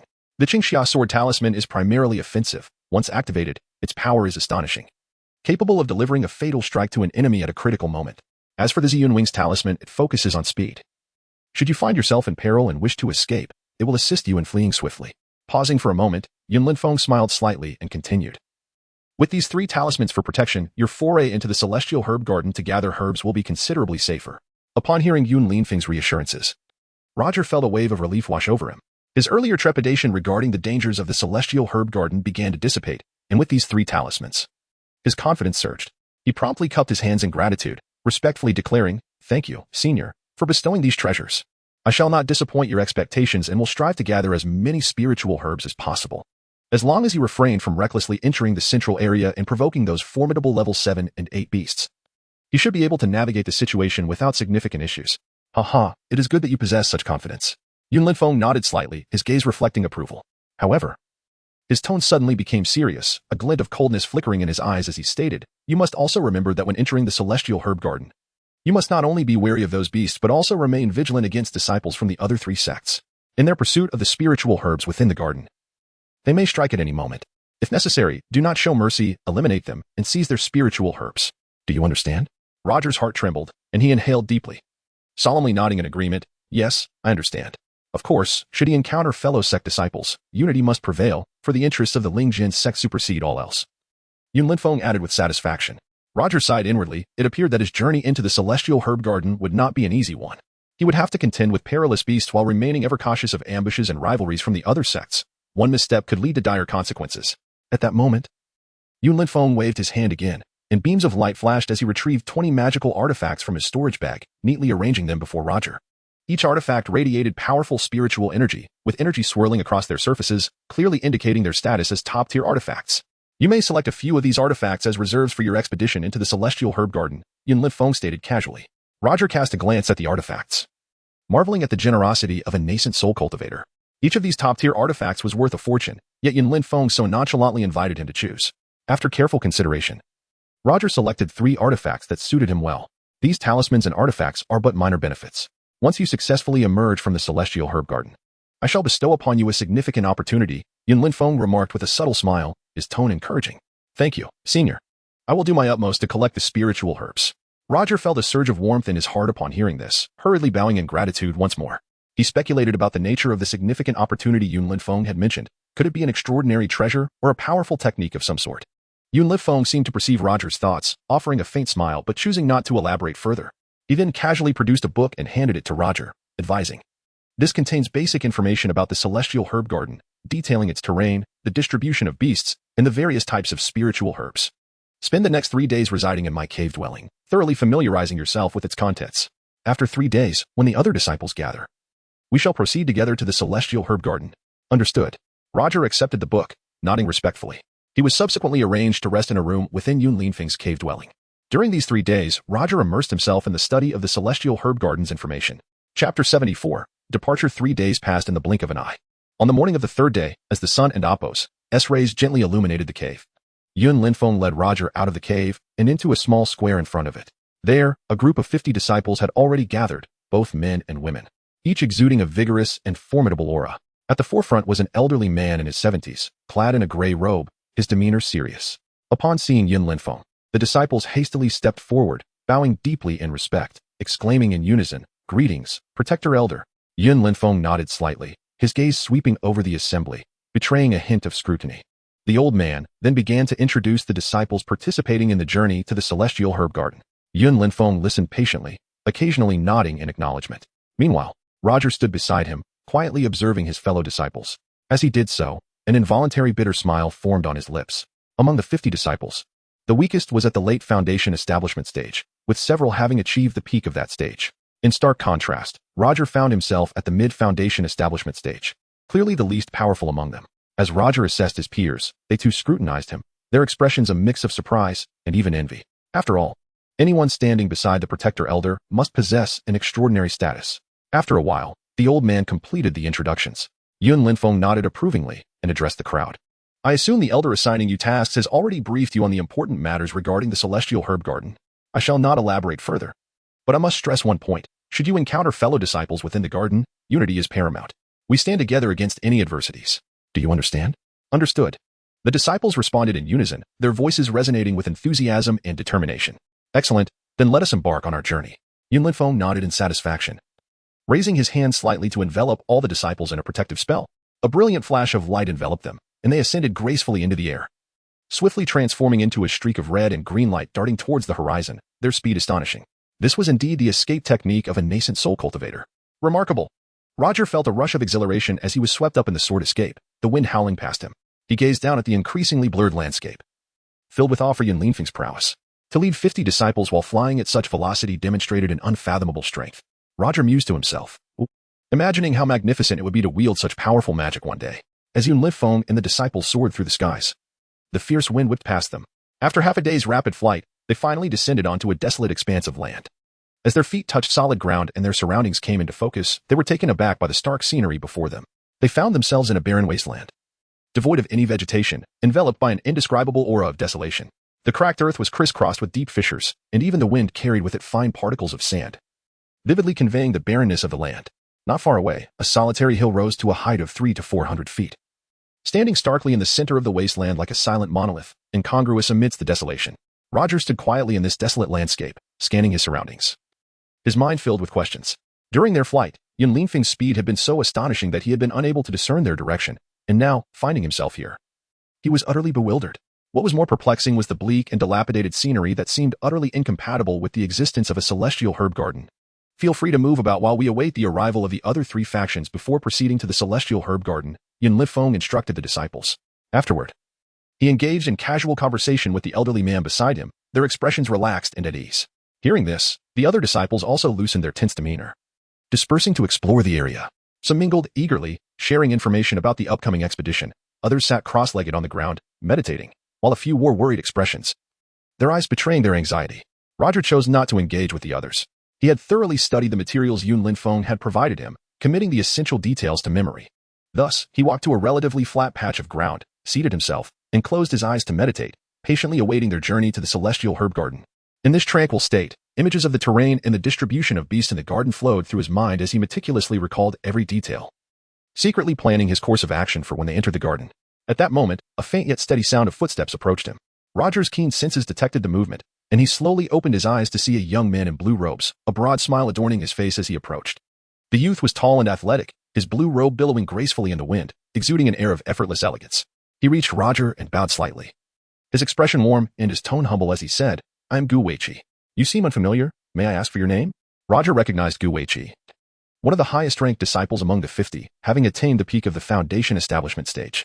Seeing the young man's enthusiasm and friendly demeanor, Roger politely replied, I am Roger.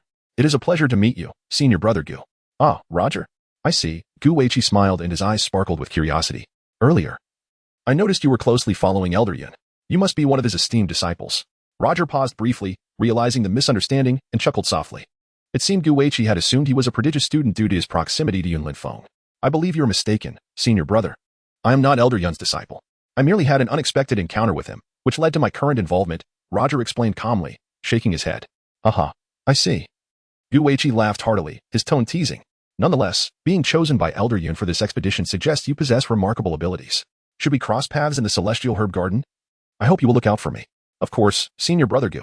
It is only fitting that we support one another as fellow disciples, Roger replied with a smile, his tone humble and courteous.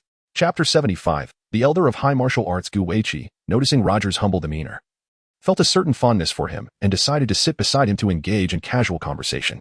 Roger was not averse to this. The two exchanged words and found their dialogue to be quite harmonious. During their conversation, Roger discerned that although Gu Weiqi presented himself as modest and polite, there remained an undercurrent of arrogance in his character. From his mannerisms and speech, Roger could palpably sense that this senior brother Gu held a remarkable confidence in his own abilities, bordering on vanity. As their conversation progressed, Roger was astonished to learn that Gu Weiqi was actually ranked 5th on the inter-sect spiritual sword list. Such a position underscored Gu Weiqi's formidable combat prowess, making him a force to be reckoned with.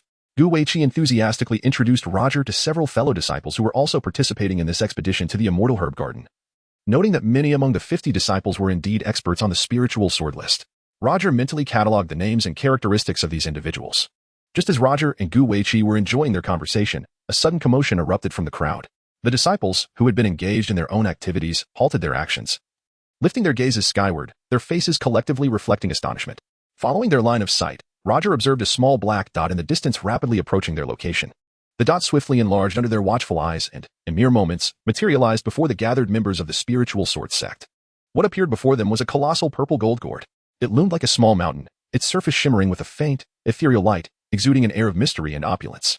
A formidable pressure emanated from the gourd, crashing forth like an invisible tide that surged outward. The disciples of the spiritual sword sect felt an overwhelming sense of dread under this oppressive force. Roger felt as though a massive stone had been forcefully pressed against his chest, rendering him breathless as his heart raced uncontrollably. The purple gold gourd. To his surprise, it seemed that the esteemed elder of high martial arts had come to this gathering. The small elder standing beside Yun Linfeng expressed his astonishment, his tone tinged with reverence. Yun Linfeng, however, remained composed, smiling serenely. He slowly raised his hand and waved gently, unleashing a soft yet potent force from his palm that, like a gentle spring breeze, swiftly dissipated the suffocating pressure. Shielded by this power, the disciples of the spiritual sword sect finally exhaled in relief. Aha! I have long heard of a talented elder from the spiritual sword sect, one who formed a golden core at 30 and entered the nascent soul stage by 100. Today, I am fortunate enough to witness it. A booming voice, resonant as a bell, emanated from the gourd, echoing across the desolate land. As the voice faded, the purple gold gourd flashed with light and vanished, replaced by a group of individuals before the disciples of the spiritual sword sect. Leading the group was an elderly man clad in gray robes, his hair as white as snow. His countenance was kind, adorned with a warm smile. And although he appeared aged, the vitality in his face was remarkably vibrant, exuding a presence that surpassed even Yun Linfeng's. Ah, Elder Gao retains his charisma. I presume it won't be long before you reach the later stages of the nascent soul, Yun Linfeng remarked with a smile and a respectful gesture upon seeing the elder. He dared not exhibit any arrogance. This elder was no ordinary figure. Elder Gao, renowned as the ace elder of the immortal herb valley, had lived for over 900 years, an undeniable ancient being. Elder Gao waved his hand slowly, a hint of self-deprecating humor gracing his features as he replied, I am nearing the end of my days. I can no longer dare to hope for the later stages of the nascent soul. Not far away. Roger sat quietly, seemingly an inconspicuous observer, yet his ears were keenly attuned to the banter between these two nascent soul masters. He was taken aback. This Elder Gao was on the verge of the later stages of the nascent soul, and merely contemplating such terrifying prowess sent shivers down his spine. No wonder Elder Gao's earlier presence had been so formidable, suffocating all in its wake. Even more astonishing was Yun Linfeng's achievement of the nascent soul stage at just over 100 years old. His talent was indeed remarkable. Roger silently marveled at the hidden depths of the cultivation world, realizing that his own mid-foundation cultivation level paled in comparison to these titans, rendering him insignificant like an ant. As the two nascent soul masters exchanged pleasantries, the atmosphere appeared light-hearted and jovial, yet an undercurrent of tension simmered beneath the surface. Elder Gao, seemingly inadvertently, turned his gaze, his eyes sharp as lightning, scanning the disciples of the spiritual sword sect. A knowing smile crept across his face, hinting at some unspoken intentions. After a brief pause, he spoke in a voice that was neither too loud nor too soft, yet resonated clearly with all present. This year's disciples from your esteemed sect are quite impressive. I trust you shall return with fruitful harvests. In response, Yun Linfeng maintained his gentle smile, speaking humbly. Not at all. The disciples of your esteemed valley are also commendable. Yet inwardly, he remained vigilant, for it was rumored that Elder Gao had a penchant for mischief, often casting glances at their disciples, perhaps scheming something untoward. Indeed. A glint of cunning sparkled in Elder Gao's eyes, his smile widening, resembling a wily old fox who had spotted a tempting prey, exuding an inscrutable cleverness. How about this? Young Yun, shall we engage in a wager? Elder Gao proposed with a playful challenge in his gaze. The mention of a wager sent a jolt of apprehension through Yun Linfeng. He had long been aware of Elder Gao's notorious gambling tendencies. The last time another elder had bet against him and suffered greatly. To his dismay, this old gambler was now turning his sights on him. Yun Linfeng internally sighed, realizing that declining outright would diminish the stature of the spiritual sword sect. After a moment's thought, he responded lightly, Elder Gao truly enjoys a wager. What terms do you have in mind? Elder Gao, surprised by Yun Linfeng's lack of immediate refusal, felt a newfound admiration for him. Let us wager on which of our disciples can gather the most spiritual herbs. Elder Gao suggested eagerly, rubbing his hands together with enthusiasm. Yun Linfeng did not immediately acquiesce but fell into contemplative silence. Chapter 76. The wager. Yun Linfeng's gaze slowly swept over the disciples of Deng Xiangyu. The number of disciples in Dangxiangu was comparable to that of the Lingjian sect, and they were all at the late stage of foundation establishment, presenting an evenly matched front. However, Yun Lifeng was acutely aware that the disciples of Dangxiangu were renowned for their expertise in alchemy, undoubtedly carrying a considerable stock of medicinal pills. These pills could serve both as healing agents and as enhancers of strength in critical moments, making their combat capabilities formidable. After careful contemplation, Yun Lifeng smiled and replied, "Very well. Let us compare the achievements of our disciples. Since this is a wager, what shall be the stakes?" The old man of high martial arts could hardly conceal his surprise at Yun Lifeng's prompt agreement. His eyes roamed over the disciples of the Lingjian sect, as if searching for something in particular. When his gaze fell upon Roger, he couldn't help but look a few extra times. This was not due to Roger's prowess, as his cultivation at the mid-stage of foundation establishment rendered him rather unremarkable among the disciples. The old man merely found it curious that this mid-stage disciple dared to partake in the journey for celestial herbs, which was rather unexpected. Retracting his gaze, a sly smile crept onto the old man's face as he slowly declared, "Very well. It is settled then. As for the stakes, I am willing to put forth 5 Jiazi pills." The mention of Jiazi pills instantly stirred a wave of murmurs among the onlookers. The disciples displayed expressions of shock, their eyes brimming with envy and longing. Even the usually composed Yun Lifeng's eyes brightened, clearly intrigued by such a wager. Upon hearing the term Jiazi pill, Roger felt a jolt in his heart. Although he was not well versed in the realm of medicinal pills, he had certainly heard of their illustrious reputation. The Jiazi pill was one of Dangxiangu's signature pills, known throughout the entirety of the southern wilderness. It was said that consuming one could extend one's lifespan by a full Jiazi. Thus, 5 would equate to an astonishing additional 300 years. Roger marveled internally at the wonders of alchemy, pondering the possibility of refining longevity pills for his parents in the mundane world, allowing them to live for 200 to 300 more years. Suddenly, a question arose in his mind, prompting him to turn to his senior, Gu Weiqi, and ask softly, "Senior brother, if the Jiazi pill is so extraordinary, wouldn't continuous consumption grant one boundless longevity?" Gu Weiqi chuckled lightly, shaking his head with a teasing tone. Junior brother? Your thoughts are quite fanciful. If the Jiazi pill could be consumed indefinitely, then why would anyone pursue immortality? If everyone took the Jiazi pill, then everyone would be immortal." He paused before continuing. "While the Jiazi pill is indeed formidable, one can only consume a maximum of 5. Beyond that, it loses its efficacy." Roger nodded in realization, reflecting that all medicinal pills came with limitations, much like the spirit-enhancing pill he had taken previously. As Yun Lifeng considered the old man's wager of 3 Jiazi pills, he too began to ponder. The 5 Jiazi pills were indeed a valuable prize. Although he did not currently face issues with longevity, preparing for the future was prudent. However, since the old man was putting forth such a precious wager, he could not allow the Lingjian sect's prestige to diminish. He needed to offer an item of equal value. While Roger was lost in thought, Yun Lifeng suddenly produced a fist-sized blue demon pill from his storage bag. The pill shimmered with blue lightning that danced across its surface, reminiscent of agile electric serpents, exuding an astonishing aura. The appearance of the blue demon pill instantly captivated everyone's attention, even causing the old man to widen his eyes in disbelief. This was the demon pill of the 8th grade demon beast, the blue electric turtle. A storm of astonishment surged within the old man. The 8th grade blue electric turtle was an exceedingly powerful creature. Even a mid-stage nascent soul expert would find it challenging to subdue. Who would have imagined that Yun Lifeng could slay such a beast? Truly impressive, my young nephew. The old man exclaimed, his voice tinged with admiration. He realized he had underestimated the strength of this talented elder from the Lingjian sect. Yun Lifeng smiled gently, maintaining an air of calm. "As if slaying an 8th grade blue electric turtle was merely an inconsequential feat, you flatter me," he said softly. "During my travels, I happened upon it while it was in a state of meditation. Its defenses were momentarily lax, and I seized the opportunity to launch a surprise attack, thus managing to slay it. Might this demon pill serve as our wager?" The old man's smile deepened, though a glint of cunning flickered in his eyes. He stroked his beard, proclaiming, "Of course, it is settled. If I win, the 8th grade demon pill belongs to me. If I lose, the 5 Jiazi pills will be yours." His tone exuded confidence, as though victory was already within his grasp. Yun Lifeng nodded, a faint smile gracing his lips. They both extended their hands, sealing the wager with a clap. Just as their hands met, a disciple shouted, "Look! The people from the 5-element sect are coming." Everyone turned their gaze skyward to see a green light dot emerging on the horizon. Initially small as a sesame seed, it rapidly grew larger until a magnificent green lotus platform appeared before them. On the lotus platform, resplendent with shimmering lights and flowing runes, stood dozens of figures, with a regal woman at the forefront, exuding an air of grace and nobility. Dressed in flowing azure robes, her movements emanated an undeniable pressure.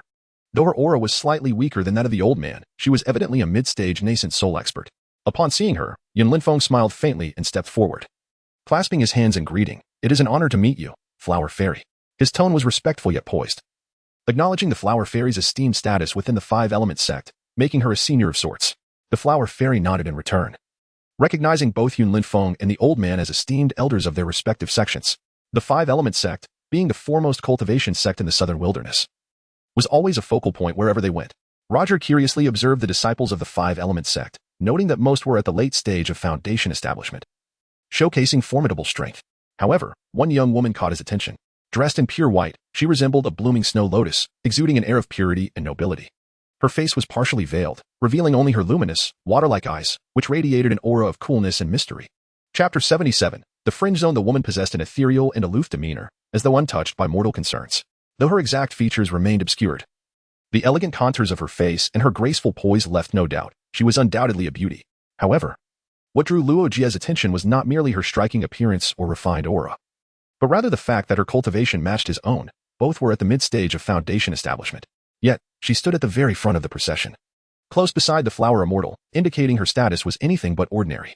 Luo Jie speculated silently, perhaps she was a direct disciple of one of the Five Elements sect's elders, or even a core figure within the sect. Ah, you've all arrived early.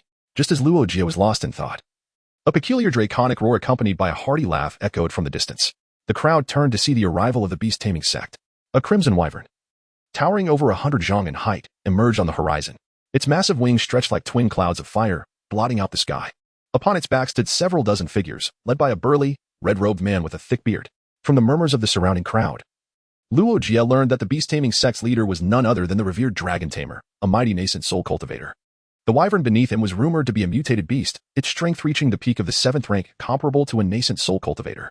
With the beast-taming sect's arrival, all 4 sects had assembled. Disciples from each faction lined up behind their respective elders, awaiting the opening of the spirit herb garden.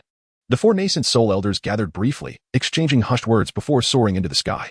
Their spiritual power surged, stirring the very air. Dust and stone swirled as the ambient spiritual energy was violently agitated. The disciples below paled, hastily circulating their own spiritual energy to shield themselves from the onslaught of wind and debris. Brilliant light erupted from the 4 elders as their immense power rippled outward like tidal waves. Whoosh!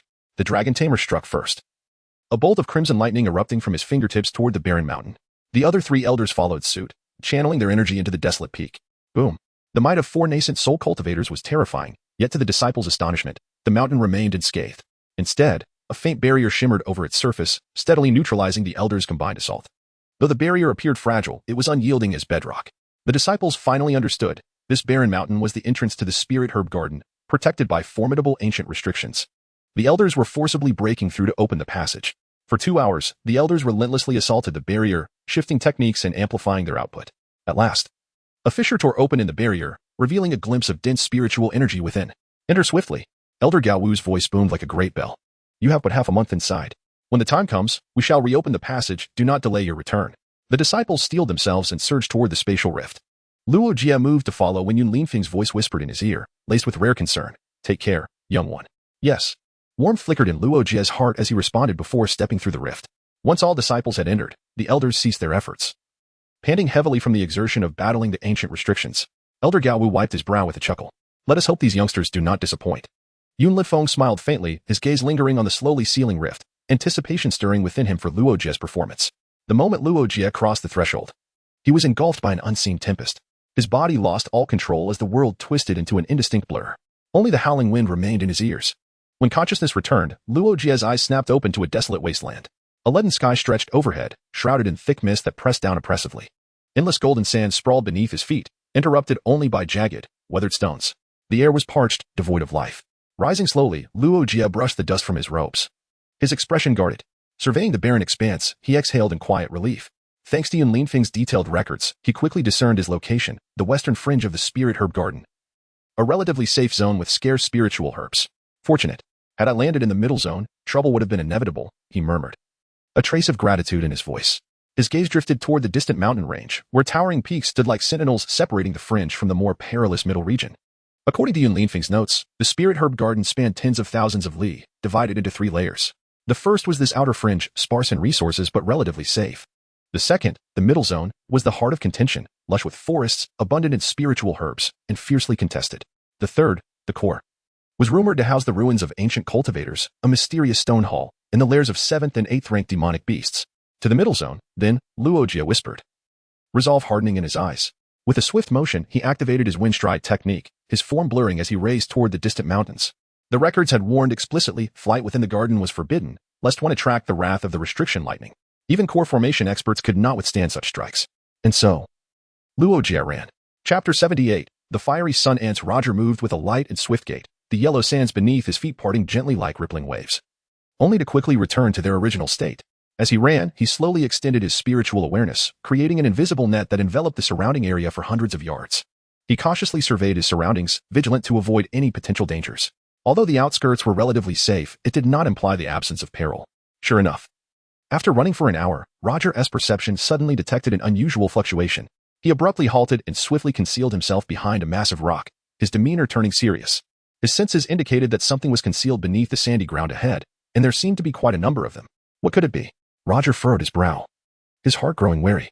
To be prudent, he summoned a corpse puppet from his storage bag. This puppet was one of the spoils he had acquired from the dark-clad individuals. Although it was not as powerful as himself, it was perfectly suited for reconnaissance. Focusing his mind, Roger commanded the corpse puppet to advance slowly. The puppet soon stepped onto the sandy terrain, and suddenly, the surface began to tremble violently. The intensity of the vibrations escalating as if a tremendous force was surging beneath the ground. With a thunderous roar, the sand exploded, sending countless grains flying into the air.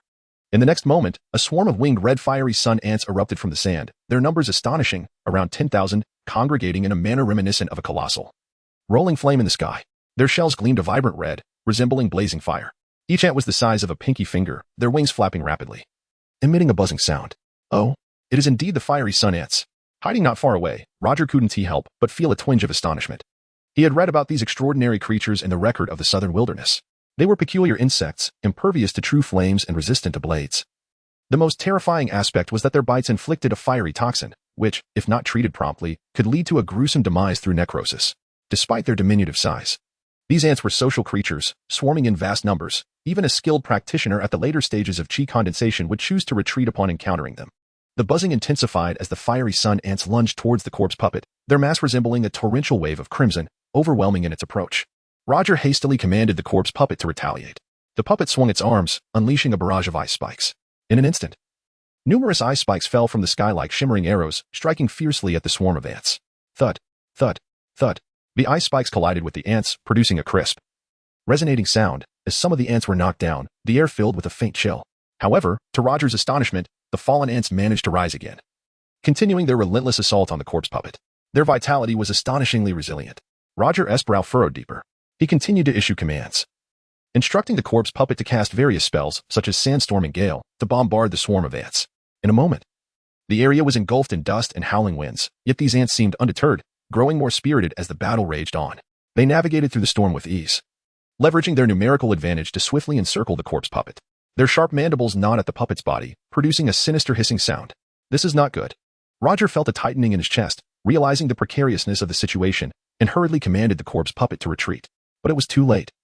The swarm of ants engulfed the corpse puppet like a wildfire, and in the blink of an eye, it was torn to shreds, leaving only remnants behind. After dismantling the corpse puppet, the swarm seemed to lose interest, burrowing back into the sandy depths, restoring tranquility to the surface as if nothing had transpired. With the corpse puppet reduced to fragments, Roger's expression darkened. He had initially believed that his late-stage chi condensation puppet could withstand the onslaught for a while. He had underestimated the strength of the swarm, which had effortlessly obliterated it. The ants' defensive capabilities and vitality were formidable. Engaging them directly would undoubtedly put him at risk. A decision fraught with folly. Roger murmured to himself, his brow knitted in concern. In this garden of celestial herbs, danger lurked at every corner. To recklessly expend vast amounts of spiritual energy in a futile struggle against the swarm could lead to unforeseen complications that would spell disaster. After contemplating for a moment, he resolved to circumvent the area and avoid a direct confrontation with the fiery ants.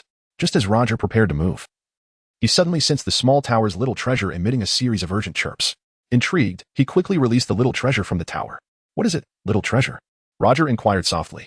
Upon its release, the little treasure appeared exceedingly excited, flapping its small yet powerful wings while emitting a series of hasty clucks.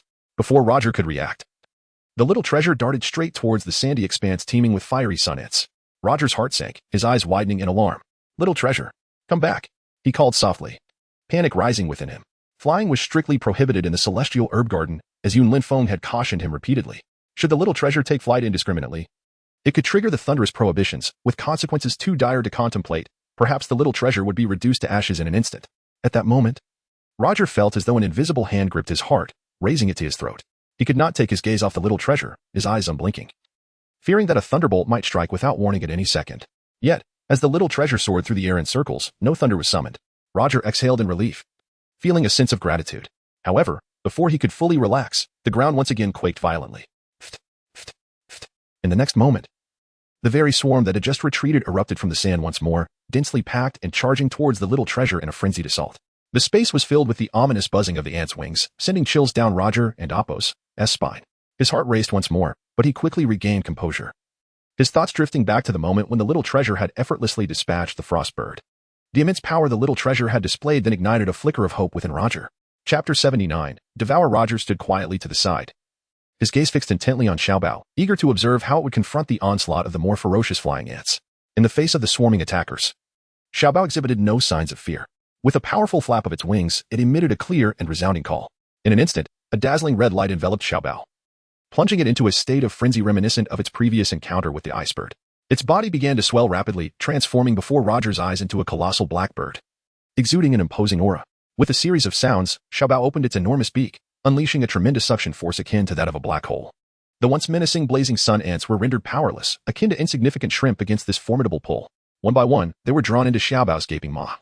Deprived even of the chance to struggle, Xiaobao's mouth seemed an endless abyss, devouring thousands of flying ants in the blink of an eye. Roger, standing nearby, was utterly astonished. While he had always known Xiaobao possessed remarkable strength, witnessing it effortlessly dispatch such fierce foes left him in disbelief. This is truly extraordinary, he murmured, his tone tinged with incredulity. He never imagined Xiaobao could be so powerful. His earlier assessments had been far too conservative. Once the onslaught of flying ants was complete, Xiaobao swiftly reverted to its diminutive and adorable form. It flapped its wings lazily, returning to Roger's palm. At that moment, Roger noticed Xiaobao's belly had swollen, resembling an inflated ball. Its legs were comically raised, creating an amusing sight that elicited a chuckle from him. Xiaobao, you are quite the glutton, aren't you? Devouring so many flying ants in one go, aren't you afraid of overindulging? Roger couldn't help but laugh, his face radiating with a relaxed smile, dispelling the tension and worry that had previously clouded his mind. Xiaobao emitted a few satisfied chirps, clearly content and full, wearing an expression of utter satisfaction. All right, you should refine that energy quickly, lest you truly overstuff yourself. Roger chuckled wryly, shaking his head before retracting Xiaobao into the mysterious small tower. As he watched Xiaobao disappear, a flicker of doubt crept into Roger's mind. Xiaobao's strength was so formidable that it could easily annihilate both the ice bird and the blazing sun ants. Yet, he had never encountered any mention of Xiaobao in the chronicles of the southern wilderness, which detailed various wonders of the south. Could it be that Xiaobao was some sort of mutated beast? Roger pondered softly, his brow furrowing slightly. He shook his head, deciding against further speculation. Regardless of Xiaobao's origins, it remained a loyal companion, and the greater its strength, the more advantageous it was for him. Returning his focus, Roger's gaze turned once again to the sandy terrain. He suddenly recalled that the chronicles of the southern wilderness mentioned the potential existence of a treasure called the flame crystal within the nest of the blazing sun ants. This crystal contained immense fire attribute spiritual power, capable of enticing even those at the core formation stage, as it could enhance the potency of magical artifacts, a rare gem indeed. With this thought igniting a spark of excitement within him, Roger decided to investigate. He approached the sandy expanse, crouching down to place his palm gently on the surface, and gradually extended his consciousness downward. The subterranean world beneath the sand began to clarify within his mind. Roger's awareness spread like an invisible net, slowly penetrating the layers of soil. At last, he touched a vast underground ant nest, its scale immense and structure intricate, resembling a subterranean labyrinth. Indeed, there is something here. Roger's eyes sparkled with joy, his heart racing with anticipation. He quickly retrieved a gale talisman from his storage pouch. With a swift gesture, the talisman ignited, transforming into a powerful whirlwind. The gust howled, scattering the surrounding sand.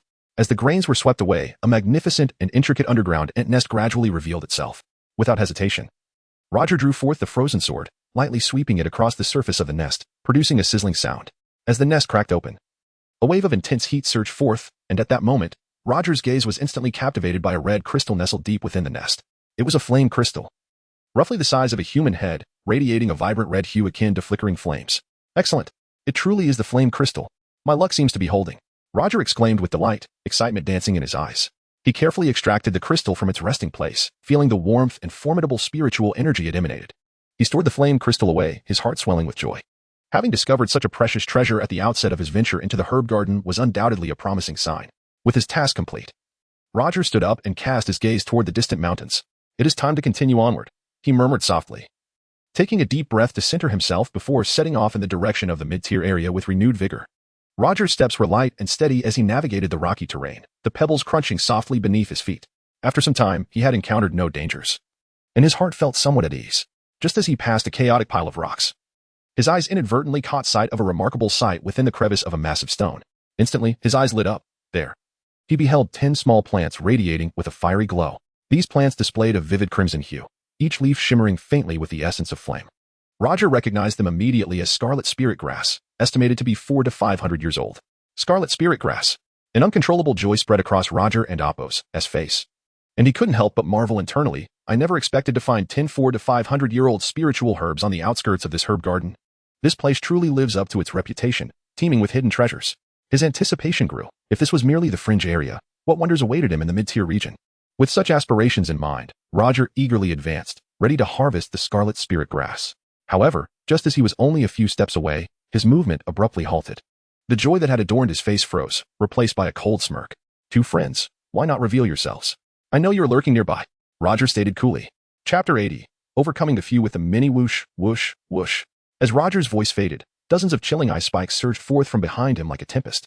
These ice projectiles moved with astonishing speed, slicing through the air and emitting a sharp, whistling sound. Fortunately, Roger had anticipated this, displaying remarkable agility as he deftly evaded the imminent strike of the ice spikes at the last moment. The ice spikes struck the surrounding rocks with resounding thuds, instantly freezing them into solid blocks of ice. Yet, this was merely the beginning. The assault was far from over.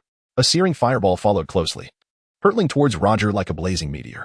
Observing this, Roger snorted coldly and swiftly retrieved a flame talisman from his storage pouch. He forcefully tossed it into the air, where it ignited instantly, transforming into a roaring wall of fire that firmly intercepted the fireball. The collision between the fireball and the wall resulted in a deafening explosion, showering the area with fiery debris and generating a tremendous shockwave that sent nearby rocks flying, enveloping the surroundings in a haze of smoke. As the smoke began to clear, two shadowy figures silently materialized in front of and behind Roger, encircling him and effectively blocking his escape route. Upon closer inspection, Roger discerned that both individuals possessed late-stage foundation establishment cultivation.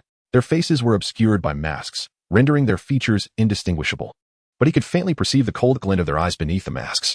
Judging by their attire, it was evident they were disciples of the spirit control sect. Young one, with your mid-stage foundation establishment cultivation, you actually sensed our presence. It appears your spiritual awareness is quite commendable, cackled the masked man before Roger, his voice laced with mockery and surprise. Roger remained silent, his gaze as icy as frost, fixated on the two before him. At that moment, he was mentally prepared for battle. Yun Linfeng had solemnly warned him that within the spirit herb garden, aside from disciples of his own sect, he could eliminate members of the other three sects without any reservations if necessary. Are you thinking of resisting? I advise you to surrender and hand over your storage pouch. We can grant you a swift end.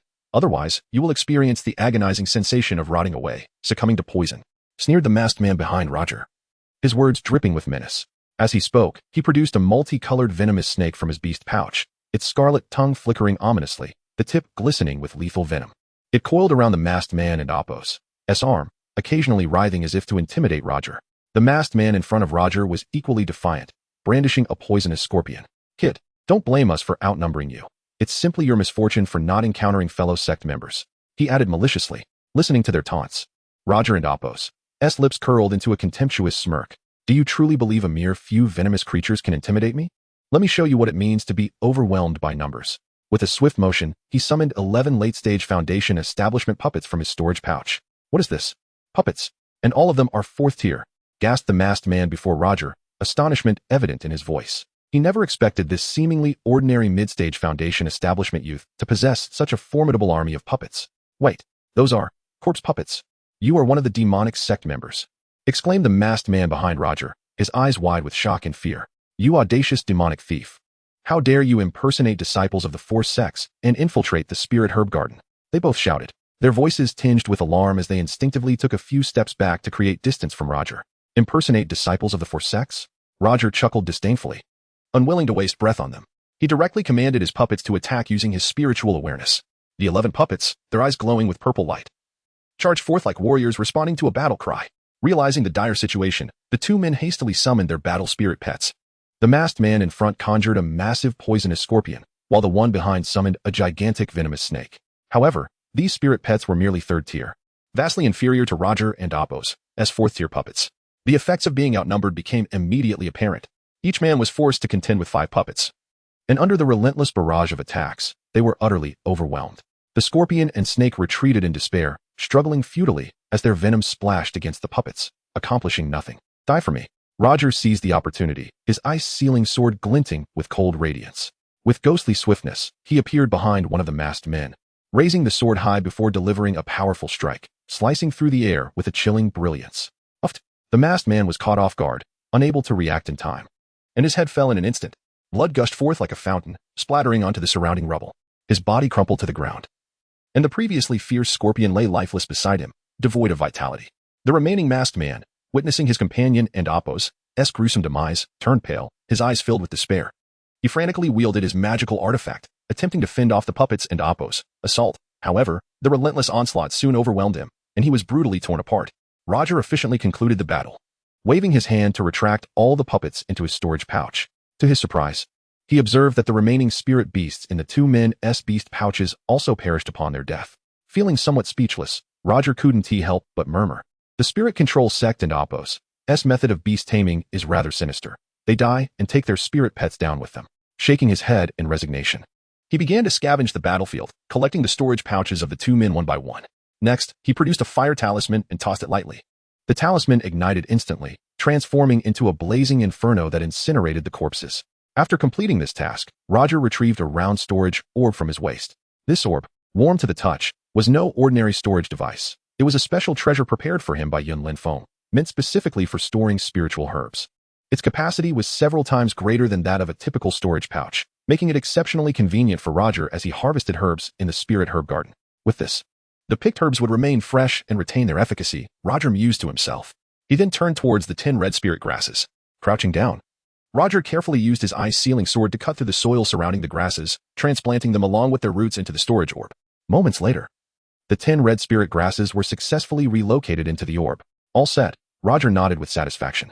After completing his harvest, he did not linger but continued onward towards the mid-level area. Chapter 81. The ambush. The celestial herb garden appeared to lack a distinction between day and night. Roger had traversed the landscape for an entire day, yet the sky remained perpetually shrouded in a dull gray, offering no hint of the impending night. The color of the heavens seemed frozen in time. Wherever he ventured, he was met with the unyielding monotony of dark gray hues. This celestial herb garden is indeed peculiar, Roger murmured under his breath. At that moment, he had finally succeeded in exiting the border region, arriving at the entrance to the mid-level of the celestial herb garden. He paused, gazing upward at the imposing mountain range before him. The peaks stretched endlessly, one after another, resembling the very spine of the earth. The summits soared into the clouds, merging seamlessly with the somber sky, rendering the mountain tops invisible. Roger could not help but marvel, filled with a sense of reverence, at the ancient cultivators who possessed the extraordinary powers to create such a small world. Such towering mountains made flying over them an impossibility, especially with the threat of heavenly lightning looming. Should he attempt to soar through the air recklessly, he would surely be reduced to ashes by a bolt of lightning the very next moment. He contemplated this briefly, furrowing his brow, and then swiftly retrieved the materials that Yunlin Feng had provided him, poring over them meticulously. To traverse these high mountains and reach the mid-level region, one must discover some concealed ravines to pass through. Roger murmured to himself, his gaze sweeping rapidly over the documents. Fortunately, the materials Yunlin Feng had given him contained a wealth of information on mid-level entrances. After a thorough search, Roger soon identified a route leading to a ravine. He carefully stowed the materials away, and with a flash of movement, he sped toward the ravine and Apos' direction. The ravine lay nestled between two towering mountains, its terrain exceedingly treacherous. The entrance was narrow, with the cliffs on either side resembling sheer walls cleaved by a colossal axe, intimidating to behold. As Roger employed his wind control technique to surge through the ravine, he remained vigilant, using his spiritual awareness to sense the surrounding environment. This place was fraught with peril. Should someone lie in wait, it would pose a significant danger, Roger thought to himself, quickening his pace.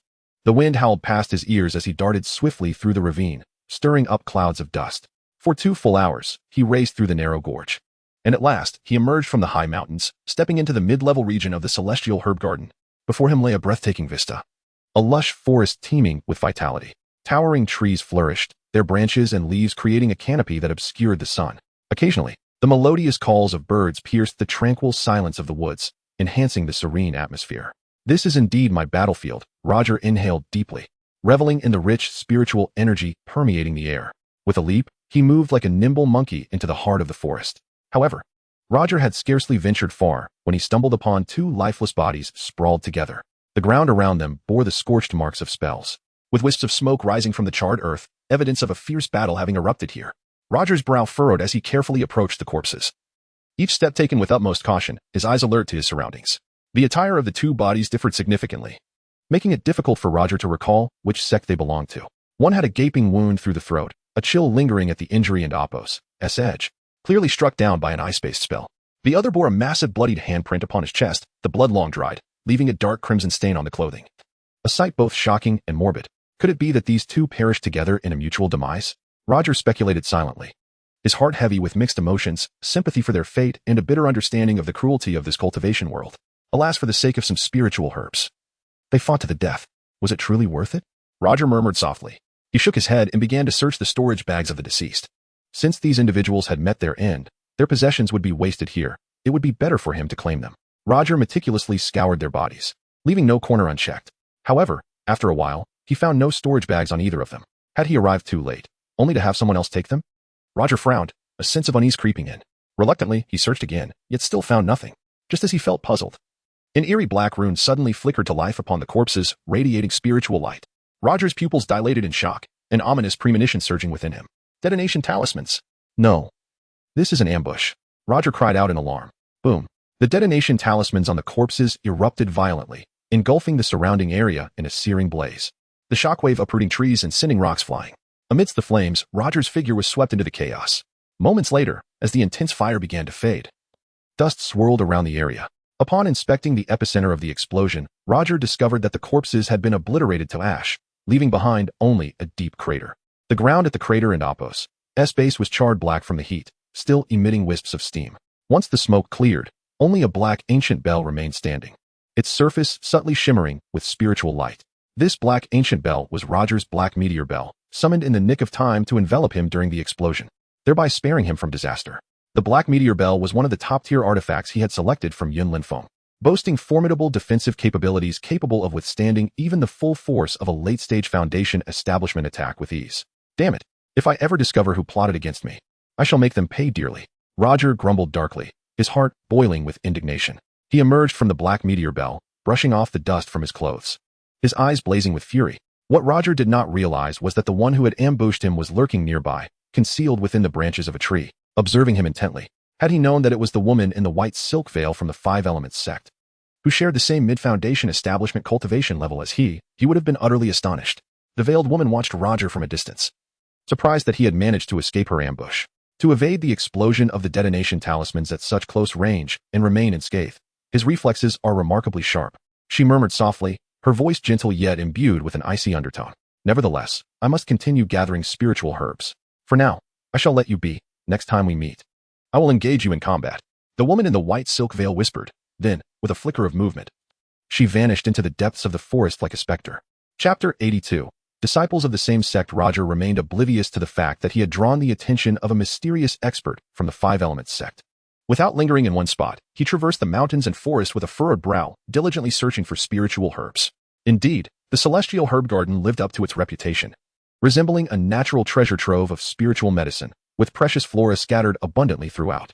In just 3 days, Roger, utilizing his keen spiritual awareness, successfully harvested 109 varieties of spiritual herbs. Among these, 20 were rare herbs over 1,000 years old, emanating a unique luster and rich spiritual energy. The remaining herbs were also of high quality, aged between 700 to 800 years, each containing potent medicinal properties that would undoubtedly cause quite a stir if presented in the outside world. Such a bountiful harvest left Roger in awe. He had never before witnessed such a gathering of precious herbs, and this expedition to the celestial herb garden truly broadened his horizons. However, as is often the case in life, advantages come hand in hand with drawbacks. Although the celestial herb garden was teeming with herbs, it was also home to a considerable number of fierce beasts. Over the course of 3 days, Roger encountered no fewer than 10 level 5 beasts, each imposing and menacing. Should they ensnare him, trouble would surely ensue. Fortunately, due to prior cultivation, Roger's spiritual awareness had significantly improved. With his heightened perception, he was able to sense the approach of danger from the beasts, skillfully evading them time and again, transforming potential calamities into fortunate escapes. Roger was well aware that his purpose in the celestial herb garden was to gather as many herbs as possible, rather than engage in battles with these ferocious beasts. After all, he could only remain in the garden for half a month. Time was of the essence, and he did not wish to squander it on futile skirmishes. Time flew by, and soon it was the 5th day. A third of the journey through the celestial herb garden had elapsed. At this moment, Roger found refuge in a concealed tree hollow, seated on the ground with a spiritual stone in each hand, gradually closing his eyes to replenish his spent magical energy. The spiritual energy from the stones flowed into his body, revitalizing his weary meridians. Outside the hollow, a gentle breeze rustled the leaves. Is there any senior brother or sister nearby? Please lend a hand. Suddenly, a panicked cry for help from a woman pierced the air, clear and urgent. Roger's brow furrowed instantly as he opened his eyes. He did not leap into action immediately. After a moment of contemplation, he retrieved a token from his storage pouch. This token had been personally bestowed upon him by a venerable elder before setting off, and every disciple participating in the Celestial Herb Garden expedition possessed one. At that moment, the token emitted a faint white glow, indicating the presence of a fellow disciple from the Spirit Sword sect within a mile radius. A fellow disciple in distress? I should investigate. After a brief hesitation, Roger resolved to see what was amiss. If he could assist, he would do so without hesitation. Cautiously, he emerged from the shelter of the tree hollow, his gaze immediately fixating on the unfolding scene nearby.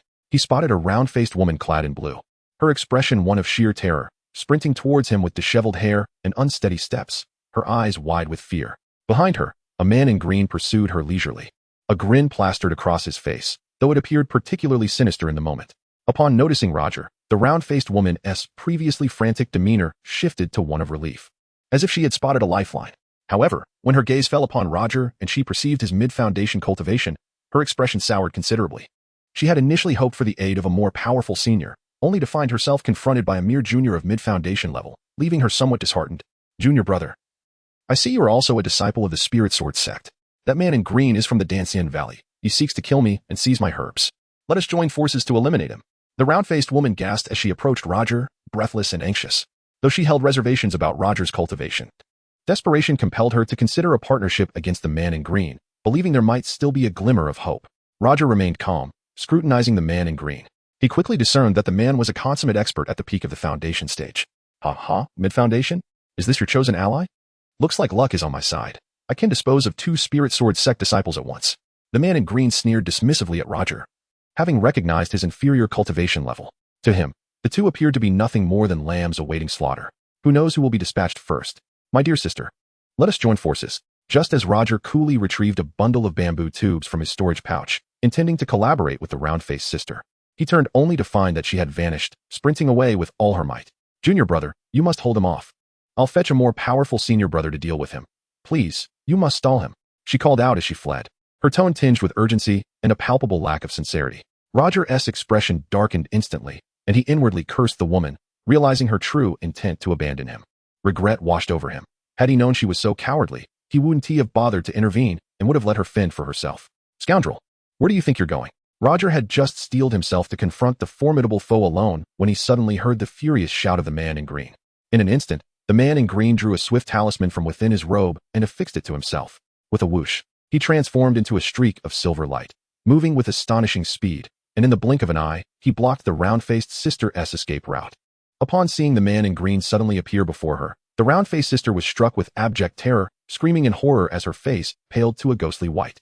In her panic, her mind went blank, and she even forgot to cast her most basic defensive spells, standing frozen in place. Die?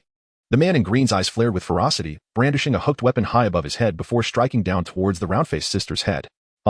The round-faced sister let out a piercing scream as blood gushed forth from her head like a fountain. Her body toppled backward with a thud, lifeless upon impact with the ground. Chapter 83. The Yellow Sparrow Lurking Behind Ba. I detest those who abandon their companions.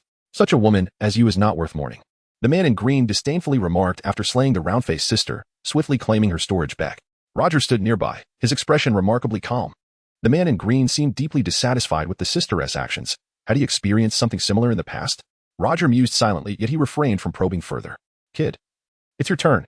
If you obediently hand over your storage bag, I might spare your life. Otherwise, I shall use this heart-piercing hook to flay your flesh piece by piece, allowing you to experience hellish agony. The man in green licked his lips, casting a vicious gaze at Roger, revealing a sinister grin. Noticing Roger's continued silence, he assumed the boy had been rendered speechless by fear. Let us see if you possess such capability, Roger replied indifferently, slowly unfolding the bamboo tube in his hand.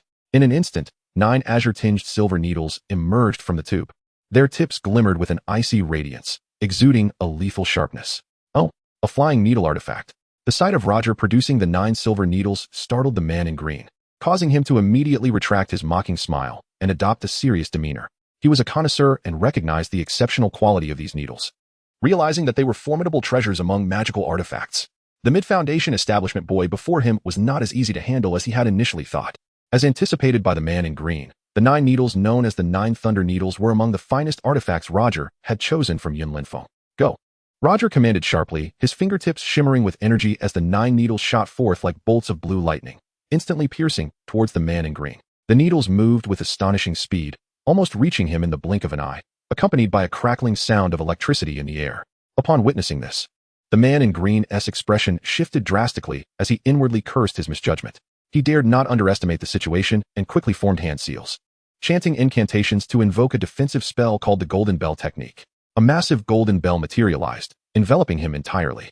The bell's surface shimmered with flowing runes, emanating a formidable aura of protection, resembling an impenetrable fortress. Crackling, the 9 thunder needles struck the golden bell like furious blue electric serpents, producing a cacophony of piercing friction.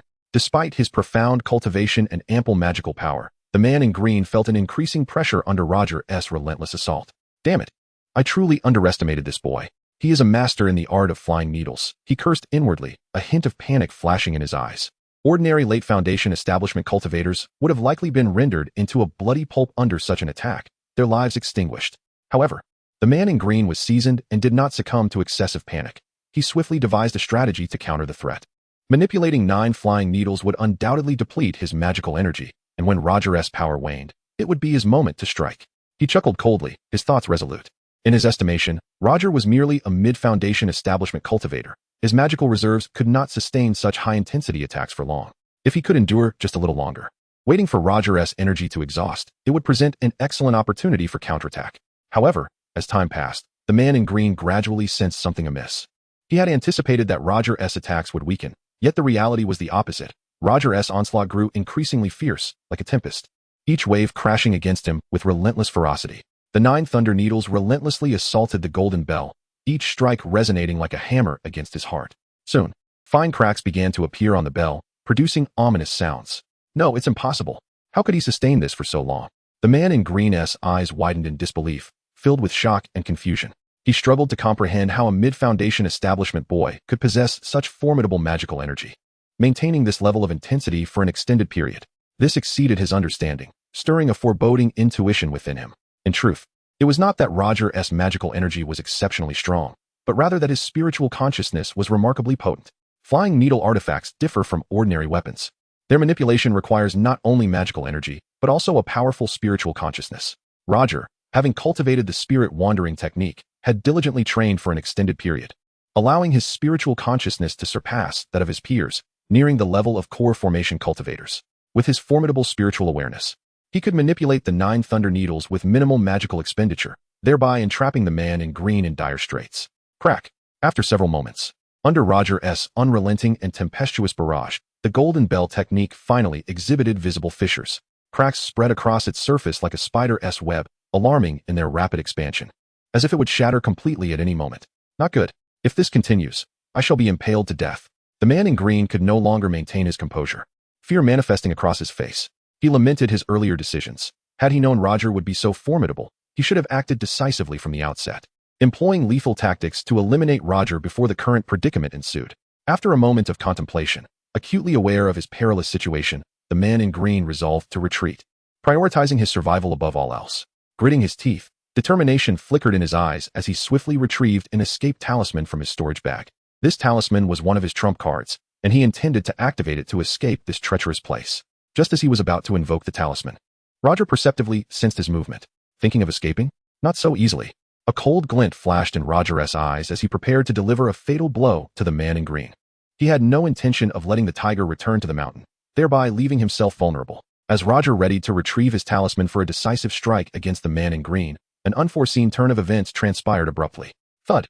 A dull yet chilling sound echoed as a blood spear, glowing with an eerie crimson light, suddenly emerged from behind the man in green, piercing through his seemingly impenetrable golden bell technique and directly through his chest. The immense force propelled the man forward, blood erupting from his chest like a fountain, staining his garments crimson. The man in green's eyes widened in horror and disbelief as he glanced down at his chest. How is this possible? He managed to utter, his voice weak and hoarse. Before he could finish, his body collapsed lifelessly to the ground, meeting an untimely demise. Chapter 84. The power of the amulet. The green-clad man fell victim to a sudden ambush, his life extinguished in an instant, leaving Roger startled and tense. He had been wholly focused on his confrontation with the green-clad man, oblivious to the presence of another who had stealthily approached and successfully attacked. As Roger fixed his gaze, he beheld a burly bald man emerging from behind a nearby tree, exuding an air of confidence. The man, a formidable practitioner at the peak of the Foundation establishment stage, wore a triumphant smile that betrayed glimmers of greed and ruthlessness. Huh, what an unexpected windfall, the bald man chuckled as he approached the lifeless body of the green-clad man. With a mere flick of his wrist, the blood spear transformed into a crimson talisman, seemingly animated, and it was deftly tucked away into his sleeve. Roger's heart raced as he recognized the blood spear as a potent talisman. It was evident that the bald man was no ordinary foe. Gloating over the acquisition of the green-clad man's storage bag, the bald man's smile widened. He then turned his gaze towards Roger, his eyes glinting with unmasked malice. With a cold sneer, he drew a long spear without a hint of hesitation. "Kid, I'll be taking your life as well," he bellowed, lunging fiercely at Roger. The spear aimed directly at his throat. Roger's spirit jolted. He had not anticipated such ferocity from the bald man, who wasted no words before attacking. In that life-threatening moment, Roger swiftly hurled the black meteoric bell before him. Clang! The clash of the artifact rang out sharply as the spear struck the bell, sending forth a shower of sparks. The immense force propelled Roger several feet back, and he tumbled through the air before regaining his footing. The bald man's profound mana was daunting. With only the 9 thunder needles and the black meteoric bell at his disposal, victory seemed elusive. Steeling himself. Determination flickered in Roger's eyes as he resolutely retrieved the purple cloud wings talisman gifted by Yun Linfeng from his storage bag. "Purple cloud wings, activate," he intoned, and the talisman instantly materialized into a pair of violet wings affixed to his back. With a gentle flap, Roger's speed surged exponentially. However, as he activated the talisman, 2/3 of his mana was swiftly drained. "This brat possesses a talisman too." The bald man's expression morphed into one of horror, realizing that Roger was not the insignificant mid-foundation cultivator he had presumed. Reacting with remarkable speed, the bald man attempted to cast a defensive spell, but it was far too late. In an instant, Roger transformed into a dazzling arc of purple lightning, brandishing the icebound sword as he cleaved through the air towards the bald man. The arc emitted an eerie and potent brilliance, cutting through the atmosphere with a sharp whistle. The bald man's pupils constricted, his expression shifting from astonishment to despair. "Uffed, so fast," he gasped, his eyes wide and trembling, blood spilling uncontrollably from his mouth. Before he could even raise a defense, Roger's figure zipped past him like a flash of lightning. With a soft thud, the bald man was cleaved in two at the waist, blood gushing forth and staining the earth. Panting heavily, Roger halted behind the fallen foe, the icebound sword resting on the ground as he caught his breath. The talisman's overwhelming power was extraordinary but had drained the majority of his mana. He now felt utterly exhausted. "At least, I succeeded in slaying the bald man," Roger thought, relief flooding his heart. Continuing to battle in his current state would be untenable. The consumption of the talisman was substantial. He needed to recover his mana swiftly or face dire consequences upon encountering another adversary. Without a moment's delay, he gritted through his fatigue and hurried to the bald man's corpse. He reached out, claiming the storage bag for himself. To avoid attracting the attention of other cultivators, Roger ignited several fire talismans from the bag, incinerating the bodies of the 3 men. Having completed this task, he dared not linger. His mana was depleted, leaving him vulnerable, akin to a lamb awaiting slaughter. If he encountered another foe, he would be unable to retaliate with his talismans. It was imperative he find a safe haven to restore his mana and regain his capacity for self-defense. Time passed in the tense atmosphere, and a day slipped by. It was now the 6th day since Roger had entered the celestial herb garden. After a day of recuperation, he found himself in a secluded tree hollow, where he had restored his peak condition. This concealed nook lay deep within the forest, shrouded by dense foliage, making it nearly impossible to discover without intent. As he slowly opened his eyes and felt the surge of mana within him, a sigh of relief escaped his lips.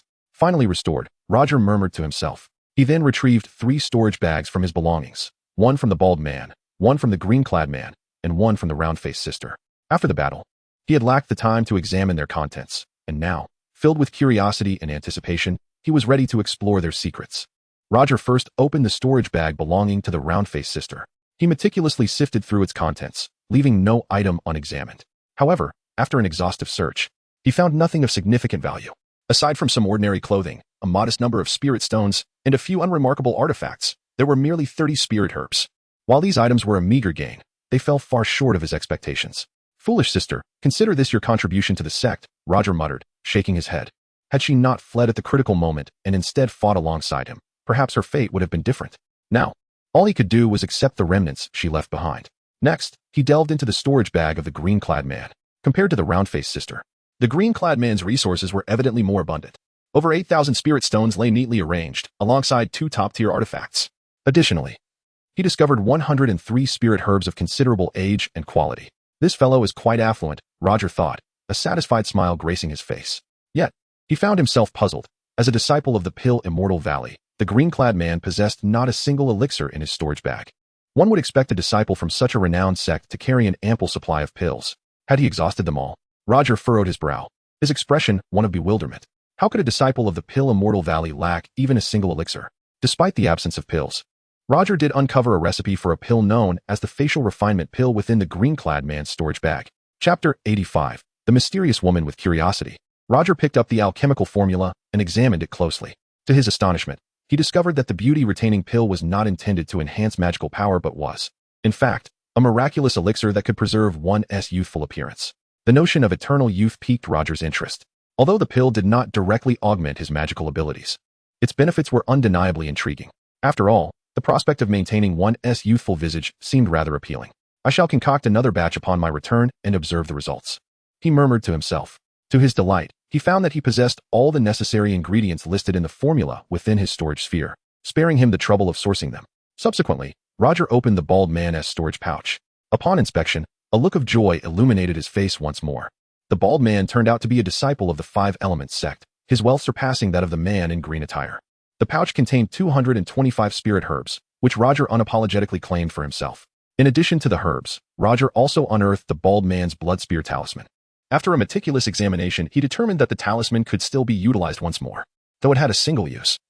It was a valuable treasure that could prove pivotal in a critical moment. Furthermore, the bald man's storage pouch held 10,000 spirit stones and 3 top-tier magical artifacts. Roger scrutinized each item and found their quality to be remarkably high. Heavens, I have struck gold, he exclaimed, unable to suppress a delighted chuckle, his spirits soaring.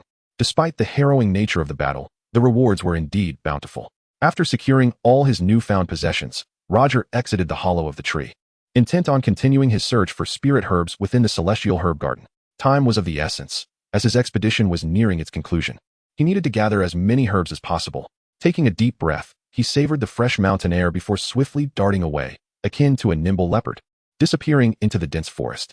As time passed, Roger found himself in the celestial herb garden for the 10th day. Utilizing his keen spiritual sense, he had accumulated an impressive bounty, with the number of spirit herbs in his possession growing daily. At this moment, he concealed himself atop an ancient and lush tree, its verdant branches providing a natural shroud that perfectly concealed his form. His gaze was fixed intently on a small valley not far ahead, his expression one of concentration. His spiritual awareness quietly extended, perceptively sensing everything within the valley. After a thorough investigation, he was elated to discover that this seemingly ordinary valley housed at least 100 spirit herbs. Had this been a few days prior, Roger, with his characteristic boldness, would have dashed into the valley without hesitation to claim the herbs. However, he now faced a dilemma. Although the valley was rich in herbs, it was also guarded by a formidable beast. This creature was a 5th-level demon beast, comparable to a human cultivator in the early stages of the core formation. Roger, though confident, was acutely aware of the disparity between himself and such a powerful foe. Thus, he refrained from recklessly entering the valley and chose instead to remain perched in the tree, contemplating his strategy. A 5th-level demon beast. Engaging it head-on is out of the question. I must devise a plan, he murmured, his brow furrowing in thought. After considerable deliberation, Roger ultimately resolved to confront the demon beast. The temptation of 100 spirit herbs was too great to dismiss. With determination set, he swiftly summoned a puppet from his storage pouch. With a subtle wave of his hand, the puppet silently advanced toward the valley. Roger's strategy was to lure the demon beast out with the puppet while he remained hidden among the trees, poised to strike at the opportune moment. Boom, boom, boom. Shortly after the puppet entered the valley, a violent tremor reverberated through the area. Almost immediately, the puppet was sent flying by a powerful force, soaring through the air like a kite severed from its string, crashing heavily onto the distant ground. A furious roar echoed from within the valley, resonant and commanding. Moments later, a majestic golden-haired deer leaped forth from the valley, its agile movements and powerful stature reminiscent of a small hill, its entire body cloaked in golden fur. Truly, a 5th-level demon beast, its presence was extraordinary, Roger thought as he concealed himself in the tree, filled with admiration rather than fear. His eyes shimmered with resolve as he meticulously tracked the movements of the golden deer, his grip tightening around the azure cloud sword talisman gifted by Yunlin Feng, ready to unleash a decisive strike at any moment. The golden deer, clearly incensed by the puppet, glared with fiery eyes and charged towards it, intent on crushing the hapless construct beneath its hooves in a display of pin-up rage. Now is the moment. Perish. A glint of cold determination flashed in Roger's eyes. Seizing the opening in the golden deer's assault, he unhesitatingly activated the Azure Cloud Sword Talisman. A terrifying wave of Azure Sword energy erupted from the talisman, arcing through the air like a crescent moon, aimed directly at the golden deer. The air shrieked in protest as the sword energy sliced through it. To the deer's astonishment, it had not anticipated an ambush.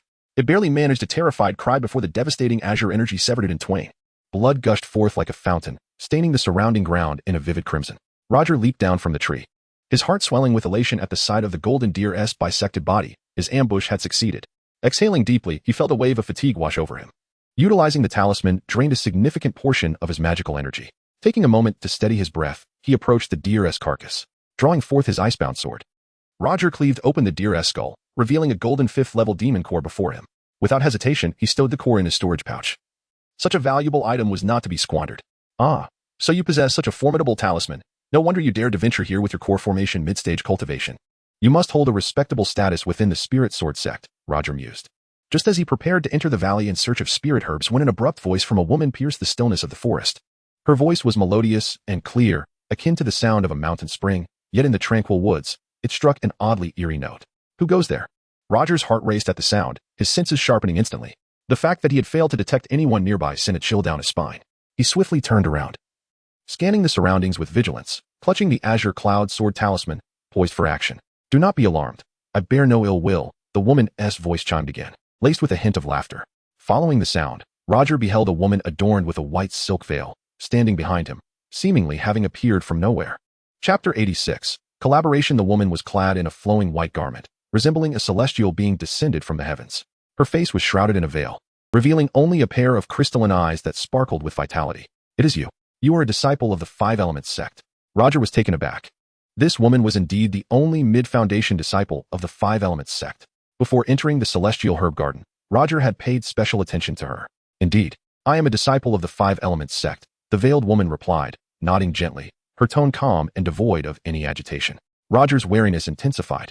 This woman had silently appeared behind him, clearly indicating her exceptional prowess. He gripped the Azure Mist Sword Talisman tightly, his gaze fixed on her, unwilling to show any sign of relaxation. A subtle current of spiritual energy flowed through his body, for she emanated an aura of danger. You need not be tense. I am not here to fight you. The veiled woman observed Roger's apprehension and chuckled lightly, her laughter tinged with a hint of resignation. Not here to fight. Then why did you suddenly appear behind me? Roger continued to scrutinize her, his voice laced with skepticism. I am here to propose a collaboration, the woman stated. Collaboration? What sort of matter? Roger paused for a moment, as he sensed no murderous intent from her, allowing him to feel somewhat more at ease. I know of a hidden cave where I have discovered an abundance of spiritual herbs. However, a 6th-level demon beast guards it, the woman explained. A 6th-level demon beast. Roger's heart raced at her words. A 6th-level demon beast was comparable to a mid-core formation cultivator, far beyond the strength of a 5th-level demon beast. You do not intend for us to join forces to eliminate that 6th-level demon beast, do you? Roger began to grasp her intentions and couldn't help but chuckle. Indeed, if we eliminate that 6th-level demon beast, we shall split the spiritual herbs equally, the woman affirmed, her eyes gleaming with anticipation. Surely, you jest? That is a 6th-level demon beast, comparable to a mid-core formation cultivator. How can we, two mere mid-foundation stage novices, hope to confront it? Roger rolled his eyes, his expression a blend of disbelief and exasperation. Oh, what are you afraid of? The veiled woman approached him gracefully. Her figure was alluring, and the brightness of her eyes beneath the veil radiated a unique charm. She gently waved a golden talisman in her hand, stating with a smile, with your sword energy talisman and my talisman, slaying a 6th-level demon beast would be a trivial matter. She possesses a talisman as well. Roger was secretly astonished, his gaze instinctively fixating on the golden talisman she held. The talisman shimmered with a faint golden light, exuding an astonishing aura. The fluctuations of spiritual power emanating from it were remarkably strong, rivaling that of his precious Azure Mist Sword Talisman. What do you say? With our combined strength and 2 advanced talismans, we need not fear that 6th-level demon beast, the veiled woman urged, noting Roger's silence. Roger furrowed his brow, weighing the pros and cons in his mind. Theoretically, 2 advanced talismans should indeed suffice to deal with a 6th-level demon beast. However, his trust in this woman was almost non-existent. After all, they were strangers and had no foundation of trust. This woman hails from the Five Elements sect and wields such a powerful talisman. Who knows what scheme she harbors? If she had ulterior motives, luring him into a perilous situation to eliminate him, Would he not be walking into a trap? How can I be certain you are not deceiving me? Deliberately leading me to danger with the intent to kill? Roger's eyes were filled with suspicion as he scrutinized Su Yin, not concealing his doubts. Why not go see for yourself? If I wished to harm you, would I need to say so much? With my talisman, I could easily deal with you. The veiled woman replied, shaking her head with a hint of exasperation, secretly admiring this cautious youth. After a moment of silence, Roger's doubts remained. Yet her words carried some weight. If she truly intended to harm him, there would be no need for such lengthy discourse. With this in mind, he eventually nodded, saying, "Very well, once I finish gathering the spiritual herbs here, I will accompany you to confront that 6th-level demon beast." With that, Roger turned and stepped into a nearby valley. The valley was suffused with rich spiritual energy, forming a gentle mist that enveloped the entire area. Spiritual herbs flourished abundantly, each displaying unique forms and emanating a faint medicinal fragrance. Roger moved with practiced skill, clearly experienced in harvesting spiritual herbs. As he collected, he occasionally cast furtive glances at the woman, remaining vigilant against any sudden assaults. The veiled woman, in contrast, followed him leisurely, her gaze occasionally sweeping over Roger and Apos' back, a slight smile playing on her lips as if she found his caution amusing. "Hey, are you always this timid and cautious with everyone? Aren't and Apos, you afraid of not making friends?" She laughed softly, her voice like melodious chimes echoing through the valley. "You jest, we are meeting for the first time, and we are not sect mates. It is only natural to be cautious," Roger replied with a slight smile, his tone calm, yet his vigilance remained unwavering. The woman shrugged, seemingly unfazed by Roger's response. "My name is Su Yan, what is yours?" She introduced herself. "I am Roger. By the way, how many spiritual herbs are there in that hidden cave you mentioned? Is it worth provoking a 6th-level demon beast?" Roger asked, momentarily taken aback before responding. "Rest assured, according to my investigation, there are at least 600 spiritual herbs," Su Yan replied with a smile, her tone tinged with pride. 600. Such a wealth. That truly is a treasure trove. Roger was taken aback, a glimmer of unrestrained greed flashing in his eyes. As he continued to harvest the spiritual herbs, he curiously inquired, "Speaking of which, why did you not seek help from your sect mates, and instead chose to approach me, an outsider?" Su Yan sighed, her tone tinged with resignation. "They do not possess powerful talismans. Even if I teamed up with them, we would not be able to slay that 6th-level demon beast. Initially, I contemplated eliminating you for your herbs, but upon seeing your talisman, I changed my mind," she said suddenly, a teasing lilt in her voice. Roger chuckled. Yet inwardly, he grew more cautious. This woman indeed harbored hostility towards him from the start. It seemed prudent to remain on guard. Chapter 87. The marvelous spirit talisman Su Yan, with her meticulous mind and extraordinary means, is undoubtedly formidable, as evidenced by her possession of powerful talismans and a significant quantity of medicinal herbs capable of uncovering hidden caverns. It is imperative that I remain ever vigilant to avoid falling into her trap. Before long, Roger had thoroughly scoured the small valley, depleting it of its medicinal herbs. After confirming that he had overlooked nothing, he turned to Su Yin and remarked, "I have just expended some of my magical energy using the talisman. I must recover. For lacking enough power could spell danger when confronting a 6th-level beast. There's no need for such trouble. Take this," Su Yin replied, retrieving a blue talisman from her storage pouch and handing it to Roger. The talisman was adorned with intricate runes that glimmered with a cerulean light, clearly not an ordinary artifact. This is actually a high-grade talisman, the marvelous spirit talisman, capable of instantly restoring magical energy. My dear Su, you are indeed wealthy," Roger exclaimed, a flicker of delight crossing his gaze as he accepted the talisman, his voice laced with admiration. "It's good to see you know its worth. Hurry and use it. We still have a 6th-level beast to slay," Su Yan teased with a smirk. Roger glanced at the talisman in his hand, then at Su Yan, his expression shifting to one of hesitation. "Su Daoist, might I trouble you for another? If I deplete my energy after slaying the beast, would I not be at your mercy?" The thought of facing a 6th-level beast was daunting, and he knew it would demand a considerable amount of magical energy. If Su Yan were to turn against him at that moment, he would find himself in peril. Su Yan chuckled lightly, her tone playful. You are quite the strategist. I can grant you another, but all the spoils from the 6th-level beast, including its core, belong to me." "Agreed." Roger nodded without hesitation. Su Yan produced another marvelous spirit talisman from her pouch and handed it to him. Surprise flickered in Roger's eyes as he eagerly accepted it. The moment it touched his hand, he felt a gentle stream of spiritual energy coursing through his fingertips. Without a second thought, he activated the talisman, and in an instant, it transformed into a brilliant cerulean light, swiftly merging into his being. In no time, he felt his magical energy replenished to its peak. Clenching his fist, he reveled in the surge of power within him, quietly marveling at the remarkable speed of recovery the high-grade talisman provided, far surpassing that of ordinary elixirs. "Follow me," Su Yan said, the corners of her mouth curving into a subtle smile as she turned and ventured deeper into the dense forest. Her steps were light and graceful, each one seemingly as soft as a whisper upon the clouds. Roger trailed closely behind, his gaze alert and scanning the surroundings. Although he remained cautious of Su Yan, he understood that he had little choice but to proceed step by step. Navigating through the forest, they twisted and turned, the terrain becoming increasingly complex. After half an hour, they finally arrived at a thicket of dense bamboo. The lush grove obscured the sunlight, the bamboo leaves swaying softly in the breeze, creating a gentle rustling sound. As Roger surveyed the bamboo forest, a frown creased his brow. Surrounded by bamboo, it appeared unlikely that a cavern lay hidden within. Was this woman deceiving him? He felt a surge of wariness and cast a sidelong glance at Su Yan, suspicion flickering in his gaze. At that moment, Su Yan calmly retrieved a formation disc from her storage pouch. Infusing it with her magical energy, a bright glow emanated from the disc, intensifying until the bamboo forest began to blur, shrouded in a veil of mist. As the mist thickened, it enveloped the entire grove, obscuring the view within. Moments later, as the mist gradually dissipated, the bamboo forest vanished, revealing instead a concealed cavern. The entrance was vast, towering several dozen feet high, its walls adorned with moss and vines. Realization dawned upon Roger. Su Yan had employed an illusion formation to conceal the true appearance of the cave. You are indeed astute, Su Daoist. Employing such an exquisite illusion formation is no small feat. Had I not witnessed it with my own eyes, I would have struggled to discern the existence of this cave. The medicinal herbs within this cave are not easily obtained, thus we must proceed with caution, Su Yan remarked with a light chuckle, a hint of pride in her voice. Turning to Roger, she regarded him with a glint of mischief in her eyes. Now, why don't you sense for yourself if there is indeed a beast lurking inside? I wouldn't want you to accuse me of deceit. Roger nodded, a flash of crimson light sparking in his eyes. Cautiously, he extended his consciousness into the cave, weaving an invisible net that quietly enveloped every corner. After a brief moment, his expression grew solemn. Indeed, there is a sixth-level beast within, radiating immense power. What is our course of action? Shall we charge in directly? The sixth-level beast posed a substantial threat, and recklessly entering could lead to disastrous consequences.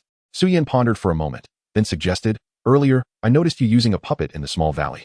Why not send the puppet in to lure the beast out? That way, our chances of a successful ambush would increase. Roger regarded Su Yan warily, suspecting she might be deliberately depleting his strength. Yet, given the circumstances, this strategy appeared to be the most prudent course of action. Chapter 88. The alliance against the demon. Roger contemplated for a moment before summoning 2 puppets from his storage bag. He issued commands to the puppets, which cautiously advanced toward the cave, each step deliberate and measured. Meanwhile, Roger and Su Yan concealed themselves within a nearby thicket, each gripping a talisman, poised to launch a decisive strike against the 6th-level demon beast. Unexpectedly, you are a puppet master, Su Yan remarked suddenly, her tone laced with surprise. She regarded Roger with newfound respect, noting that he had already produced 3 distinct 4th-level puppets. Indeed, I possess many such puppets, Roger replied with a slight smile, confidence evident in his voice. He intentionally stated this to intimidate Su Yan, dissuading her from harboring any ulterior motives. Su Yan discerned the implication in Roger's words and could not help but chuckle. Rest assured, I harbor no ill intentions toward you. Isn't it better for us to cooperate in gathering spiritual herbs rather than fighting each other? Roger scoffed inwardly. He refused to be swayed by her deceptive words. Just moments ago, she had explicitly acknowledged her intent to attack him, and now she feigned camaraderie, clearly attempting to placate him. Suddenly, a violent tremor reverberated from within the cave, followed by the ruthless ejection of the 2 puppets, which crashed heavily to the ground. Cracks marred their surfaces, and one puppet's arm had been shattered, a clear testament to the demon beast's overwhelming power. Roger winced internally at the sight. Truly, a 6th-level demon beast could incapacitate his puppets with a mere glance. Clenching his talisman tightly, his gaze remained fixed on the cave's entrance. Be cautious. The beast is emerging, Su Yan whispered, her voice tinged with tension. Roger nodded, his expression becoming serious. A series of low, guttural hisses emanated from the cave, brimming with fury. Then, a colossal black serpent slithered forth from the darkness. The serpent stretched approximately 100 feet in length, its ebony scales gleaming with an icy sheen. Its head was fearsome, with blood-red eyes resembling 2 burning flames, fixated on the fallen puppets below. With a swift flick of its massive tail, the serpent aimed to obliterate the puppets entirely. Now, strike! Roger and Su Yan exclaimed in unison. Seizing the moment of vulnerability, they resolved to launch a lethal counterattack. Roger acted first, activating the Azure Mist sword talisman in his hand. A terrifying wave of Azure sword energy erupted from the talisman, coalescing into a crescent blade that surged toward the massive serpent with formidable force. The air crackled and hissed as the sword energy sliced through it. Yet, the 6th-level demon beast was remarkably swift. In response to the sudden assault, it contorted its body, attempting to evade the impending blow. Its movements were remarkably agile, its vast form reacting almost instantaneously. Though the Azure sword energy failed to strike the serpent's vital points directly, it nonetheless severed a portion of its body. Blood gushed forth like a fountain, staining the earth around them. The serpent emitted a piercing wail, writhing in agony as blood continued to pour from its wound.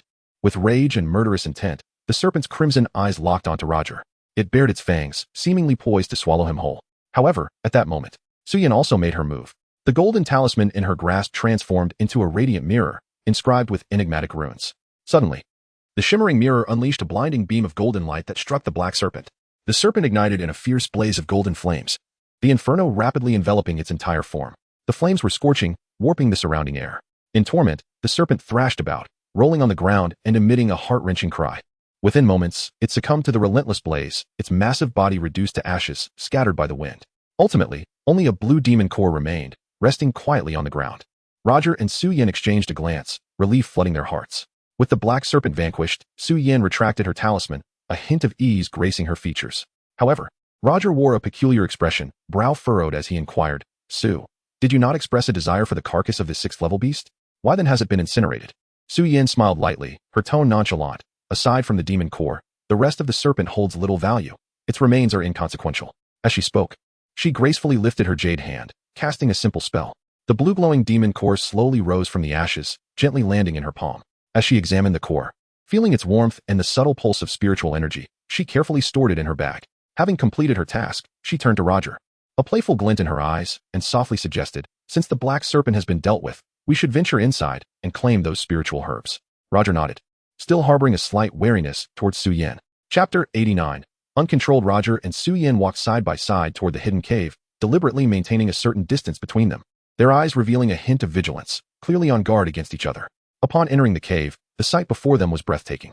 The cavern was spacious, its ceiling adorned with sparkling, translucent crystals that emitted a soft and warm glow, illuminating the entire space without being harsh, as if they had stepped into a dreamlike realm.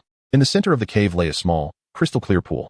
The water was a vibrant green, resembling a massive piece of exquisite jade, gently rippling with layers of waves, each ripple radiating a faint aura. Surrounding the pool, an abundance of various spiritual herbs flourished. Their forms varied and colors were vivid, some red as fire, others green as jade, emanating a rich spiritual energy that permeated the cave, uplifting one's spirit. Good heavens! So many spiritual herbs! Roger and Su Yin exclaimed in unison, their eyes wide with shock and delight.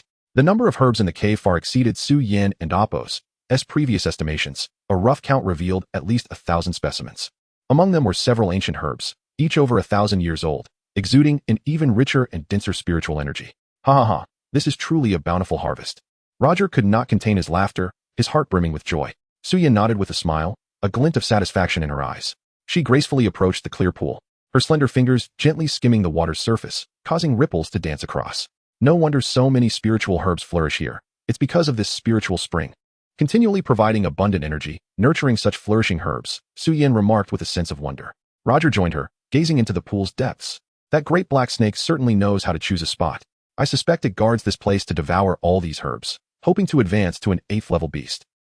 Su Yin chuckled lightly at his words. Regardless of its intentions, these herbs are ours now. We should begin to allocate them. As she spoke, she waved her finger, delineating 2 sections within the area of herbs.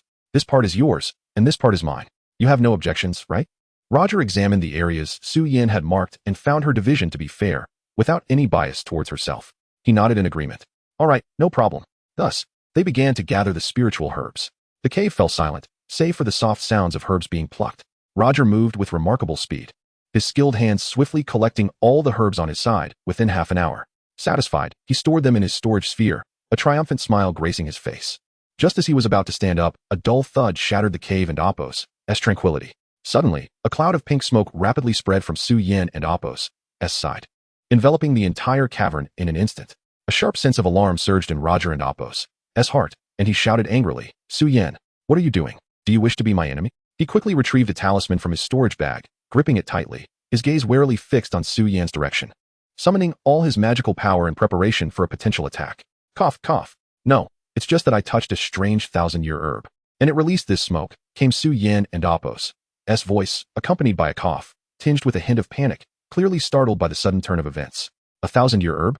Roger and Appo's expression grew peculiar. Though he harbored doubts about Su Yin and Appo's words, he dared not lower his guard in this bizarre situation.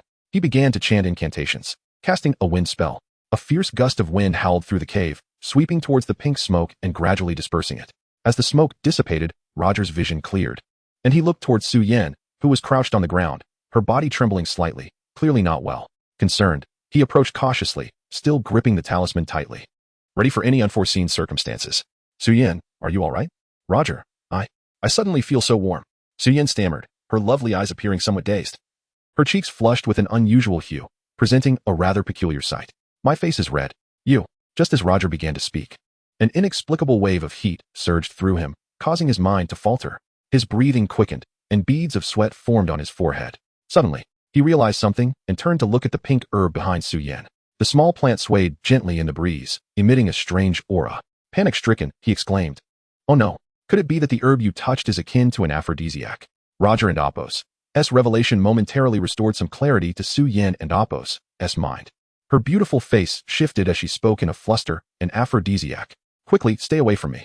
However, no sooner had she uttered those words than her body uncontrollably lunged toward Roger, collapsing into his arms.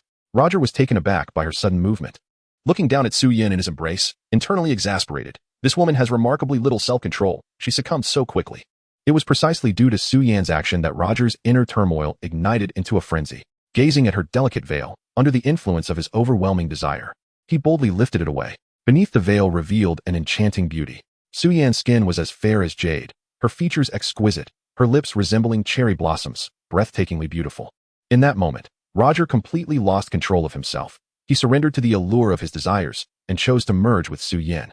Thus, within the secluded cave, a scene of springtime blossomed, echoing with the melodies of dragons and phoenixes, an endless tapestry of passion. Chapter 90. Until we meet again, time quietly slipped into the 13th day, with merely 2 days remaining until the evacuation from the immortal herb garden.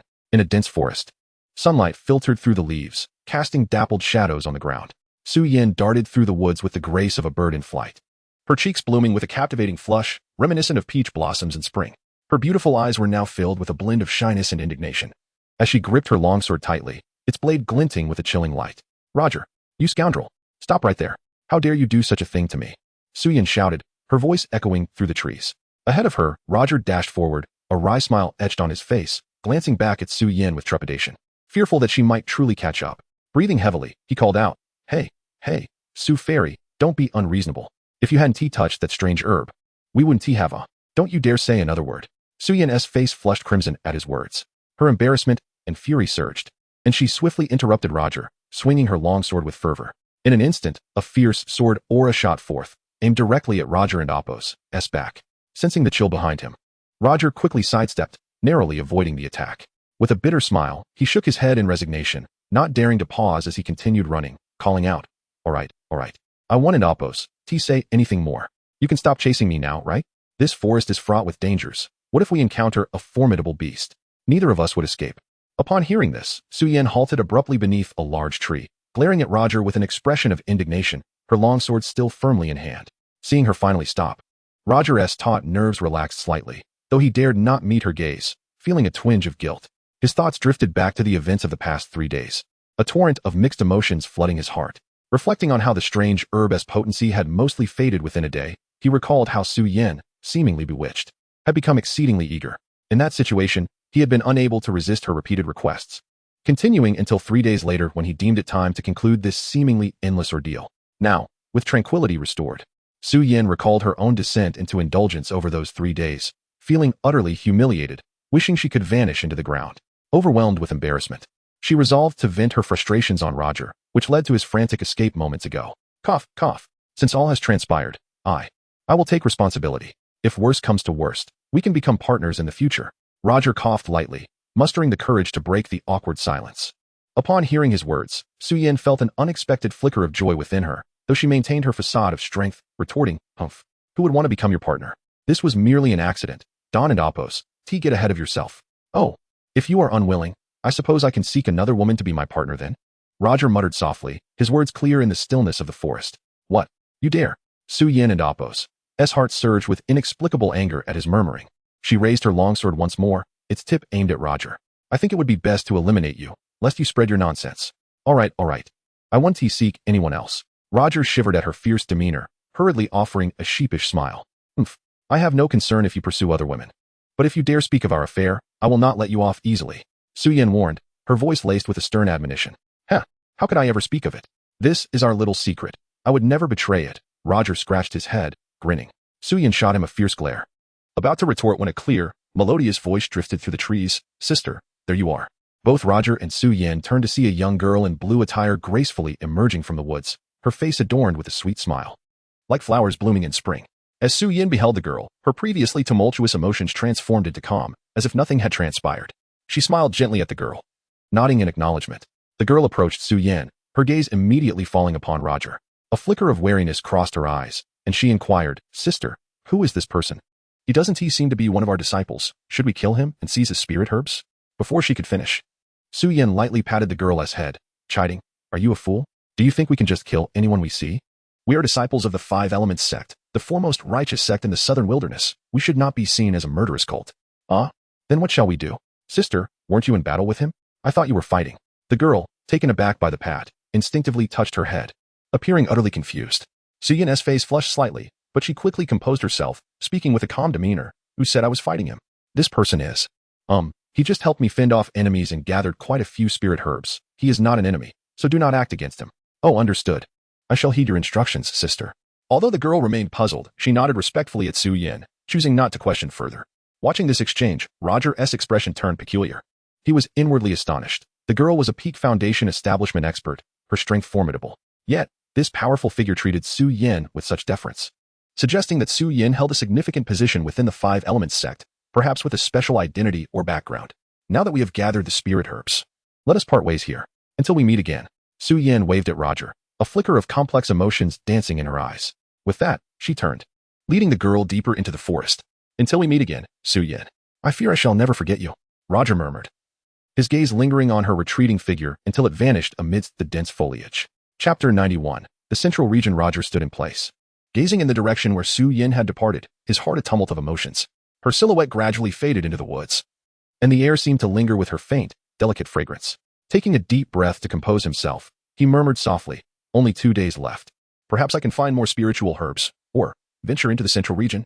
This audacious thought suddenly blossomed within him, a desire to explore the heart of the immortal herb garden. What mysteries lay hidden there? The central area was a forbidden domain even the nascent soul cultivators approached with trepidation. It was said that not only did terrifying 8th-level beasts roam freely there, but it might also conceal the relics of ancient cultivators and countless treasures that beckoned with temptation. The very notion of these possibilities ignited a spark of excitement in Roger's eyes as he privately speculated, what treasures could be stashed away in that central region? Could there be something even more precious than a millennium-old spiritual herb? Yet, he was acutely aware that with his current strength, venturing there in person would undoubtedly spell doom. After much contemplation, he resolved to employ the technique of spirit travel to scout the area. Following his dual cultivation experience with Su Yan, he had harnessed their combined energies to break through to the later stage of foundation establishment, his spiritual awareness now comparable to that of an early-stage core formation expert. Thus, he could freely utilize the possession technique within spirit travel. With determination solidified, Roger searched the vicinity meticulously until he discovered a remarkably concealed tree hollow. Cautiously, he slipped inside, settling cross-legged and gradually regulating his breathing to calm his spirit in preparation for the spirit travel technique. His gaze scanned the surroundings until he quickly fixed upon an ordinary yellow wasp. Gently extending his hand, he captured the wasp, whispering, "Little creature, I shall borrow your body for a moment." With a slow closure of his eyes, he concentrated all his energy, allowing his spiritual essence to gradually condense. Before long, a slender thread of his primordial spirit emerged from his brow, lightly alighting upon the wasp's form. The wasp quivered slightly, then returned to its normal state. This significantly reduced the risk. Should the wasp encounter danger, he would merely lose a fragment of his essence, a trivial injury that could be recuperated with time. As Roger successfully inhabited the wasp's body, he reveled in the unique perspective this diminutive form afforded him. I now masquerade as an inconspicuous wasp. Those 8th-level beasts should overlook me." He then maneuvered the wasp's body, gently vibrating its wings. The buzzing sound resonated as the wasp gradually emerged from the tree hollow. After discerning the direction, he propelled himself towards the heart of the immortal herb garden, while his original body remained still and undisturbed. The wasp flitted through the dense forest, its wings producing a soft buzzing sound. As it delved deeper, the aura of beasts intensified around him. Occasionally, he spotted wolves, tigers, and leopards weaving through the trees, while venomous snakes slithered through the underbrush and birds circled overhead. The presence of numerous 6th and 7th-level beasts kept Roger on high alert. He deftly maneuvered the wasp, striving to evade the gaze of these formidable creatures. Fortunately, the wasp's small size rendered it a negligible threat in the eyes of these powerful beasts, allowing it to remain unnoticed. The plan unfolded smoothly, and Roger felt a surge of joy. After approximately 5 hours of flight, he finally beheld the enigmatic central region of the immortal herb garden. Along the way, he encountered several 8th-level beasts. Their massive, mountain-like forms exuded a chilling aura that nearly paralyzed him with fear. Thankfully, these beasts remained oblivious to his presence, allowing Roger to pass through unscathed. However, upon reaching the central region, Roger was left momentarily stunned. The scene before him starkly contrasted with his expectations. Instead of a profusion of millennium-old herbs or radiant treasures, he found only a modest stone dwelling, towering 7 or 8 feet high. The structure appeared exceedingly plain, its walls adorned with moss, suggesting it had long been abandoned. The door stood tightly shut, and an eerie silence enveloped the area, unsettling in its stillness. As the wasp settled on a nearby tree, Roger cautiously observed for some time. Once assured of the absence of anomalies, he bravely approached the stone house. Though the door remained firmly closed, he noticed several openings in the walls. A spark of excitement ignited within him as he realized he could slip through these holes. After navigating through the openings, he finally entered the interior of the stone dwelling. Upon seeing the barren space within, his heart sank. The anticipation he once harbored dissolved into disappointment. The inside was utterly empty and pristine.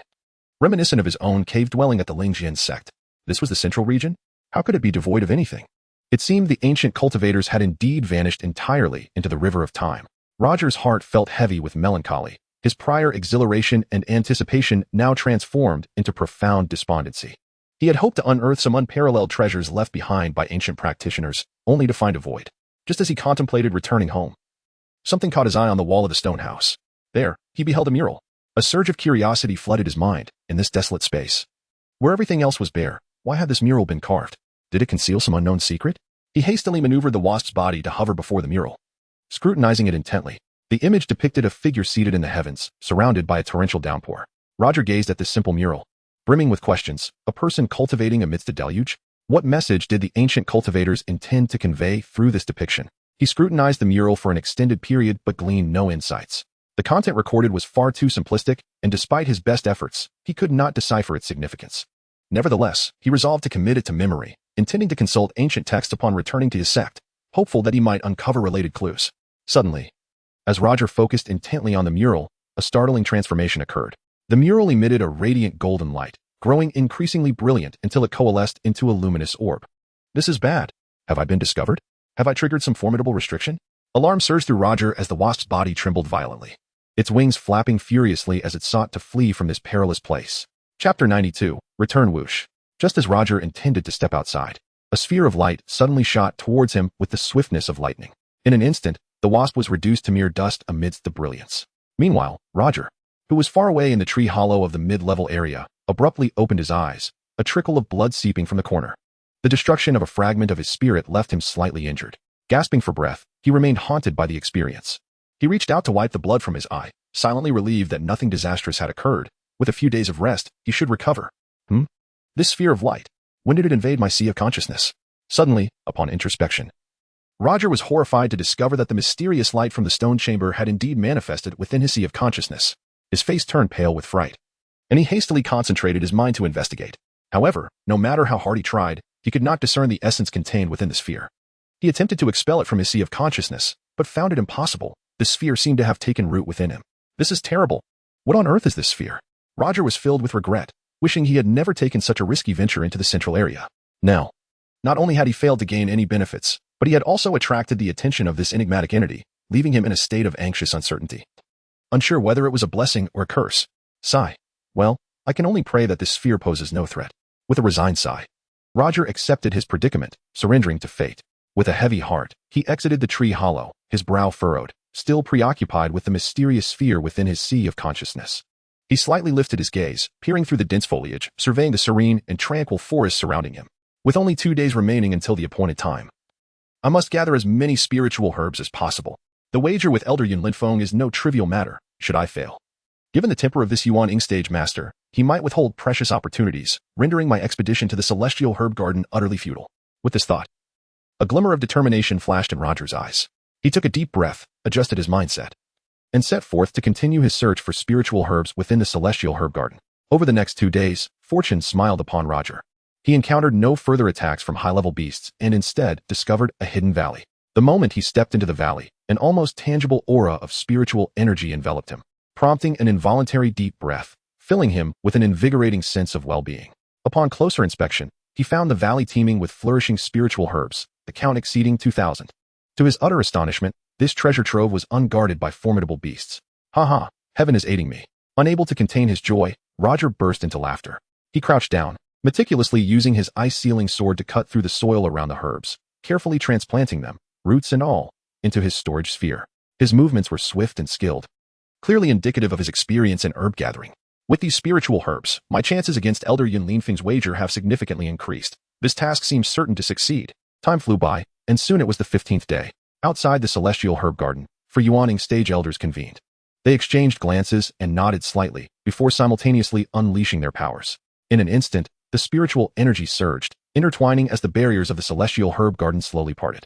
A massive blue spatial rift, akin to a lightning bolt tearing through the heavens, descended, gradually revealing itself within the garden.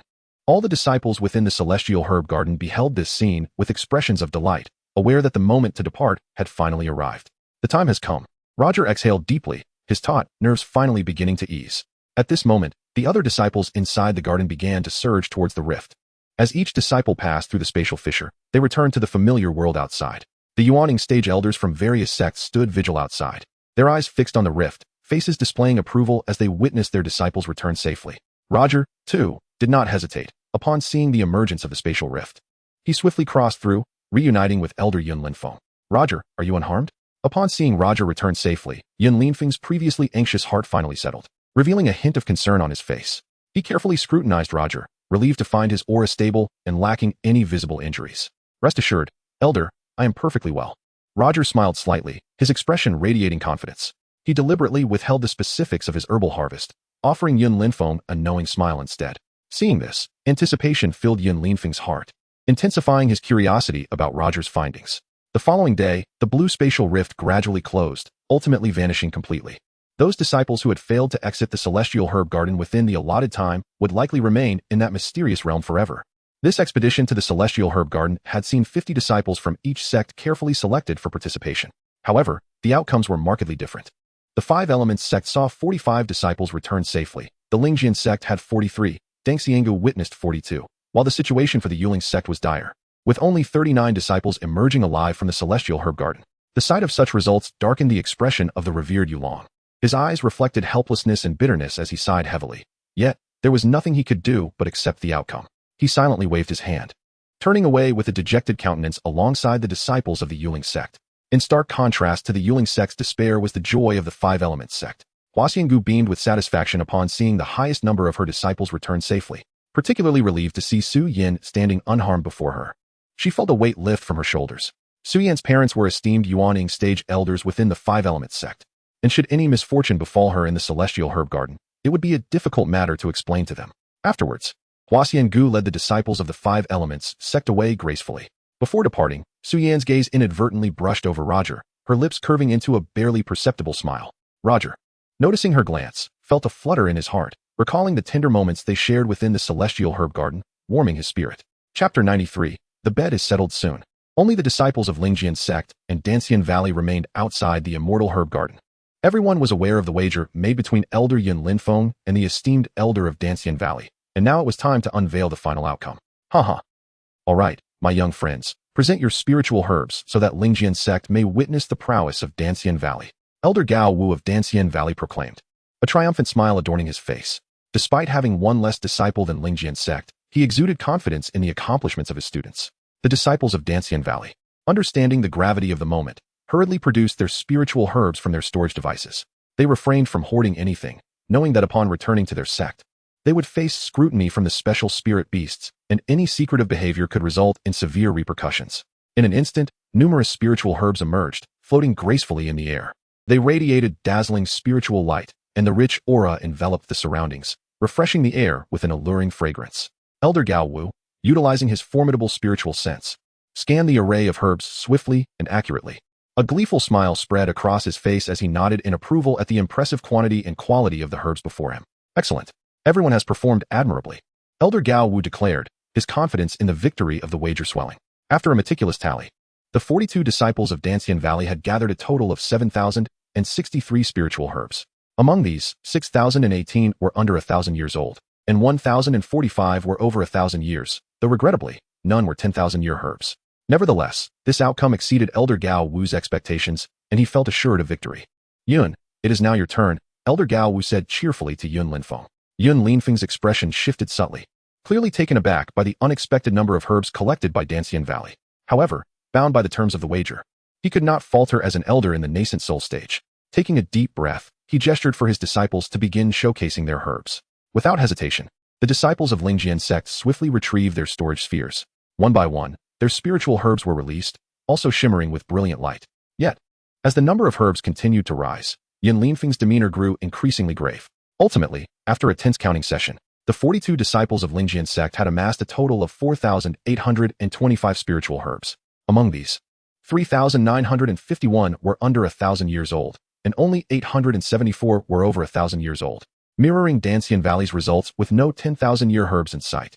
This outcome paled in comparison to that of Dancian Valley. Yun Linfeng's expression turned somber, disappointment flickering in his eyes.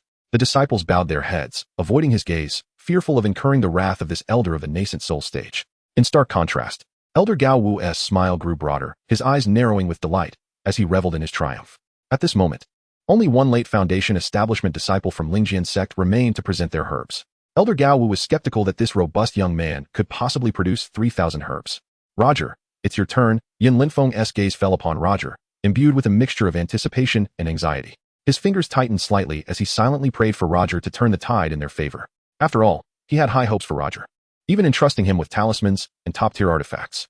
Roger, sensing the weight of Yin Linfeng's expectations, nodded steadily in acknowledgement, a subtle smile gracing his lips. This expression seemed to provide Yin Linfeng with reassurance, allowing him to relax his previously taut nerves. Then, with deliberate calmness, Roger opened his storage sphere, exuding a sense of control over the situation.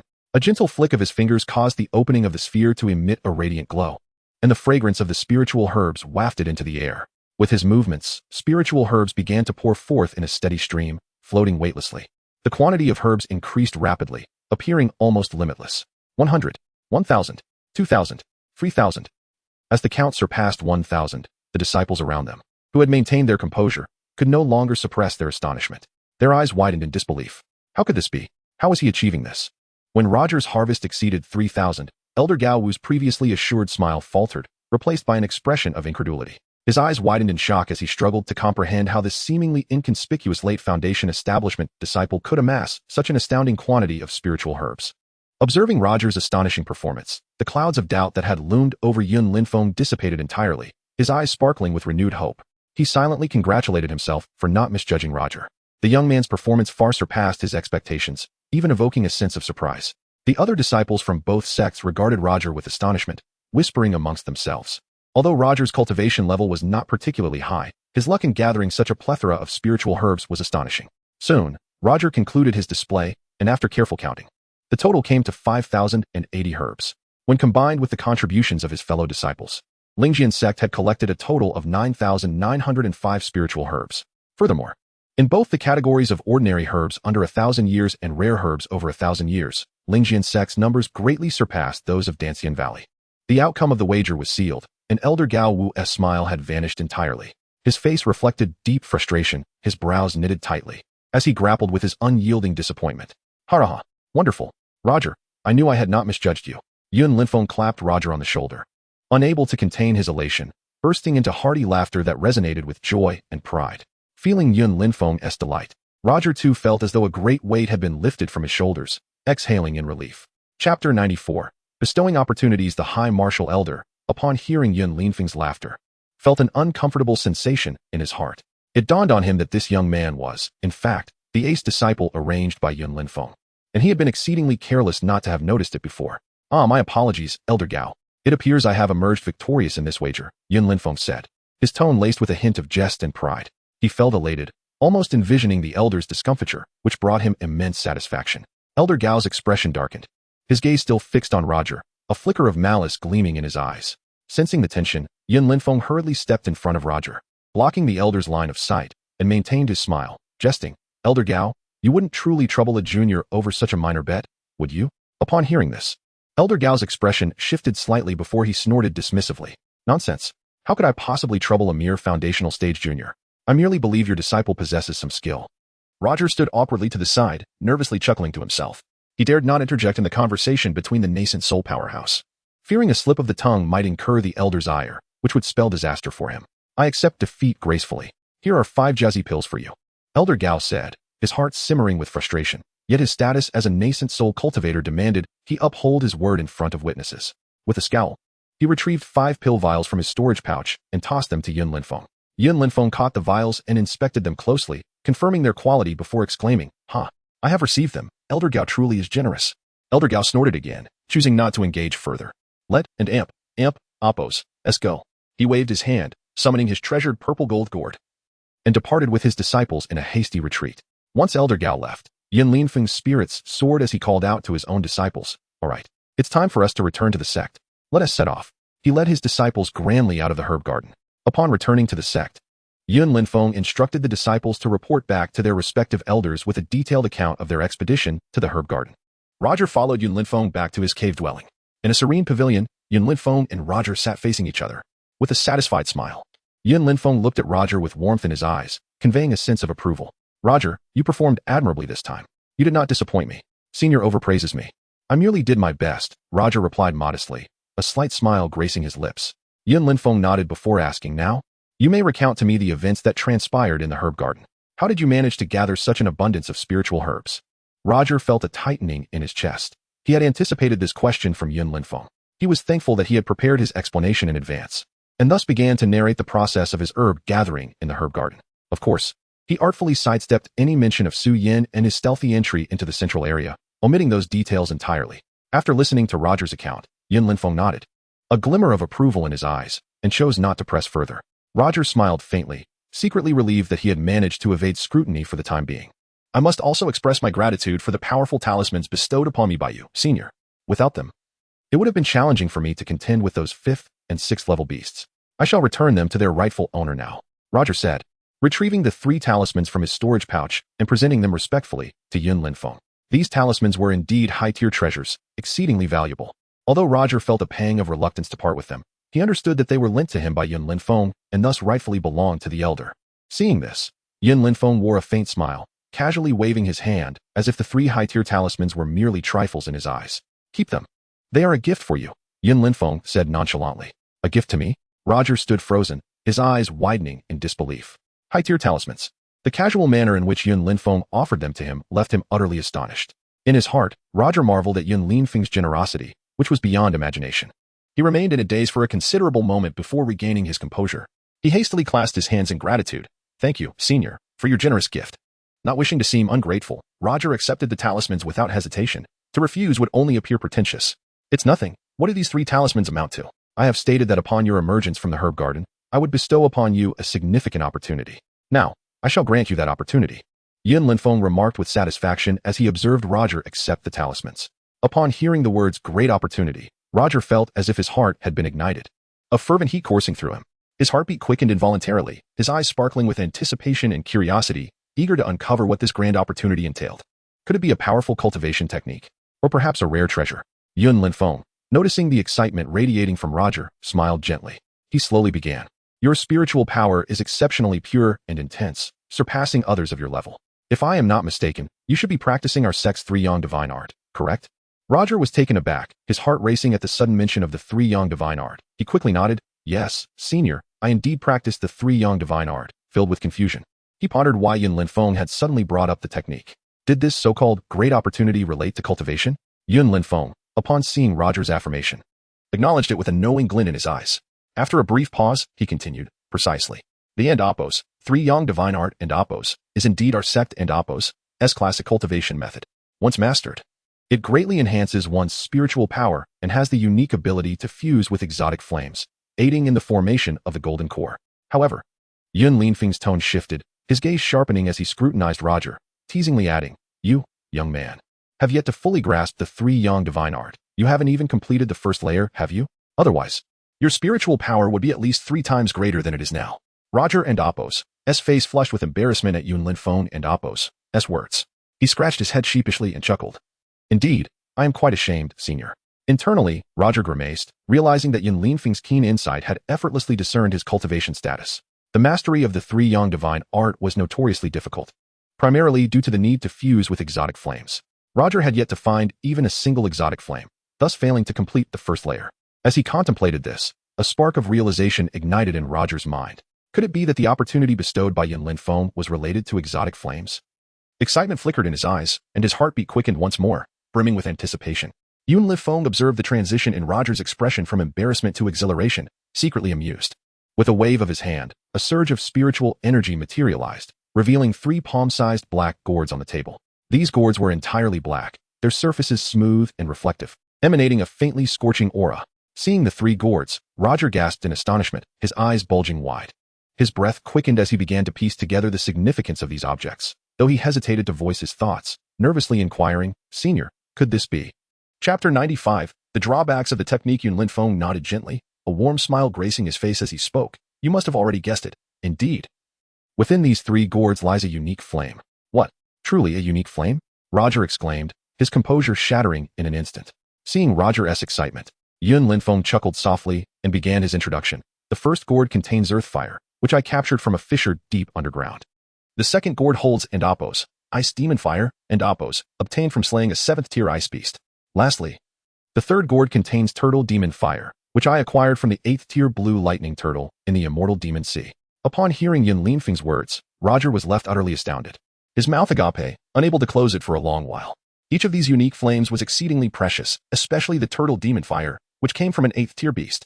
"Senior, Yuuden and Amp, Appos, possibly intend to gift me these 3 rare flames, would you?" Roger asked, swallowing hard, his voice trembling with anticipation. "Yes, they are yours." Yun Linfeng replied casually, as if bestowing an everyday item, showing no hint of the flame's immense value.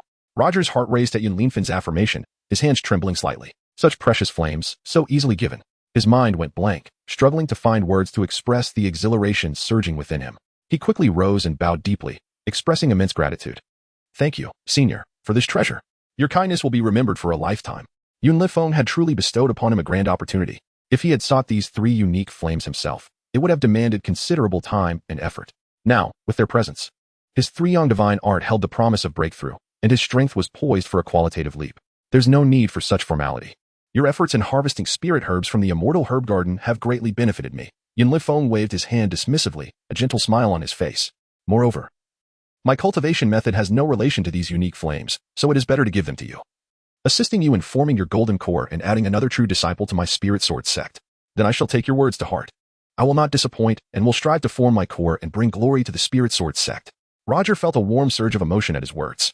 The unique flames represented an extraordinary opportunity, illuminating his path towards forming a core. Yun Linfeng smiled slightly, nodding in satisfaction at Roger and Appos' response. He gently waved his hand. "Enough of this formality, let us sit and converse." Roger steadied his racing heart and cautiously placed the 3 gourds containing the unique flames into his storage bag. With these flames, he believed his chances of successfully forming a core had significantly increased. "Your 3 young divine art indeed possesses formidable power with diligent practice. You will find few rivals of the same tier. However, this technique does have its drawbacks, so you must exercise caution." Yun Linfeng suddenly cautioned, his tone growing serious. Roger and Appos' expression shifted at these words, his smile fading. An unsettling feeling welled up within him, furrowing his brow in confusion. The 3 young divine art has drawbacks? Yet, after studying the technique for so long, he had not sensed any flaws. Still, he recognized Yun Linfeng's superior strength and insight. It was unlikely he would speak of drawbacks without reason. Perhaps this technique harbored hidden issues that he, due to his lower cultivation, was unable to perceive. "Senior, what drawbacks does this technique possess?" Roger inquired urgently, a hint of tension in his voice. If the drawbacks were too severe, he would have to consider changing his technique, as he did not wish to hinder his cultivation due to such issues. "Well, it and Appos, not a severe drawback, merely that when absorbing unique flames, it can leave you in agony," Yun Linfeng replied, amused by Roger and Appos' anxious expression. "Agony." Roger and Appos' face turned pale, his skin involuntarily twitching. His mind was flooded with painful images of being consumed by unique flames, sending a chill down his spine. Indeed, to master the 3 young divine art, one must endure the torment of the flames. A moment and Appos' carelessness could lead to self-immolation, Yun Linfeng confirmed, his tone grave. There was a seriousness in his gaze, indicating he was not jesting. It is precisely for this reason that most disciples within the sect shy away from this technique, as they cannot bear the pain of the flames. Having heard this, Roger suddenly understood it was this kind of drawback. He had feared the technique might leave lasting harm to his body or have some fatal flaw. He quietly sighed in relief but soon felt a new wave of worry. If even a master like Yun Linfeng claimed it was agonizing, then enduring the flames would undoubtedly be a harrowing experience. Cultivating immortality was fraught with tribulations. One must either advance or retreat. How could he possibly shrink back from this minor obstacle? I am determined to master the three yang divine art, Roger declared. Taking a deep breath, his tone resolute. Excellent. A commendable spirit of perseverance. With this determination, I am confident you will achieve mastery in the three yang divine art. Yun Linfeng praised, a glimmer of approval in his eyes. Roger smiled wryly, nodding. Though apprehensive, he understood there was no turning back. Having chosen this path, he could only forge ahead. Cultivating immortality requires contention against heaven, earth, and man. Since you possess such confidence, I shall lend you one final hand, Yun Linfeng continued. His voice filled with encouragement. He reached into his storage bag and retrieved 2 sheets of yellowed paper, handing them to Roger. As Roger took them, he discovered one was a pill formula, and the other was a map marked with red dots. Chapter 96. A visit from an old friend. This is the formula for the and Appos, Ning Yuan Dan, and Appos, a vital elixir that can expedite the condensation of true essence within the body. Essential for the process of forming a Dan, Yun Linfeng remarked with a tone that conveyed a certain gravity, gesturing toward the parchment. If he could successfully concoct the Ning Yuan Dan, Roger would significantly enhance his chances of forming a Dan. As for the location marked on the map, it is a frigid area I stumbled upon during my travels across the continent, home to a millennium-old cold pond. It would be wise for you to merge there, as it would increase your chances of success, Yun Linfeng added, his tone laced with concern. Upon hearing this, a wave of gratitude surged in Roger's heart. He had not anticipated Yun Linfeng to consider his needs so meticulously, even preparing a site for merging his. He promptly bowed deeply, his voice brimming with appreciation. Thank you, Senior, for your guidance. Yun Linfeng nodded, a satisfied smile gracing his features. Subsequently, Yun Linfeng permitted Roger to select 500 spiritual herbs. According to the sect and Appos' rules, disciples emerging from the immortal herb garden were entitled to a portion of the herbs. With a gentle wave of his hand, Yun Linfeng signaled that Roger could begin his selection. Overjoyed, Roger eagerly commenced his choices, first selecting the materials for the Ning Yuan Dan, followed by those for the Ding Yin Dan. Naturally, he chose herbs aged 700 to 800 years, feeling hesitant to take any over 1,000 years, especially since Yun Linfeng had already bestowed upon him such valuable gifts. Having completed his selections, Roger prepared to depart from the immortal herb garden, bowing in farewell. Hiki. The and Amp, Appos, Sanyang Divine Art, and Amp, Appos. As recorded by the sect, its renown shook the continent 5 centuries ago. I wonder if this lad can master it. I am genuinely looking forward to it, Yun Linfeng mused to himself as he watched Roger leave, deep in thought. Upon departing Yun Linfeng and Appos' abode, Roger soared through the skies with his silver-light wings, exhilarated. He felt the wind rush past his ears, the mountains and rivers below receding swiftly from view. His heart brimming with a sense of freedom and elation. The harvest from this trip to the immortal herb garden was truly bountiful. Roger reflected, memories of the talismans, formulas, and gifted by Yun Linfeng flooding his mind. These resources not only greatly enhanced his strength but also laid a solid foundation for his future endeavors in Dan formation. With these resources in hand, it was time for me to contemplate the Dan formation, Roger mused. Forming a Dan is a crucial milestone on the path of cultivation, and one must be thoroughly prepared. Elated, he returned to his abode, dispelled the restrictions, and collapsed into a deep slumber. Any cultivation plans must first be preceded by ample rest, he murmured, before drifting into a sound sleep. Thus, in the days that followed, Roger and Appos' cultivation life returned to tranquility. He diligently practiced, delving into the magic puppet scripture, honing his astral techniques, drawing talismans, refining elixirs, and crafting puppets, leading a fulfilling existence. The magic puppet scripture was indeed profound. The intricacies of puppet making were vast and profound. Sitting at a stone table, Roger held a thick ancient tome in his hands, furrowing his brow slightly. As he perused the pages, he scribbled notes on paper, pausing occasionally to contemplate. A look of epiphany illuminating his face. 3 months later, the small portion of his primordial spirit that had been diminished was finally restored. Sitting within his abode, he gazed inwardly at his spiritual sea and found the mysterious light cluster still quietly suspended there, refusing to dissipate. What exactly is this light cluster? Roger pondered. A frown crossing his features, a flicker of helplessness in his eyes. He attempted to reach out with his spiritual consciousness to touch the light, yet it remained unresponsive, as if it bore no connection to him. Never mind, since it poses no immediate danger, I shall leave it be for now, Roger decided, shaking his head. Though a sense of unease lingered, he could only temporarily set it aside. Rising from his seat, he stretched, a relaxed smile gracing his face. During this time, Roger had successfully refined the Ding Yin Dan. He retrieved a crystal-clear elixir from his storage bag, examining it closely in the palm of his hand. The elixir emitted a subtle fragrance, refreshing and invigorating. After consumption, his skin did indeed appear somewhat improved. He touched his face, noticing it was smoother and more refined than before. A smile crept upon his lips, a glimmer of satisfaction in his eyes. As for whether it could bestow eternal youth, only time would tell. In the realm of puppetry, as Roger continued to study the magic puppet scripture, his mastery of the craft deepened. However, he lamented the lack of high-grade materials at his disposal. With a sigh, a hint of regret flickered in his gaze. He glanced at the several chi refinement stage puppets laid out on the table. Though exquisitely crafted, their power was limited. The magic puppet scripture noted that a puppet's strength often depended on the quality of its materials. Roger muttered to himself, his brow furrowing slightly. To create more powerful puppets, he must seek out higher-grade materials. In terms of spiritual consciousness, Roger practiced his astral techniques daily, steadily enhancing his spiritual prowess. At his current level, he was on par with an average early-stage Dan-forming cultivator. Aside from his personal cultivation, another surprising development had occurred. His dear companion, Xiaobao, had emerged from seclusion.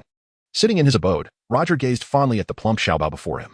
"Xiaobao, you have finally come out," he exclaimed, affectionately patting Xiaobao and Appo's head, his voice tinged with endearment.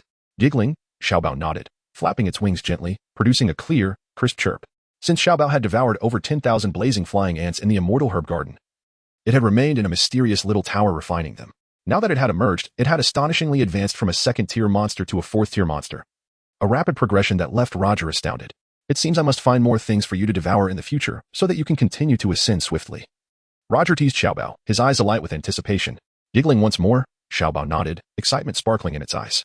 Roger Kuden and Appos helped but marvel at how rapidly Xiaobao had advanced. Such speed was no ordinary feat for a monster. His curiosity about the true nature of Xiaobao deepened. "Brother Manny, come out quickly." Just as Roger was amusing Xiaobao, a girl in Appos' voice suddenly called from outside the abode.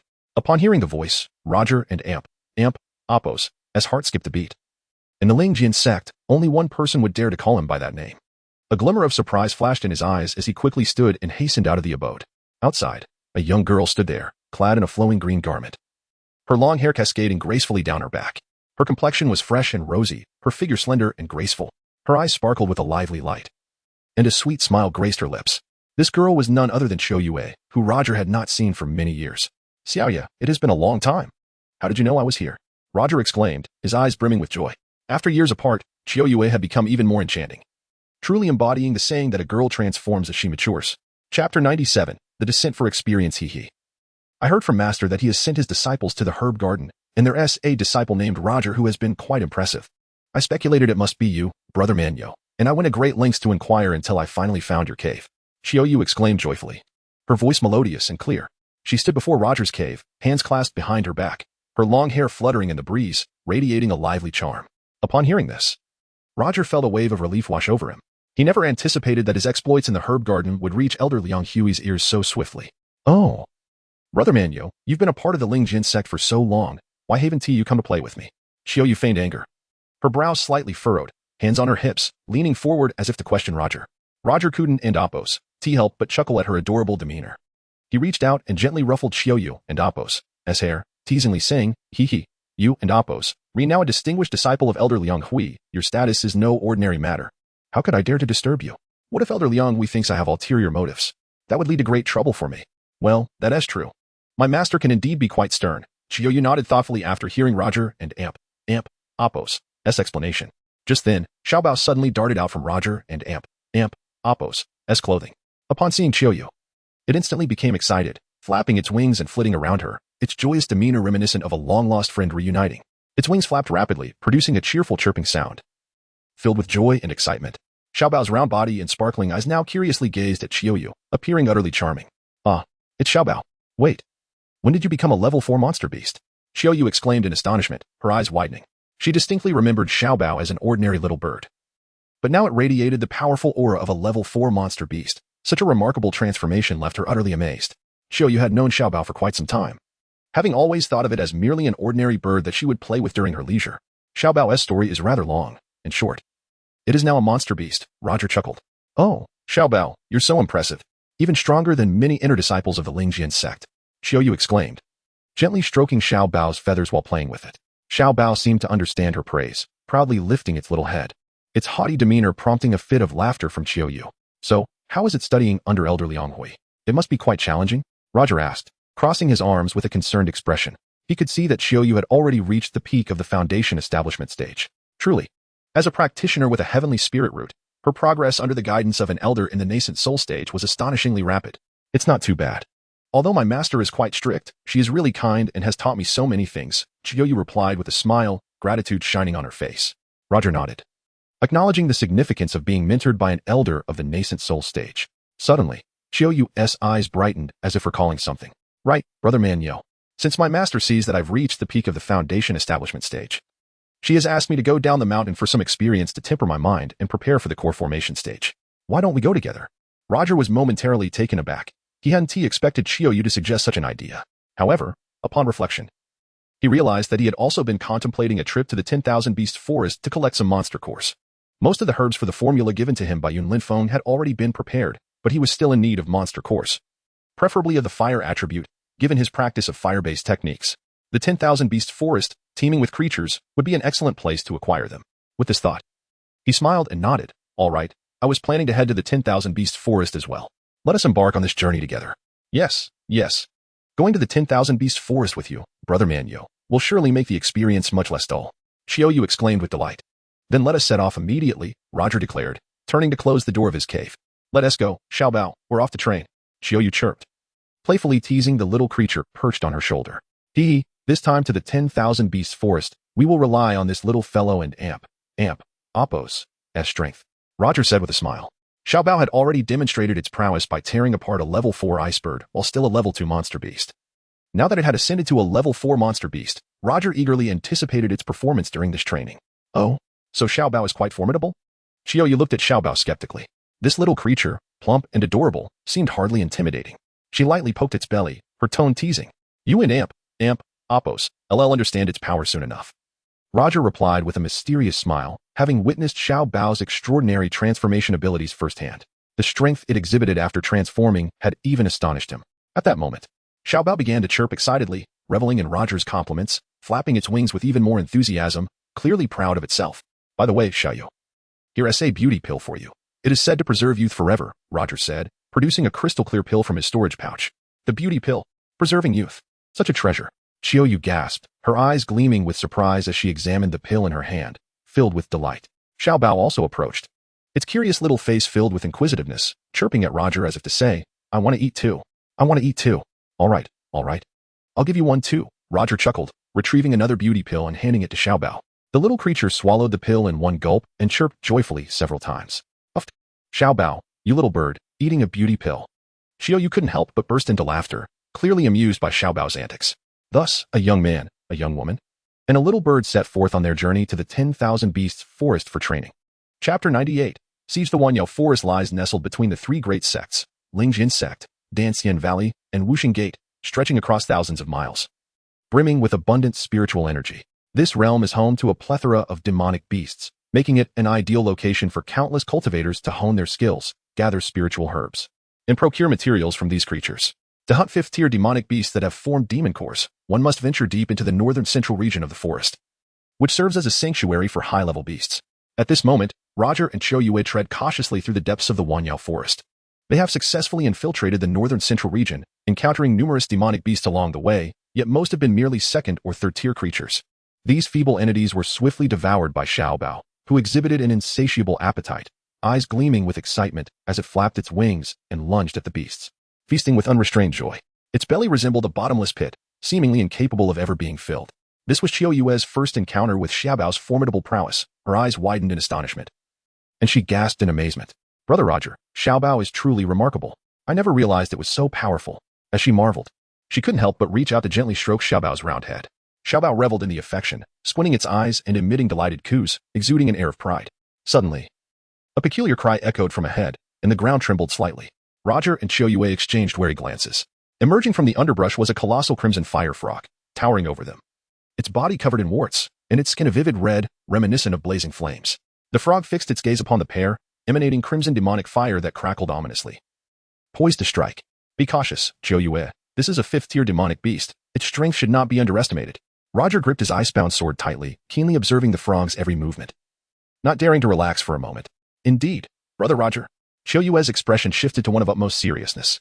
Though she had trained on the mountain and heard tales of 5th-tier beasts, this was her first-hand experience. Xiaobao, why not take care of this crimson fire frog? Roger turned to the creature on his shoulder, a glimmer of hope in his eyes. He knew Xiaobao possessed extraordinary strength, and if it intervened, the battle might conclude with ease.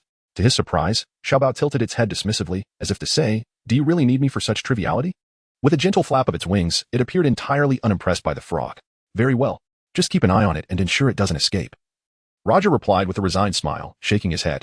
Upon hearing Roger's words, Xiaobao let out a series of cheerful coos before soaring to a branch of a nearby tree, calling out as if to cheer Roger and Qiu Yue on. Suddenly, the crimson fire frog erupted in a blaze of flames, the fire expanding exponentially, enveloping its form. It then unleashed a barrage of massive red fireballs toward Roger and Qiu Yue, hurtling through the air like cannonballs, accompanied by waves of intense heat. Roger and Qiu Yue reacted swiftly, evading the frog's onslaught. The fireballs struck two nearby trees, causing a violent explosion that reduced them to mere ashes. Show me what you've learned from Elder Liang Hui, Roger said with eager anticipation, all the while remaining vigilant of the frog's movements. With a mysterious smile, Qiu Yue waved her hand, summoning 5 flags of approximately 10 feet in length to her side. As she chanted incantations, the flags glimmered with ethereal light, resembling 5 agile serpents as they sped toward the crimson fire frog, encircling it. Rise, Qiu Yue commanded, producing an array plate and channeling her energy into it. Instantly, a grand formation materialized, crackling with lightning, as thick bolts of electricity rained down upon the frog. Oh, a formation. Roger's eyes lit up at Qiu Yue's display of skill, his face alight with astonishment. He recognized the formidable power of the formation she had set up, as relentless lightning struck the frog, causing it to howl in agony. The crimson fire frog, battered by Qiu Yue's lightning formation, appeared increasingly disheveled, its flames dimming. Enraged, it retaliated fiercely, launching fireballs at the formation with ferocity. Boom, boom, boom. The frog's attacks were relentless, producing deafening sounds as fireballs collided with the formation, which began to show signs of cracking, like a spider's web spreading across its surface. Qiu Yue's expression shifted slightly, a hint of concern flickering in her eyes as she bit her lip, channeling more power to stabilize the formation. Seeing Qiu Yue struggle, Roger swiftly decided to assist her. After all, confronting a 5th-tier demonic beast was no easy feat for her alone. He clapped his storage bag, summoning 12 uniquely shaped puppets to his side. Some bore resemblance to humans, while others resembled tigers, leopards, and monkeys. Among them, 10 were newly crafted by Roger, possessing only the strength of the 13th layer of Qi refinement, while 2 were spoils from previous encounters with dark-clad foes, boasting late-stage foundation establishment power. Smash it to bits. Roger commanded his puppets, his voice ringing with authority. The puppets, responding to Roger's command, glimmered with purple light and sprang into action. They moved in perfect unison, rapidly conjuring fireballs that they hurled toward the crimson fire frog within the formation. Meanwhile, Roger swiftly retrieved his 9 thunder needles, a cold gleam in his eyes. He formed hand seals, and the needles, under his command, surged like 9 bolts of blue lightning toward the frog. Boom, boom, boom. The combined onslaught of the formation's lightnings, the puppet's fireballs, and the piercing needles rained down upon the crimson fire frog. The frog emitted piercing cries of despair, its body swaying under the relentless barrage, wounds appearing as blood flowed freely. Trapped like a beast in a cage, its eyes burned with fury and desperation as it battered against the formation, yearning for escape. Alas, with such a concentrated assault, it found itself with no retreat.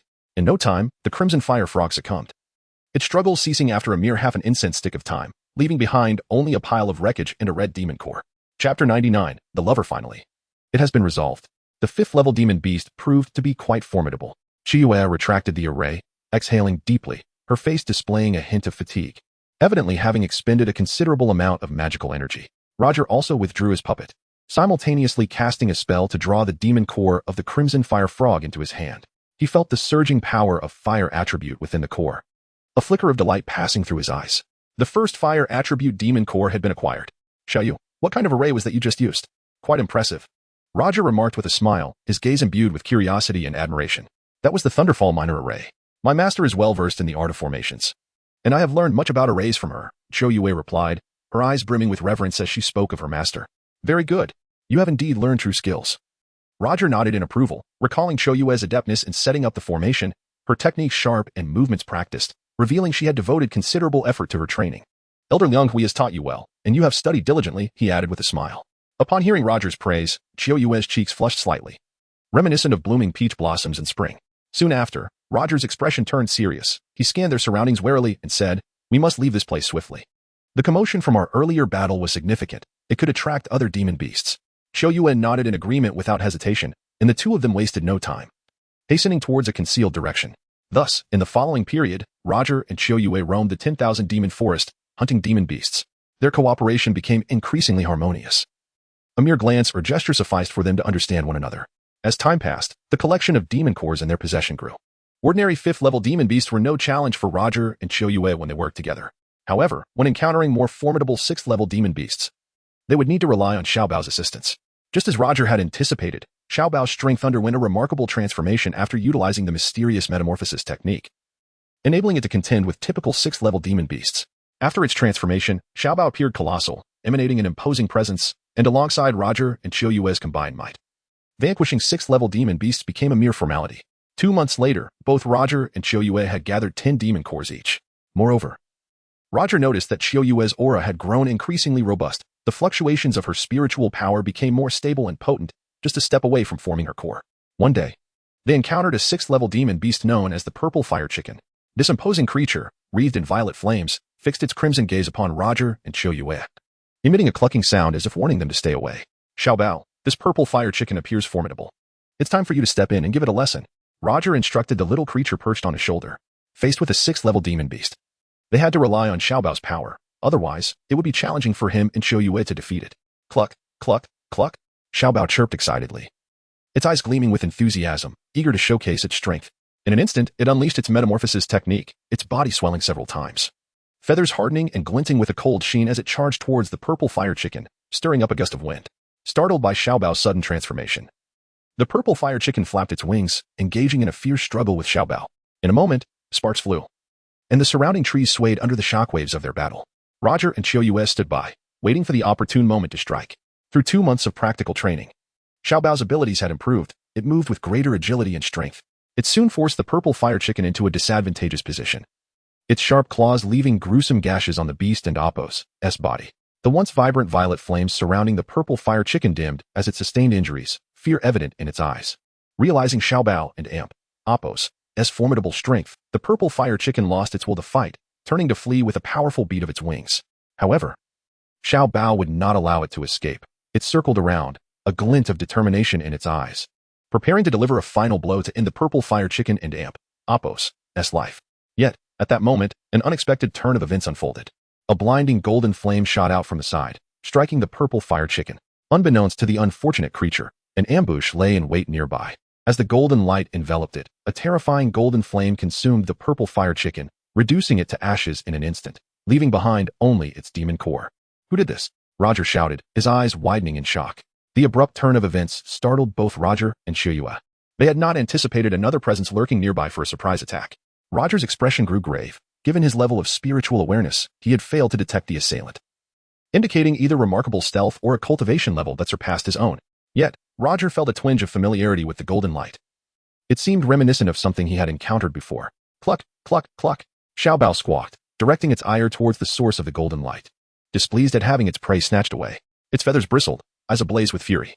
Just as Xiaobao's outcry subsided, a woman draped in a white silk veil emerged gracefully from behind a tree, approaching Roger and Qiu Yue. She moved with an ethereal lightness, her figure exuding a chilling aura. Upon seeing her, Roger and Appo's heart jolted. It's her. Su Yin. His eyes widened in astonishment, a complex wave of emotion surging within him. Qiu Yue, upon spotting Su Yin, also adopted a cautious demeanor, scrutinizing the woman before her. It was evident that this woman possessed an extraordinary presence, not of the ordinary kind. Cluck! Xiaobao exclaimed, ready to teach a lesson to the woman who had stolen its prey. It spread its wings, preparing to pounce on Su Yin. Hey! Xiaobao, don't be impulsive. She is not an enemy. Roger swiftly interjected, blocking Xiaobao's advance. Having recently devoured the sunfire ant in the immortal herb garden and been in seclusion for training, Xiaobao did not recognize Su Yin, nor was it aware of the relationship between Roger and Su Yin.